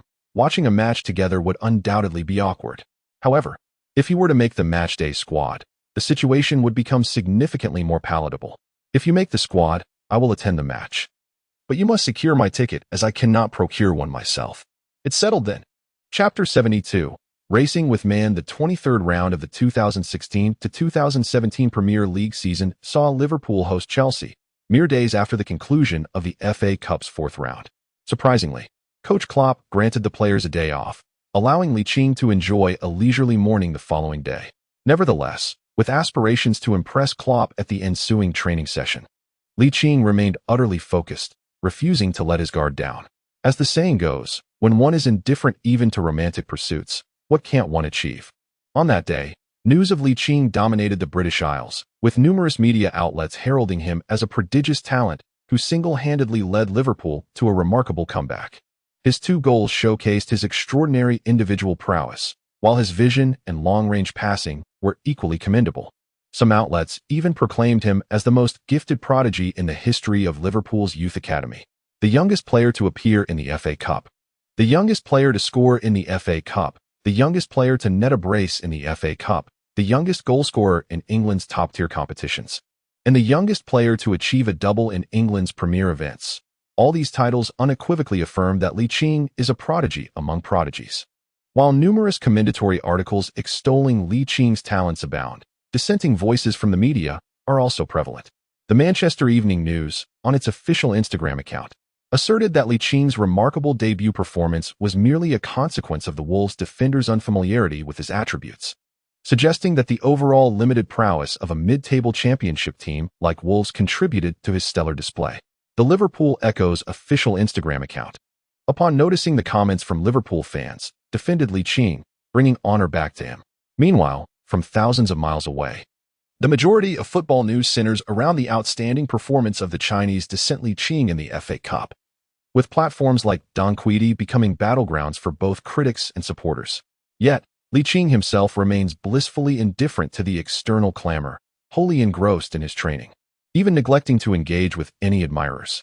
At 8 o'clock the following morning, 2 hours before the regular training session was set to commence, Ligt was the first to arrive at Melwood, even earlier than many journalists, leaving those who had arrived early in astonishment. Training commenced punctually at 10 o'clock, with the starting players from the previous evening's match, along with the returning main, focusing on recovery, while other players, including the substitute Ligt, engaged in ball work. The practice match began at 2 in the afternoon, divided into 2 30-minute halves. In a bid to secure a place in the squad for the upcoming Premier League match at Anfield, Ligt exerted himself to the fullest, leaving his teammates perplexed. Wasn't it just a practice match? Why the excessive effort? Head coach Klopp and his 2 assistants, Buvac and Ligt, were taken aback, if not pleasantly surprised, by the level of performance Ligt exhibited, which surpassed even that of his prior outing at Anfield. He astonishingly succeeded in taking on the entire defensive line single-handedly, akin to Liverpool's very own Messi. If one were to select the player in the best form and performance during the practice match, it would undoubtedly be Ligt. As the match concluded, Arnold placed his right hand on Licht's left shoulder and exclaimed, "Lee, have you taken some performance enhancers today? You were incredible." Ligt smiled and remarked, "I aspire to secure a place in the squad for tomorrow night's Premier League match at Anfield." Arnold turned his gaze towards the coaching bench, where head coach Klopp was engaged in a discussion with Buvac and Ligt. As someone who had been through this before, he understood that the coach was in the process of narrowing down the list of 6 candidates for the starting lineup. Why 6, you may wonder? Because at least one substitute spot must be reserved for the goalkeeper. Was there a possibility of him making it into the 18-man roster? The likelihood was exceedingly slim. Currently, the team was positioned 4th in the Premier League, preparing to face league leaders Chelsea. If all went according to plan, Harry Wilson, Woodburn, Iea, and Stewart would likely miss out on the squad for the FA Cup match midweek. The primary right back was Klein, with Moreno as a backup, and the midfield boasted several fit players. Contemplating this, Arnold shook his head. He was nearly certain he would not make the 18-man roster. However, Ligt was different. His unique attributes were quite exceptional within the current squad, and given his outstanding form, there was indeed a chance he could be among the 6 substitutes. Just then, Firmino's voice echoed from behind. "Haley, do you have a moment?" Ligt and Arnold turned around simultaneously, only to find Firmino with his arm draped over Main's shoulder. Curiously, Ligt inquired, "What's the matter, White Fang?" Firmino rubbed his hands together, his expression exceedingly lewd. I heard you were incredibly fast. How about a speed contest with Sadio? What? Ligt pointed at Main. We're racing? Just moments ago, Felipe had claimed that Sadio was faster, which I found hard to believe. I insisted that you were slightly quicker, and we nearly came to blows over it. Thankfully, Jordan intervened to prevent any discord before the impending battle. So what do you say? Shall we have a race?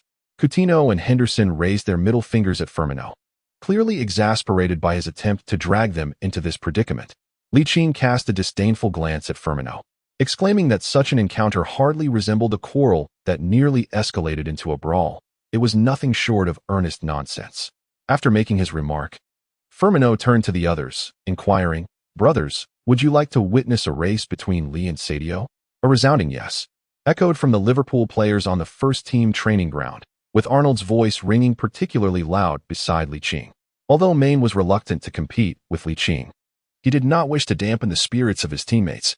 He glanced at Ligt, revealing a smile as bright as Firmino's, and pointed towards the sideline, saying, "From the goal line to the opposite goal line.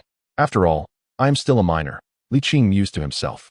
While it is said that men should not race, a part of him was indeed curious to ascertain who among them possessed the fastest speed.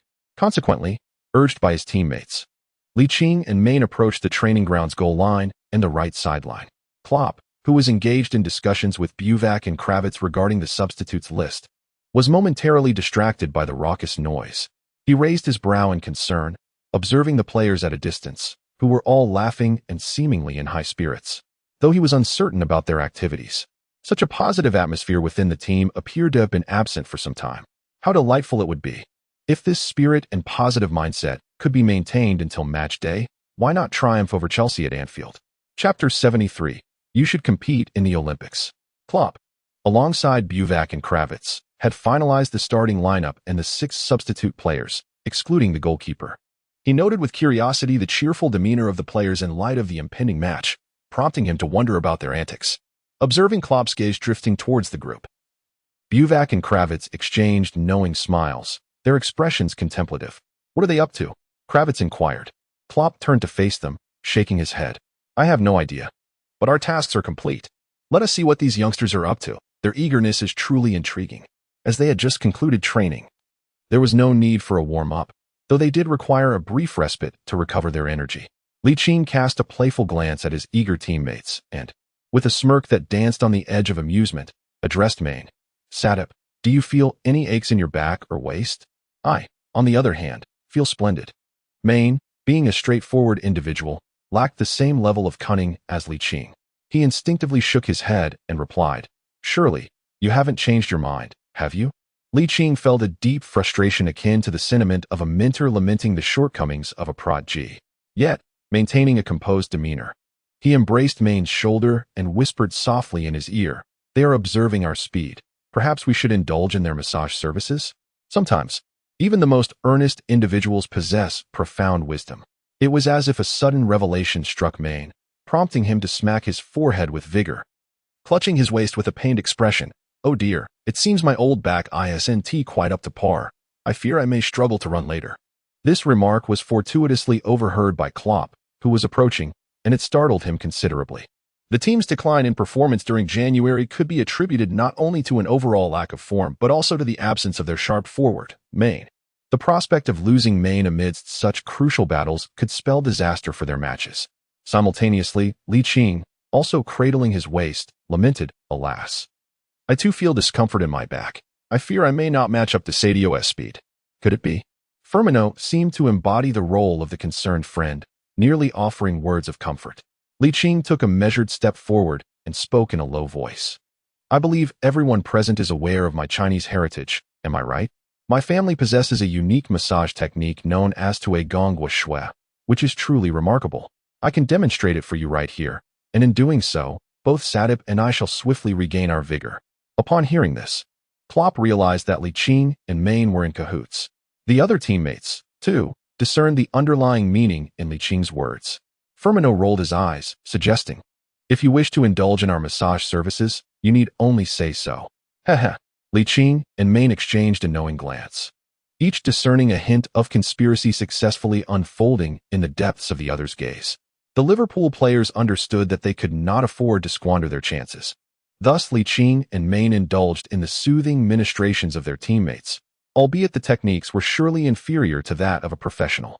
After approximately 10 minutes had elapsed, with their joints adequately stretched, Ligt and Main positioned themselves along the right sideline of the training ground, starting from the baseline, awaiting the anticipated whistle of their makeshift referee, Firmino. "Are you ready?" Ligt and Main exclaimed in unison. "Okay." Almost at the very instant the whistle crafted by Firmino pierced the air, the two, bent slightly forward, surged forth like wild stallions, darting from the starting point with a swift whoosh. The moment Ligt and Main initiated their reaction, it transpired in a breathtaking flash, leaving onlookers in awe. In the blink of an eye, the two had sprinted 5 meters, yet discerning who had raced ahead by even a fraction with the naked eye proved nearly impossible. As they reached 10 meters, the disparity in speed remained indiscernible, and the same held true at 20 meters. Main, who had always possessed unshakable confidence in his velocity, found himself utterly astonished. At 24 years old, his physique had reached full maturity, while 15-year-old Ligt was still in his growth phase, inherently conferring an advantage upon him. The fact that they were tied under such circumstances felt akin to defeat. No. The thought of being outpaced by a minor in the realm of speed ignited a fervor within him, transforming into boundless energy. His powerful thighs surged forward in a rapid succession, and the immense reactive force from the ground as his toes made contact propelled his speed to a new height. For the first time, Ligt engaged in such an exhilarating sprint, his spirits soaring with delight. Yet, he sensed that his feet had yet to exert their full potential. He could push himself further. At that moment, he caught a glimpse of Main on his right, who had accelerated, shifting from running alongside him to leading by a slight margin. In the realm of competitive sports, where literature knows no superior and martial prowess no inferior, only one can emerge victorious in a race. Thus, with untapped strength, Ligt quickened the cadence of his legs. The immense power of his explosive force generated an increasingly potent ground reaction as he propelled himself forward, reclaiming the slight distance that had opened up. The Liverpool players and coaching staff, who were spectators, gazed in astonishment at the contest of speed between Ligt and Main, instinctively gasping in admiration. Main, sprinting at full throttle, caught a glimpse of Ligt on his left, closing the gap in a flash, and was astounded. How could this young lad run so swiftly? Having reached his personal maximum speed, Main yearned to accelerate further, but alas, he had reached his limit, barely able to maintain his current speed for a few more meters. With this realization, he altered his strategy. Since their short-distance explosiveness was nearly equal, the victor would be determined in a 100-meter dash. However, after running 30 meters, Main realized with disbelief that Ligt was still managing to accelerate. Gradually surpassing him from their initial parallel position, Ligt moved ahead by a small margin, then half a body length, and finally by a considerable distance. By the time they reached the center of the field, Ligt had established a full body length lead over Main. Unbelievable! Was there truly someone faster than Sadio? My goodness, is this young man really a minor? This fellow could undoubtedly train for sprinting and compete in the Olympics. As they crossed the midpoint, the gap between them became increasingly apparent, eliciting a chorus of gasps from their watching teammates. Even Coach Klopp could not contain his astonishment. "I wonder how fast Ligt will be when he reaches adulthood." "Indeed," echoed Buvak and Klavitz in unison. At the opposite baseline, the race concluded with Ligt ahead by 2.5 body lengths. Main, resting his left hand on his knee and panting, raised his right hand to give Ligt a thumbs up. "Lee, it would be a travesty for you not to compete in the Olympic sprints." Ligt adjusted his breath and, with an unruffled smile, remarked, "Merely running lacks excitement. Playing football is far more enjoyable. I relish the sensation of successfully dribbling past the entire defensive line to score. In the forthcoming match, you will have that opportunity." Upon hearing the familiar voice, Ligt turned his gaze, his heart surging with exhilaration. For it was none other than Coach Klopp who had spoken. This implied that he would indeed be included in the squad of 18 for the next match. Chapter 74. The youngest player to appear in the Premier League record. Before concluding the training session, assistant coach Kravitz announced the 18-man roster for the Premier League's 23rd round match to be held tomorrow evening at Anfield. Ligt was the sole player promoted from the youth team to be included. The remaining 17 players comprised Karius, Minale, Milner, Lovren, Modip, Klein, Clavin, Moreno, Emre Can, Henderson, Wijnaldum, Lucas, Lalana, Coutinho, Origi, Firmino, and Main. Liching's selection for the squad was not merely a result of outrunning Main in a straight sprint. Rather, it was his innate abilities that captivated the coaching staff, led by Klopp. Upon the announcement of the full roster, both Arnold and Woodburn had mentally prepared themselves, thus exhibiting no emotional fluctuations. Upon hearing of Liching's inclusion, they promptly extended their congratulations, expressing hopes that he would grace the pitch in the forthcoming clash between the Reds and Blues and replicate his remarkable performance from the FA Cup. I am not boasting. Given the opportunity from the boss, I am confident I would disorient Conte's team. Who is Conte? Arnold inquired curiously. The Chelsea manager, Antonio Conte, chimed in Firmino, passing by and giving Liching a thumbs up. Ha ha, Conte is such an apt description. In contrast to the somewhat overlooked FA Cup, Liverpool places a heightened significance on the Premier League. The players named in the 18-man matchday squad proceeded directly to their hotel post-training, rather than arriving on the day of the FA Cup match. As soon as Liching was named in Liverpool's 18-man squad, which was announced on the official Premier League website, a multitude of media outlets expressed heightened interest. Social media platforms such as Instagram, Twitter, Weibo, and Facebook rapidly disseminated the news, with the sports website Donquidi being the first to share it on their official account. At a mere 15 years and 348 days old, Liching has already set records for being the youngest player to appear and score in the FA Cup. The question now arises, can he, at 15 years and 351 days, establish the record for the youngest player to compete in the Premier League? Meanwhile, Chelsea's coach Conte raised an eyebrow upon seeing Liching's name in Liverpool's squad. For reasons unknown, the sight of this barely 16-year-old youth on the matchday roster stirred a sense of unease within him. Could his participation potentially jeopardize the team's prospects of securing points away from home? Contemplating this possibility, he shook his head. A boy who has yet to reach 16 cannot possibly sway the outcome of a Premier League match. It is implausible. Each player in his team is a globally recognized star, and the notion of dropping points away seems utterly unfathomable. Furthermore, he has a fair understanding of Klopp's strategies. The core framework of the team is well established. In such a critical league, how could one forsake seasoned and capable star players in favor of an inexperienced youth who has yet to partake in any Premier League matches? Such a gamble might be conceivable in the context of the FA Cup or the League Cup, but certainly not when it concerns a berth in the Champions League for the following season. With clarity restored, Conte redirected his focus onto Firmino, Main, and Coutinho. For in his estimation, these three players alone posed a genuine threat to his defensive line. Liching arrived at the parking area of the hotel where his team was staying, aboard the team bus. From a distance, he noticed the entrance was thronged with fervent Liverpool fans clad in vibrant red jerseys, brandishing banners, slogans, and scarves. Among them, some supporters held up posters of players, showcasing their admiration for these athletes. Curiously, there seemed to be a greater number of fans displaying posters of Klopp than those of the players themselves. As Liching waited in line to disembark, a pang of disappointment washed over him. He realized that he was yet to see a single poster bearing his own likeness. Just wait. If I don't get to play in tomorrow's match, the entire world of fans will know who I am. The following morning, Liching rose early, washing up and having breakfast before his roommate Firmino had even stirred. After resting for about an hour, he made his way to the hotel gym to warm up his body. Liching's enthusiasm did not go unnoticed by Klopp's coaching team, who exchanged glances, sensing a mutual spark of excitement. The 23rd round of the Premier League in the 2016 to 2017 season was distinct from the usual.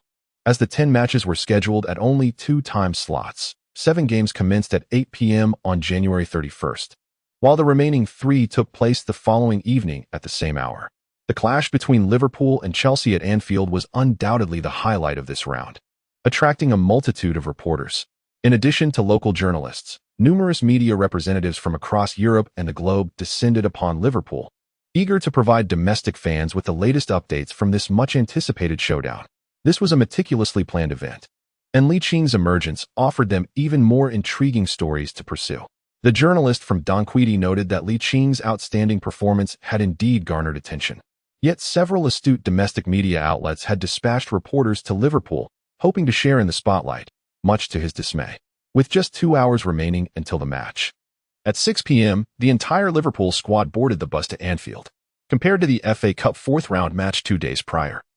The Premier League was evidently held in higher regard, a fact easily discernible from the fervor of the fans. From the moment they departed the hotel to the ride towards Anfield, throngs of home supporters were visible. Given that London is merely over 300 kilometers from Liverpool, it was not surprising to encounter many Chelsea fans clad in blue along the route. As Ligt sat on the bus, he felt his heart rate quicken, the tension akin to the jitters of a first-time experience. The anthem, "You'll Never Walk Alone," emblematic of Liverpool fans, resonated throughout the city. And as he closed his eyes to steady his nerves, he sensed the blood coursing through his veins quickening, his fists clenching instinctively, as if imbued with boundless strength. At the outer square of Anfield, the area was teeming with supporters, compelling the bus carrying Liverpool's players to slowly navigate through the designated parking area under the watchful eye of security personnel. The echoes of "You'll Never Walk Alone" remained vibrant as Ligt exited the bus, following Firmino, with a flurry of flashes illuminating the scene, the clicking of cameras ringing in his ears. Although Ligt was not a star player, at the age of 15 years and 351 days, he stood on the verge of becoming the youngest player to ever grace the Premier League pitch, a record previously held by former Fulham player Matthew Briggs, who debuted at the age of 16 years and 65 days. Should Ligt take the field in this fierce rivalry, the pre-captured footage would prove invaluable. Chapter 75. Youth can be a burden. Liverpool held a 10-point advantage over Chelsea, currently positioned fourth in the league, with 16 rounds remaining, leaving ample room for change. While overtaking Chelsea at the top might prove challenging, surpassing Arsenal and Tottenham for second place appeared feasible. With a stroke of luck and favorable circumstances, why could they not aspire to claim the inaugural league title since the inception of the Premier League? However, Chelsea is in excellent form, while Liverpool has only one match in the FA Cup's fourth round that is worth watching. Consequently, numerous media outlets favor the visiting Chelsea to secure all 3 points at Anfield, and at the very least, they anticipate a draw for safety. Liverpool's manager Klopp and the players, however, disagree with the prevailing sentiment among the media. They firmly believe that success is within their control, and as long as they perform to their potential on home turf, victory will inevitably follow. Ligt likewise concurred with his teammates, yet he requires the unwavering support of head coach Klopp. As the Liverpool players emerged from the tunnel onto the pitch, they were greeted by an overwhelming roar from the dedicated Liverpool fans, creating a fervent home atmosphere. The players, in response to the adoration from the home crowd, raised their hands and applauded in gratitude while in motion. As Ligt surveyed his surroundings, he was taken aback to discover a poster of himself displayed in the main stand, accompanied by several individuals enthusiastically waving at him, igniting a profound sense of exhilaration within his heart. With a spirited jog, he made his way over, intending to express his heartfelt gratitude for the unwavering support of the fans. However, after only a couple of strides, he couldn't help but chuckle ruefully. For the supporters were familiar faces, his good friends Tom from Blue Shirt High School and Curtis Jones from the U16 squad. Naturally, friend support is still support. He warmly reciprocated Tom and Curtis's enthusiastic gestures, and even joined them along with nearby fans for a photograph, intended for sharing on Instagram. A stout middle-aged fan, fervently waving his fists in the air, bellowed with great fervor, "Lee, when the chance arises, you must take down that wretched Chelsea. The championship is rightfully ours." Ligt raised his right hand to exchange a high-five with the exuberant fan, smiling as he remarked, "Whenever I have the opportunity, I shall." The warm-up session for the Liverpool team lasted over half an hour, and with just 20 minutes remaining until the match commenced, players from both sides began to make their way toward the players' tunnel. Ligt consciously scanned the front rows of the main stand for something specific. Soon enough, he spotted the strikingly beautiful Tong Shunbing among the crowd, her signature charming smile and wink eliciting a playful roll of the eyes from her. Upon returning to the locker room, the Liverpool players first took showers and changed their attire, before settling in front of their respective lockers to listen to head coach Klopp reiterate the match tactics, reinforcing their memories. Although Ligt was not in the starting lineup, he had a premonition that he might be called upon as a substitute, thus he listened intently. With approximately 7 or 8 minutes remaining before the match began, staff members from the Premier League knocked on the doors of both the home and away teams' locker rooms, reminding the players to proceed to the tunnel and await their entrance. Ligt and Main strode out of the players' tunnel side by side, making their way towards the home team's substitutes bench. An hour prior to the match, the starting lineups of both teams had already been disclosed to the world. The home team, Liverpool deployed a 4-3-3 formation, with the promising goalkeeper Mignolet, supported by defenders Milner, Lovren, Matip, and Klein. The midfield consisted of Emre Can, Henderson, and Wijnaldum, while the forward line featured Coutinho, Firmino, and Lalana. Chelsea, on the other hand, opted for their customary 3-4-3 formation, with Courtois in goal, flanked by defenders Azpilicueta, David Luiz, and Kean. The midfield included Marcos Alonso, Matic, Kean, and Moses, with forwards Hazard, Diego Costa, and Willian leading the attack. Due to the narrowness of the tunnel, both teams could not enter the pitch simultaneously, resulting in a sequential entrance with the visitors leading the way. As the away team stepped onto the field, a cacophony of jeers erupted from the Liverpool supporters, directed at the visiting Chelsea players. However, upon the arrival of the Liverpool players, the jeers were swiftly replaced by resounding cheers. Sitting on the substitutes bench, Ligt gazed enviously at the lined-up players facing the stands, contemplating when he might have the opportunity to make his starting debut. Alas, being of such tender age felt like a burden. The broadcast transitioned seamlessly from Liverpool's manager Klopp to the substitutes bench.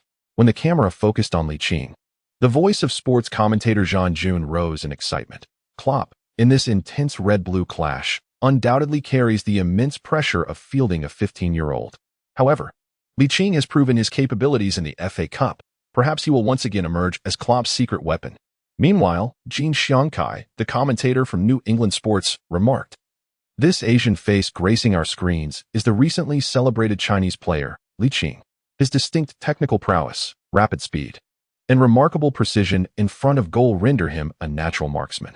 It remains to be seen whether Klopp will grant this young talent a chance to shine." Andy Gray from Sky Sports in Great Britain added in his unique rhythm, "For some reason, I feel an urge to see Lee come off the bench. This 15-year-old possesses exceptional skills. I hope Jurgen Klopp provides him with ample opportunity to showcase his talent in the second half." As various commentators shared their insights, the captains of both teams completed the coin toss with referee Clattenburg, signaling the imminent commencement of the most anticipated match in this round of the Premier League.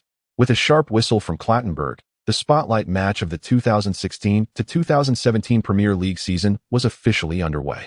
Liverpool, enjoying the kickoff advantage, opted for a cautious approach, passing the ball backward before executing a classic long pass from the center-back to right winger Lalana. However, Marcos Alonso demonstrated superior judgment, deflecting the ball out of play. The tempo of the match escalated rapidly, and as time progressed, the players became increasingly aggressive, abandoning the harmonious exchanges witnessed before the game. Chaos ensued, with frequent tumbles and, every few minutes, a flying tackle.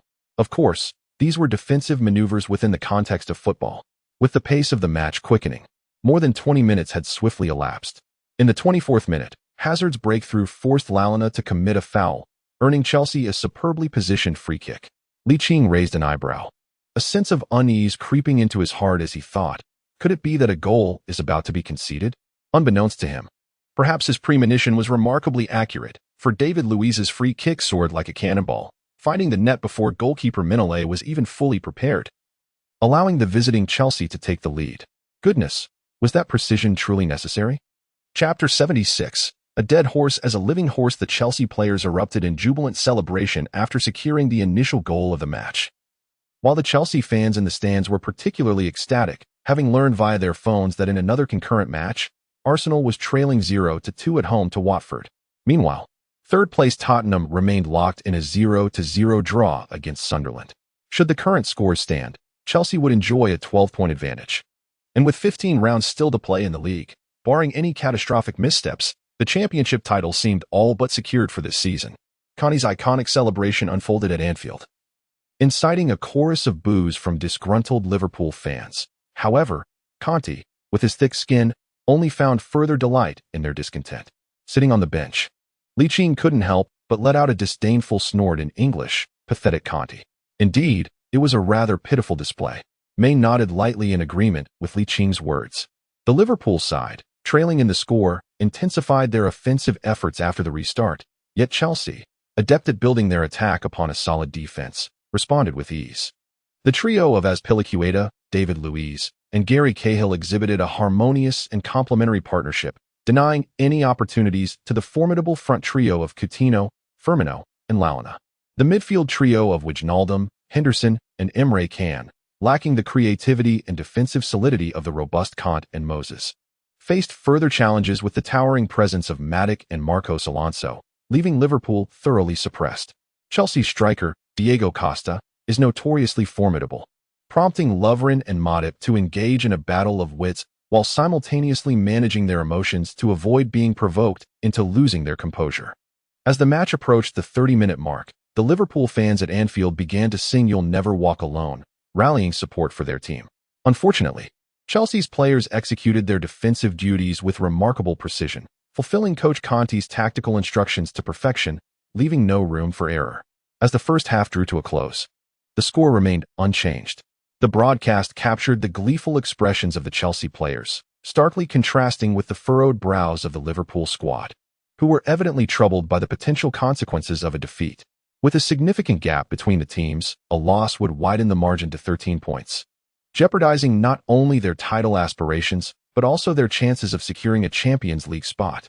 Coach Klopp's demeanor was particularly grave, his brow furrowed in concern. The atmosphere among the Liverpool fans in the stands mirrored the tension on the pitch, plummeting to its lowest point since the match commenced. Ligt and the substitute players gradually entered the field to warm up, preparing for the second half of the match. Main, as a key player, was particularly earnest in his warm-up, clearly aiming to enter the game in optimal condition. The 15-minute halftime swiftly passed, and both teams returned to the pitch. Perhaps Klopp and Kean were satisfied with their first-half lineups, as no personnel adjustments were made before the second half commenced. Nonetheless, the broadcast director presented a poignant shot, first capturing the underwhelming performances of Coutinho and Lalana, followed by the return of Main from the Africa Cup of Nations. The commentator, James, remarked that the lackluster displays of Coutinho and Lalana were pivotal to Liverpool's fruitless first half, should their performance not improve in the second half. Substituting in Main might be a prudent choice. Klopp had already devised tactical alterations during the break. However, the success of these strategies hinged upon the players' on-field execution. Yet, Liverpool had yet to create sufficient threats, while Chelsea's offense was formidable. Moses, after evading Milner on the right side of the penalty area, unleashed a long-range shot that struck the post, sending a chill through the Liverpool supporters in the stands. Perhaps dissatisfied with his players' performance, Klopp shouted towards the bench, "Sadio, get ready to return in 10 minutes." Chelsea, holding the lead, opted to consolidate, leaving Hazard as their counter-attacking focal point. Faced with Chelsea's nearly all-encompassing defense, Klopp's Liverpool found themselves at a loss. In the 60th minute, Liverpool made their first substitution, bringing Main on for the still lackluster Coutinho. Main's speed was commendable, yet his ball control proved insufficiently refined, rendering him prone to losing possession amidst Chelsea's tight marking, almost leading to a goal against.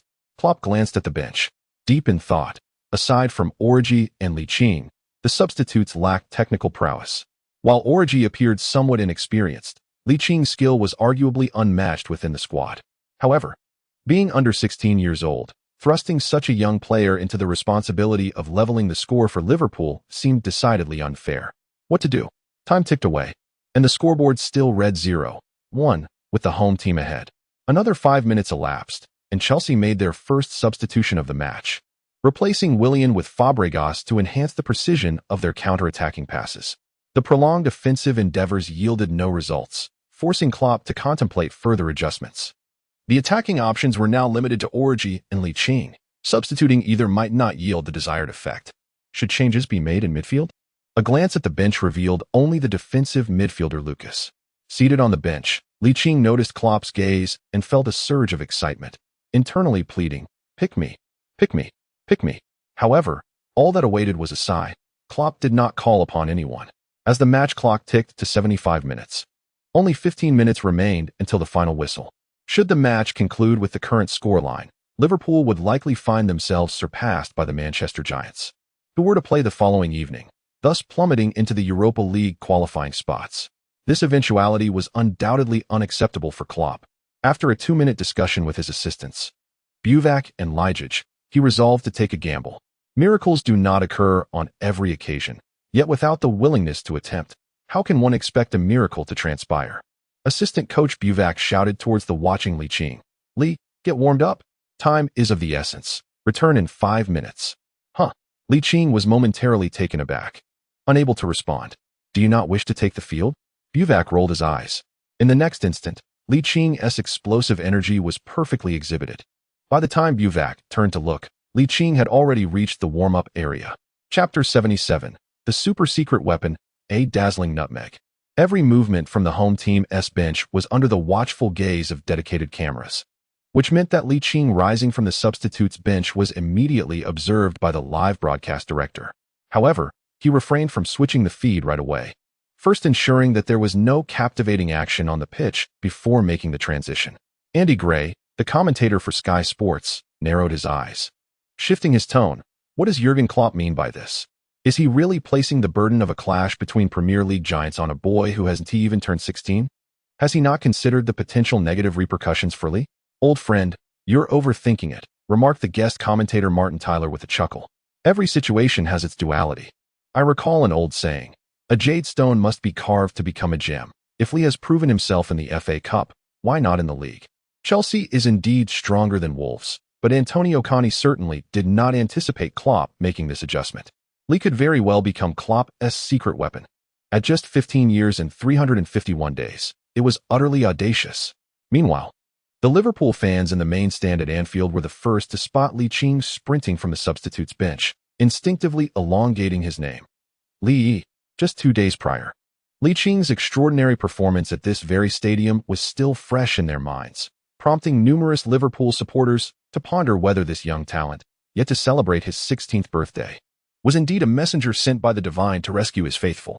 Jean Xiangkai, the commentator for New England Sports, thought his eyes were deceiving him.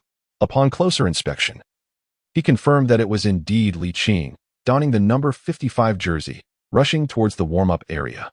He exclaimed, between Divock Origi and Liqing, Klopp has ultimately opted for the debutant who scored twice. What a bold gamble. One can only imagine the criticism Klopp would face if Liverpool were to falter at home. Jean June, a commentator for Leicester Sports and a Liverpool fan, chose to place his faith in Klopp upon witnessing this scene. The depth of Liverpool's bench has been evident since the frantic pace of Christmas, and now, with injuries rampant, choosing Liqing over Origi is hardly surprising. Compared to Origi's well-known technical traits, Lee embodies the very essence of a secret weapon forward. With only a mere 5 minutes for warm-up, and in the face of the enthusiastic home crowd, Liqing could only offer a brief wave of acknowledgement before earnestly engaging in his preparations, striving to awaken his muscles and vitalize his body to mitigate the risk of injury in such frigid conditions. Although it is said that he possesses an innate resilience to injuries, the unpredictability of such matters necessitates caution. After all, prudence is the mother of safety. Many spectators at Anfield expressed dissatisfaction with Klopp's substitution strategy, as numerous expert fans believe that a 15-year-old lad could scarcely contribute to the current Liverpool squad, especially considering that Wolves were hardly comparable to Chelsea. Even if Origi was prone to being marked out of the game, one could still ponder the potential for a favorable outcome. Nevertheless, out of respect for Klopp, the home supporters refrained from voicing their discontent. Instead, they endeavored to cultivate an electrifying atmosphere, particularly as Liqing was a prodigy nurtured by the Kirkby Academy. If one does not support their own, who else will they back? In the 81st minute, amidst the fervent cheers of the home fans, Liqing approached the home team's coaching staff. Klavitz, clutching a tactical board, spoke earnestly to him. Lee, your sole task upon entering the field is to disrupt Chelsea's defense with your dribbling prowess. Seize any opportunity to shoot. As for defense, simply ensure you maintain your positioning. Klavitz succinctly conveyed Liqing's objectives, and half a minute later, Klopp, with his right arm around Liqing's shoulder, approached the fourth official, passionately thumping Liqing's chest with his left hand. Give it your all. Perform splendidly. Play just as you did 2 days ago in this very stadium, all right? All right.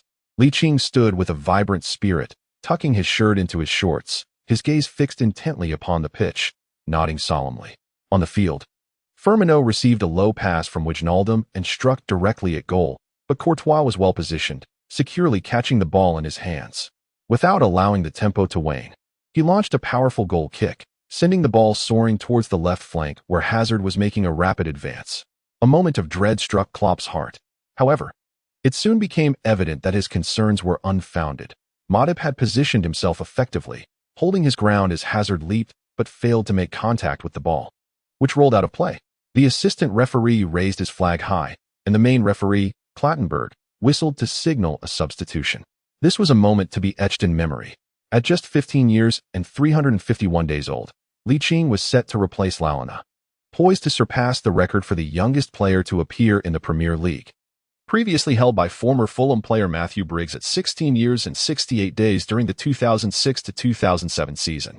The excitement surged within Zhang Jun, with the young prodigy, who had just set the record for the youngest goal in the FA Cup 2 days prior, also achieved the distinction of the youngest goal scorer in Premier League history today. Sky Sports commentator Andy Gray, along with many other commentators, shared this speculation, though most were skeptical about Licht's chances of breaking the record. After all, even the world's elite forwards do not score at will, let alone Ligt, who was making his debut in the Premier League. Unperturbed by the media's perspective, Ligt remained resolute in his ambition to score. Fans watching from their screens witnessed the youthful Ligt exchange a high five with Lalana, bending down to touch the hallowed Anfield turf, silently praying, "I must score." The roar of Liverpool supporters echoed through Anfield, rallying behind their homegrown talent. Before Klein took a throw-in, Ligt communicated the tactical adjustments relayed by the coach to his teammates, then sprinted into space in anticipation of a pass. Klein threw the ball to center-back Matip, who then passed it to Henderson, now positioned back at the edge of the center circle. After several exchanges, the ball rolled along the grass toward Ligt, who was poised on the attack down the right flank, while Chelsea's left wing-back Marcos Alonso stood ready, with Kean and Gary Cahill adjusting their positions. Ligt, possessing a broad vision, had long been aware of the movements of Chelsea's defenders, thus he remained stationary, awaiting the ball. Marcos Alonso's eyes lit up as he thought to himself, "The youth is naive, only knowing to wait in place for the ball." However, at that moment, Ligt stepped forward with his right foot towards the approaching ball, positioning his body perfectly to obstruct both Marcos Alonso's forward path and his line of sight. The spectators in the main stand clearly witnessed Ligt striking the ball with his left heel, sending it gliding along the ground beneath Marcos Alonso's legs, then accelerating past him on the flank. Marcos Alonso suddenly realized what was happening and reached out with his left hand to grab the shirt.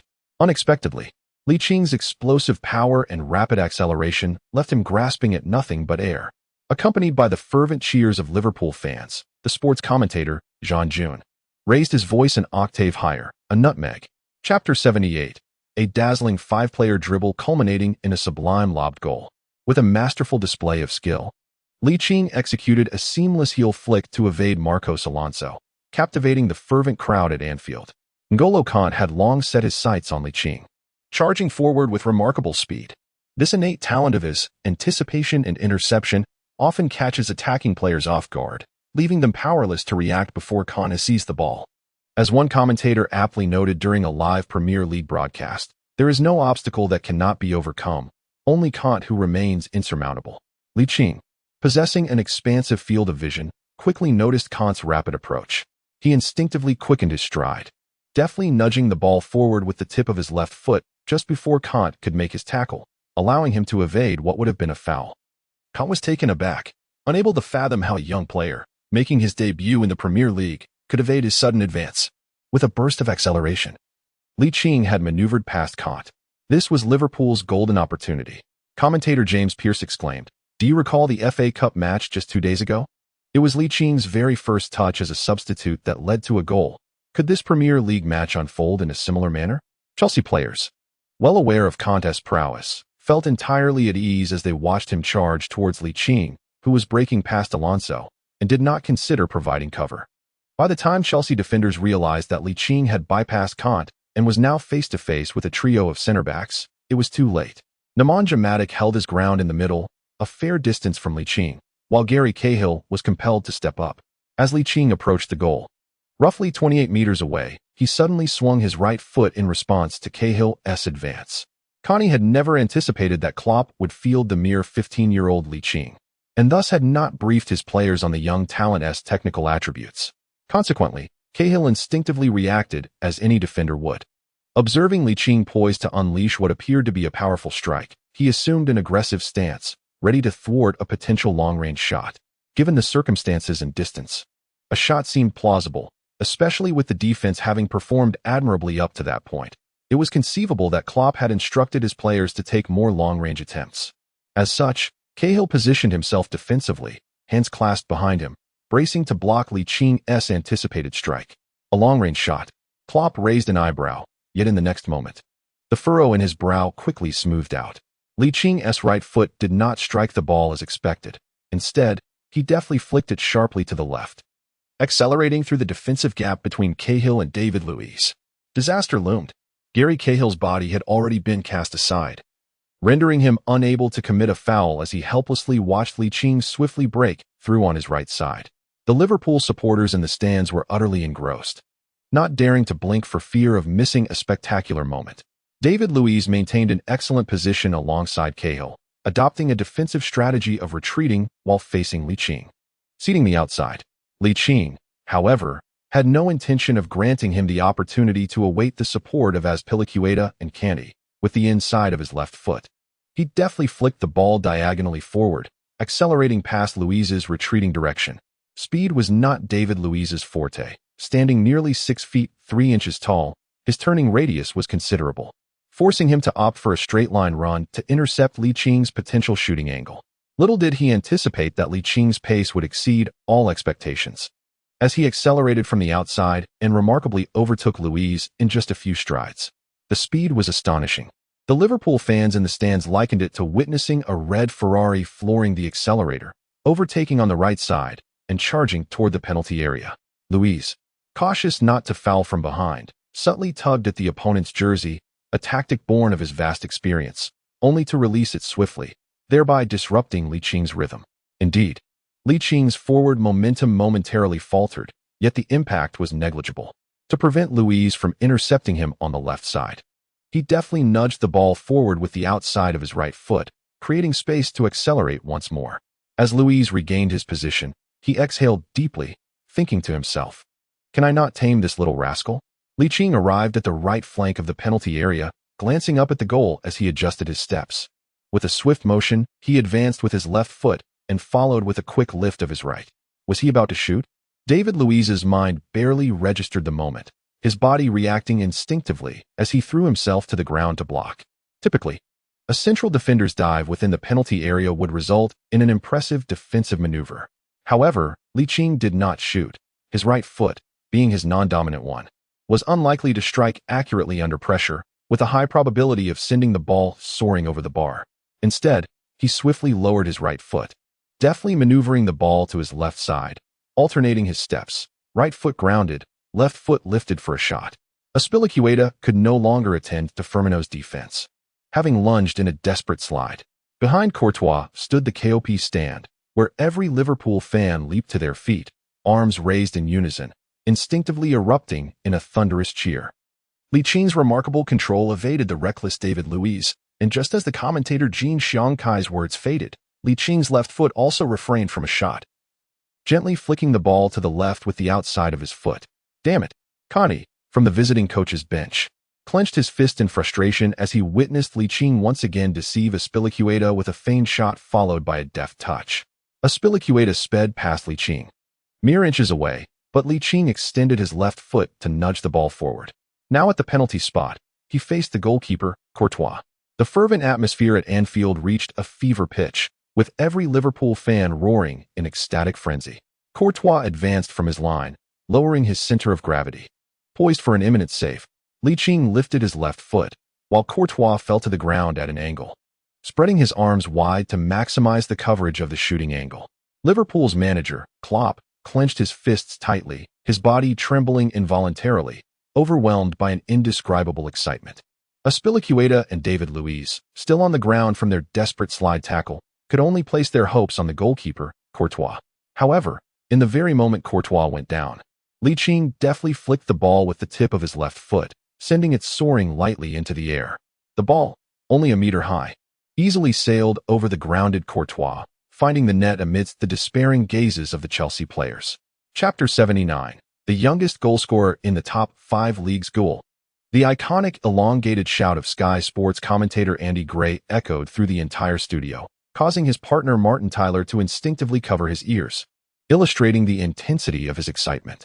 The Liverpool fans at Anfield initially stood in stunned silence, fixated on the figure of Liqing, who was sprinting with arms wide open. From the moment he skillfully maneuvered the ball past Marcos Alonso with a backheel flick to evading the rapid recovery of Azpilicueta, he had dribbled past 5 players in total.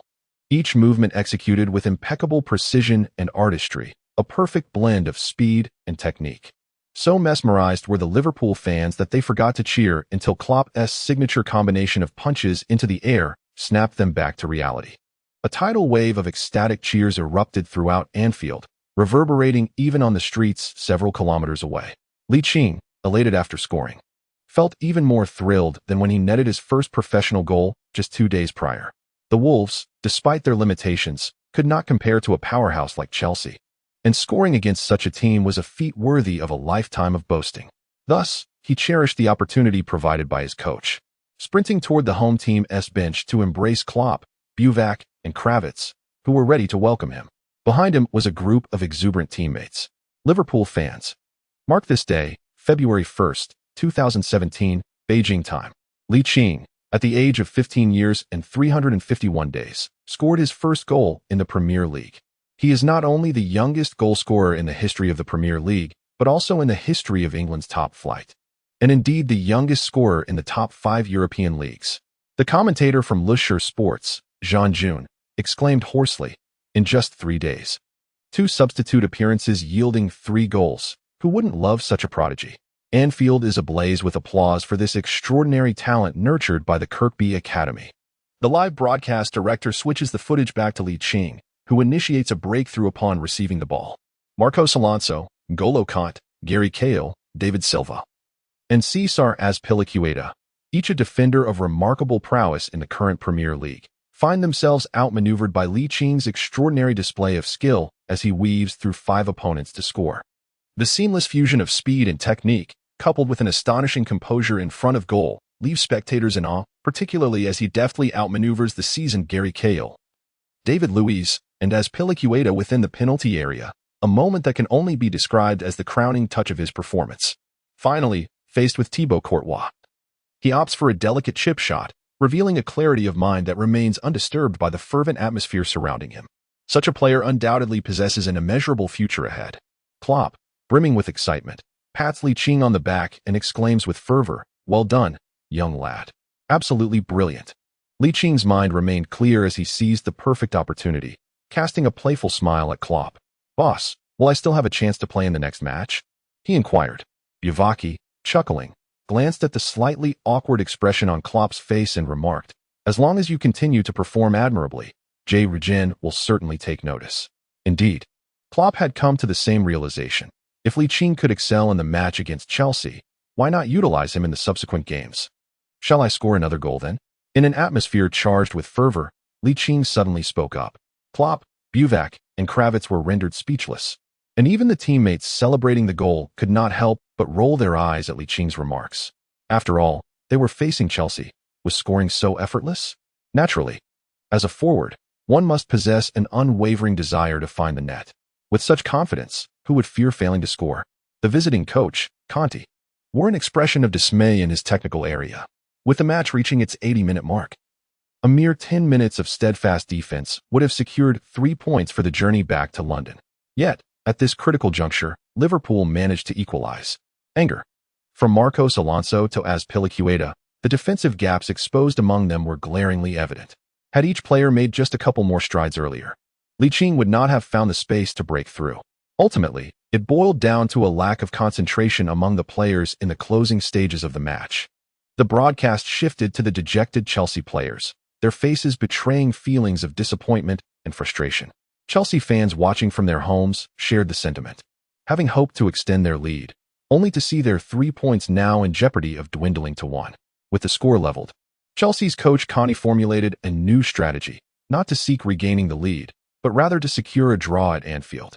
Based on his real-time score updates, Arsenal was still trailing Watford, and the match between Tottenham and Sunderland remained goalless.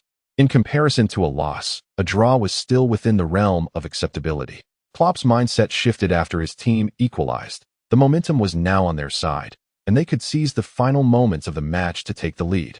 Should they secure victory, the gap would narrow to 7 points. With 15 rounds left in the league, a chase was entirely feasible. The celebration from the Liverpool players did not last long, as each passing second of the match was more time that Chelsea players were keen to see elapse. As Ligt returned to the pitch, he raised his fists towards the fans in the main stand. His youthful visage, imbued with a newfound masculinity, elicited ecstatic screams from the multitude of female supporters in the audience. Sitting in the front row, Tong Xinbing's cheeks flushed crimson, clearly overwhelmed by excitement. She could hardly believe that Ligt had proven so formidable, breaking through Chelsea's defenses just days shy of his 16th birthday. It was utterly astonishing. In the end, Ligt lowered his head to kiss the emblem on his chest, and a thunderous applause resonated throughout Anfield, a tribute to his spectacular goal. The match had resumed. Yet many commentators remained entranced by Licht's breathtaking feat of evading 5 defenders. Perhaps in the future, he would net many more goals. But this particular strike would be a cherished memory for Liverpool fans for years to come. The commentator Jean Shankai from New England Sports remarked that, buoyed by the equalizing goal, the Liverpool players displayed remarkable unity and intensified their efforts. Hazard, having just received the ball, lost control under the pressure of Henderson and Klein's defensive tactics, allowing Liverpool to transition from defense to attack. Chapter 80. An unexpected striking goal. The morale of Liverpool soared, while the Chelsea players, having lost possession, retreated into their half, preparing for Liverpool's onslaught. However, the home team executed their counter-attack with striking directness, as Henderson delivered a long pass aimed at the right flank. The ball soared towards the goal scorer, Ligt, who, unbeknownst to him, was met with a forceful collision from Marcos Alonso, seemingly provoked by the earlier goal conceded. Alonso, in an attempt to assert dominance, collided with Ligt, forcing him off the pitch. Referee Clattenburg immediately blew his whistle, promptly intervening to prevent the fiery Firmino from retaliating, and issued a yellow card to the offending Alonso. Klopp, positioned near the foul scene, witnessed the intentional and forceful collision and, recognizing it as retaliation for Licht's earlier dribble, erupted in anger, pointing at Alonso and shouting, "You are useless. You can't even outplay a child. What purpose do you serve on the pitch? Go home." Feeling guilty, Alonso ignored Klopp's outburst, while the broadcast team swiftly replayed the incident in slow motion. Commentator Jean June observed gravely, "Marcos Alonso's action is utterly uncalled for. It borders on malicious. A red card would not be excessive." Andy Gray from Sky Sports added indignantly. Seeing that Ligt was unharmed, Klopp's anger subsided somewhat. Yet he still felt the need for further venting. He turned to face the opposition's technical area, bellowing at Conte, "Are you out of your mind?" Conte, not one to back down, retorted sharply, as it appeared that the two coaches were on the brink of a verbal confrontation.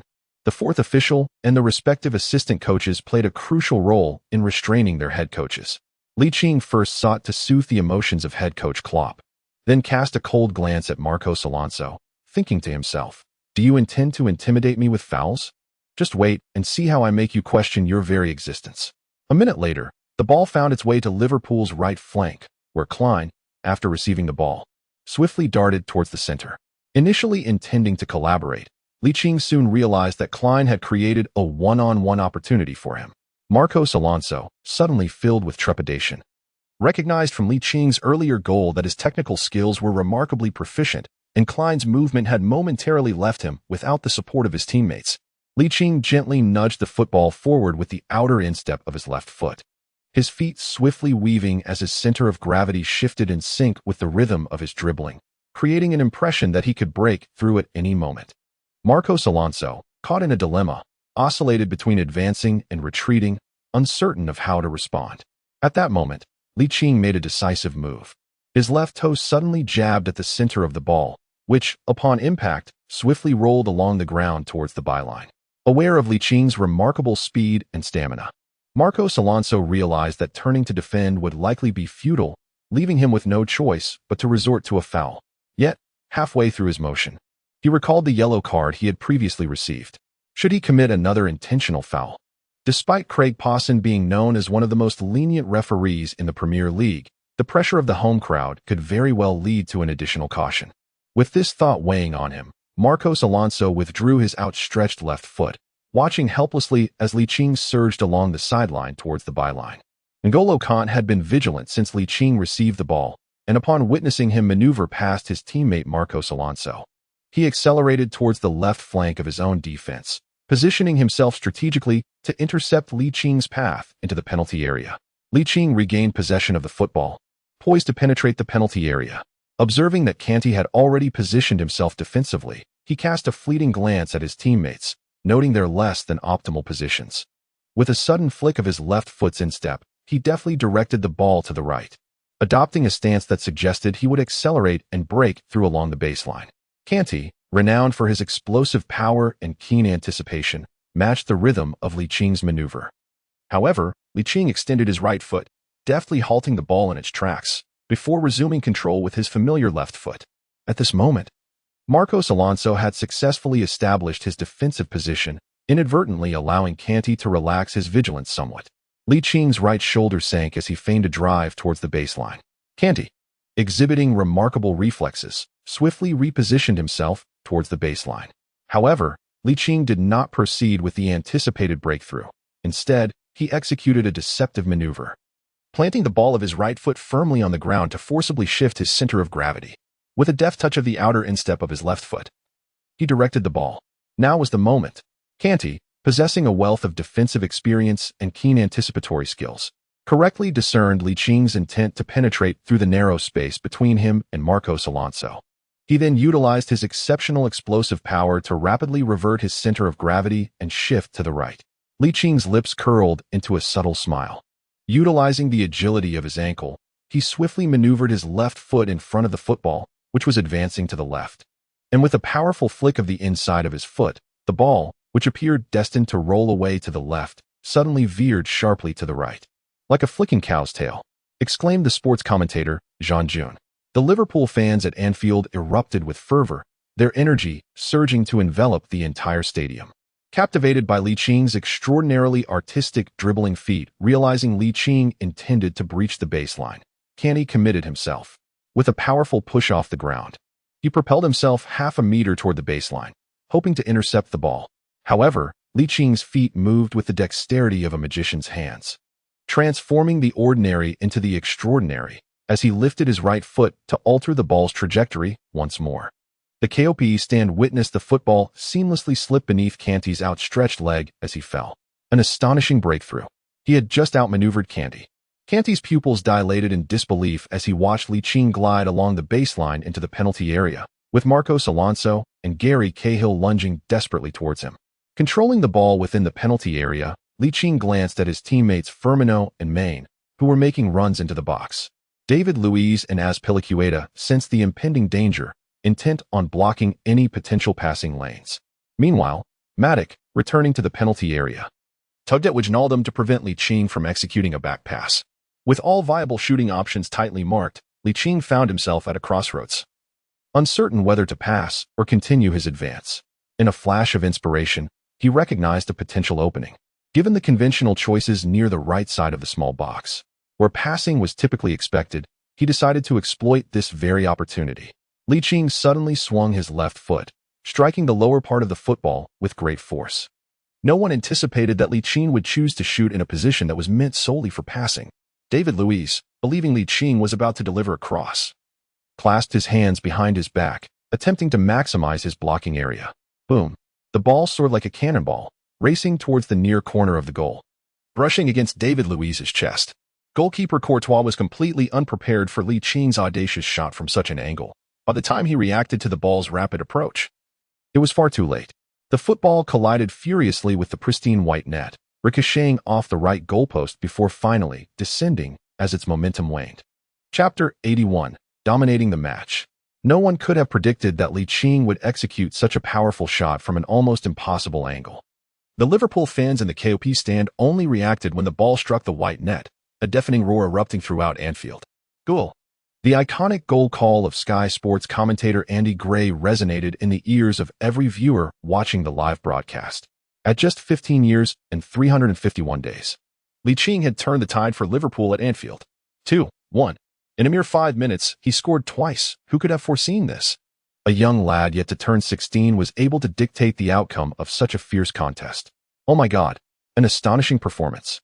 Commentator Martin Tyler exuberantly raised his arms in excitement. Good heavens! Li Qing is indeed a remarkable young talent. To dare such a powerful shot from that angle is nothing short of audacity. At this moment, David Luiz and Courtois must surely feel immense shame. The phrase "the fearless young bull" perfectly encapsulates the spirited Ligt, who dazzled with his ability to weave past 5 defenders and then score from an almost 0-degree angle. Anfield erupted into a frenzy, all thanks to his brilliance. The sports commentator of Ligt, Jean June, clenched his fists, his heart racing as he delivered an impassioned commentary. The goal scorer, Ligt, had merely experienced a fleeting moment of inspiration, never anticipating he would find the back of the net. His excitement was palpable. He exuberantly removed his jersey and hurled it into the stands, prompting a frenzied scramble among the fervent Liverpool supporters. The live broadcast provided a close-up shot of Ligt, capturing the youthful exuberance on his face as he faced the KOP stand, energetically waving his arms in celebration. The devoted Liverpool fans, seemingly summoned by Licht's infectious enthusiasm, responded with a deafening roar, their collective cheers crashing over the stadium like a relentless tsunami. Viewers at home, caught up in the electric atmosphere, instinctively raised their arms, releasing an adrenaline rush in response to Licht's momentum-shifting goal. Liverpool's manager, Klopp, opened his arms wide and rushed toward the jubilant Ligt, mirroring the player's elation. This goal, a powerful strike rather than a mere dribble past 5 defenders, had a profound impact on morale, as evidenced by the fervent atmosphere at Anfield. Firmino, Mane, Henderson, and Wijnaldum enveloped Ligt in a tight embrace, expressing the immense emotional release that accompanied their lead. In stark contrast, the Chelsea players were visibly dejected, some shaking their heads in despair, others with hands on their hips or even cradling their heads in disbelief, their spirits plummeting. Manager Conte's fury was palpable. He swung his right foot with the same intensity as he once did during his playing days, obliterating a nearby water bottle in a fit of frustration over conceding the goal. If the first concession was an unfortunate accident, the second was indicative of a systemic failure in the defense. Perhaps both goals were directly linked to Marcos Alonso, whose performance elicited a particularly discontented glare from Conte, prompting the decision to substitute him. Prior to the match, Pedro was brought on to replace Alonso, who bore the burden of a yellow card and culpability for the 2 goals conceded. This substitution initiated a significant tactical reshuffle, transitioning from a 3-4-3 formation to a 4-3-3. With Azpilicueta shifting to the left flank, Moses assuming the right-back position, and Kanté, Matic, and Fabregas forming a midfield trio, while Hazard, Diego Costa, and Pedro led the attack. Klopp observed Chelsea's adjustments closely. Now that his team had taken the lead, he anticipated an intensified offensive from the previously dominant Chelsea side as time dwindled. Contemplating the need for enhanced defense, he promptly instructed his assistant, Klavitz, Peter, call Ragnar over, prepare him to come on. In the 88th minute, Klavan replaced the exhausted Firmino. Although Firmino did not score in this match, his performance earned him the recognition of the Liverpool fans at Anfield, whose thunderous applause served as the finest tribute to his efforts. It seemed that Jurgen Klopp aimed to maintain the current score until the final whistle. Andy Gray, the commentator for Sky Sports, jested about this, while his co-commentator Martin Tyler nodded in agreement, noting that with only 2 minutes of regular time remaining, plus a maximum of 5 or 6 minutes for stoppage time, a staunch defensive strategy was indeed a prudent choice. With Klopp's emphasis on defense, Chelsea seized control of the game. Liverpool executed their defensive duties with remarkable precision, to the extent that even Cesc Fabregas and Nemanja Matic, both renowned for their passing abilities, struggled to identify any vulnerabilities in Liverpool's defensive line. The swift presence of forwards Ligt and Mane instilled a degree of apprehension in Gary Cahill, David Luiz, and Azpilicueta, thereby dampening their resolve to push forward and attack. Their concerns were not unfounded. Prior to Klavan's introduction, Ligt had received a precise pass from Wijnaldum and was poised to confront the backline directly, had it not been for David Luiz's decisive foul at the center circle.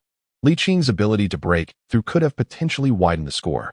As time ticked away, nearing the 90th minute, Diego Costa suddenly surged into the penalty area after receiving the ball outside the box.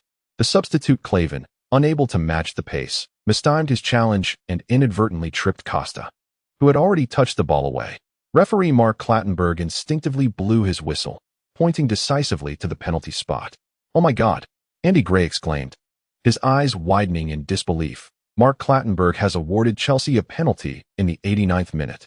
Klavan raised his hands in a gesture of innocence. While Liverpool captain Henderson and the players exerted pressure on Clattenburg, Yet the referee remained resolute in his decision. Slow-motion replays confirmed Clattenburg's judgment. Klavan indeed made contact with Costa, rendering the penalty decision indisputable. Chelsea's primary penalty taker, Hazard, converted effortlessly, equalizing the score at 2-2. The transformation from 2-1 to 2-2 was difficult for anyone to accept. Klopp, visible on the broadcast, appeared thoroughly disheartened, in stark contrast to Chelsea's coach Conte, who stood with his hands clasped behind his back, exuding satisfaction. A draw was certainly acceptable, yet the leveling of the score left Liverpool's players in a generally somber mood. Only Ligt, with clenched fists and a fierce desire to win gleaming in his eyes, was determined to regain the lead once the match resumed. Chapter 82. Steel and direct shot. The fervent atmosphere at Anfield dissipated rapidly as Liverpool fans briefly believed that Licht's sharp-angle strike could secure a victory over Chelsea at home. However, fate had other plans, and what was intended to be a hard-fought win turned into an opportunity for Chelsea to equalize. With the score now level, many commentators on various networks deemed the match devoid of surprises, suggesting that a 2-2 draw might be an acceptable outcome for both teams. Upon reappearing on the broadcast, Klopp clearly refused to accept a draw. He was intent on victory. Strangely, his gaze fell upon Ligt, who had already netted twice in the match. In the next moment, he shook his head, realizing that placing the hopes of triumph solely on Ligt was manifestly unfair, especially considering he had already contributed 2 goals. Without Licht's efforts, Liverpool might have faced the grim reality of a 2-goal deficit at home. As Maine passed the ball to Ligt, the match entered the first minute of stoppage time. According to the electronic board raised by the 4th official indicating 4 minutes of added time, there remained just over 3 minutes until the final whistle. There was still ample time. Confidently, Ligt received the ball in midfield, contemplating the possibilities. Liverpool launched an attacking move, while Chelsea players retreated en masse, reminiscent of Liverpool's previous strategy to maintain their lead until the end of the match. Chelsea centre-back, Zouma, stood alongside the 4th official, and the live director seized the opportunity to switch the camera angle, while Jean Shankai, the commentator for New England Sports, solemnly remarked that Chelsea was now intent on preserving a point. The ball, after a series of passes, found its way to Ligt on the right flank. Given that he had scored twice within a mere 5 minutes, Chelsea defender Azpilicueta regarded him with utmost caution, entirely dismissing the notion of him being merely a 15-year-old boy. The defensive midfielder Candy, who had been repeatedly outmaneuvered by Ligt, kept a watchful eye nearby, while Matic and substitute Fabregas were also acutely aware of Licht's movements. From Licht's earlier performance, it was evident that he possessed extraordinary speed and exceptional technical skills. Such an attacking player, if not adequately contained through conventional defense, would inevitably force the opposition to resort to fouls. Otherwise, the consequences could be dire. As Ligt observed the Chelsea players poised in a defensive stance, his initial intention to break through was thwarted, prompting him to pass the ball back to Henderson, who was positioned centrally, and then seek opportunities through strategic movement. However, with precious moments of the match slipping away, the second minute of injury time quietly concluded. Ligt, whose brow was furrowed in concentration, noted with concern that his teammates were becoming increasingly anxious. Maine had previously attempted a long-range shot down the left flank, only to see it soar high due to the interference from David Luiz. The substitution of Zouma for Diego Costa was a clear signal of intent to adopt a full defensive posture, aiming to preserve the draw until the final whistle. Sprinting towards the right flank of the attack, Ligt raised his right hand to signal for the ball, and Wijnaldum, in the center, promptly delivered the pass. Ligt created an illusion of accelerating from the baseline to receive the ball, deceiving both Azpilicueta and Kean, who exhibited a clear inward movement. At that moment, he abruptly halted, pivoted, and directed the ball along the sideline. This decisive maneuver exposed Chelsea's defensive vulnerability along the left flank. Chelsea's coach, Conte, displayed no change in demeanor. In his perspective, the two wings could be strategically sacrificed in favor of the core area. The Chelsea players, wary of Licht's potential repetition of his earlier trick, instinctively shifted to reinforce the left flank, with those defending the right side naturally filling the central zone, consequently leaving a significant gap on the right side. From the home team's coaching area, Klopp observed the situation with growing anxiety. How fortunate it would be if Lee could perceive that opening. Ligt abruptly halted, using the sole of his right foot to tug the ball to the left, approximately 25 meters from the baseline. He lifted his left foot and swiftly struck the lower part of the ball with the inside of his foot, sending it soaring diagonally from Liverpool's right flank towards the left side of the attack. The speed of the ball's passage always surpasses the individual movements of the players, and the loyal KOP supporters sensed an eerie familiarity in this scene, as if they had witnessed it before. Milner surged along the left side of the attack, perfectly timed with Liching's pass, achieving true synchronization in their movements. The broadcast swiftly shifted, and commentator James Spate exclaimed as he spotted the unmarked Milner. Liching, tightly marked on the right flank, delivers a long pass. Milner surges forward, and there is no defender in sight.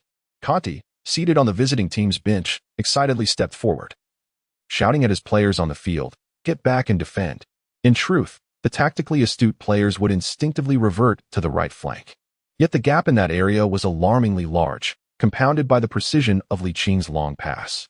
Milner deftly carried the ball towards the left side of the penalty area, with Moses still at least 3 meters away, granting him ample time to assess his teammates' positioning and decide whether to take a shot himself. After a quick mental duel, Milner opted for the shot. His earlier touch had been impeccable, perfectly suited for a direct strike with his right foot. With a resounding shout from commentator Jean Xiangkai, Milner unleashed a powerful shot with his right foot. The shot possessed sufficient force, yet the angle was somewhat straight, prompting goalkeeper Courtois to err on the side of caution and deflect the ball with his fist. The ball soared outside the penalty area, landing precisely in front of the halted Fabregas, who gently controlled it with his chest before raising his right foot. A sudden shout from Matic echoed from behind him. "Francisco, watch your back." Simultaneously, Fabregas caught a glimpse of a red figure darting to the right, the large 55 on its back unmistakably revealing the identity of that figure. This was troubling. Fabregas realized the issue at hand. He lifted his left foot and swung it upward, intending to commit a foul to keep Liching outside the penalty area. Liching exhibited remarkable explosive power as he directed the football towards the penalty area with his chest. The slow-footed Fabregas could only strike at empty air. Lee intercepted the ball from behind. Andy Gray's emotions erupted instantaneously. He stood up with both hands on the commentary desk, startling his fellow commentator, Martin Tyler. "No, Chelsea's coach." Conte clutched his hair in disbelief, his eyes wide with incredulity. Everything transpired with astonishing rapidity. Neither Matic nor the astute Kanté, renowned for his exceptional football intelligence, had time to react. Positioned precisely near the penalty spot, center-back David Luiz became the beacon of hope for the Chelsea side. Just as the moment unfolded, Liching suddenly felt a surge of adrenaline coursing through his veins. In a moment of fervor, he decided to take a shot. With his right foot firmly planted on the ground, he struck the descending ball with his left foot, executing a clean shot without letting it touch the ground. Chapter 83. A Stroke of Genius, From Joy to Sorrow.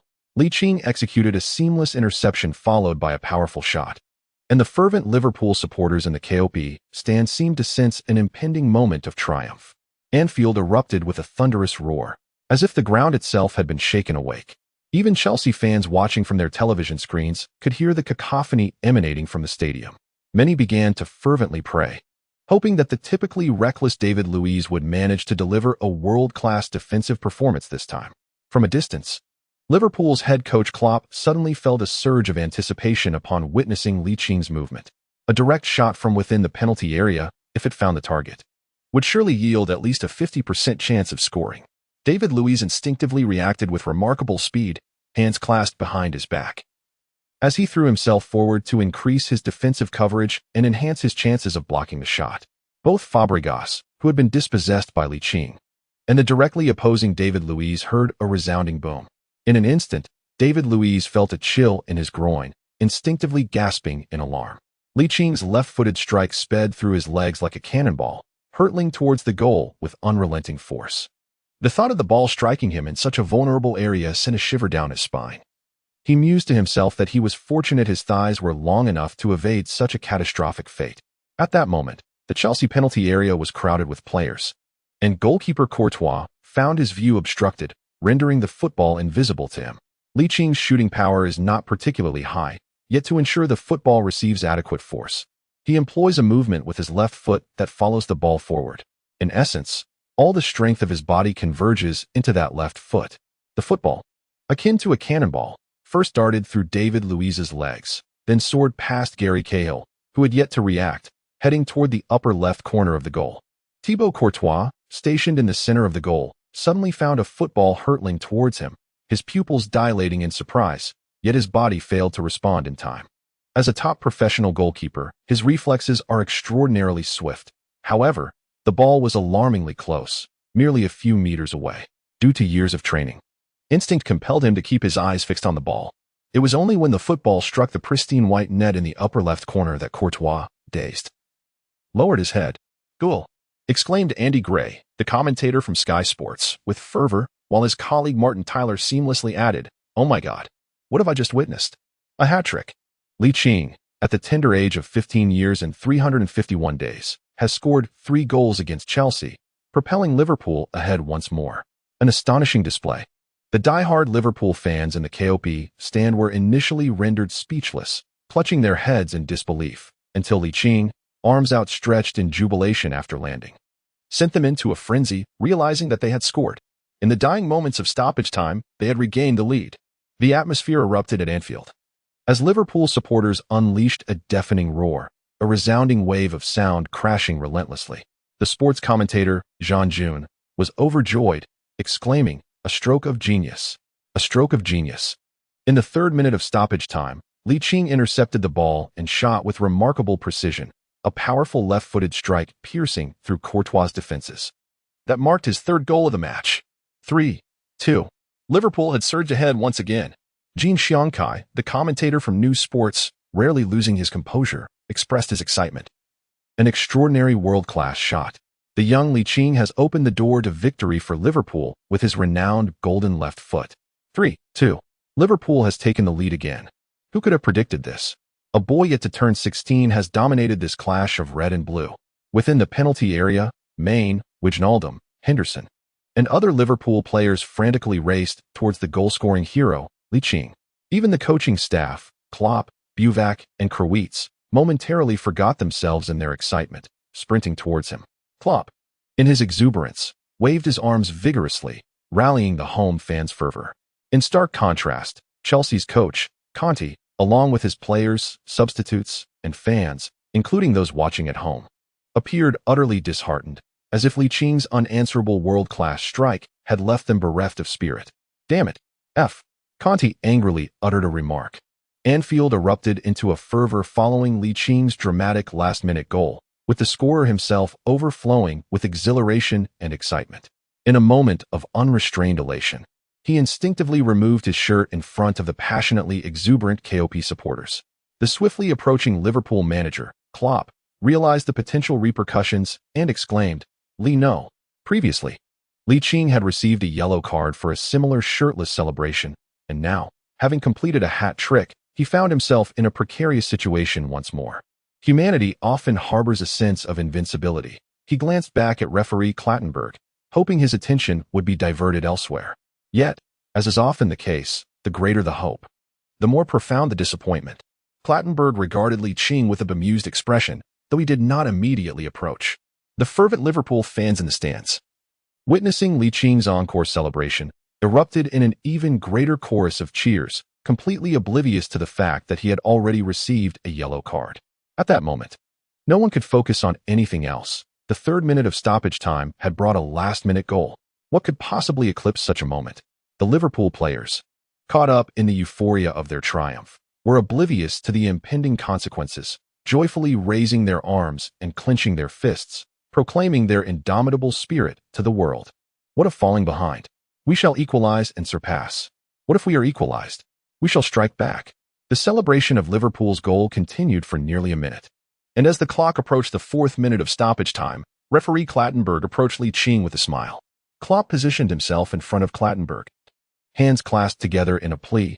"Referee, could you grant us a reprieve?"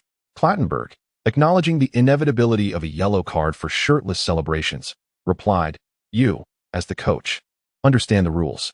As Clattenburg sidestepped Klopp to stand before Ligt, he courteously extended his right hand for a handshake, stating, "First of all, congratulations on your hat trick today, and then I must apologize."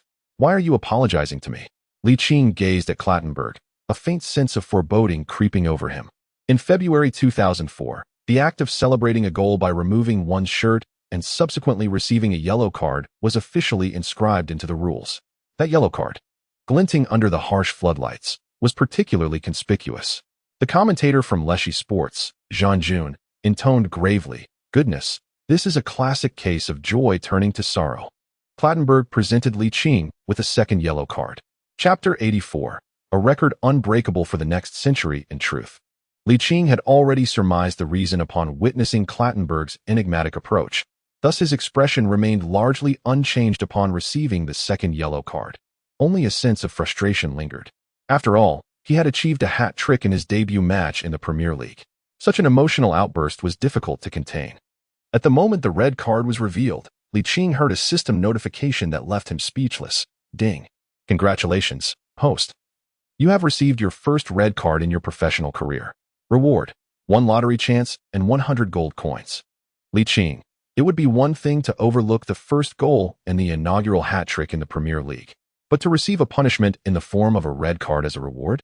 System, must you be so whimsical? Is this some sort of consolation prize? During the 23rd round of the 2016 to 2017 English Premier League season, at the tender age of 15 years and 351 days, Lee achieved an astonishing feat. Nay, 2 remarkable records. He is now the youngest player in the world to have scored a hat-trick. At this point, Andy Gray could hardly contain his amusement with his exceptional expertise. He stifled a laugh and solemnly remarked, "From this moment forth, he has acquired yet another record, the youngest player ever sent off in a top-tier league." The broadcast director zoomed in on Ligt, allowing fans watching on television or their computers to clearly observe the youthful distress etched upon his face. With a noticeable muscle twitch at the corner of his mouth, Jean Shankai, the commentator for New England Sports, covered his forehead with his right hand and lamented, "Ligt has truly been careless." While a hat trick is indeed a cause for celebration, one cannot disregard the fundamental rules of football. As a professional player, he ought not to commit such a juvenile mistake. Fortunately, with little time remaining in the match, it is unlikely that Chelsea will have sufficient opportunity to equalize. I hope he can learn from this experience. The red card stood out vividly at Anfield, and the Liverpool fans in the stands felt that referee Mark Clattenburg had been excessively harsh under such circumstances. They believed he should have shown leniency to the player who had just achieved a hat-trick. Scoring 3 goals at the age of 15 years and 351 days in a fierce rivalry is a record that may remain unbroken for the next century. Thus Clattenburg ought to have exercised discretion. Yet, Clattenburg adhered strictly to the rules, issuing Ligt his second yellow card of the match, which elicited a cacophony of boos from the crowd, reminiscent of a tsunami. As Ligt donned his jersey, he reluctantly made his way off the field. Head coach Klopp immediately sought to console the valiant player, saying, "Lee, do not dwell on it. You are still young. Receiving a red card is not the end of the world. Learn from today's experience and keep your spirits high. You are a hero today." However, Lee pondered on the implications of his red card, which left the team at a numerical disadvantage. Assistant coach Buvac also offered words of comfort. "The injury time has elapsed. You must trust your teammates. With collective defense, we can certainly withstand Chelsea's onslaught. Victory is ours to claim." Lee then inquired, "When I return from suspension, will I still have a place on the substitutes bench?" Ligt looked at Klopp with a pitiful gaze. Of course, Klopp remained oblivious to the glimmer of brilliance in Licht's eyes. He placed his right hand on Licht's shoulder and solemnly remarked, "As long as you can maintain your form, why not? You are a hero for all of Liverpool." The other Liverpool players affectionately patted Ligt on the head and shoulder to offer him comfort. The Liverpool fans at Anfield understood that without Licht's presence, the score might have been 0-2. Hence, even after receiving a red card, they did not hesitate to shower him with applause. The thunderous ovation resonated throughout the stadium, and even the Chelsea supporters could not refrain from joining in the applause. Licht's performance was nothing short of exceptional, rendering the red card inconsequential. Jean observed Ligt on the broadcast and declared, "Youth is invariably accompanied by mistakes. It often leads to errors. What matters is the ability to learn from these missteps to avoid repeating them. I am confident that Ligt will discover the ideal way to celebrate his goals in his future career." As Ligt made his way toward the player tunnel, he took the time to high-five each of his teammates on the bench and shook hands with fans in the front row of the main stand and along the sides of the tunnel. Instead of heading directly to the locker room after his dismissal, Ligt lingered in the tunnel, awaiting the conclusion of the match. As the injury time approached the 5th minute, The players returned to their respective halves, and referee Clattenburg blew his whistle to signal the resumption of play. Chelsea, now trailing again, was eager to equalize, but the confidence gained by Liverpool from their late lead was immense, and even with one player down, they stood united. In contrast, Chelsea's desperation to level the score led to hasty decisions, resulting in an over-it pass that left Hazard unable to connect with the ball. With focused determination, Henderson stepped up to clear the ball, sending it soaring into Chelsea's defensive half.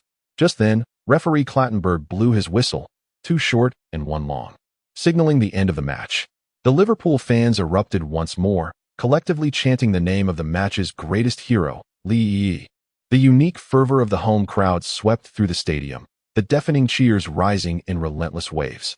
In this vibrant atmosphere, Ligt emerged from the players' tunnel, and the broadcast director, with a keen sense of timing, captured the moment as Clattenburg blew the final whistle. Viewers at home were thus granted an immediate glimpse of Ligt, clad in a down jacket, the youngest player in English football history to achieve a hat-trick.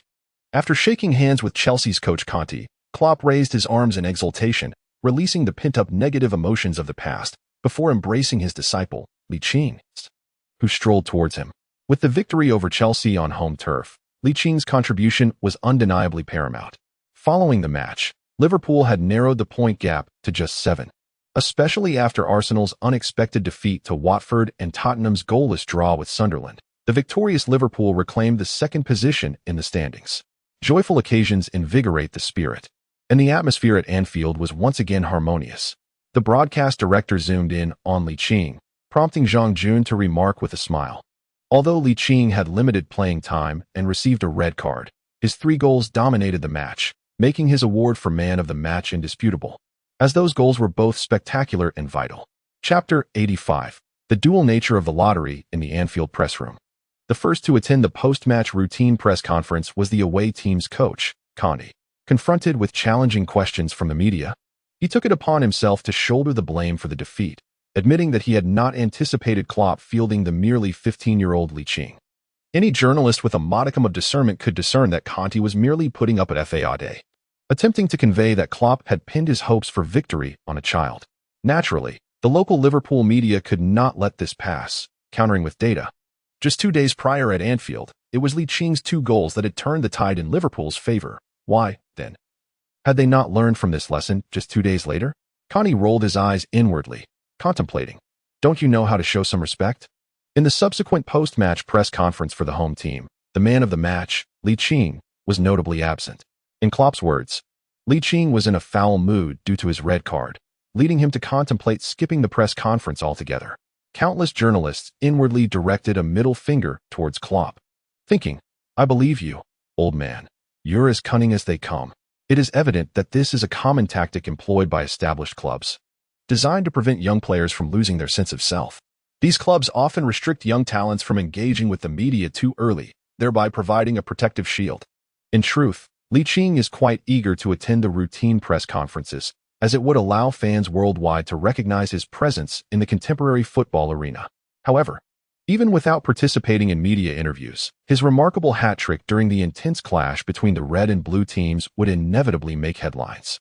The match between Liverpool and Chelsea stands out as one of the most captivating encounters in all of Europe, meaning that fans who appreciate high-level competitions would not dare to miss it. Meanwhile, Ligt is celebrating the victory with his teammates in the home team's locker room, capturing moments on video to share on Instagram and Twitter. If the FA Cup 2 days prior introduced English fans to the prodigy known as Ligt, the recently concluded Red-Blue battle showcased a 15-year-old, 351-day-old boy achieving a hat-trick against Chelsea, setting numerous records. His follower count on Instagram has surged from 5 figures to 6, continuously climbing, with countless fans commenting on his previous posts. It is fortunate that he had previously disabled certain notifications. Otherwise, opening the application would have caused it to crash. With the conclusion of the Red-Blue showdown, Liverpool's grueling schedule of consecutive matches over the week has come to an end. In recognition of his players' efforts, head coach Klopp has granted them a 2-day break, meaning training will not resume until midweek. This news is a welcome relief for players who have been under immense pressure, prompting Firmino to exuberantly exclaim, yes. Yet for Ligt, the holiday is somewhat inconsequential, as he must still attend school. Tragically, the young talent must continue his studies. Henderson, wrapping his arm around Li Qing's shoulder, chuckles, eliciting a wave of good-natured laughter from his teammates. Li Qing rolled his eyes, dismissing these unscrupulous teammates, and focused intently on replying to Tong Xinbing's WeChat message. Cousin Xinbing, at this late hour, I presume there are no trains back to Manchester? Or perhaps. Upon receiving the WeChat reply, Tong Xinbing's face flushed crimson, as she evidently anticipated what Li Qing was about to say. Don't even think about it. I have already made arrangements with Qiangu to stay over at her place tonight. Li Qing, with an unflinching demeanor, casually remarked through voice, What am I thinking? Are you a worm in my belly? I merely intended to suggest if I should escort you to Qiangu's residence, nothing more. Tong Xinbing, following closely behind Li Qing, chimed in with a voice message. I believe you, not at all. You mischievous little rascal. Upon hearing the melodious voices, Firmino's eyes sparkled with intrigue. Li, is this your girlfriend? Indeed, that's correct. Li Qitu did not raise his head as he spoke. Li, you are still young. Do not engage in such shameful activities too early, or you will not grow properly. The crowd erupted into laughter, and Li Qitu rolled his eyes in exasperation, placing his phone in the wardrobe before grabbing a towel and stepping into the shower room. The shower rooms in the home team's locker area are all individual stalls. With a subtle shift in his thoughts, Li Qitu activated the system interface. A 3D holographic screen floated before him, resembling a 32-inch LCD screen mounted on the wall. He recalled that receiving a red card came with a reward. This reward was peculiar, distinctly different from those he had received previously. It offered a chance to enter a lottery rather than a talent lottery. The clear textual distinction made Li Qingtu realize something, prompting him to curiously inquire of the system, what is the difference between this lottery and the talent lottery? The talent lottery has its limitations, while the lottery is boundless. Li Qing was an astute individual, instantly comprehending the essence of what the system sought to convey. The talent lottery was predicated upon the selection of one talent from a myriad of possibilities, with the absence of limitations signifying that anything could potentially emerge as a candidate for the prize, thus encompassing an exceedingly broad spectrum.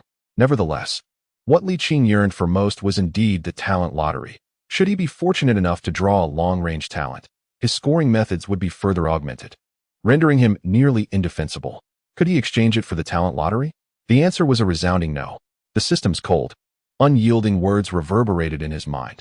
Any reward is distributed randomly by the reward system. Alas, Li Qing sighed softly, his thoughts stirring as he activated this extraordinary lottery. The 3D light screen before him fragmented and reassembled, transforming into a colossal lottery wheel. Why colossal, you may wonder? In comparison to the talent lottery wheel, this one appeared to be several times larger. Li Qing counted a total of 64 segments, each adorned with a prominent question mark at its center, obscuring the nature of the 64 potential rewards. The lottery commenced. The pointer, initially stationary at the 12 o'clock position, began to move, accelerating rapidly. After approximately 10 seconds, its speed gradually diminished until it halted at the 11 o'clock mark. A system notification chimed. Ding.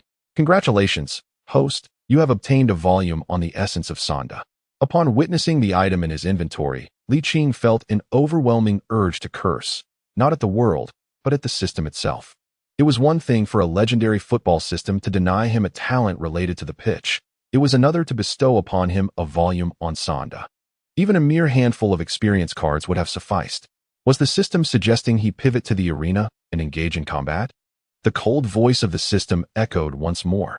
Everything possesses duality. With the essence of Sonda, the host gains formidable self-defense capabilities. At this moment, enlightenment struck him. It was reminiscent of the news he had seen before his transmigration regarding Ozil and Kolasinac encountering a robbery.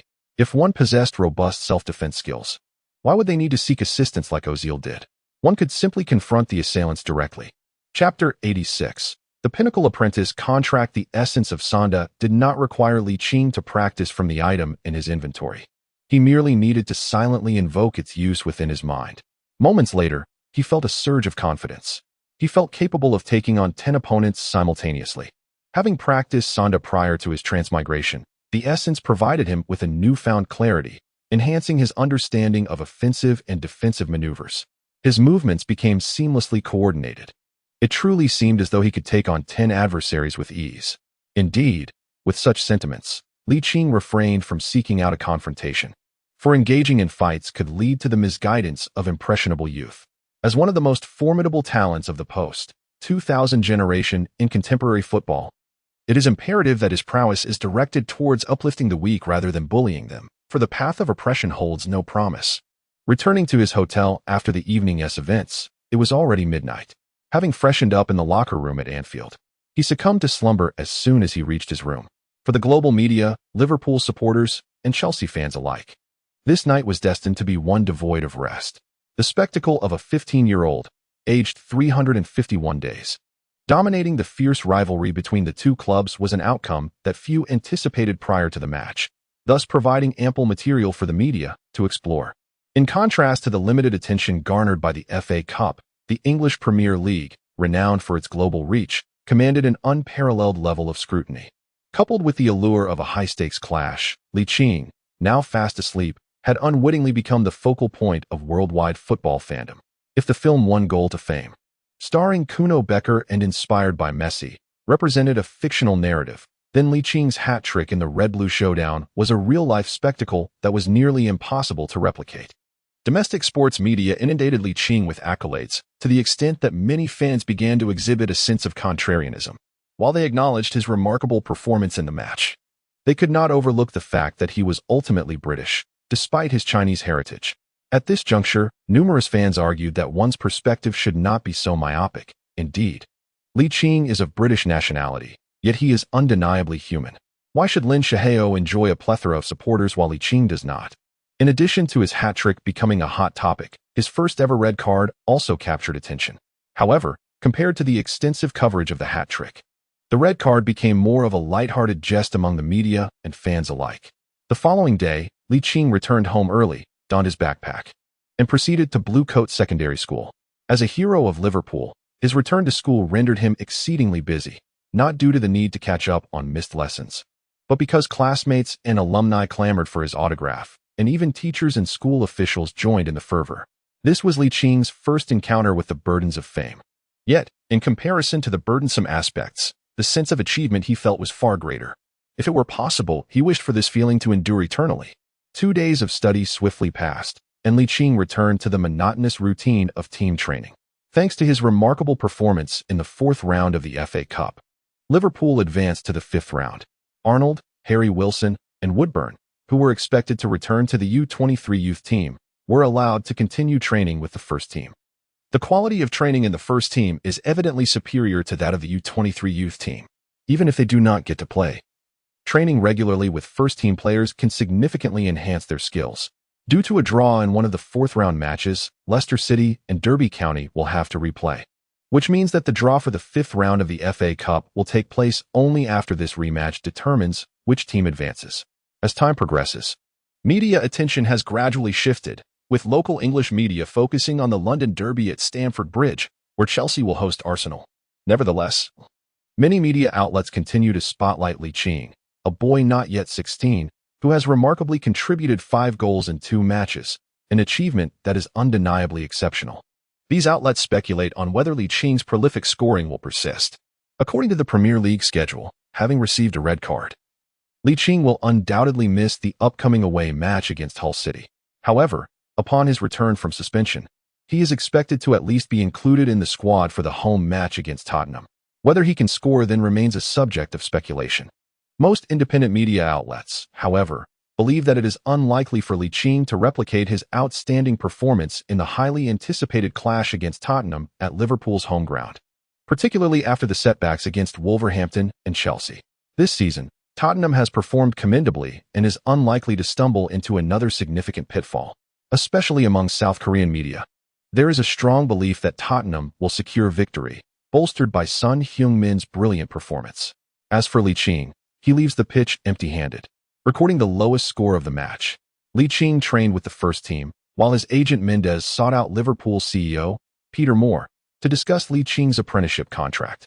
Although Ligt had yet to reach the age of 17 and was therefore ineligible to sign a professional contract, his performance had already warranted a commendable professional agreement.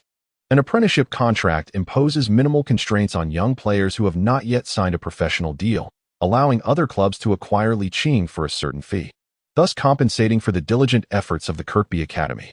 This situation was evidently unacceptable to Liverpool, especially given Liqing's outstanding performances in the FA Cup and Premier League.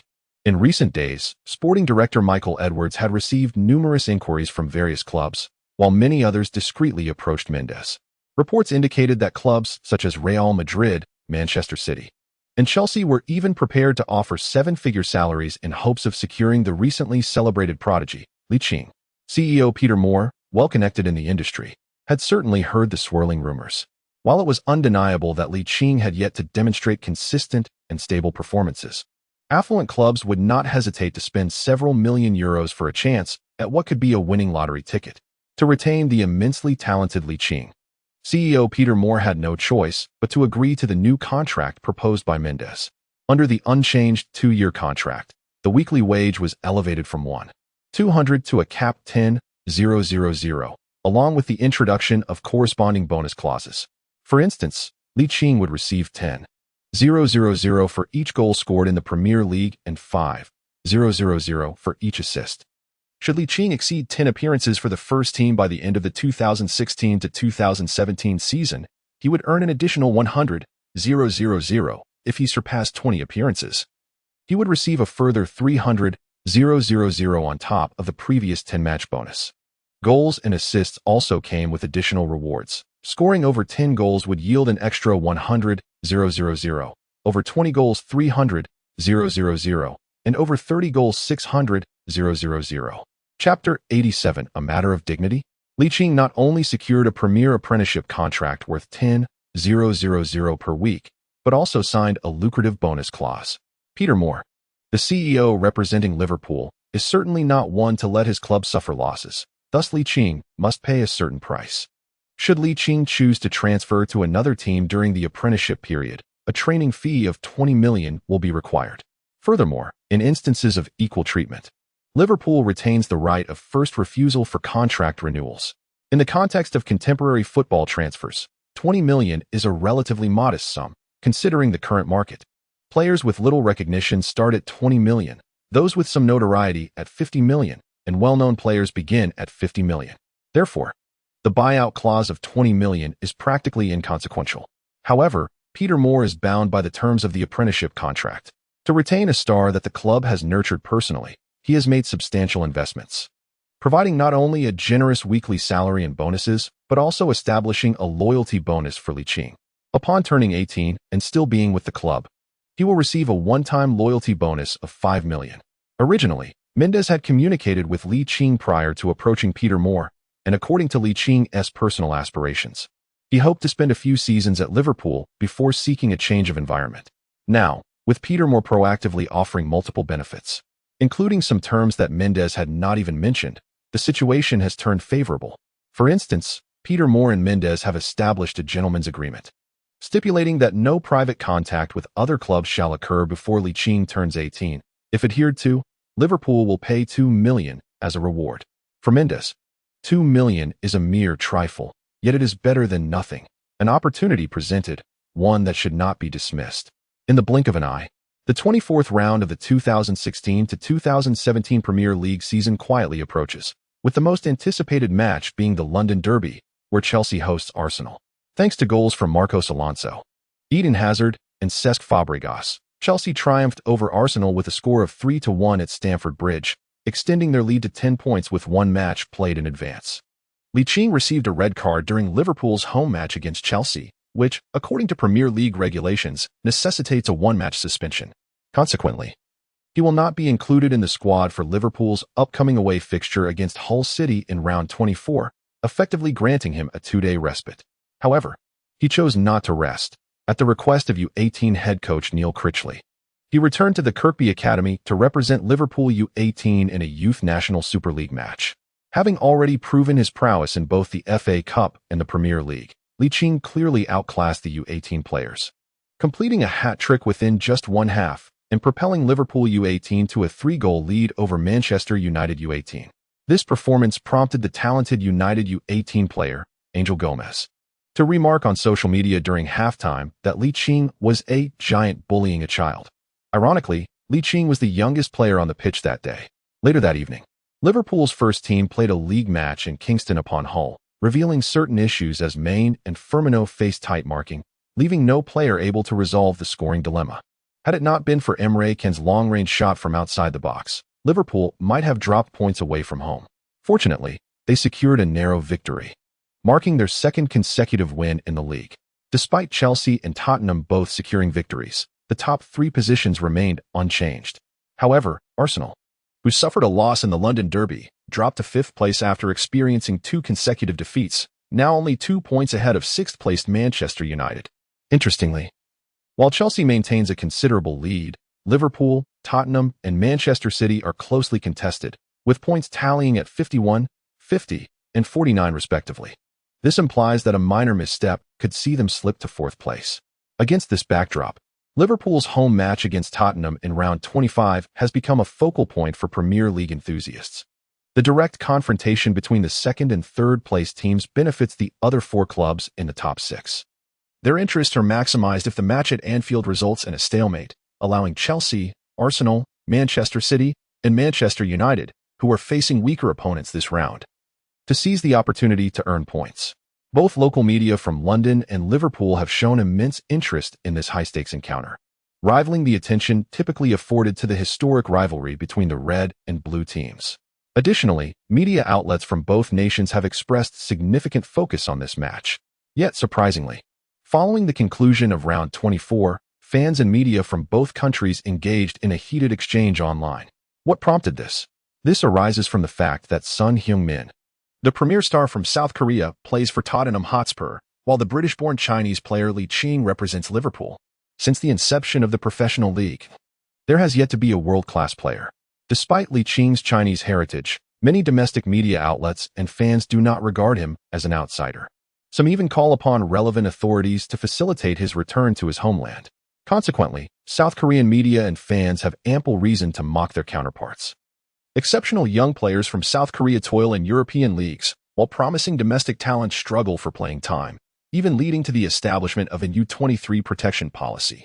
The issue lies in the fact that these players are already 23 years old. What is there to protect? Why not implement a U20 protection policy instead? Clearly, the potential is greater among those under 20. Now, it is even more shameless to consider the young stars from other nations as embodiments of the national football identity. In response, the media and fans are left speechless. They sidestep the issue. Although Licht's nationality is British, the blood that courses through his veins is undeniably Chinese, which allows him to represent the highest echelons of football. However, not all domestic voices are in harmony. Numerous fans hold differing opinions, and some players of Chinese Super League caliber subtly express that Licht could never represent Chinese football. Moreover, the modern football landscape is rife with tales of prodigious talents who have met untimely ends. At merely 15 years old, Licht has only participated in 2 professional matches, making any premature conclusions rather hasty. The distinctive characteristics of Licht are indeed pronounced. However, as these traits gain the attention of various coaches, will he still be able to excel? Chelsea has already succumbed to misfortune. Will Tottenham follow suit? Clearly not. Those fervent fans, previously embroiled in chaos, suddenly find clarity, as if struck by a revelation. Although Licht has delivered remarkable performances in both the FA Cup and the Premier League, contributing 5 goals across 2 matches, it is unrealistic to expect him to consistently maintain such excellence. In due course, he shall inevitably blend into the crowd. Does he represent the pinnacle of football? How amusing. Chapter 88. Licht versus Son Heung-min. Licht seldom frequents Donquidi, yet he finds himself at the mercy of Tong Xinbing, who enjoys sharing posts from the platform, most of which, regrettably, are disparaging remarks directed at him. Should any media outlet endeavor to compile a list of the most disappointing boyfriends, Tong Xinbing would likely rank among the foremost contenders. It is worth noting that this girlfriend currently exists only in Licht's perception, while Tong Xinbing remains in a state of evasiveness, neither affirming nor denying the relationship. Recently, the Liverpool circle on Donquidi has witnessed an influx of posts, with a portion originating from Liverpool supporters, yet the majority are from fans of other clubs. Fortunately, not all posts are laden with insults. Many express supportive sentiments instead.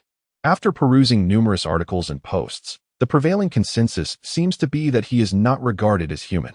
Before his departure from Donquidi, Licht utilized his account, named after the Liverpool legend, to articulate a singular statement in the Liverpool circle: "I am human, beyond dispute."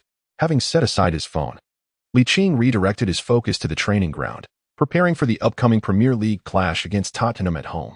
Many are aware that the Liverpool legend Ligt is, in fact, the authentic account of the Liverpool superstar. Thus, when the post surfaced, it elicited shock among the readers. Within half an hour, Donquidi erupted. Those neutral fans, initially ambivalent, swiftly transformed into supporters, reasoning that if Ligt acknowledges his humanity, why should they not align with him? Football knows no borders. If other talented stars deserve support, why should a Chinese superstar, who openly embraces his identity, not receive the same? In fact, many domestic fans even admire Son Heung-min from South Korea. If they can support him, why not a superstar who affirms his existence as a human? The emergence of Donquidi has caused quite a stir, garnering the attention of several domestic media outlets. Meanwhile, the individual at the center of it all, Ligt, has directed his focus solely on training and studying, eagerly awaiting the arrival of the 25th round of the Premier League for the 2016 to 2017 season.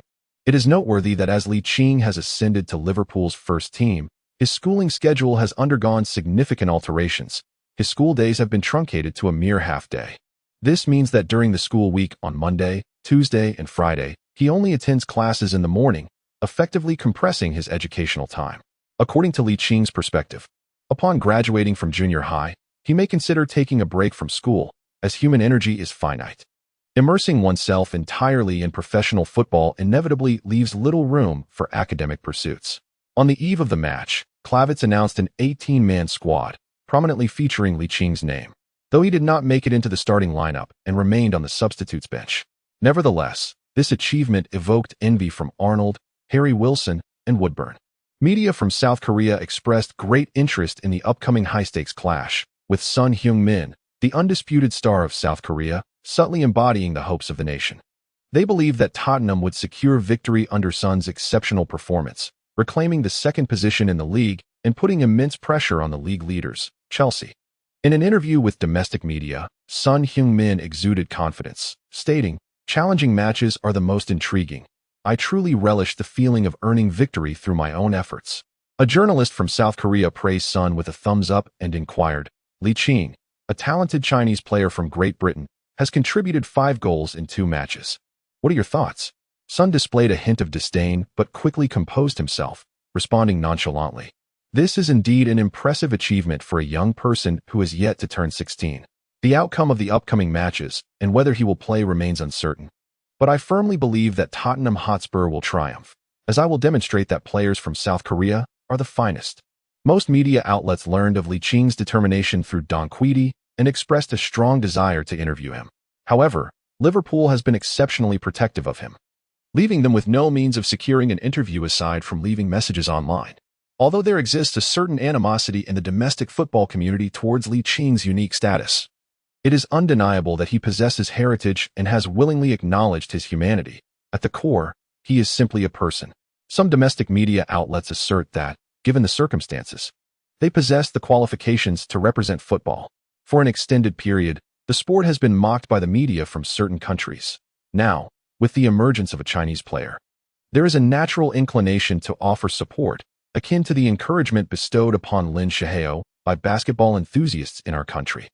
The 25th round of the 2016 to 2017 Premier League commenced with Arsenal hosting Hull City. After enduring 2 consecutive defeats, the Champions League hopefuls returned to their home ground, securing a 2-0 victory. The match between Liverpool and Tottenham was scheduled for the subsequent afternoon at 6 o'clock, which translates to 1 o'clock the following morning in the capital. This timing is relatively early for fans accustomed to watching high-caliber European matches, and being a weekend, staying up to enjoy the game posed no issue. As Ligt openly acknowledged his humanity on Donquidi, his support within the football community saw a remarkable increase. Interestingly, a fellow fan in the comments inquired when Ligt might regain his nationality. This question resonated with many fans, as it would allow them to assertively proclaim Ligt as the hope of football. However, an alternative perspective from a user named Tauzi Sama garnered substantial agreement among Donquidi supporters. She posited that the gifted Ligt should pursue his development in the Premier League. Not to mention that, given Liching's current statelessness, the process of regaining nationality would be protracted. The footballing world is a daunting arena that could potentially compromise his talents. Rather than witnessing Ligt diminish into obscurity, it would be more prudent for him to prove himself in a top European league. Furthermore, with his British citizenship, he could one day have the opportunity to represent England in the World Cup. Could he, upon regaining his nationality, lead a team of underperformers into battle on the World Cup stage? The analogy suggests that a lion, commanding a flock of sheep, could hardly defeat a pack of wolves, tigers, or leopards. The answer is evidently a resounding no. As long as Ligt acknowledges his humanity, the significance of nationality may diminish considerably. Ligt was equally moved by the comments of his companion and found himself in agreement, albeit with some inner turmoil. 2 hours prior to Liverpool's home match against Tottenham, the game between Burnley and Chelsea had concluded, with the Liverpool squad filled with exuberance, preparing to head to Anfield. Chelsea had dropped points. Burnley had managed a 1-1 draw against Chelsea. This meant that if Liverpool triumphed over Tottenham at home, the point difference would narrow to just 5. Chapter 89. Intellectual supremacy. The fervent atmosphere at Anfield was palpable, and as Ligt warmed up, he felt a surge of excitement, particularly upon noticing fans in the stands raising posters adorned with his image. He couldn't help but wonder when he would earn a starting position and play the full match. Shaking his head at this thought, he acknowledged that, based on his current stamina, he could only manage around 70 minutes of regular play. Given Klopp's high-pressing style, he might even cramp up after just a half. There's still time to practice. After all, youth is on his side. He would soon reach the age of 16. Patience was a virtue. However, a tinge of dissatisfaction crept in regarding his youthful age. He recalled the feedback from his agent, Mendes, indicating that players under 17 were unable to sign a full professional contract, effectively relegating them to a form of financial limbo. A weekly wage of 10,000 represented the pinnacle of an apprenticeship contract, yet it fell drastically short of the average wage for Premier League players, even below that of those on relegation-threatened teams, akin to championship-level earnings. Fortunately, Mendes was highly skilled and managed to secure additional income through supplementary signing regulations. Should Licht's performance be commendable, he could potentially amass at least £1 million by the conclusion of the 2016 to 2017 Premier League season. The thought of swiftly becoming a millionaire through his endeavors was simply exhilarating. Suddenly, a voice broke through his reverie. Firmino. Startled, Licht's pupils dilated as his reflexes kicked in. He instinctively raised his right hand, deftly intercepting the ball that had come flying towards him. Who had kicked that ball? Was it deliberate? Ligt lifted his gaze in search of the perpetrator, only to behold a delicate, youthful visage from the east emerging within the time limit. He raised his right hand, his expression tinged with a hint of embarrassment, reminiscent of an apology. Wasn't that the tender-faced player from South Korea, Son Heung-min? Goodness. Did he intend to assert his dominance over me at Anfield? Should I give him a piece of my mind? However, as the saying goes, one should not strike a smiling face. Son Heung-min, brimming with contrition, approached Ligt to express his apologies. I sincerely apologize. I mismanaged my footwork just now. Meanwhile, the Liverpool fans at Anfield erupted in a cacophony of boos, directed at Son Heung-min, who was suspected of intentional foul play. The nearby Liverpool players, upon hearing Son's apology, found themselves at a loss for words. Yet, Ligt bestowed upon him a withering glance. As a professional athlete, how could he fail to control his footwork under no pressure?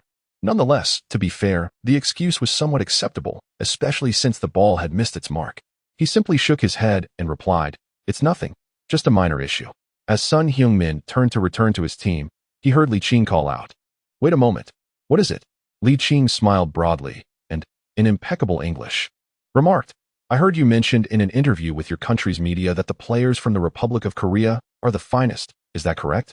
Son Heung-min was momentarily taken aback. He had indeed made such a statement during yesterday's interview with SBS Sports, yet hearing it directly from Ligt felt somewhat awkward. Raising an eyebrow, he replied, somewhat displeased, "Do you not share the same opinion?" No. Ligt waved his right index finger at Son Heung-min, proclaiming, "I am unequivocally superior to you." Son Heung-min, instead of reacting with anger, responded with a smile, "You are merely a 16-year-old child. On what grounds do you claim to be stronger than I? The very fact that you immediately countered my assertion of superiority speaks volumes." Ligt shrugged and remarked. Son Heung-min, realizing that he had been intellectually outmatched by Ligt, he felt like a child, losing his composure and dignity. He thought to himself, had he known this guy was so cunning, why bother kicking the ball at all? Watching Sun Xingmin dejectedly walk away, Ligt revealed a victorious smile. Upon arriving at the mixed zone, the South Korean media noticed Sun Xingmin's gloomy expression, which stirred an unsettling feeling within them. Could it be that he was unable to showcase his talents in this match at Anfield? Perhaps influenced by Ligt. Sun Xingmin had been closely marked by Liverpool since the beginning of the game, severely limiting his performance. His remarkable speed, exceptional dribbling skills, and powerful long-range shooting were rendered ineffective, causing him to seemingly vanish from the field, which left Tottenham's coach Pochettino furrowing his brow in concern. The Liverpool fans in the stands were brimming with confidence in their team, aside from their 2 consecutive league victories. Liverpool had achieved 6 wins and 3 draws in their last 9 matches, suggesting a high likelihood of success on home turf. Additionally, they had only lost once at home to Tottenham in their last 19 encounters. In light of this overwhelming statistical advantage, the Liverpool supporters believed that their team would undoubtedly claim victory at home. However, as the match reached a stalemate, England's top striker Harry Kane stepped up. He received a precise cross from Ben Davies on the right, and, overpowering Matip, executed a high-quality header. Although goalkeeper Mignolet reacted swiftly, Kane's header was executed at an exceptionally acute angle, nestling into the net just inside the far post. Facing such a nearly impossible shot, there was nothing he could do. The visiting Spurs opened the scoring, and the live broadcast poignantly shifted to the bench, specifically highlighting the recently reinstated Ligt. Liverpool's ability to average over 3 goals in their last 2 matches in January was directly linked to Ligt. One could argue that without him, Liverpool would not have triumphed at the end of January. In their previous match against Hull City, if not for a stroke of luck, Liverpool would not have won 1-0, indicating that their attacking issues persisted. With Tottenham now leading, many Liverpool fans watching from home began to reminisce about Ligt, eagerly hoping for his return to continue his remarkable journey. Klopp, with his signature furrowed brow, stood in the home coaching area, clearly dissatisfied with the team's attacking performance. As the head coach, he bore direct responsibility. Suddenly, a thought crossed his mind. Could it be that only Lee could resolve the current attacking woes faced by the team? Shaking his head, he realized that placing such hopes on a young player about to turn 16 was unrealistic. Yet, on the other hand, Ligt indeed possessed that capability. Being a product of the youth academy, why shouldn't he be able to step up? If the score remains unchanged before the conclusion of the first half, then we shall substitute Lee to challenge the Tottenham defense. As the first half draws to a close, the scoreboard reflects no alterations in the scoreline. Liverpool's manager Klopp addresses Ligt, who is preparing to warm up, saying, "Lee, come directly with us to the locker room." Chapter 90. Sun Heung-min's one-on-one with Ligt. "Lee, come directly with us to the locker room." Licht's emotions surged in an instant. This unequivocally signified that he could take the field as a substitute at the onset of the second half. Following a close-up shot of Tottenham striker Harry Kane, the live broadcaster shifted focus to the home team's coaching bench. Sports commentator Jean Jun suddenly realized, upon seeing Ligt accompany Klopp to the players' tunnel instead of warming up, that Ligt was headed to the locker room, possibly for a substitution at the start of the second half. But who would be replaced? Was it the underperforming Lalana or the nearly invisible Coutinho? The excitement in New England sports commentator Jean Xiankai's voice was palpable as he exclaimed, "It seems Ligt will indeed make his appearance in the second half." As this match was a non-pay-per-view event domestically, the television station was broadcasting it live. With the first half concluded, the director instructed the staff to switch to advertisements. However, at that moment, football commentator He Weilang proclaimed loudly, "The fans still watching at home surely wish to see the Chinese player Ligt come on as a substitute. I believe in 15 minutes, you will witness this moment." Those seated in front of their television or computer screens, beyond merely watching a high-level match, were anticipating such a moment. Though Ligt did not represent the nation, his acknowledgement of his identity on Don Quidi had significantly boosted his support domestically. As assistant coach Buvac closed the locker room door, the raucous noise from Anfield abruptly ceased. Head coach Klopp wore a visibly displeased expression, making it apparent that his mood was quite poor, prompting the players to tread carefully, quietly wiping sweat and changing jerseys. Fearful of provoking Klopp, despite a decent performance in the first half, Klopp's words left everyone present perplexed. The players were well aware of their subpar performance. Yet receiving Klopp's praise under such circumstances only heightened their anxiety, as they all lowered their heads, wary of attracting misfortune. "It seems you all know your first half performance was inadequate, but there is still hope," Klopp remarked with a semblance of a smile. There are still 45 minutes in the second half. There is ample time to turn the tide. Chelsea, at the top, has already dropped points. We cannot afford to lose any at Anfield, or we shall squander a golden opportunity to close the gap. Tell me, do you have confidence in a comeback? Yes. Without any need for further motivation, the players shouted in unison, especially Ligt, who was poised to substitute at the onset of the second half. Animal rest. Preparing for next week's FA Cup fifth-round match, Lalana felt a pang of disappointment, but head coach Klopp held absolute authority over personnel adjustments, despite a myriad of reluctances. He had no choice but to acquiesce. Liching's remarkable performance during this period has not gone unnoticed by anyone, whether in the FA Cup, the Premier League, or during training. He has consistently excelled, evoking a sense of envy in Lalana.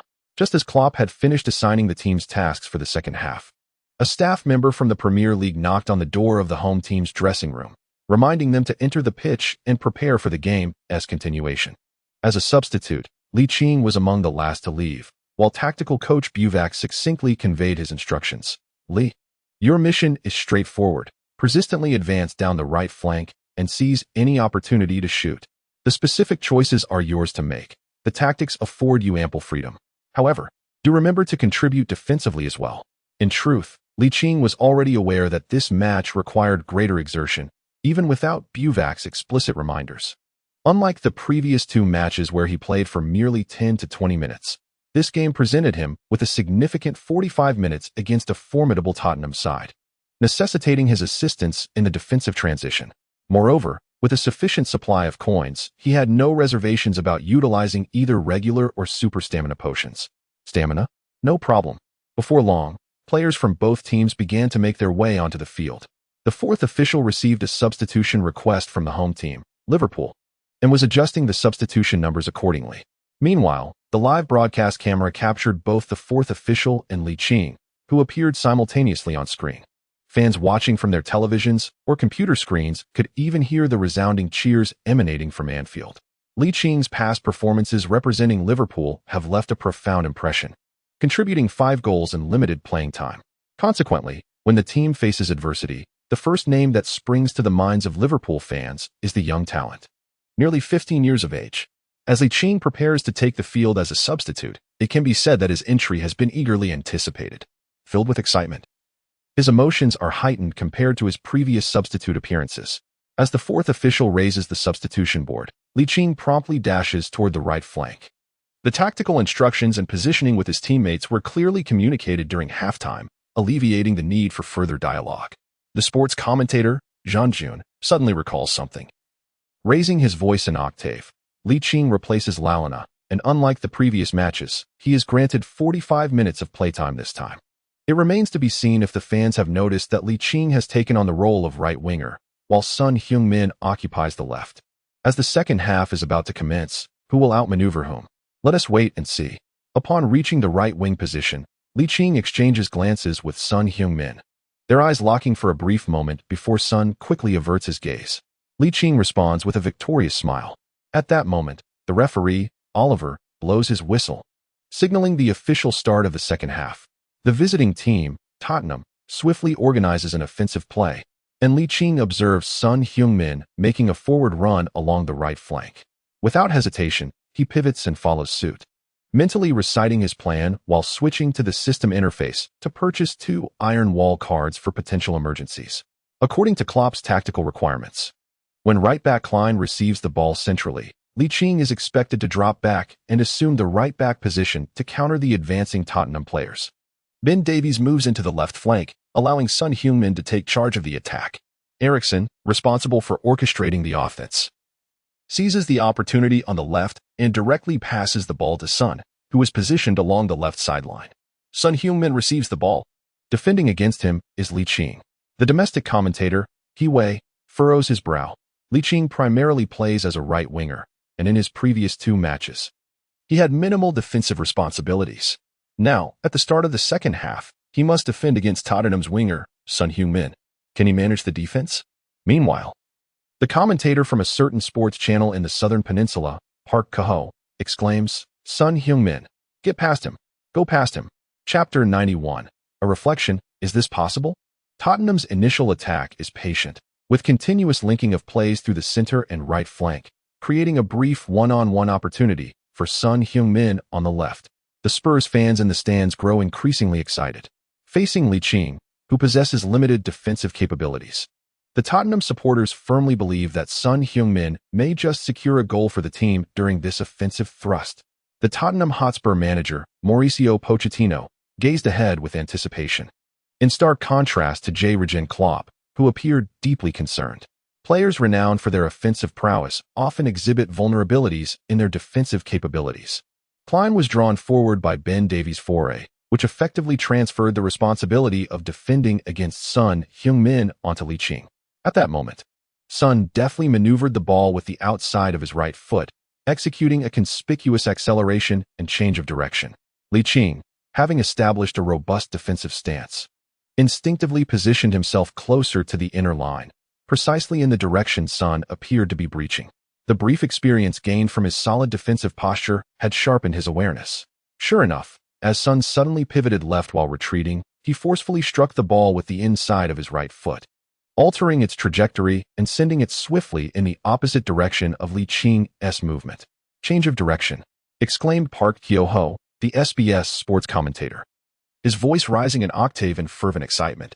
In an instant, Ligt propelled himself forward with his left foot, generating immense power that created a significant counterforce, positioning his right foot perfectly to intercept Son's path. The victorious smile that had blossomed on Son's face faltered as his pupils constricted, his expression froze, and the resistance from Licht's leg, coupled with his own momentum, sent his upper body tumbling forward. Why?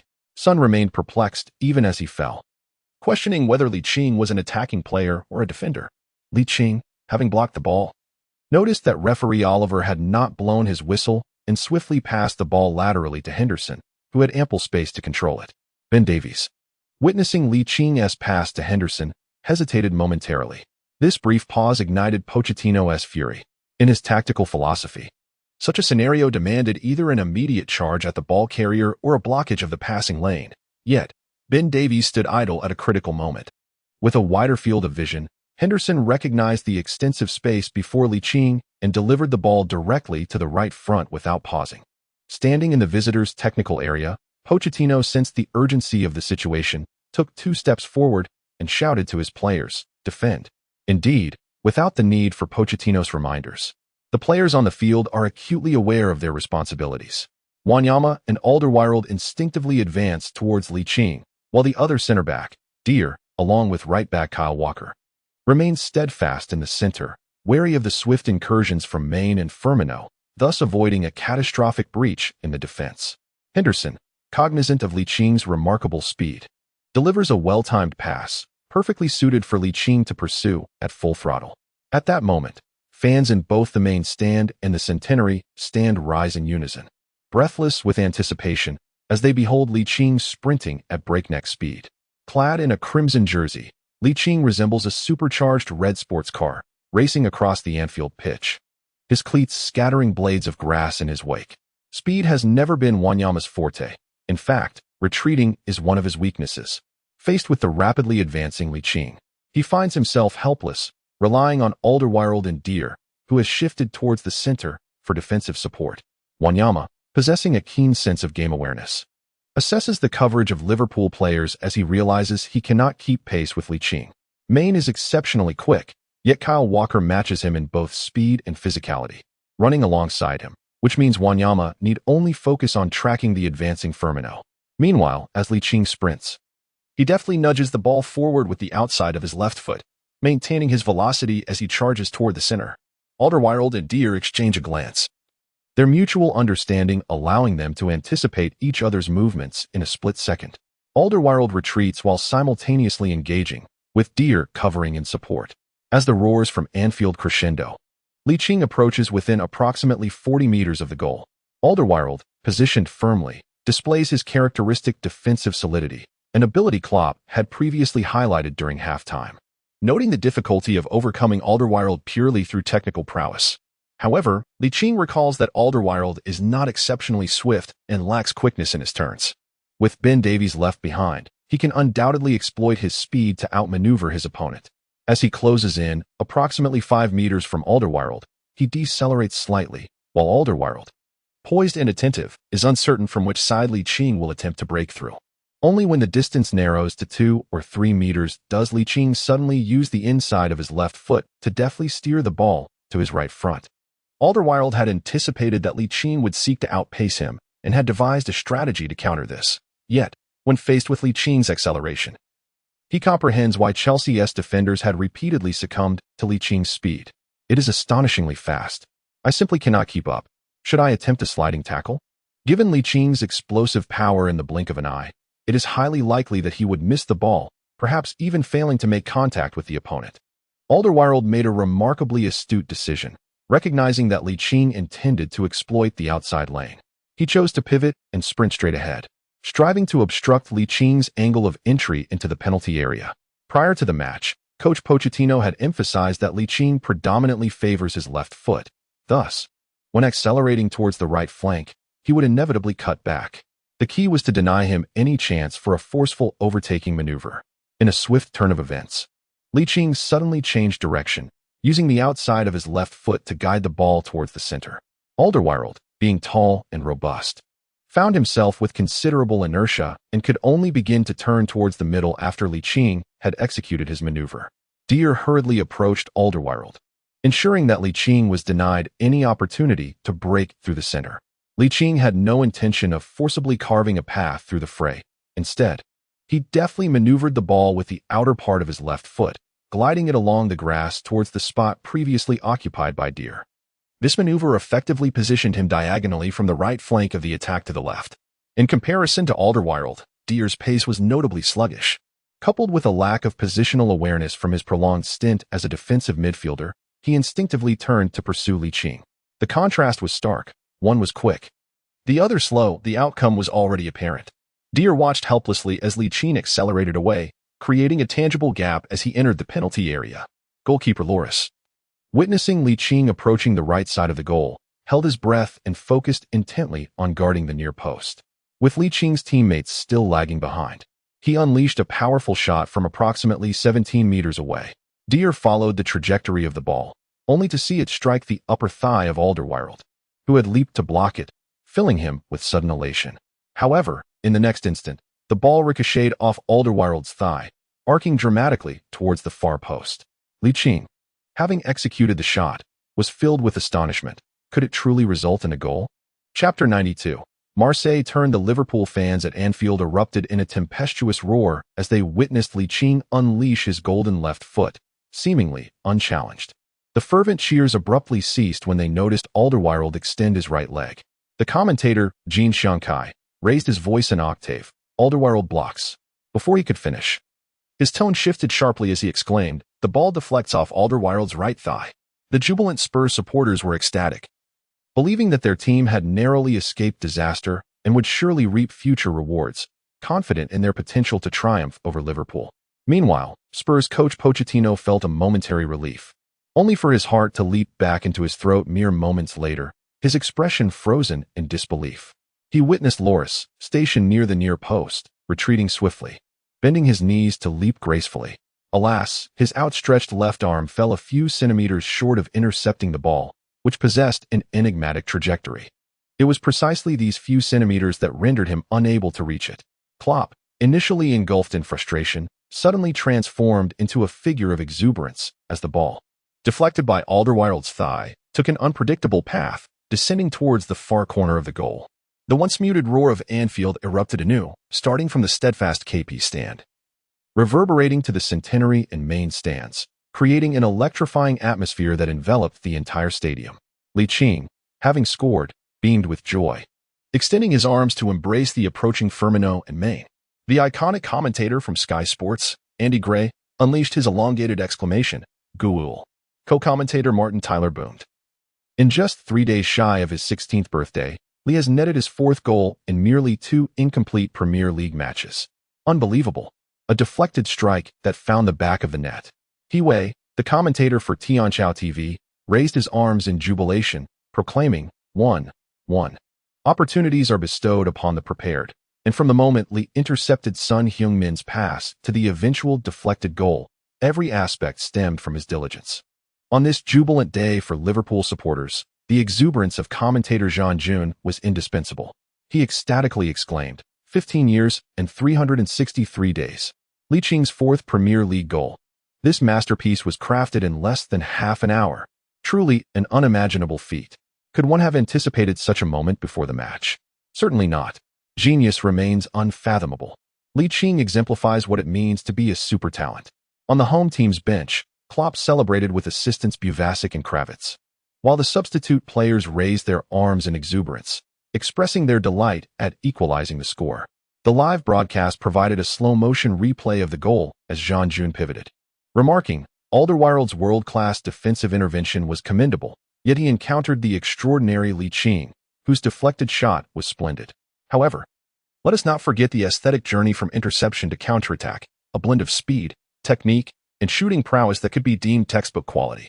The broadcast then shifted to Tottenham player Son Heung-min, who stood with his hands on his hips, visibly disheartened. Logically, having found space to break through, he should have created an opportunity to extend the lead, yet unexpectedly, it was Liching who seized the ball and countered to equalize. Park Kyo-ho, the commentator for SBS Sports in South Korea, lamented, Son Heung-min was careless with that play. Had he remained calm and sought a 1-2 with his teammates, he could have breached the Liverpool defense. However, he added, the second half has only just begun, and there is ample time for him to shine. Our players are undoubtedly superior to those from across the sea. The match has resumed, and Tottenham, benefiting from the kickoff advantage, has adopted a rather languid tempo in their attack. Son Heung-min, receiving the ball, faced with the defensive efforts of Liching and Klein, opted to pass laterally to the center, allowing Eriksen to orchestrate the offensive play anew. Tottenham's head coach, Pochettino, shook his head in disappointment at Son's choice. As a dependable player, even if he bears some responsibility for the team's conceded goal, he ought to forge ahead and redeem himself. Yet, astonishingly, Son chose to pass back despite the potential for a breakthrough. A thought crossed Pochettino's mind. Should he consider substituting him? With a sigh, he lamented that the predicament faced by the team was scarcely better than that of Liverpool back in January. The available players were limited, particularly in the attacking department. Lamela's injury remained unresolved, and Janssen, the Dutch league's top scorer who joined last summer, had yet to find his footing in the Premier League, contributing not a single goal in open play to date. For a team that prides itself on efficient counterattacks, a forward incapable of scoring in open play is undoubtedly a waste of resources. Returning to the action, the Liverpool supporters in the stands were fervently chanting, creating an electric atmosphere at Anfield. The Liverpool players, invigorated by their equalizer, resembled soldiers responding to the call of a trumpet, commencing to pose threats to both Tottenham's offense and defense. Maine, receiving the ball on the left flank, found himself unable to capitalize on his pace and physicality against Kyle Walker, thus opting to return the ball to midfielder Emre Can, who would dictate the course of their attack. Emre Can, known for his linking play and long-range shooting, faced a cluster of defenders, ultimately passing to Coutinho. Coutinho, also an aficionado of long-range attempts, possessed the advantage of a broad field of vision, delivering the ball directly to Henderson, who then sent it to the right flank to Liching. The crowd at Anfield erupted in jubilation, with numerous fans rising from their seats for a clearer view of the unfolding drama. Liching has dazzled audiences with his remarkable breakthroughs on this pitch numerous times in the past, and the fans yearn to witness such brilliance once more. However, flanked by Son Heung-min, Ben Davies, and Victor Wanyama within a radius of 5 meters, Liching felt no urge to advance. Just then, he perceived Son Heung-min's intent to disrupt his play. With a deft adjustment, he lifted his left foot to draw the ball forward, while his right foot glided along its side. Perhaps influenced by a sudden change of plans, his touch faltered, and he exerted too much force. The ball rolled along the ground towards Son Heung-min, who brightened with delight and surged into action. In that fleeting moment, his mind raced with visions of capitalizing on Liching's miscontrol to intercept and score. To his astonishment, he discovered that Liching, who had initially appeared farther from the ball, was now closing in on it with remarkable speed. With an agile step forward, Liching deftly pulled the ball back with the sole of his left foot, alternating touches with his right foot as he faced the Tottenham defense. The Liverpool fans in the stands instinctively erupted in cheers. The commentator Hiwei exclaimed, "Marseille turn." Son Heung-min was momentarily taken aback. By the time he regained his composure, Ligt had already sent the ball to the advancing Coutinho and was sprinting at full speed toward the left flank of Tottenham's defense. Chapter 93. The terrifying goal efficiency. In the pivotal moment when Ligt alternated his footwork to skillfully maneuver the ball, he became the focal point of the entire arena. The Marseille turn was executed with remarkable speed and flair, captivating the audience, as thunderous applause resonated throughout Anfield. As Ligt deftly dribbled past Son Heung-min, he did not remain ensnared in the realm of personal technical display. With a flick of his left foot, the ball glided along the grass towards the awaiting Coutinho. Observing Licht's decisive advance, Coutinho, with unwavering intent, chose to deliver a through ball without pausing, leaving Alderweireld, Wanyama, and Ben Davies momentarily perplexed. Possessing an exceptional ability to read the game, he directed the ball swiftly towards the space behind Ben Davies and Alderweireld. Meanwhile, Pochettino, stationed in the opposing coach's area, felt an unsettling tremor in his heart. Recalling the bizarre goal conceded just moments prior, his lips twitched slightly in disbelief. Coutinho's pass was impeccably synchronized with Licht's movement, and the exuberant Klopp rose on his toes, striving to gaze further afield. The thunderous applause that had filled Anfield was abruptly supplanted by a tumultuous chorus of exuberant cheers. Oh! During the high-speed pursuit of the ball, Ligt glanced at his teammates' positioning. Firmino and Main had made their way into the penalty area, creating a dual threat that captured the defensive attention of all Tottenham players within the box. Additionally, several Tottenham defenders occupied the critical area between the penalty spot and the edge of the box, a clear indication of pre-match strategies.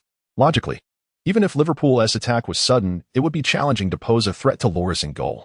However, Ligt possessed an exceptionally broad field of vision. In the penalty area, besides Firmino, Main, and Wijnaldum, there was also the veteran Milner, who had surged forward and shifted to left back, the team's foremost fitness enthusiast. As Licht's right foot was not his dominant one, he lifted his left foot about 10 meters from the baseline, adjusting the ball with the outside of his foot to a position conducive for a left-footed pass, facing the penalty area.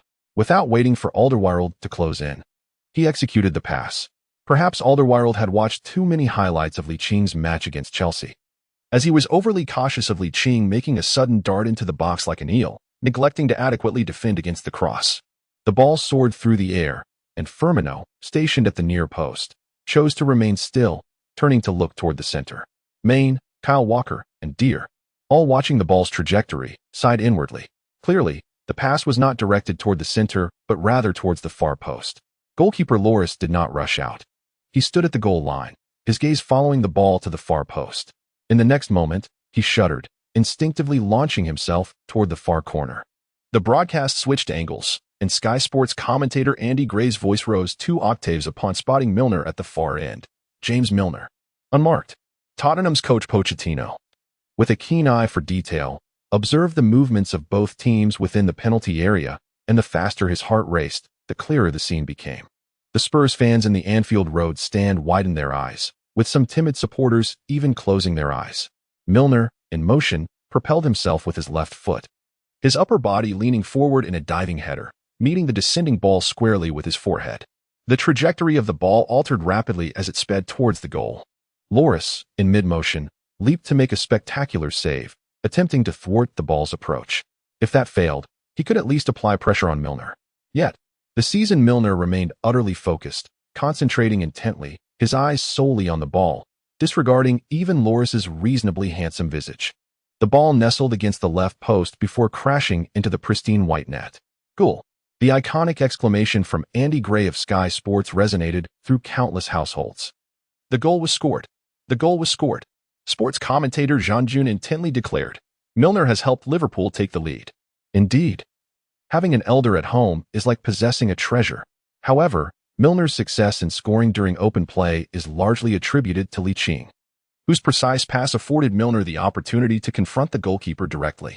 Upon scoring, Milner promptly rose to his feet, beaming as he gestured for a celebratory embrace with the assisting Ligt. Head coach Klopp raised his arms in jubilant exclamation, turning excitedly towards the fans in the main stand, his robust arms rhythmically waving to incite the fervor of the home supporters. In a mere 5 minutes, the score transformed from 0-1 to 2-1. Such a match certainly stirs the soul. He glanced at Ligt, who had contributed 1 goal and 1 assist in this game. bringing his tally to 6 goals and 1 assist across 2 substitute appearances in the FA Cup and the 23rd round of the league. Reflecting on this astonishing statistic, Klopp suddenly realized that Ligt had not even played a full half. Oh my god, how terrifying. If extrapolated to a full 90 minutes. How many goals could he score in a single match? Of course, Klopp understood that such calculations lacked rigor. After all, Licht's 6 goals and 1 assist all came during substitute appearances, taking advantage of the opposing defender's lapses in concentration. As Licht's performances continue to shine, future opponents will undoubtedly intensify their scrutiny on how to contain him. As the head coach, Klopp recognized Licht's distinctive strengths, as well as his evident weaknesses, which had been overshadowed by his dazzling abilities in these 3 substitute appearances. However, it seemed that Tottenham's head coach, Pochettino, did not possess an adequate understanding of Ligt, suggesting that leveraging Licht's explosive talent could lead to triumph over Tottenham. As the slow-motion replay of the goal concluded, the broadcast shifted focus to the assisting Ligt. Sky Sports commentator Andy Gray passionately declared, Liverpool's rapid equalizer at home was entirely facilitated by the prodigious talent from the Kirkby Academy, Ligt, who can single-handedly cut through defenses or deliver a lethal pass from afar. Such a young player is truly a rare gem, impossible to defend against. South Korean player Son Heung-min observed Ligt returning and felt an unprecedented sense of helplessness. Yet, he still had 3 days until he turned 16. How could he possibly be outshined by a mere child? Impossible. As the match resumed, Son Heung-min, fueled by an indomitable spirit, actively sought the ball, endeavoring to aid Tottenham in equalizing the score. Undoubtedly, Son's courage was commendable. However, the Liverpool players displayed a united front, making it exceedingly challenging for him to find opportunities on the left flank, even without employing a formidable defense. Conversely, Son's contributions during counterattacks compelled Pochettino to rethink his tactical approach. Yet, it was Son who found himself substituted first. In Chapter 94, with Tottenham's offense stagnating, a substitution became inevitable. Harry Winks replaced the largely ineffective Son Heung-min. Upon seeing the substitution board display the number 7, Son paused momentarily. But it was the observant Ligt who, with a gentle nudge, pointed towards the sidelines and cheerfully remarked in impeccable English, "Hey, you're being substituted." Licht's smile is effortlessly charming, reminiscent of a cheerful young neighbor, radiating sunshine and evoking no semblance of anger. Winks and Pochettino are beckoning, causing Son Heung-min to feel a tinge of irritation. However, he recognizes the necessity to adhere to the coach's adjustments. Considering the team is currently trailing, he reluctantly strides to the sidelines to partake in the substitution ritual with Winks. Pochettino's intention behind bringing on Winks is abundantly clear: to bolster midfield depth and engage in a fierce battle with Liverpool in the center, while leveraging Winks' nearly flawless positional awareness to curtail the counter-attacking prowess of Ligt. During the time Winks was on the pitch, he indeed met Pochettino's expectations. Yet as the match progressed, Ligt gradually acclimated to Winks' style of play. Both players, while not physically imposing, possess high football intelligence. However, Licht's speed and explosive power often enable him to swiftly evade Winks and the Tottenham defenders. Ligt found himself the focal point of intense scrutiny from the Tottenham defenders, inadvertently liberating Maine and Firmino. As the match progressed into the 67th minute, upon receiving the ball on the right flank, he was confronted by at least 2 defenders, while the lurking presence of Wanyama and Alderweireld further intensified the situation, effectively drawing 4 defenders towards him. In the face of such formidable defensive arrangements, Ligt smiled and deftly passed the ball to right-back Klein. This moment was captured by the live broadcast, with Le Sport's commentator, Zhang Jun, remarking, "It appears that Pochettino holds Ligt in high regard." Upon receiving the ball, he was immediately met with the frontal defense of Ben Davies and Harry Winks. The television footage clearly reveals Alderweireld and Wanyama positioned behind him, which is truly astonishing. From an angle invisible to the viewers at home, Ligt discreetly whispered a couple of words to Maine, and they moved past each other as if nothing had transpired. Pochettino, who had been fixated on Ligt, furrowed his brow, acutely aware that something was exchanged between Ligt and Maine, stirring a sense of unease within him. However, as time elapsed, the gnawing anxiety began to wane. Approximately 5 minutes later, while making a lateral run, Ligt gestured towards Emre Can, who, for reasons unknown, instinctively passed the ball. This prompted a reflexive tension from Winks and Ben Davies. Liqing's lips curled slightly upwards, his perspective remarkably expansive.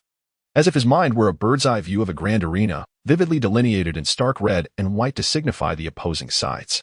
As the attack unfolded along the left flank, Main stealthily darted into the gap that had emerged between Kyle Walker and Deere.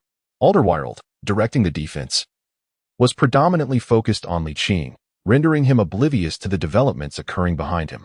Although Kyle Walker noticed Main's advance, he simultaneously observed Milner sprinting along the left sideline, which reminded him of the moment Liqing had assisted Milner for a goal.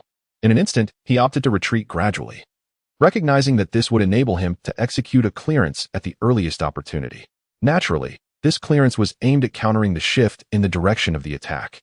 Liqing proactively approached the football, and the Tottenham defense, alert as ever, stood firm.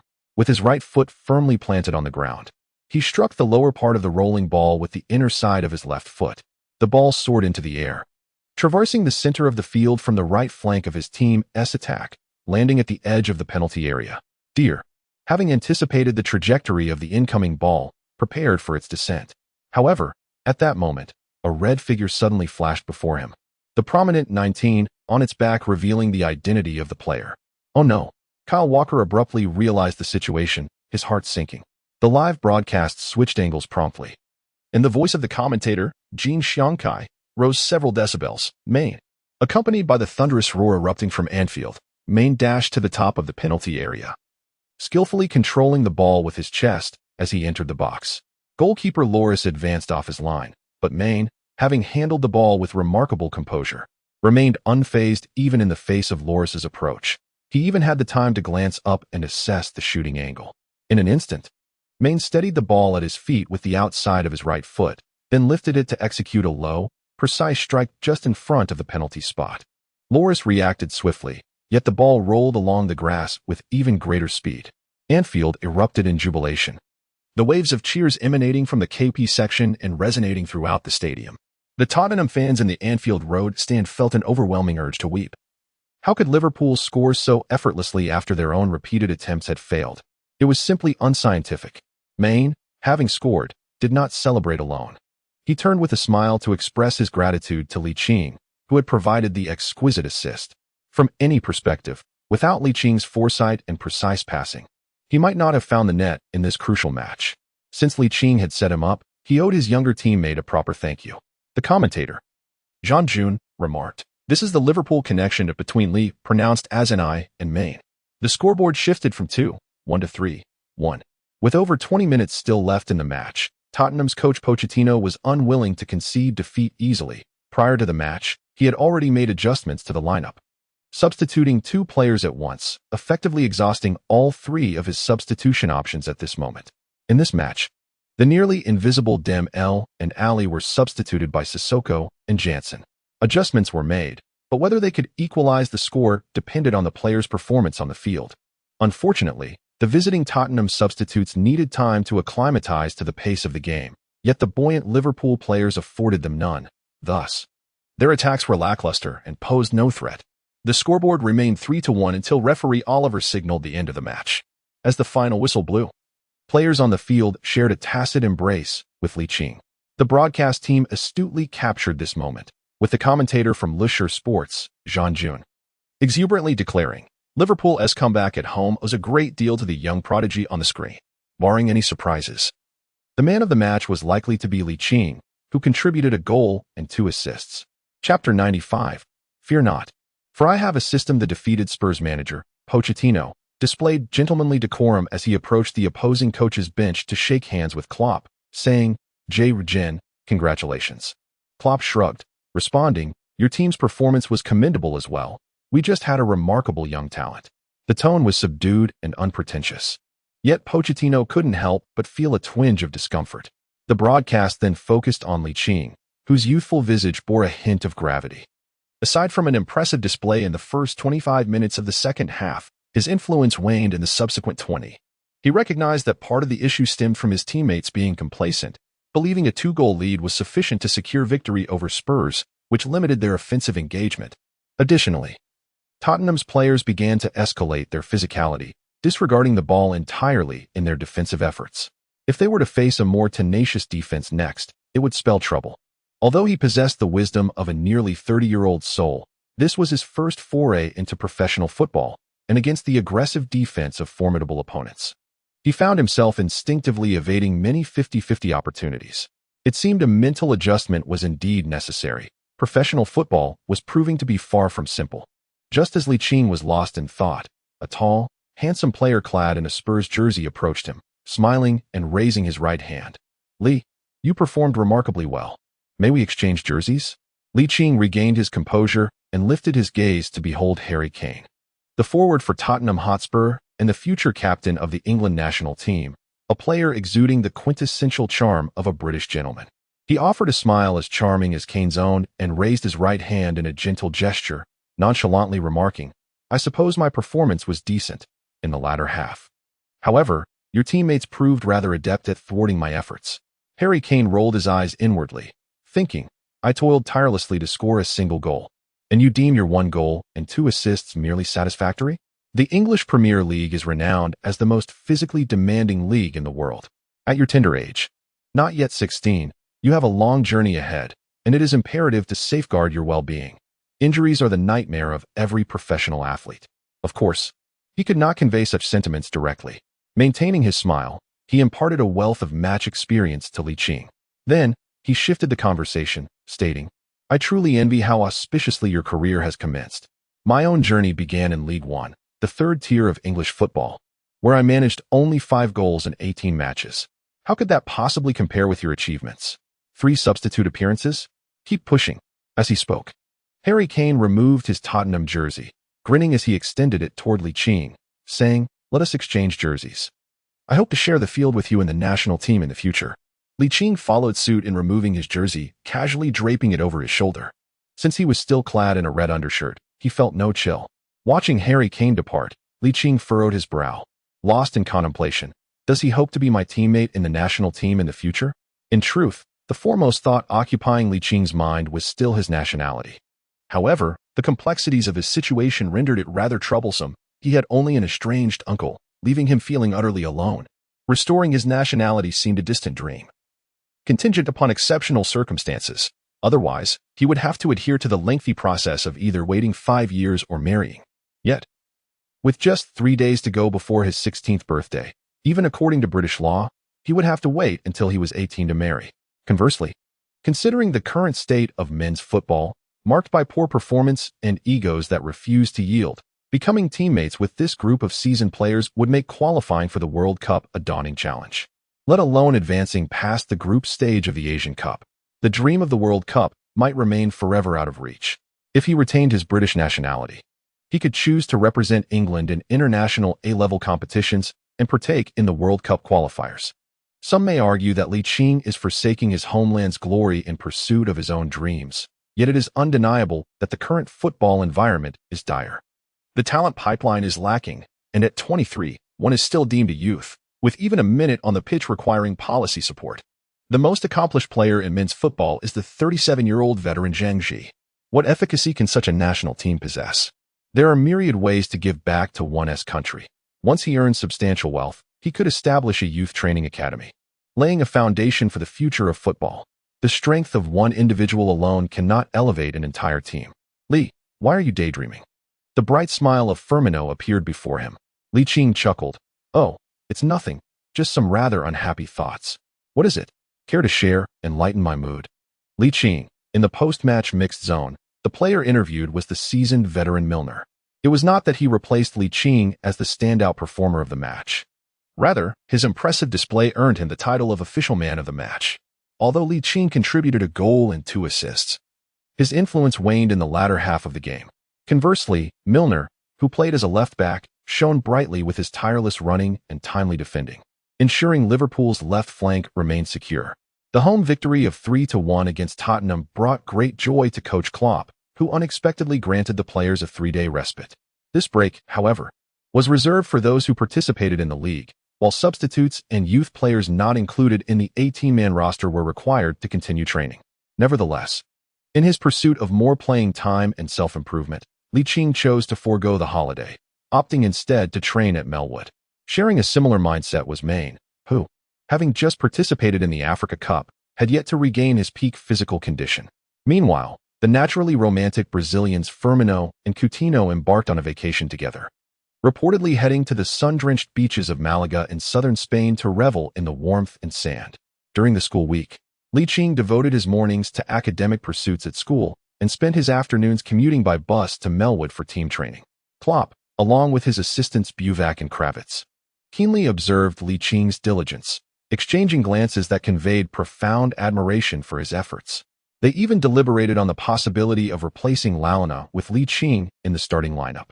After several discussions, they concluded that it would be prudent not to rush into such a decision. While Licht's current performance undeniably warrants a starting position, his characteristics suggest that a role as a substitute would be more fitting at this juncture. Moreover, Licht is still in a phase of physical development, and subjecting him to intense competition too soon could lead to unforeseen consequences. Had Licht been aware of the coaching staff's sentiments, he would undoubtedly jest, "Fear not, for I have a system." However, this is merely a jest, as the system has indeed been a catalyst for Licht's burgeoning prowess, should it be revealed. Would he not risk becoming a mere guinea pig? Chapter 96. 16th birthday. Liverpool's home victory of 3-1 against Tottenham thrust Ligt back into the limelight, as his single goal and 2 assists were pivotal in turning the tide for Liverpool. Following consecutive triumphs against Wolves and Chelsea, it became evident that all 10 goals scored across these 3 matches were intricately linked to Ligt. With 2 goals, 3 goals, 1 goal, and 2 assists, he amassed a remarkable tally of 6 goals and 2 assists. The remaining 2 goals, seemingly unrelated to Ligt, were nonetheless a testament to his exceptional performance, which created numerous attacking opportunities for his teammates. In essence, the 3 most aesthetically pleasing matches Liverpool has played since 2017 were orchestrated by Ligt. The most remarkable aspect is that he has yet to reach his 16th birthday. Such outstanding displays easily render him the focal point of attention for football fans worldwide. Especially among sports media and supporters, there are many who hope the Football Association will intervene to restore Licht's nationality, allowing him to represent the national team in the final 5 qualifying matches of the Asian 12. Given Licht's contribution of 6 goals and 2 assists in under 90 minutes across 3 matches, should he represent the national team, there exists a considerable opportunity for victory in all 5 remaining matches, thereby accumulating 16 points and significantly enhancing the likelihood of the men's team qualifying for next year's World Cup in Russia. After all, having been part of Liverpool's youth training for over 6 years, Ligt is assured of obtaining a Premier League work permit, thus alleviating concerns about acquiring nationality while being unable to play in the Premier League. The sentiments expressed by the media and fans naturally caught the attention of the Football Association. However, officials dismissed them with scorn, choosing to ignore such notions. The idea of a minor being thrust into the limelight of professional football would be utterly ludicrous. Naturally, many media outlets and fans oppose this approach, recognizing that the state of football has deteriorated to its core, leaving no one capable of salvation. Ligt acknowledges his humanity. Thus, he should substantiate his worth at the epicenter of world football, which could also be seen as a form of national pride. The media on the British Isles has lauded Ligt abundantly. It remains uncertain whether this is influenced by recent news reports. Numerous esteemed outlets hope that coaches at various levels within England's football hierarchy will summon Ligt soon, lest he be recruited elsewhere. The Liverpool Echo has even expressed a desire for the senior national team coach, Gareth Southgate, to call upon Ligt, allowing him to make a substitute appearance in an international A match, thereby preempting any chance of him representing another nation. Gareth Southgate is astonished by Licht's performance, yet he believes that the young prodigy, at merely 16, should first represent the U17 and U19 teams in competition, especially since this year marks a significant one for youth tournaments. The U20 World Cup has just concluded in South Korea, followed by the U17 World Cup in India. Immersed in rigorous training and focused on systematic skill enhancement, Ligt pays little heed to external media commentary, occasionally glancing at posts shared by Tong Xianbing during their brief WeChat exchanges. That evening, Tong Xianbing sent an unexpectedly surprising voice message to Ligt. The surprise stemmed from her inquiry about whether he would train the following day. Since their introduction, despite their rapidly evolving relationship and occasional playful banter, they had never broached a question imbued with the connotation of a date. Ligt possesses a soul nearing 30 years of age. How could he possibly be oblivious to the implications behind Tong Xinbing's words? Was she not inquiring whether he was free tomorrow? Thus, with a half-smile, he responded, "Cousin Xinbing, tomorrow is Valentine's Day. Do tell me honestly, are you perhaps secretly admiring this yet-to-mature physique of mine?" "Ugh." Within 10 seconds, Tong Xinbing retorted, "I truly have no idea what thoughts occupy the mind of a juvenile boy like you." Hee. Ligt chuckled and said, "When you ask me if I'll be training tomorrow, aren't you simply inquiring about my availability? If you have something to say, just say it directly. What do you want?"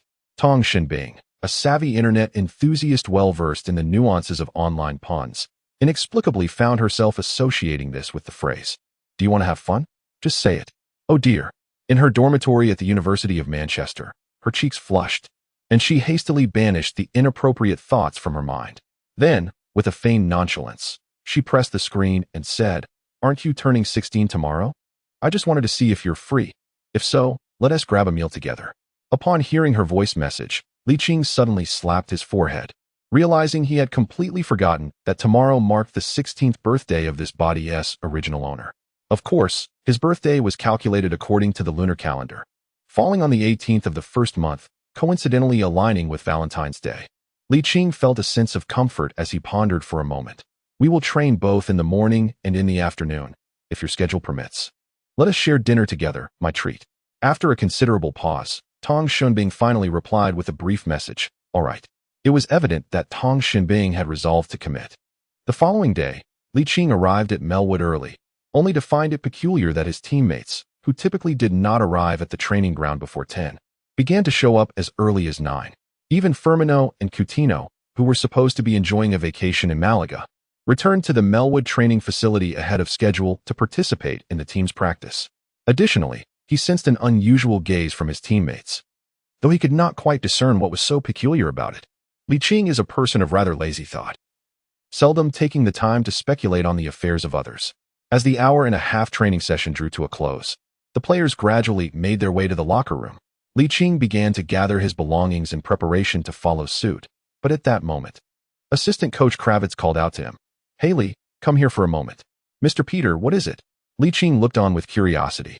Klavitz's right hand casually rested on Liching's shoulder. "This weekend is the 5th round of the FA Cup, where we will face Leicester City at home. I wonder if you are prepared to start the match." "What? Start?" Ligt Tong's pupils suddenly constricted as he gazed at Klavitz in astonishment. "Do not be so agitated. I was merely inquiring casually." Ligt. The two conversed for approximately 5 minutes, during which Klavitz chuckled and patted Ligt on the back, urging him to take a shower as they would soon be having lunch. For some reason, Ligt couldn't shake off the feeling that Klavitz's demeanor was rather peculiar. He could surmise the coach's intentions from the arrangements, and if he was still unfit for a starting position, why did Klavitz inquire whether he was ready? It was indeed strange. Ligt approached the entrance of the changing room with a sense of perplexity. Strangely, the interior was enveloped in darkness, devoid of any sound, lending an eerie atmosphere to the space. However, at that moment, the lights in the changing room blazed to life, revealing Firmino and Main emerging from the shower area. Pushing a cake cart, Ligt entered with his mouth slightly agape, as his teammates on either side began to sing in unison, "Happy birthday to you. Happy birthday to you. Happy birthday to Ligt." Chapter 97, Western Valentine's Day, First Kiss. Once the birthday song concluded, Liching's eyes were already misted with emotion. Head coach Klopp chuckled, "Lee, come over to make a wish and cut the birthday cake." For Ligt, whether before or after his journey through time, he had seldom celebrated his birthday. Now, with the entire team singing for him and commemorating his special day, he felt an overwhelming sense of gratitude, so profound that, had it not been for his remarkable self-control, tears would have surely streamed down his face. In truth, shedding tears would have invited no reproach.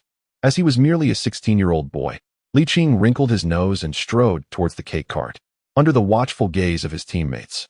He closed his eyes and made a wish. However, at that moment, Firmino exchanged glances with his fellow teammates, and they all nodded in silent agreement, preparing to take action. Ligt made a modest wish, and as he prepared to blow out the candles, he heard a sudden rush of wind behind him, causing him to instinctively step to the right. With a sharp smack, Firmino and Wijnaldum found themselves splattered with cream and cake crumbs, eliciting a chorus of laughter from the onlookers. "Ha ha!" Firmino exclaimed, wiping the cream from his face in astonishment. Is this for real? How did you react so quickly? According to the plan he and his teammates had devised, they intended to act only after Ligt had made his wish. However, they were utterly taken aback by his swift response, leaving them no time to react. Ligt retorted with irritation. If I had reacted a moment slower, I might have fallen victim to your underhanded scheme. Humph. Firmino let out a chuckle. All right, brothers, let us unite. Before Ligt could comprehend the situation, his teammates surged forward, skillfully seizing his limbs and rendering him immobile. With laughter, Firmino and Main sliced into the 7th layer of cake, each holding a portion. And in response to Liching's pleas of no, they playfully smashed it onto his face with a resounding smack. The locker room erupted in harmonious laughter. I shall fight you all. Ligt, with a swift motion of his hands, freed himself from Arnold and Henderson, brushed away the cream cake obscuring his vision, and seized the 6th layer of cake, launching it with abandon. Bio. Thus, the locker room transformed into a battleground for the Liverpool players, each hurling pieces of cake at one another, even head coach Klopp, assistant coach Buvac, Klavitz, the fitness coach, and the goalkeeper coach were not spared and joined in the fray. The cake fight lasted approximately 10 minutes, leaving almost no one unscathed. Yet it was precisely this chaos that made the occasion exceedingly enjoyable, enhancing the flavor of their lunch. In the afternoon training session, a team scrimmage was scheduled, and for the first time, Ligt donned the fluorescent vest symbolizing a starting player. As he put on the vest, he mused, could it be that I am truly being considered for the starting lineup? However, upon reflection, the likelihood appeared quite high. Premier League teams seldom utilize their main players in the FA Cup until reaching the quarterfinals, indicating that he might genuinely have the opportunity to represent Liverpool at Anfield as a starter. Contemplating this prospect invigorated Ligt, as he outperformed the substitute goalkeeper, Karius, with ease. At 4 in the afternoon, the training session concluded, and after showering in the locker room, Firmino approached Ligt. Hey Lee, how about we take you to a nightclub tonight? Experience it? Under normal circumstances, he might have participated in such team-building activities, but today was an exception, as he had made plans with Tong Shinbing. More precisely, it was Tong Shinbing who had invited Ligt. From the hints he had gathered, it appeared that Tong Shinbing had not informed her cousin, Zhao Qinggu. Thus, Ligt, with utmost seriousness, shook his head and replied, I am a model student of the new era. I think I shall pass on the nightclub, as I have homework to complete tonight. How about you assist me with my assignments, Roberto? Oh. Firmino quickly shook his head. You want me to do your homework? That's akin to asking me to race a marathon against James. With laughter erupting among the group, they all dispersed, each returning to their respective homes. Ligt hitched a ride with Captain Henderson, transforming a typically 40-minute bus journey into a mere 15 minutes. As he watched the Bentley Continental GT speed away, a pang of envy struck him. He had to endure another year before he could acquire his driving license. Such a trying wait. With his mask donned, Ligt chose not to return home directly. Instead, he hailed a taxi to the agreed-upon Chinese restaurant. Although professional athletes are advised to avoid greasy and salty foods, the allure of traditional delicacies had been absent from his life for far too long. With his birthday serving as the perfect excuse, he indulged his cravings. Before long, the taxi came to a halt before an exquisitely crafted traditional Chinese archway, marking the entrance to the establishment. Ligt paid the fare and, upon raising his gaze, found himself momentarily entranced by the 3 characters for City emblazoned on the archway. This was Liverpool's Chinatown, the first of its kind established in Europe. Its history can be traced back to the 1860s, when Liverpool had already solidified its position as a pivotal commercial hub between Europe and the East. Those who arrived in Liverpool began their struggles here, giving rise to the first significant Chinese community in Europe. Returning to the present, Ligt swiftly located the highly acclaimed Chinese restaurant in Liverpool's Chinatown, as per Google Maps. Before even stepping inside, he spotted the youthful and radiant Tong Shinbing sitting by the window, her delicate face intently focused on her phone screen. It was evident she was engrossed in playing Honor of Kings. After a satisfying meal, as the clock approached 7, Ligt settled the bill and turned to Tong Shinbing, asking, Cousin Shinbing, since today is Valentine's Day, shall we take a stroll along the Mersey River? Tong Shinbing stretched lazily, effortlessly dismissing Liching's mention of Valentine's Day, and nodded lightly, sounds good. Given the occasion, from Chinatown to the banks of the Mersey, they encountered countless couples affectionately entwined. Standing on the bridge, Gazing at the distant cruise ships, Qing disregarded a nearby couple sharing a kiss and, with a nonchalant demeanor, fixed his gaze on Tong Xinbing, cousin Xinbing. Do you remember our wager? Huh. Tong Xinbing replied, a hint of panic in her voice, while she could act carefree behind a screen. Being beside Qing made her heart race. Thus, she looked away, feigning composure as she responded, what wager? I don't recall anything. Qing realized that Tong Xinbing was once again attempting to evade her debts, and a thought struck him. Since you refuse to acknowledge your obligations, do not blame me for collecting what is owed. Hey, cousin Xinbing. Tong Xinbing instinctively turned her head, only to find that charmingly mischievous face suddenly appearing before her, causing her heart to flutter. Qing leaned in closer, and her pupils dilated as she gazed, wide-eyed and astonished, at him. Her heart raced. I have lost my first kiss. Chapter 98. Destined Encounter, East Asian Derby. When Tong Xinbing looked back at Qing, she found him with his eyes closed, seemingly savoring the moment, his hands resting casually on her slender waist. In the next instant, she felt her teeth move slightly. Qing instinctively took 2 steps back, his right hand lightly brushing against his subtly aching lower lip. Lowering his gaze to inspect his fingertips, he found no trace of blood. It seemed he had indeed shown restraint. Nevertheless, his tone bore a hint of displeasure. Are you a dog? You little brat. Do you not realize that this is my first kiss? Tong Xinbing's delicate face flushed crimson as she glared at Qing with a mix of indignation and resentment. It was as if he spoke of it as though it were not her first kiss as well. Qing spread his hands, his face betraying no embarrassment as he declared, Who compelled you to be so fickle? Just now, I merely reclaimed one of my debts. At this point, a subtle smile graced his lips, forming a captivating arc, as he playfully remarked, I recall you mentioning something about a promise that binds us for 100 years. So, when do you intend to settle the remaining bet? I owe you nothing. She retorted defiantly, You have no evidence. Tong Xinbing rolled her eyes dramatically, a gesture that was both enchanting and exasperated. With evidence in hand, Qing approached Tong Xinbing, closing the distance until they were less than 10 centimeters apart. Tong Xinbing, her eyes betraying a flicker of panic, took a cautious step back, her voice trembling. What are you doing? What could I possibly be doing? He replied coolly. Upon witnessing Tong Xinbing's palpable anxiety, Qing found himself emboldened. He retrieved a recorded audio file from his mobile device and took a step closer, their eyes meeting. With a playful smirk, he inquired, Pray, listen and discern whose voice this is. As Tong Xinbing recognized the familiar tones emanating from the phone's speaker, her cheeks flushed with embarrassment. Turning her face away, her peripheral vision caught sight of a foreign gentleman presenting a bouquet to his date. A flicker of inspiration ignited within her. Clearing her throat, she responded nonchalantly, In truth, becoming your girlfriend is not out of the question. However, what is it?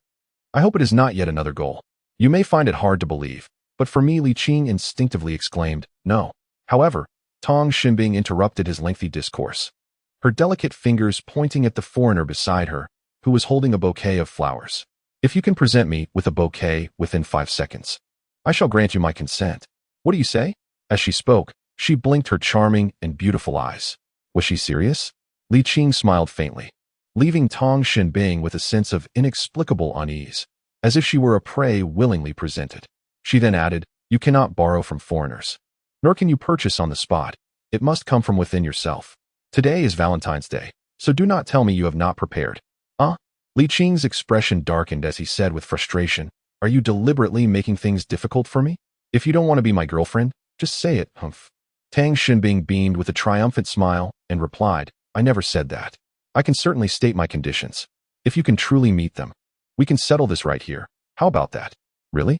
Qing cast a doubtful glance at Tong Xinbing, exclaiming that even pearls could not be as genuine. With a flamboyant flick of his right hand through his hair, he humorously declared, The moment of witnessing a miracle has arrived. He unfastened his jacket with his left hand, and when his right hand emerged from the depths of his down jacket, it held a bouquet of red roses, albeit with only a few petals remaining. Without a hint of embarrassment, he presented it to Tong Xinbing, grinning, Charming beauty Xinbing, I wonder how you will deny this time? Tong Xinbing stared at the tattered bouquet in Qing's hand, her lips twitching slightly as an uncanny feeling washed over her, as if every move she made was meticulously orchestrated. Suddenly, words surged into her mind, destined by fate. If it weren't for destiny, Why were the coincidences so striking? Initially reluctant to engage in what she deemed an old cow eating young grass, she sighed and accepted the bouquet, which lost another petal in the process. With her sparkling eyes fixed on Ligt, she feigned nonchalance, remarking, "Though these flowers are a bit shabby, they do meet the criteria." Before she finished speaking, Ligt took a swift step forward, gently wrapping his arms around her waist, his excitement palpable as he exclaimed, You agreed." Tang Shinbing felt the thrill radiating from Ligt, her cheeks flushing slightly. In that moment, she began to embrace this boyfriend who was 3 years her junior, her hands resting on his waist as her delicate face inched closer to his. "Yes, I agreed," she murmured. When she uttered those words, the weight upon her heart was finally lifted. Despite their 3-year age difference, destiny had intertwined their fates. Originally, Ligt intended to seize the opportunity for a decisive first move, yet Tang Shinbing suggested that they had only just established their relationship and needed time to acclimatize. Ligt was not the type to force matters, preferring instead to wait for the opportune moment to act decisively.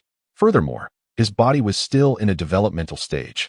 Premature encounters might hinder future growth.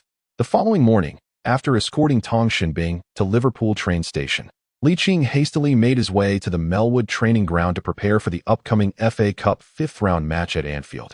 Leicester City, having sold Kean this season, had experienced a decline in overall strength. Compounded by a noticeable dip in the form of key players compared to the previous season, they found themselves in a precarious position, barely above the relegation zone after the recently concluded 25th round. Head coach Ranieri faced the looming threat of dismissal. Next weekend, they were set to visit the Ram in St. Pizjuan Stadium for the first leg of the Champions League round of 16. Given the circumstances, it was likely they would strategically forego the less critical FA Cup 5th-round match against Liverpool. After all, Leicester City was not a traditional powerhouse, lacking depth in their bench. In light of their struggles in the league, the FA Cup became a dispensable option. Liverpool, too, faced limitations in bench depth. Yet with only the league and FA Cup remaining this season, they were better equipped to manage their lineup compared to Leicester City. As the match approached, media from the East and the land of the rising sun grew increasingly fervent. Ligt has recently exhibited exceptional prowess, and having just turned 16, he is poised to make an appearance in the Liverpool squad for the 5th round of the FA Cup. This implies that in the upcoming home match against Leicester City, the likelihood of him scoring is quite high. The media from the land of the rising sun is focusing on Shinji Okazaki, who, alongside the remarkable performances of Vardy and Mahrez, contributed significantly to Leicester City's miraculous season last year. Despite Leicester City's less favorable performance this season, Okazaki has maintained a commendable form, leading the media to believe that he will deliver an outstanding performance in the FA Cup, potentially guiding Leicester City to triumph over Liverpool. Thus, this FA Cup match has been dubbed the East Asian Derby by the media from the East. Chapter 99. Defending against Ligt regarding the media and the reports from the land of the rising sun concerning the East Asian Derby, Ligt finds himself somewhat speechless. In comparison to the diligent yet limited Shinji Okazaki, it is evident that Son Heung-min, who has faced him previously, possesses superior strength. However, in light of this context, drawing comparisons between the two seems a tad beneath Licht's standards. It is not that he looks down upon the players from the land of the rising sun, but rather that Okazaki's abilities are rather mediocre. Media and fans alike are brimming with anticipation for this match, and Le Sports, which holds exclusive broadcasting rights for the FA Cup, has seized the opportunity to profit by launching a campaign encouraging fans to cheer for Ligt. Those eager to witness Ligt in action have no choice but to purchase virtual tickets to view the 5th round of the FA Cup, as the domestic networks have failed to acquire secondary broadcasting rights. To return to the main subject, Ligt, who has long aspired to start, finally secures a place in the starting lineup for this seemingly secure FA Cup match. Arnold and Harry Wilson, hailing from the U23 youth team, have also successfully made it into the starting formation. Leicester City, on the other hand, has opted for a substitute lineup, with key players like Vardy and Mahrez absent from the match roster, clearly indicating a selective withdrawal. The BBC commentator Gary Lineker remarked solemnly, "It seems Claudio Ranieri is indeed prepared to forego the FA Cup." In response to Ranieri's strategic abandonment, Klopp had already discerned the implications from Leicester City's 18-man roster. However, as an experienced professional coach, he understood the principle that one must exert full effort even against seemingly weaker opponents. Thus, he remained vigilant despite playing at home. Although numerous youth players were deployed in this match, the core of the team consisted of key players, Minale, Matip, Wijnaldum, and Firmino, augmented by the recently outstanding Ligt. The prospect of defeating Leicester City, who were fielding a reserve squad, appeared almost certain. Shinji Okazaki, who had garnered significant hopes from both the media and fans in the land of the rising sun, took to the field as a starter. Yet, it was evident that opportunities for him to showcase his talents would be scarce, for Liverpool, playing on their home turf, would undoubtedly dominate the match, relegating Leicester City to a position of passive defense. The sports commentator, Jan Goon, observed Ligt on the broadcast screen and remarked with a smile, "This is Licht's first appearance as a starter for Liverpool. I am certain that fans watching from home are eager to see if he will score in this match." In his previous 3 substitute appearances, he netted 6 goals and provided 2 assists. What will unfold today? Ligt, exhilarated by his inaugural start, stood before the "This is Anfield" sign, overwhelmed with a sense of pride. Instinctively, he clenched his fists, mentally rallying himself. "Come on, I must score." Anfield Stadium, for Ligt, has undergone certain changes. His efficient goal scoring and his affiliation with the Kirkby Academy have garnered him greater support from Liverpool fans. In addition to posters, there are numerous banners and slogans. As the club anthem "You'll Never Walk Alone" resonated, Ligt, facing the main stand, was instantly filled with a surge of adrenaline, eager for the match to commence. Approximately 3 minutes later, the match between Liverpool and Leicester City in the 5th round of the 2016-2017 FA Cup officially began. Leicester City, having the advantage of the kickoff, played directly, with Waterboy Drinkwater sending a long pass to the left flank for the Japanese international Shinji Okazaki. However, Okazaki's judgment on the ball's trajectory was evidently inferior to that of Arnold, who deftly nudged the ball forward, allowing it to fall perfectly to the defensively positioned Ligt. The Liverpool fans in the stands instinctively elongated a cheer for the ball recipient, Ligt, clearly hoping to witness yet another spectacular breakthrough. Unfortunately, Leicester City's defender Ndidi acted decisively, tugging at Ligt just as he made contact with the ball. Leaning back, Ligt raised his hands in a gesture of resignation, while referee Anthony Taylor blew his whistle, leading to the jubilant cheers of the Liverpool supporters being swiftly replaced by boos. Clearly, this was the fans' way of expressing their discontent towards Ndidi. Throughout the ensuing match, Ligt was repeatedly subjected to fouls by Leicester City's defenders, prompting Liverpool's coach Klopp to frequently voice his complaints to the 4th official. Time flew by, and before anyone realized, half an hour had passed without the anticipated one-sided contest materializing. With the score still at 0-0, a dead ball situation allowed the broadcast to zoom in on Licht's furrowed brow, conveying a sense of confusion. Commentator Janjun remarked, "Leicester City's defensive tactics are proving effective. Liverpool, with Ligt as their primary attacking focal point, has become somewhat lackluster in their offensive efforts. Now, it remains to be seen how Klopp will amend the team's strategy." In truth, despite appearing closely marked, Ligt was not entirely subdued. Leicester City's defenders had already incurred 2 yellow cards in their attempts to contain him. As the match progressed, he began to identify certain vulnerabilities in Leicester's defense. In the 34th minute, while in motion, Ligt received a pass from Wijnaldum. Faced with Ndidi's tight marking, he opted not to pass, but instead maneuvered the ball horizontally, accelerating his pace. The young Ndidi, adhering strictly to Coach Ranieri's instructions, shadowed Ligt closely. Like a piece of chewing gum, he clung to Ligt. Yet at that moment, Ligt abruptly halted, planting his left foot on the ball. Ndidi instinctively slammed on the brakes, but with Ligt possessing the initiative, he unleashed his explosive acceleration once more, leaving the now lagging Ndidi trailing behind. Simultaneously, Ligt took a forward step with his right foot, quickly flicking the ball with his left heel towards the rear right, then stopping again. Ndidi, unable to match the rhythm, found himself outpaced as Ligt adjusted with quick, small steps, propelling himself towards the position where Ndidi had originally stood. No one anticipated that the long-restricted Ligt would suddenly surpass Ndidi. The supplementary defender, known as the Water Brother, was a moment too late. Ligt deftly utilized the outside of his left foot to flick the ball towards the center of the pitch, accelerating directly towards the entire defensive line. Firmino, Harry Wilson, and the recently healed Sturridge surged forward, drawing away 3 defenders. It was only when the ball reached the edge of the penalty area that center-back Huth realized the impending danger. Ligt seized this opportunity. deftly flicking the ball with the outside of his right foot, causing it to roll along the ground towards Firmino, who, without pausing to control it, directed it into the left side of the penalty area. Central defender Wag, observing the swiftly advancing Ligt and the ball now within his defensive reach, made a split-second decision to dive for a clearance. However, Licht's footwork was swifter. With a gentle flick of his left foot, he skillfully leaped over Wag. As the broadcast shifted, the commentator from LuTV Sports exclaimed passionately, "Ligt."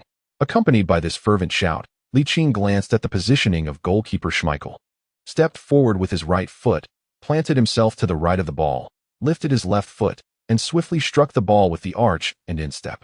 The ball darted along the grass towards the far corner of the goal, leaving Schmeichel a fraction too slow to respond. The raucous roar from Liverpool fans at Anfield crescendoed into a prolonged chant, "Lee," as the scoreboard transformed from 0-0 to 1 o'clock. Chapter 100.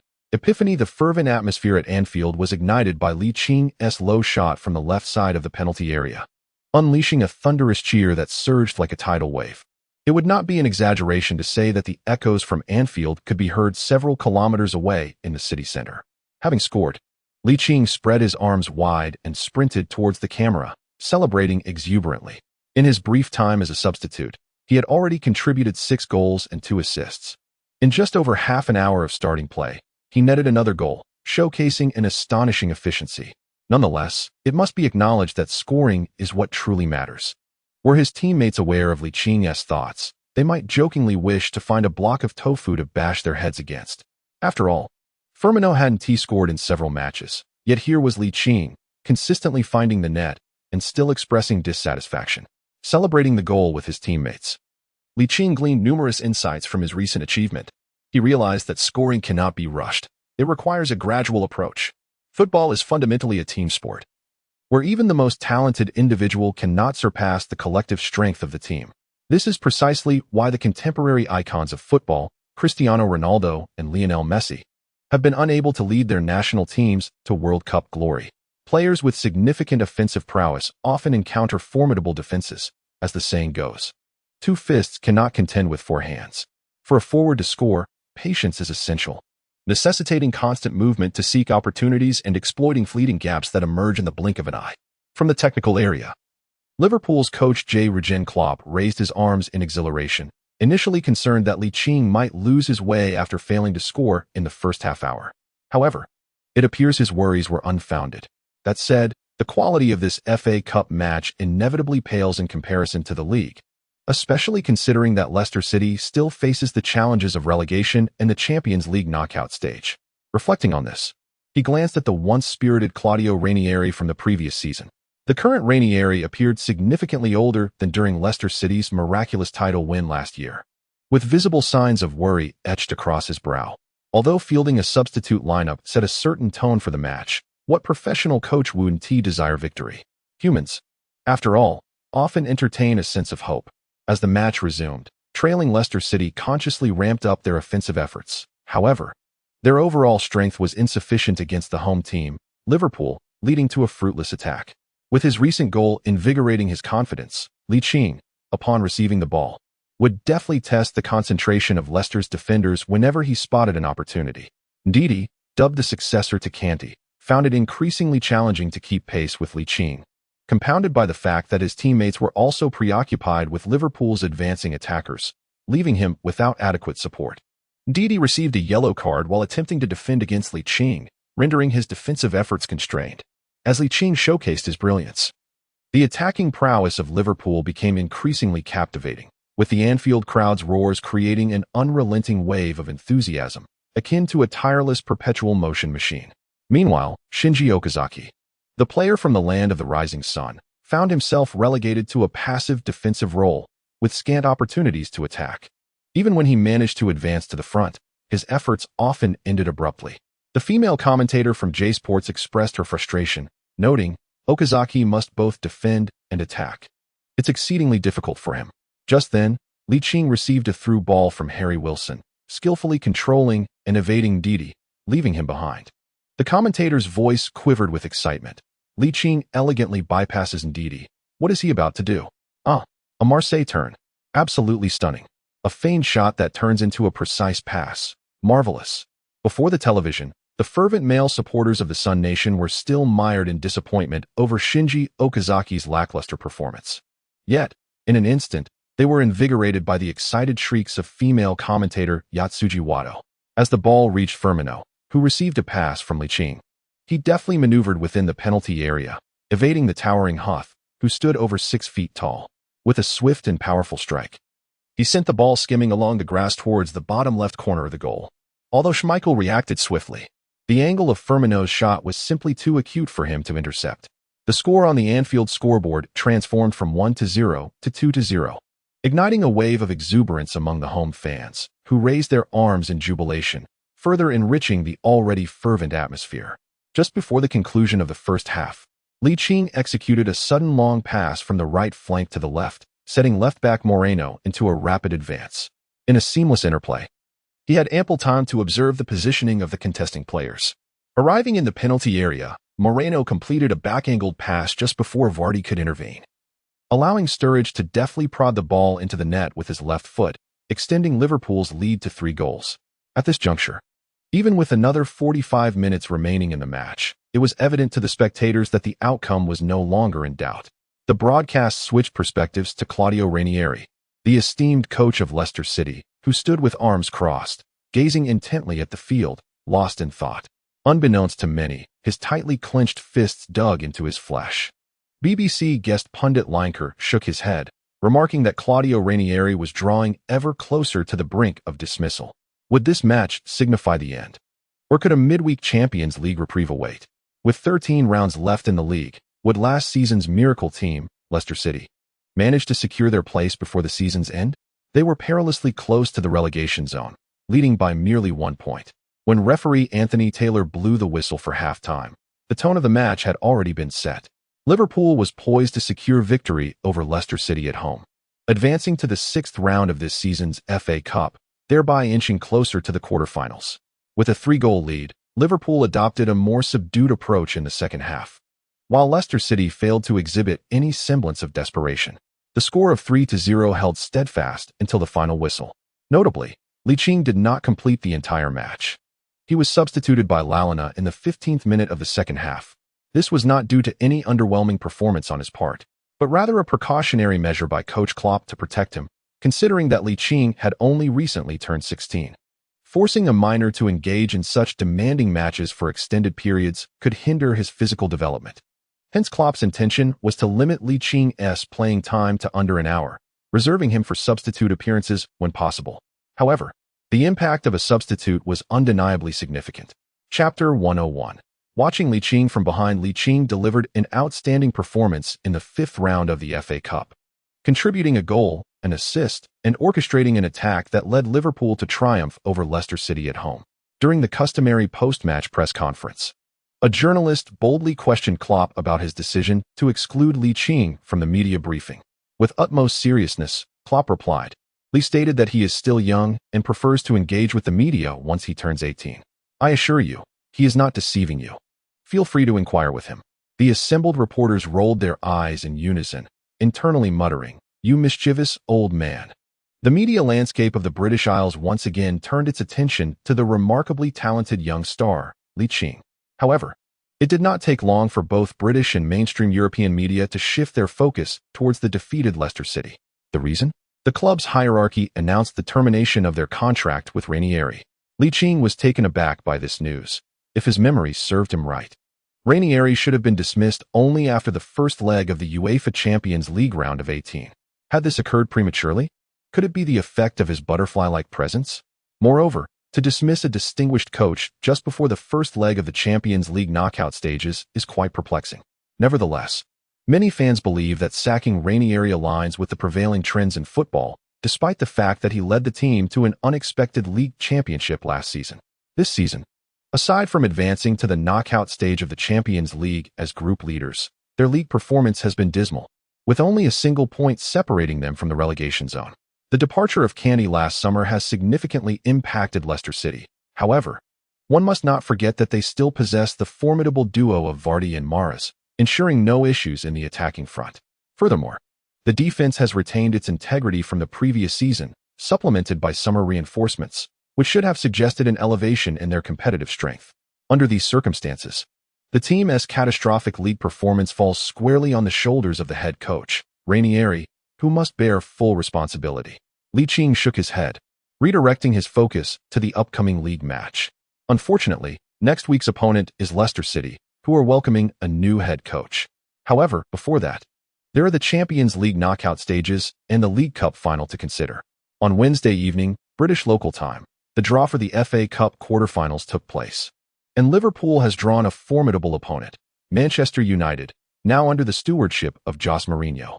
The Liverpool executives present at the draw were left speechless. Alongside the illustrious Manchester United, Manchester City, Tottenham Hotspur, and Arsenal, there remained three lesser teams: Millwall from League One, Lincoln City from the 5th tier, and Middlesbrough. While Middlesbrough poses a slight challenge, Millwall and Lincoln City are virtually ideal candidates for a straightforward advance to the semifinals. Typically, when reaching the quarterfinals, major teams tend to elevate their seriousness. Even the smallest mosquito is still flesh. Although Liverpool's manager, Jurgen Klopp, was not present at the draw, he watched the live broadcast and visibly flinched when his team was matched against Manchester United. Why did Tottenham draw Millwall, Arsenal draw Lincoln City, and Manchester City draw Middlesbrough, while his team faces the strongest opponent, Manchester United? It seems rather unjust. Not all Liverpool supporters were disheartened by the draw. Ligt felt a surge of excitement. According to the draw's home-away allocation, Manchester United will play at home, which means Ligt will accompany the team to Old Trafford, that so-called theater of dreams, a 5-star European stadium. Mourinho's team excels in defensive counterattacks, while Klopp's squad is also adept at counterattacking. The distinction lies in Mourinho's emphasis on defensive solidity, commonly referred to as parking the bus, whereas Klopp prioritizes high pressing. The essence of both strategies is similar, yet they evoke different sentiments among fans, leading to divergent reputations. With Pep Guardiola's tiki-taka philosophy gaining prominence, it seems the global fanbase has developed a preference for the aesthetic of passing the ball into the net, glorified as attacking football. Mourinho's defensive tactics have been branded as anti-football, and although Klopp's approach also relies on rapid counterattacks, his style emphasizes speed and demands greater physical endurance from players, leaning towards a more aggressive strategy. Thus, it garners greater popularity. While Mourinho's methodical approach is often unfairly labeled as negative, Ligt once held great admiration for Mourinho. Upon traversing through time, he found himself encountering Mourinho at the helm of Manchester United, naturally eager to experiment with the efficacy of Mourinho's defensive tactics. He was filled with anticipation to discover whether the piercing spear that had previously penetrated the defenses of Chelsea and Tottenham would triumph, or if Mourinho's formidable shield would prove more resilient. Prior to the commencement of the FA Cup quarterfinals, Liverpool faced two league matches, one away against Leicester City and the other at home against Arsenal. Notably, the day before Liverpool's away challenge against Leicester City marked the League Cup final of the 2016-2017 season, where Manchester United claimed the first title of the season at the new Wembley Stadium against Southampton. Ligt possesses an exceptional memory and holds a considerable admiration for Mourinho. He vividly recalls the achievements of Mourinho during his tenure at Manchester United. If all goes as expected, Manchester United triumphed over Southampton in the League Cup, and this season, they also secured the UEFA Europa League title, thereby qualifying for the next season's UEFA Champions League as champions of the Europa League.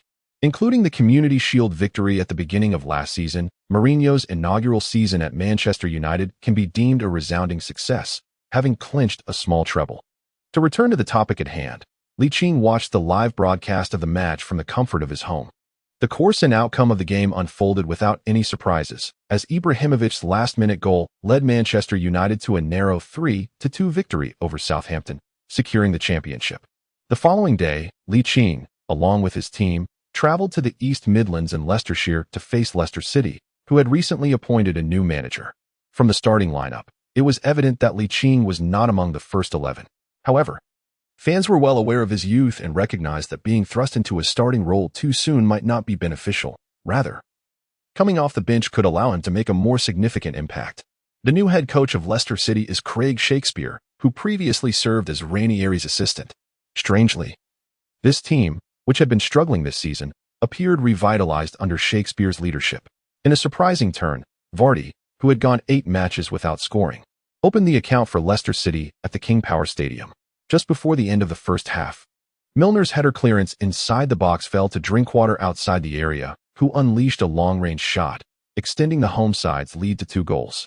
The broadcast director poignantly captured a close-up of the visiting team's bench, specifically focusing on the recently outstanding young star, Ligt. Liverpool fans watching from their homes were not disheartened by their team's 2-goal deficit. Instead, they were filled with anticipation. Having previously come from behind against Wolves, Chelsea, and Spurs, they believed that this match could follow a similar narrative. As the first half concluded, the broadcast director provided close-up shots of both coaches. Shakespeare appeared somewhat smug, wearing a broad smile, as his team's performance in the first half was nothing short of exemplary. Conversely, Klopp's expression was grim as he made his way to the players' tunnel. Ligt, not having been called upon by Coach Klopp, felt a tinge of disappointment. However, he remained confident in his abilities, given his past performances and the positive changes he had brought when coming off the bench. It was inconceivable that Coach Klopp could overlook him. Chelsea had already secured a 3-1 victory over Swansea, and if the team failed to earn points on the road, the gap between them would widen once more. With one less match in hand, an increasing gap in points would almost certainly imply that the league title was likely to be claimed by Chelsea. During the live broadcast, sports commentator Jean June expressed his concerns regarding Liverpool's recurring issue of insufficient concentration in the first half.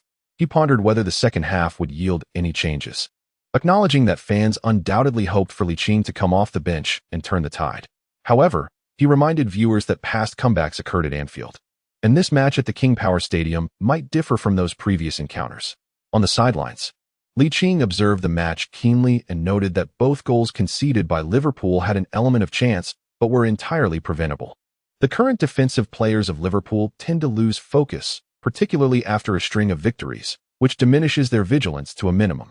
If the team could maintain concentration in the second half, Ligt believed he could guide them towards victory. In contrast to the defensive issues plaguing Liverpool, Leicester City faced even greater challenges. Nevertheless, Ligt harbored doubts about Liverpool's defense.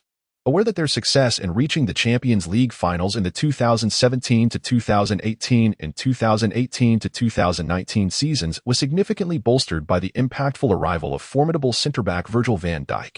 Aside from Matip, who appeared somewhat reliable, Klavan and Lovren were deemed inadequate, while Gomez's youth rendered him inexperienced.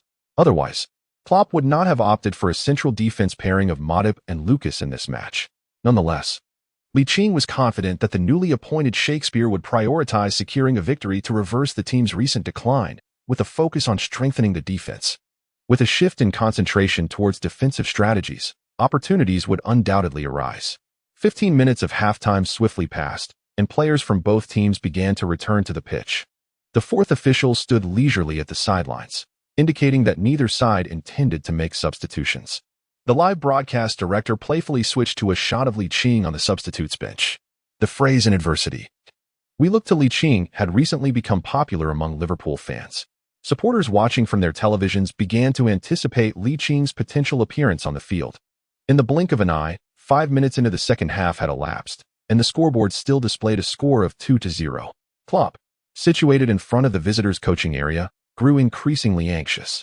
Although he had considered substituting Ligt, he realized that relying on him every time the team fell behind would be tantamount to placing all bets on Ligt alone. Licht's goal was commendable, yet had his performance been mediocre, he would undoubtedly have faced merciless criticism from the unscrupulous media. After all, he is merely 16 years old. 2 minutes later, following the counsel of Buvac, Klopp made a decisive move. He turned to the substitutes bench and instructed, "Lee, you will return in 5 minutes." Acknowledging the command, the ever-prepared Ligt swiftly shed his warm outerwear and proceeded to the warm-up area. Whoa. The King Power Stadium is not Anfield, and as Ligt confidently approached, the Leicester City fans in the stands unleashed a cacophony of boos directed at him. Some of the more extreme supporters even resorted to gestures of disdain, hurling insults and personal attacks. In that moment, no one regarded him as merely a 16-year-old boy. Ligt etched the malevolent visages of the home supporters into his memory. This marked the first occasion in his professional career that he accompanied the team as a guest, and although he had mentally prepared himself beforehand, the reality of the situation revealed that his readiness was but a mere trifle. His warm-up, sprinting, shuttle runs, and stretching were executed with utmost seriousness, all in pursuit of delivering his finest performance in the upcoming match, to demonstrate to the home crowd what true despair entails. At that moment, a deafening roar erupted from the stadium. As Ligt was engaged in his stretching routine, he glanced up and beheld Leicester City's left back, Fuchs, poised to deliver a cross. Lalana, throwing his entire body into the air, attempted to block the cross, but the deftly deceptive Ligt quickly discerned that Fuchs was merely feigning. Sure enough, Fuchs retracted his left foot, opting instead to deliver the ball with his right. The football zipped across the field, and Vardy, having already scored once in this match, managed to outjump the diminutive Lucas, who stood just over 5 feet tall, to head the ball into the net. Goalkeeper Minale, caught off guard, could only concede defeat. No one anticipated that Leicester City, languishing in the relegation zone, would experience such a swift resurgence following a managerial change, now leading Liverpool, the second-place team in the league, by 3-0 at home. Sky Sports commentator Andy Gray's elongated exclamation filled the air, followed by a shift in tone. Liverpool are in trouble. With 60 minutes gone, the third goal practically seals their fate. The home team's coach, Shakespeare, was visibly elated. A 3-goal triumph over Liverpool would undoubtedly elevate the team's morale, significantly enhancing their chances of avoiding relegation and potentially setting the stage for a dramatic comeback in the second leg of the Champions League round of 16. Meanwhile, Klopp, seated before the visiting team's bench, wore an expression of dismay, vociferating something inaudible. At that juncture, Ligt jogged over and solemnly stated, "Boss, I am prepared." Though a tempest of anger brewed within Klopp, his affection for his protege Ligt was genuine. His demeanor softened slightly as he placed a hand on Liching's shoulder and said gently, "You will replace Adam. Do not burden yourself with any expectations. Feel free to showcase your talent. Whether to shoot or to pass is entirely your choice. Remember, shed any psychological weight. Go for it, young lad." Ligt felt a profound sense of gratitude in his heart. He understood that this was Klopp's way of safeguarding him. However, with a surge of determination, he resolved that having chosen the path of professional football, he must persevere regardless of how daunting the challenges may be. So what if they were 3 goals behind? There remained 30 minutes on the clock, ample time indeed. Chapter 103, a lightning double strike. Ligt stood beside the fourth official, while the first assistant referee raised his flag high. The on-field referee, Craig Pawson, blew his whistle, signaling for a substitution. Upon seeing the electronic board displaying the number 20, Lalana shook his head in disappointment and made his way to the sidelines, completing the handover with Ligt. To him, the scoreline had become 0-3, which essentially indicated that Leicester City had secured victory. This was the King Power Stadium, not Anfield. Meanwhile, Chelsea's manager, Conte, watched the live broadcast with a sense of satisfaction. Liverpool's 3-goal deficit was excellent news for Chelsea, who were vying for victory in this round. With 30 minutes remaining, it seemed implausible for the visiting Liverpool to achieve a comeback. The prospect of overtaking the score never even crossed his mind. However, salvaging some pride was still a possibility, especially with the broadcast now featuring the rising star, Ligt. Sports commentator Jean June remarked on the substitution. Liverpool, trailing by 3 goals, brought on Ligt, who had previously contributed 5 goals and 1 assist in the last 2 matches at Anfield. This match at the King Power Stadium, however, was evidently a far greater challenge. With less than 30 minutes left, Jean Shankai, the commentator for New England Sports, solemnly noted, the young Ligt, who had just celebrated his 16th birthday, replaced the seemingly dazed Adam Lalana. What would unfold in the remainder of the match? Would Ligt exhibit the same brilliance that he had shown in the previous 2 home fixtures against Chelsea and Tottenham? Let us await the outcome with bated breath. As Ligt stepped onto the pitch, the cacophony of jeers from the King Power Stadium intensified, enveloping him entirely. Yet, Ligt remained unfazed by the overwhelming hostility that permeated the arena. He strode purposefully towards the center of the field, where he briefed Coutinho, Firmino, and made on the latest tactical adjustments from Coach Klopp, all while preparing to kick off. It may have been mere illusion, but Ligt sensed that the Japanese international Shinji Okazaki, moving towards his own half, held his head high with an air of pride, letting out a disdainful snort. Ligt found this utterly perplexing. What relevance did Vardy's brace and Drinkwater's spectacular strike have to him? Naturally, he chose not to engage with Okazaki. The 2 players resided on entirely different tiers, and to do so would only diminish his own stature. With a sharp whistle from referee Craig Pawson, Ching initiated the kickoff, sending the ball to Firmino before immediately darting forward to the right. Not long after, a familiar figure closed in on him, Ndidi, the player he had contended with just a week prior at Anfield. Ching had a clear understanding of Ndidi. He mirrored Kanté in many respects, yet lacked the latter's experience and foresight. Thus, Ching had already devised a plan to navigate through the defense. As Leicester City's starting defensive midfielder, Ndidi had endured a grueling week of double matches, and having played for 60 minutes in this game, his stamina was beginning to wane. Although he was far from cramping, the continuous sharp stops and turns would undoubtedly reveal some vulnerabilities. Seizing the opportunity, Ching called for the ball. After several passes, the ball found its way to him while he faced away from the goal. Ndidi swiftly closed in, determined not to allow Ching the chance to turn and face the net. In a deft maneuver, Ching received the ball, pulling it back with his left foot while his right foot made contact, executing a skillful drag back while facing Ndidi. Given the distance from the goal, Ndidi hesitated, weighing whether to apply further pressure. In that moment, Ching's keen vision sparked with inspiration. He launched a long pass with his left foot. The ball soared from the right flank of the attack, approximately 40 meters from the byline, arcing over the midfield and heading towards the left side of the attack, specifically the left penalty area. Main surged forward with remarkable speed, pursued closely by the tenacious right-back Simpson. Meanwhile, the central defender and Captain Morgan retreated as he tracked the ball in flight, aware of Main's advancing position. He knew he could not afford to misjudge the situation. However, in what could only be attributed to overthinking, Morgan leapt in an attempt to clear the ball but failed to make contact. He had miscalculated. The passionate commentator from Lecce Sports, Jean June, exclaimed fervently. During the run, it seemed as though Main anticipated Morgan's inevitable blunder. Main skillfully directed the ball with his chest toward the center of the penalty area, directly confronting the goalkeeper, Schmeichel. No one expected the usually reliable captain, Morgan, to commit such a basic error, and neither the other center-back Huth nor goalkeeper, Schmeichel, reacted immediately. It was only when Main had settled the ball that they snapped to attention, but by then, it was too late. With a powerful strike from his right foot, Main unleashed an unstoppable shot, leaving Schmeichel paralyzed with fear, rooted to the spot without a single movement. The ball thundered against the upper right corner of the net, prompting Andy Gray, the commentator from Sky Sports, to raise his voice an octave. "Goal! It's in! It's in!" Jean Shankai from New England Sports shouted. The Lee-Main duo connects once more. Lee's expertly crafted missile found the speeding Main perfectly. Main did not celebrate his goal. Instead, he sprinted toward the net, retrieved the ball from the back of the goal, exchanged high-fives with Firmino and Coutinho, and then turned to run straight to the center of the pitch, placing the ball at the kickoff point, ready for the game to resume. Main's goal was directly linked to Lee's contribution, as he opened his arms wide after placing the ball at the kickoff point and embraced the moment. "Lee, that was a beautiful pass. No, it was your subsequent play that was truly remarkable," Ching humbly remarked.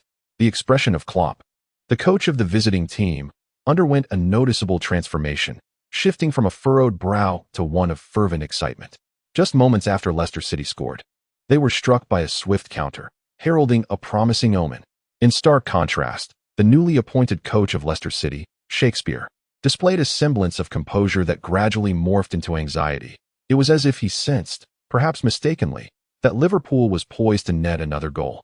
The broadcast then shifted to Vardy and Mahrez, who exhibited no change in demeanor, evidently believing that Liverpool's goal would not alter the already established tone of the match.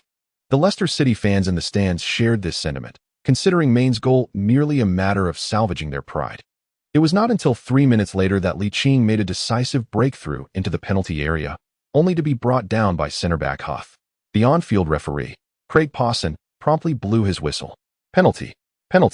The commentator from Le Sports, Jean June, enthusiastically exclaimed while reviewing the slow-motion replay. Huth was a fraction too late with his challenge, resulting in Ching being tripped as he entered the box. An indisputable penalty.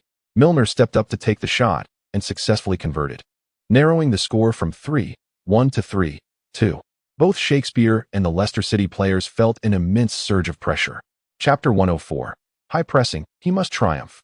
Liverpool's 2 goals were scored by Main and Milner, yet everyone recognized that the true hero was Ching. His substitution had completely altered the rhythm of the match, elevating it from a steady pace to one of frenetic intensity. Initially, He assisted Maine in reducing the deficit, and then showcased his remarkable footwork to earn a penalty for the team. Shakespeare could no longer remain seated. He resolved to make adjustments to his squad. The atmosphere among the Leicester City fans at Kean Power Stadium was evidently less exuberant than at the onset of the second half. In contrast to the visiting Liverpool supporters, the home crowd's ambience had become negligible. "You'll Never Walk Alone" resonated from the away section, its melody growing louder with the passage of time.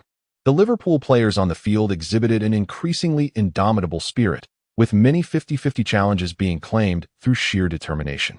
In the 69th minute, Leicester City made their first substitution of the match. Number 13, Amartey, replaced the Sun Country international, Shinji Okazaki. The commentator from J-Sports in Sun Country, Yato Yuji, expressed his frustration. "We have witnessed Okazaki's efforts throughout this match, now that he has done his part. I hope Leicester City does not squander the momentum he built in the first 60 minutes. Let's go." However, the compatriots in Sun Country, working or studying, scoffed at this commentary, noting that aside from his distinctive voice, the commentator had little to offer. Okazaki, as a forward, had not managed a single shot before his substitution, spending the entire match in defense. What purpose does such a forward serve? Was Yato Yuji perhaps influenced by media accolades for Zhang Qingdong in the past? A defensive forward? To return to the main point, Leicester City, having conceded 2 goals to Liverpool, became increasingly cautious. Faced with an impasse in their offensive efforts, they opted to relinquish possession willingly, focusing instead on a disciplined defensive counterattack. Ligt, as the catalyst for Liverpool's counterattack, faced the most intense scrutiny on the field. Andy Gray, the commentator from Sky Sports, jested, "Is Lee really just a lad who has just turned 16? It appears that every defender from Leicester City holds him in considerable regard." Aware of Liching's exceptional long passing ability, Shakespeare deployed 2 to 3 players to mark him closely, with 2 engaging in frontal and lateral defenses, while the remaining player provided support by reading the game. Nevertheless, Liching's remarkable technical skills, rapid pace, and robust physique rendered him difficult to contain, with the Leicester defenders often resorting to fouls rather than completely restricting his movements. Furthermore, with Leicester City's players, apart from Amartey who came on as a substitute, having played over 70 minutes, and some having participated in a Champions League match just 3 days prior, their fatigue became evident, hindering their ability to match Liching's pace. Ndidi had recorded an impressive 8 tackles before Liching's introduction, yet once Liching entered the fray, he found no opportunities to showcase his abilities. To mitigate Liching's ongoing threat, Ndidi even incurred a yellow card. At this juncture, Amartey's presence began to manifest its significance. Besides his formidable defensive skills and exceptional stamina, Amartey's focus during the match was remarkably high, reflecting his tactical discipline. Due to Liching's stringent marking, Liverpool's offense appeared mired in difficulty. With the clock approaching 80 minutes and the scoreboard reading 3-2 in favor of the home team, Leicester City, Shakespeare glanced at the substitutes bench, contemplating a change, but shook his head, realizing the bench lacked depth. Liching, yet to score, exerted himself tirelessly, continuing to run vigorously despite the close attention he received, while also keenly observing the positioning of the Leicester defense. As the match approached the 85th minute, the Leicester supporters in the stands reignited their fervor, creating an electric home atmosphere to rally behind their team. Feeling confident that the outcome of the match was secure, Leicester's coach Shakespeare settled back into his seat.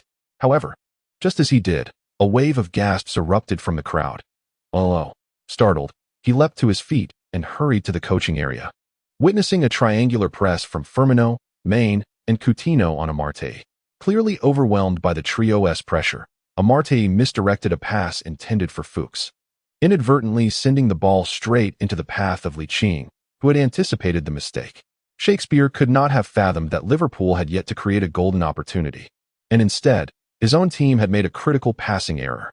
Fuchs, who had performed admirably throughout the match, gritted his teeth and gave chase. But his speed paled in comparison to that of Liching. Central defender Huth and Morgan were never renowned for their speed, and being born in 1984, their abilities to chase back have diminished further with age. Competing with Liching in terms of velocity was evidently unrealistic. Huth, positioned closer to Liching, could not afford to be overly cautious. He charged towards Liching, intending to commit a foul to impede Liverpool's rapid counterattack. As he anticipated the moment Liching would touch the ball, he lunged forward, aiming to intercept the football before it could escape Liqing's reach. However, to Huth's surprise, Liqing lifted his right foot not to dribble the ball, but to deftly pull it to the left with the front of his foot. Consequently, the impulsive Huth swiftly skidded past Liqing, barely a meter away from him. By the time Morgan attempted to pursue Liqing, who had already advanced the ball, it was too late. Goalkeeper Schmeichel, acting with resolve, prepared to rush off his line. Liqing possesses remarkable speed, making him the player closest to the baseline in Liverpool's attacking line. This prowess instills a sense of caution in Morgan, who hesitates to fully pursue Liqing. Mindful of the potential pass to Firmino, positioned defensively on the right flank, he finds himself outpaced by Liqing within mere seconds. The Leicester City players at King Power Stadium create a cacophony of boos, hoping to disrupt Liqing's focus. Yet, Liqing remains solely intent on aiding his team in equalizing the score, oblivious to the psychological tactics at play. He advances the ball to the right side of the penalty arc, prompting goalkeeper Kasper Schmeichel to charge out.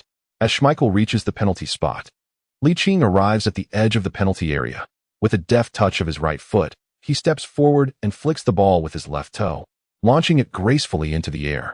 Schmeichel instinctively retreats, but after just a couple of steps, he concedes defeat, realizing that without ample time to react, all efforts are futile. What a thrilling match. The comeback kings, Liverpool. The commentator, Janice, exclaims in a frenzy. Liqing, having scored, does not indulge in celebration. Instead, he sidesteps the bewildered Schmeichel and retrieves the ball from the net. It is merely a tie, and his ambition is to win. Chapter 105, Seizing the Headlines? No one anticipated that Liqing would opt for the most challenging lob shot against the well-established Schmeichel. A brief silence envelopes the home crowd at King Power Stadium, leaving only the boisterous Liverpool fans to create a deafening cheer. Liverpool's manager, Klopp, showcases his iconic triumphant gesture for the first time at King Power Stadium, exuding an intensity reminiscent of a devil. However, Liverpool fans watching on television embrace this fervent Klopp with such passion and charisma. A team guided by such a coach has little to fear in delivering both beautiful football and commendable results. With his left hand cradling the football, Liqing sprinted back, exchanging high fives with his teammates Firmino, Main, and Coutinho in a modest celebration of their goal. Vardy and Mahrez, slowly retreating to their half, wore expressions devoid of emotion, their eyes fixed on Liqing with a mix of disbelief and horror. Just 20 minutes prior, the score was 3-0. Now it had astonishingly transformed into 3-3. It was utterly inconceivable. Thousands of Leicester City fans stood frozen, as if caught in a surreal dream. Such a narrative could only exist in the realm of dreams. Could it not? A 3-goal lead squandered? Manager Shakespeare furrowed his brow tightly. He had believed the match was effectively over when Vardy netted his second goal. Yet here they were, the score inexplicably leveled at 3-3. Damn it. He glanced up at Liqing on the pitch, recognizing that Liverpool's revival was entirely attributable to this 16-year-old prodigy, who had initially assisted Main's goal, then earned a penalty, and finally equalized the score. The broadcast replay showcased the goal, with commentator Jean Xiongke gravely narrating. Let us once again savor the moment of Liverpool's equalizing goal. The high pressing by Coutinho, Firmino, Main, and Liqing was pivotal, yet Liqing's speed and skill also played a crucial role. The final lob was the most vital component. Without it, the preceding efforts would have been in vain. A 16-year-old executing such a delicate shot. What audacity. This is the English Premier League. Would players from the Chinese Super League dare to attempt such a feat? How enviable this young lad is. Sky Sports commentator Andy Gray exclaimed passionately. English media may herald Marcus Rashford as the wonder boy, but I can assert with confidence to everyone present that Lee is the true wonder boy. In every match he graces, he transforms despair into brilliance, guiding the faltering Liverpool toward the light. Were it not for his youthful visage, many would undoubtedly mistake him for a superstar. Tomorrow's headlines would surely belong to Lee once more, remarked guest commentator Martin Tyler. As the match resumed, Leicester City, reeling from conceding 3 consecutive goals, was unwilling to accept this outcome. New manager Shakespeare stood in the home coaching area, hands tucked into the pockets of his overcoat, his gaze icy as he scrutinized the field. If it were possible, he wished for his team to reclaim the lead. However, reason cautioned him that such an approach would render their defense alarmingly vulnerable, especially against an attacking quartet like Liqing, Main, Firmino, and Coutinho, who would undoubtedly seize any opportunity. Scoring was one matter. Conceding was another. Better safe than sorry. What should be done? Hold on to the draw? When this thought crossed his mind, he did not immediately dismiss it. Instead, he furrowed his brow in contemplation. The momentum of Liverpool, having scored 3 consecutive goals, surged dramatically. Even though they were at home, it was uncertain whether they could take the lead. After all, the team had not yet fallen into the relegation zone, and securing a draw against the second-placed Liverpool was not beyond the realm of acceptance. Besides, was the pre-match strategy not to aim for a draw while seeking victory? Mahrez, in possession of the ball, endeavored to exploit an opening on the right flank to help his team regain the lead. Unfortunately, with limited support from his attacking teammates, he soon found himself surrounded, and with few options available, opted for a long-range shot. His attempt was blocked by the steadfast Milner, causing the deflected ball to soar towards the edge of the penalty area. Upon witnessing the incoming ball, Drinkwater recalled his spectacular strike from earlier in the match. His adrenaline surging. Just as he lifted his right foot to strike, a figure suddenly emerged in front of him. Instinctively, he lowered his raised foot. Emre Can redirected the ball with his forehead to center-back Matip, who cleared it decisively without taking a touch. Alas, Klopp had yet to exhale his breath of frustration when his peripheral vision caught sight of a red figure darting towards the ball speeding down the right flank. Ligt. The defensive midfielder Ndidi turned to pursue Ligt, but he quickly realized that he was being left behind by a considerable distance. The nearest Leicester City player was the substitute Amartey, who accelerated from the side, disregarding the ball, and charged directly towards Ligt. Ligt keenly observed Amartey charging ferociously from the left, yet he remained undistracted, his feet rapidly alternating on the ground as he consciously maneuvered outward. It was precisely this outward movement that caused Amartey to collide only with the jersey that Ligt was swiftly lifting while sprinting forward. Due to a miscalculation, to the spectators, it appeared as though Amartey had stumbled, akin to a misstep in a rugby tackle, and fell to the ground. Central defender Hunt, however, was not as reckless as Amartey. He positioned himself strategically in Licht's inevitable path, waiting for the opportune moment to decide between conventional and unconventional defense.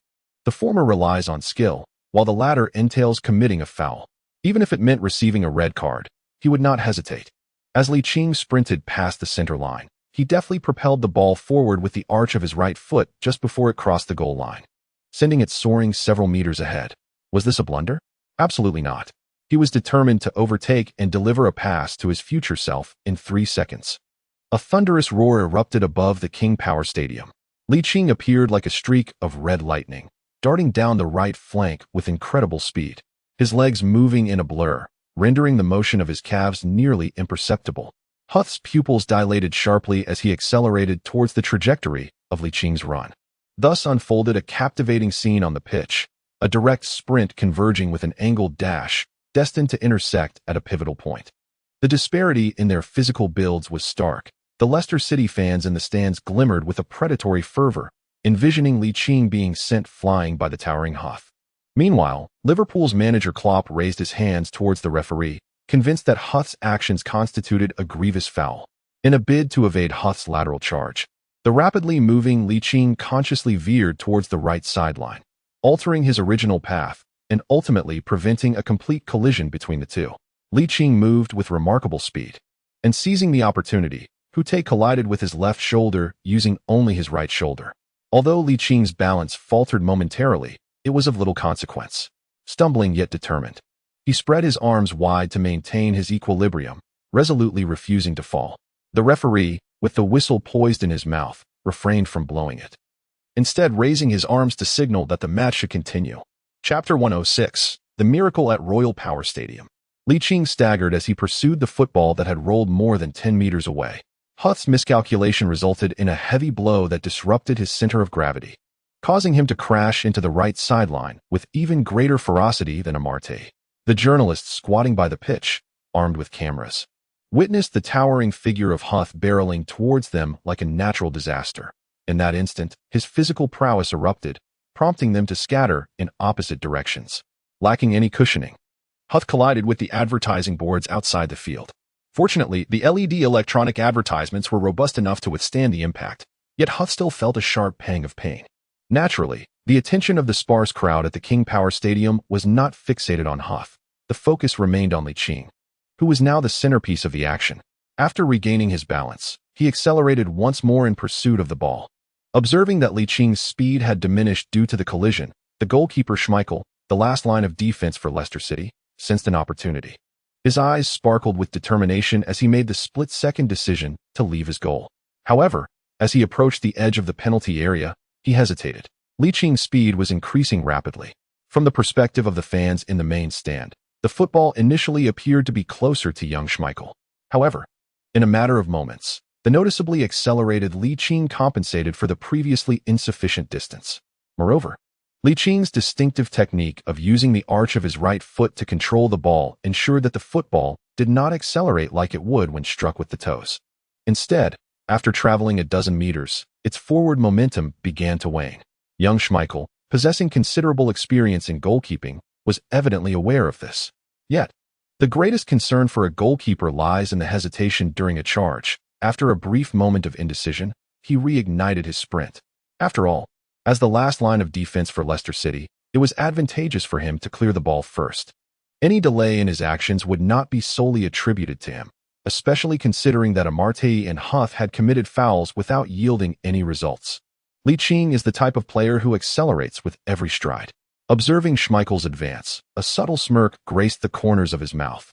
As he arced elegantly towards the ball, the live broadcaster, displaying a clever sense of humor, zoomed in on a side profile shot that allowed viewers at home to distinctly witness the confident smile adorning Liqing's face.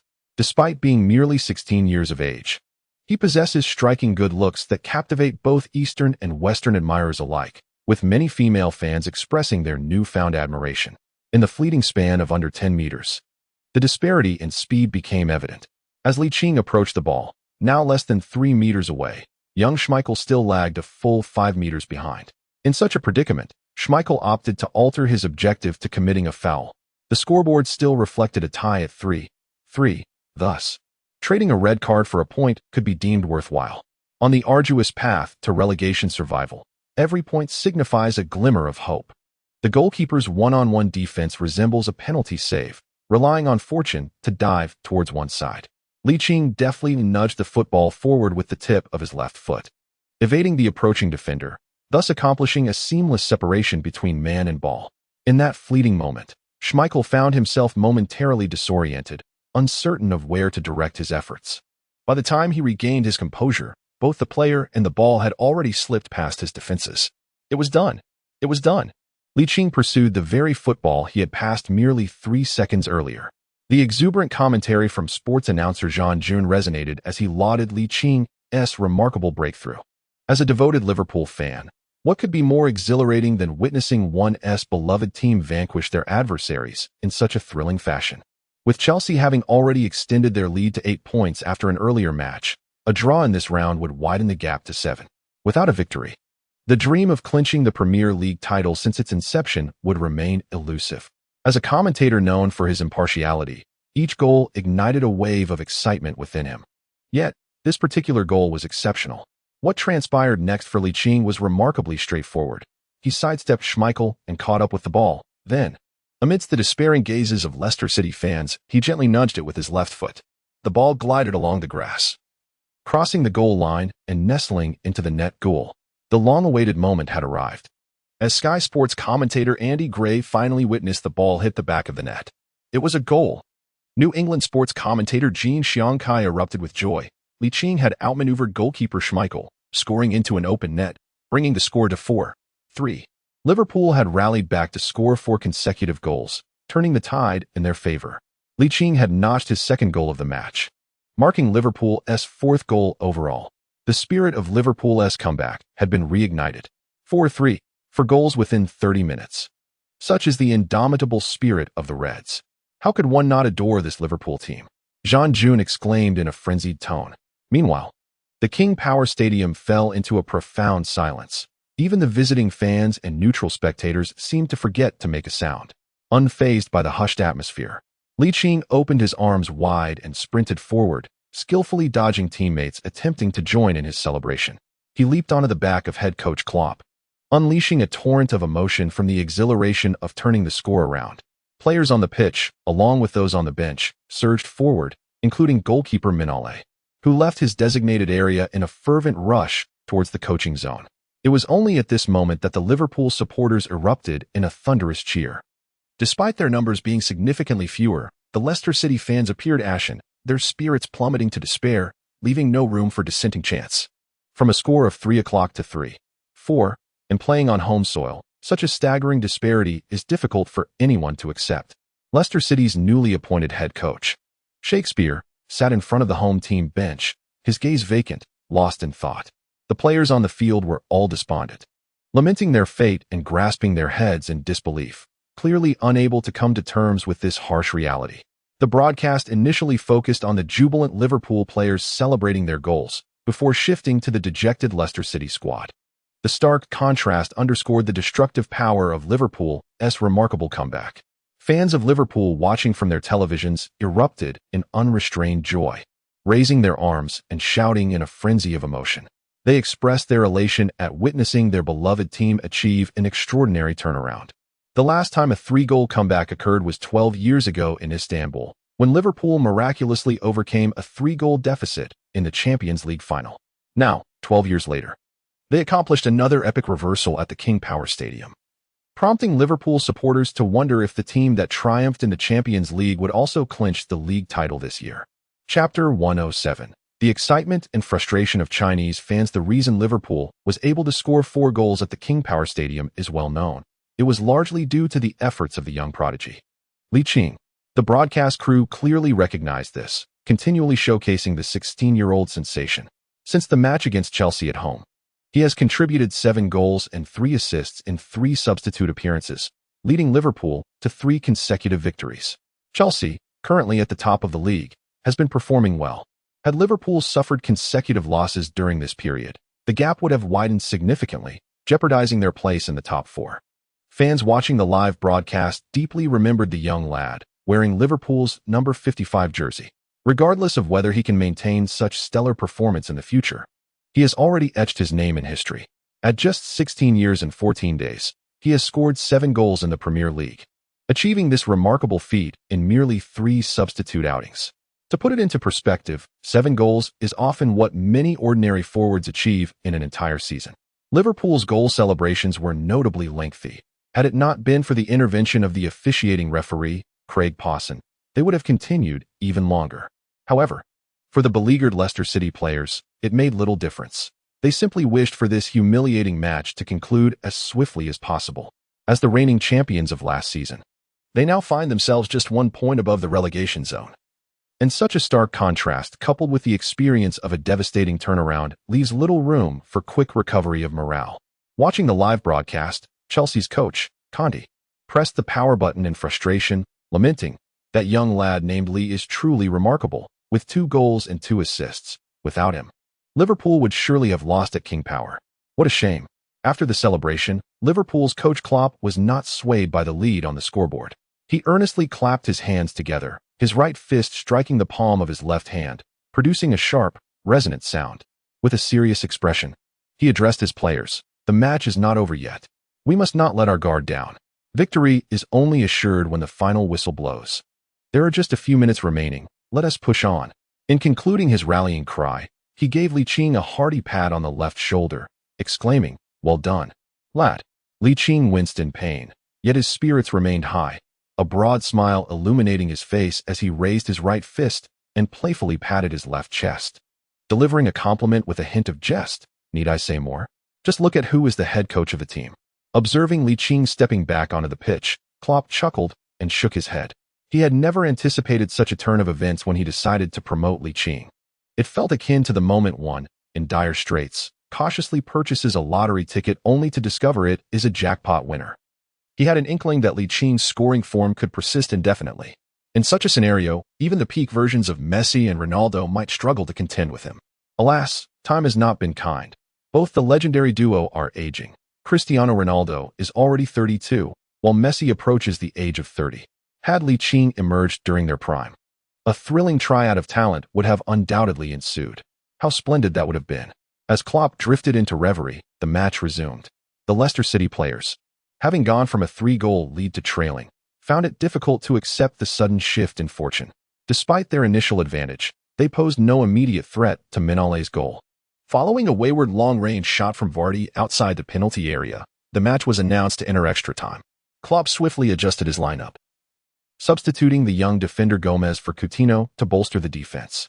The broadcast director seized the moment to capture the scene in the King Power Stadium, where numerous Leicester City fans were seen queuing to exit, clearly disheartened by the unfolding events. Coutinho, who had been substituted, lingered on the pitch, seemingly intent on wasting time. And referee Craig Pawson turned a blind eye to the Leicester players' lack of complaints regarding Coutinho's tactics. As seconds ticked away, Leicester's coach Shakespeare sought to rekindle his players' fighting spirit. But apart from the defenders who steadfastly held their ground, the attacking players appeared to have lost their fervor, failing to recapture the form they had displayed in the first 60 minutes. Initially, Ligt sought opportunities to secure the victory, yet Leicester's defenders were resolute, making it challenging for him to find openings. Moreover, with Klopp having already substituted Coutinho and Firmino in a bid to reinforce the defense with time running out, it became apparent that the offensive efforts would rest solely on his shoulders. The 3 minutes of stoppage time flew by, and the scoreboard still read 3-4, with the home side in the lead. Half a minute later, Mara's cross was intercepted by goalkeeper Minale, and without granting Leicester any further time, referee Craig Pawson blew his whistle, 2 short blasts followed by a long one. Beep, beep, beep. The match is over. Simultaneously, the commentator from Lu TV, Jean Jun, erupted with joy. Liverpool, completing a remarkable comeback in the final 30 minutes of the match, has triumphed over a revitalized Leicester City with a score of 4-3 at the King Power Stadium. The young Chinese talent from Liverpool, Ligt, showcased his prowess by contributing 2 goals and 2 assists. Note that in the Premier League, creating a penalty is counted as an assist. At this moment, the broadcast focused on the jubilant Ligt, prompting commentator Jean Jun to remark, at just 16 years of age, Liching's future accomplishments are bound to be immeasurable. In 3 league matches, he has netted 7 goals and provided 3 assists. Adding to that, in 2 FA Cup matches, he has delivered a total of 10 goals and 4 assists across 1 starting appearance and 4 substitute appearances, averaging over 3 contributions per match. Countless fans glued to their screens felt a mix of exhilaration and frustration. They were thrilled by Liching's heritage, yet disheartened by his British nationality. English fans watching on Sky Sports, however, were free of such concerns. They increasingly hoped that national team coach Gareth Southgate would call upon Ligt for next month's World Cup qualifiers. The extended shots of Ligt during the broadcast indicated that he was once again the standout player of the match. Liverpool's coach Klopp was visibly elated, showcasing his signature combination punch as soon as the final whistle blew. The Liverpool supporters in the stands, hoarse from cheering, expressed their passion and celebrated the hard-earned victory. On the pitch, the Liverpool players, after a collective roar towards the sky, rushed to embrace Ligt, fully aware that without his contributions, the match would have ended in defeat. Sitting before the television, Tong Shenbing felt immense joy as she watched her boyfriend being surrounded by his teammates. Chapter 108. Motivation. As the 26th round of the 2016-2017 Premier League season concluded, Chelsea stood at the pinnacle of the league with 20 wins, 2 draws, and 4 losses, accumulating 62 points. Close behind was Liverpool with 17 wins.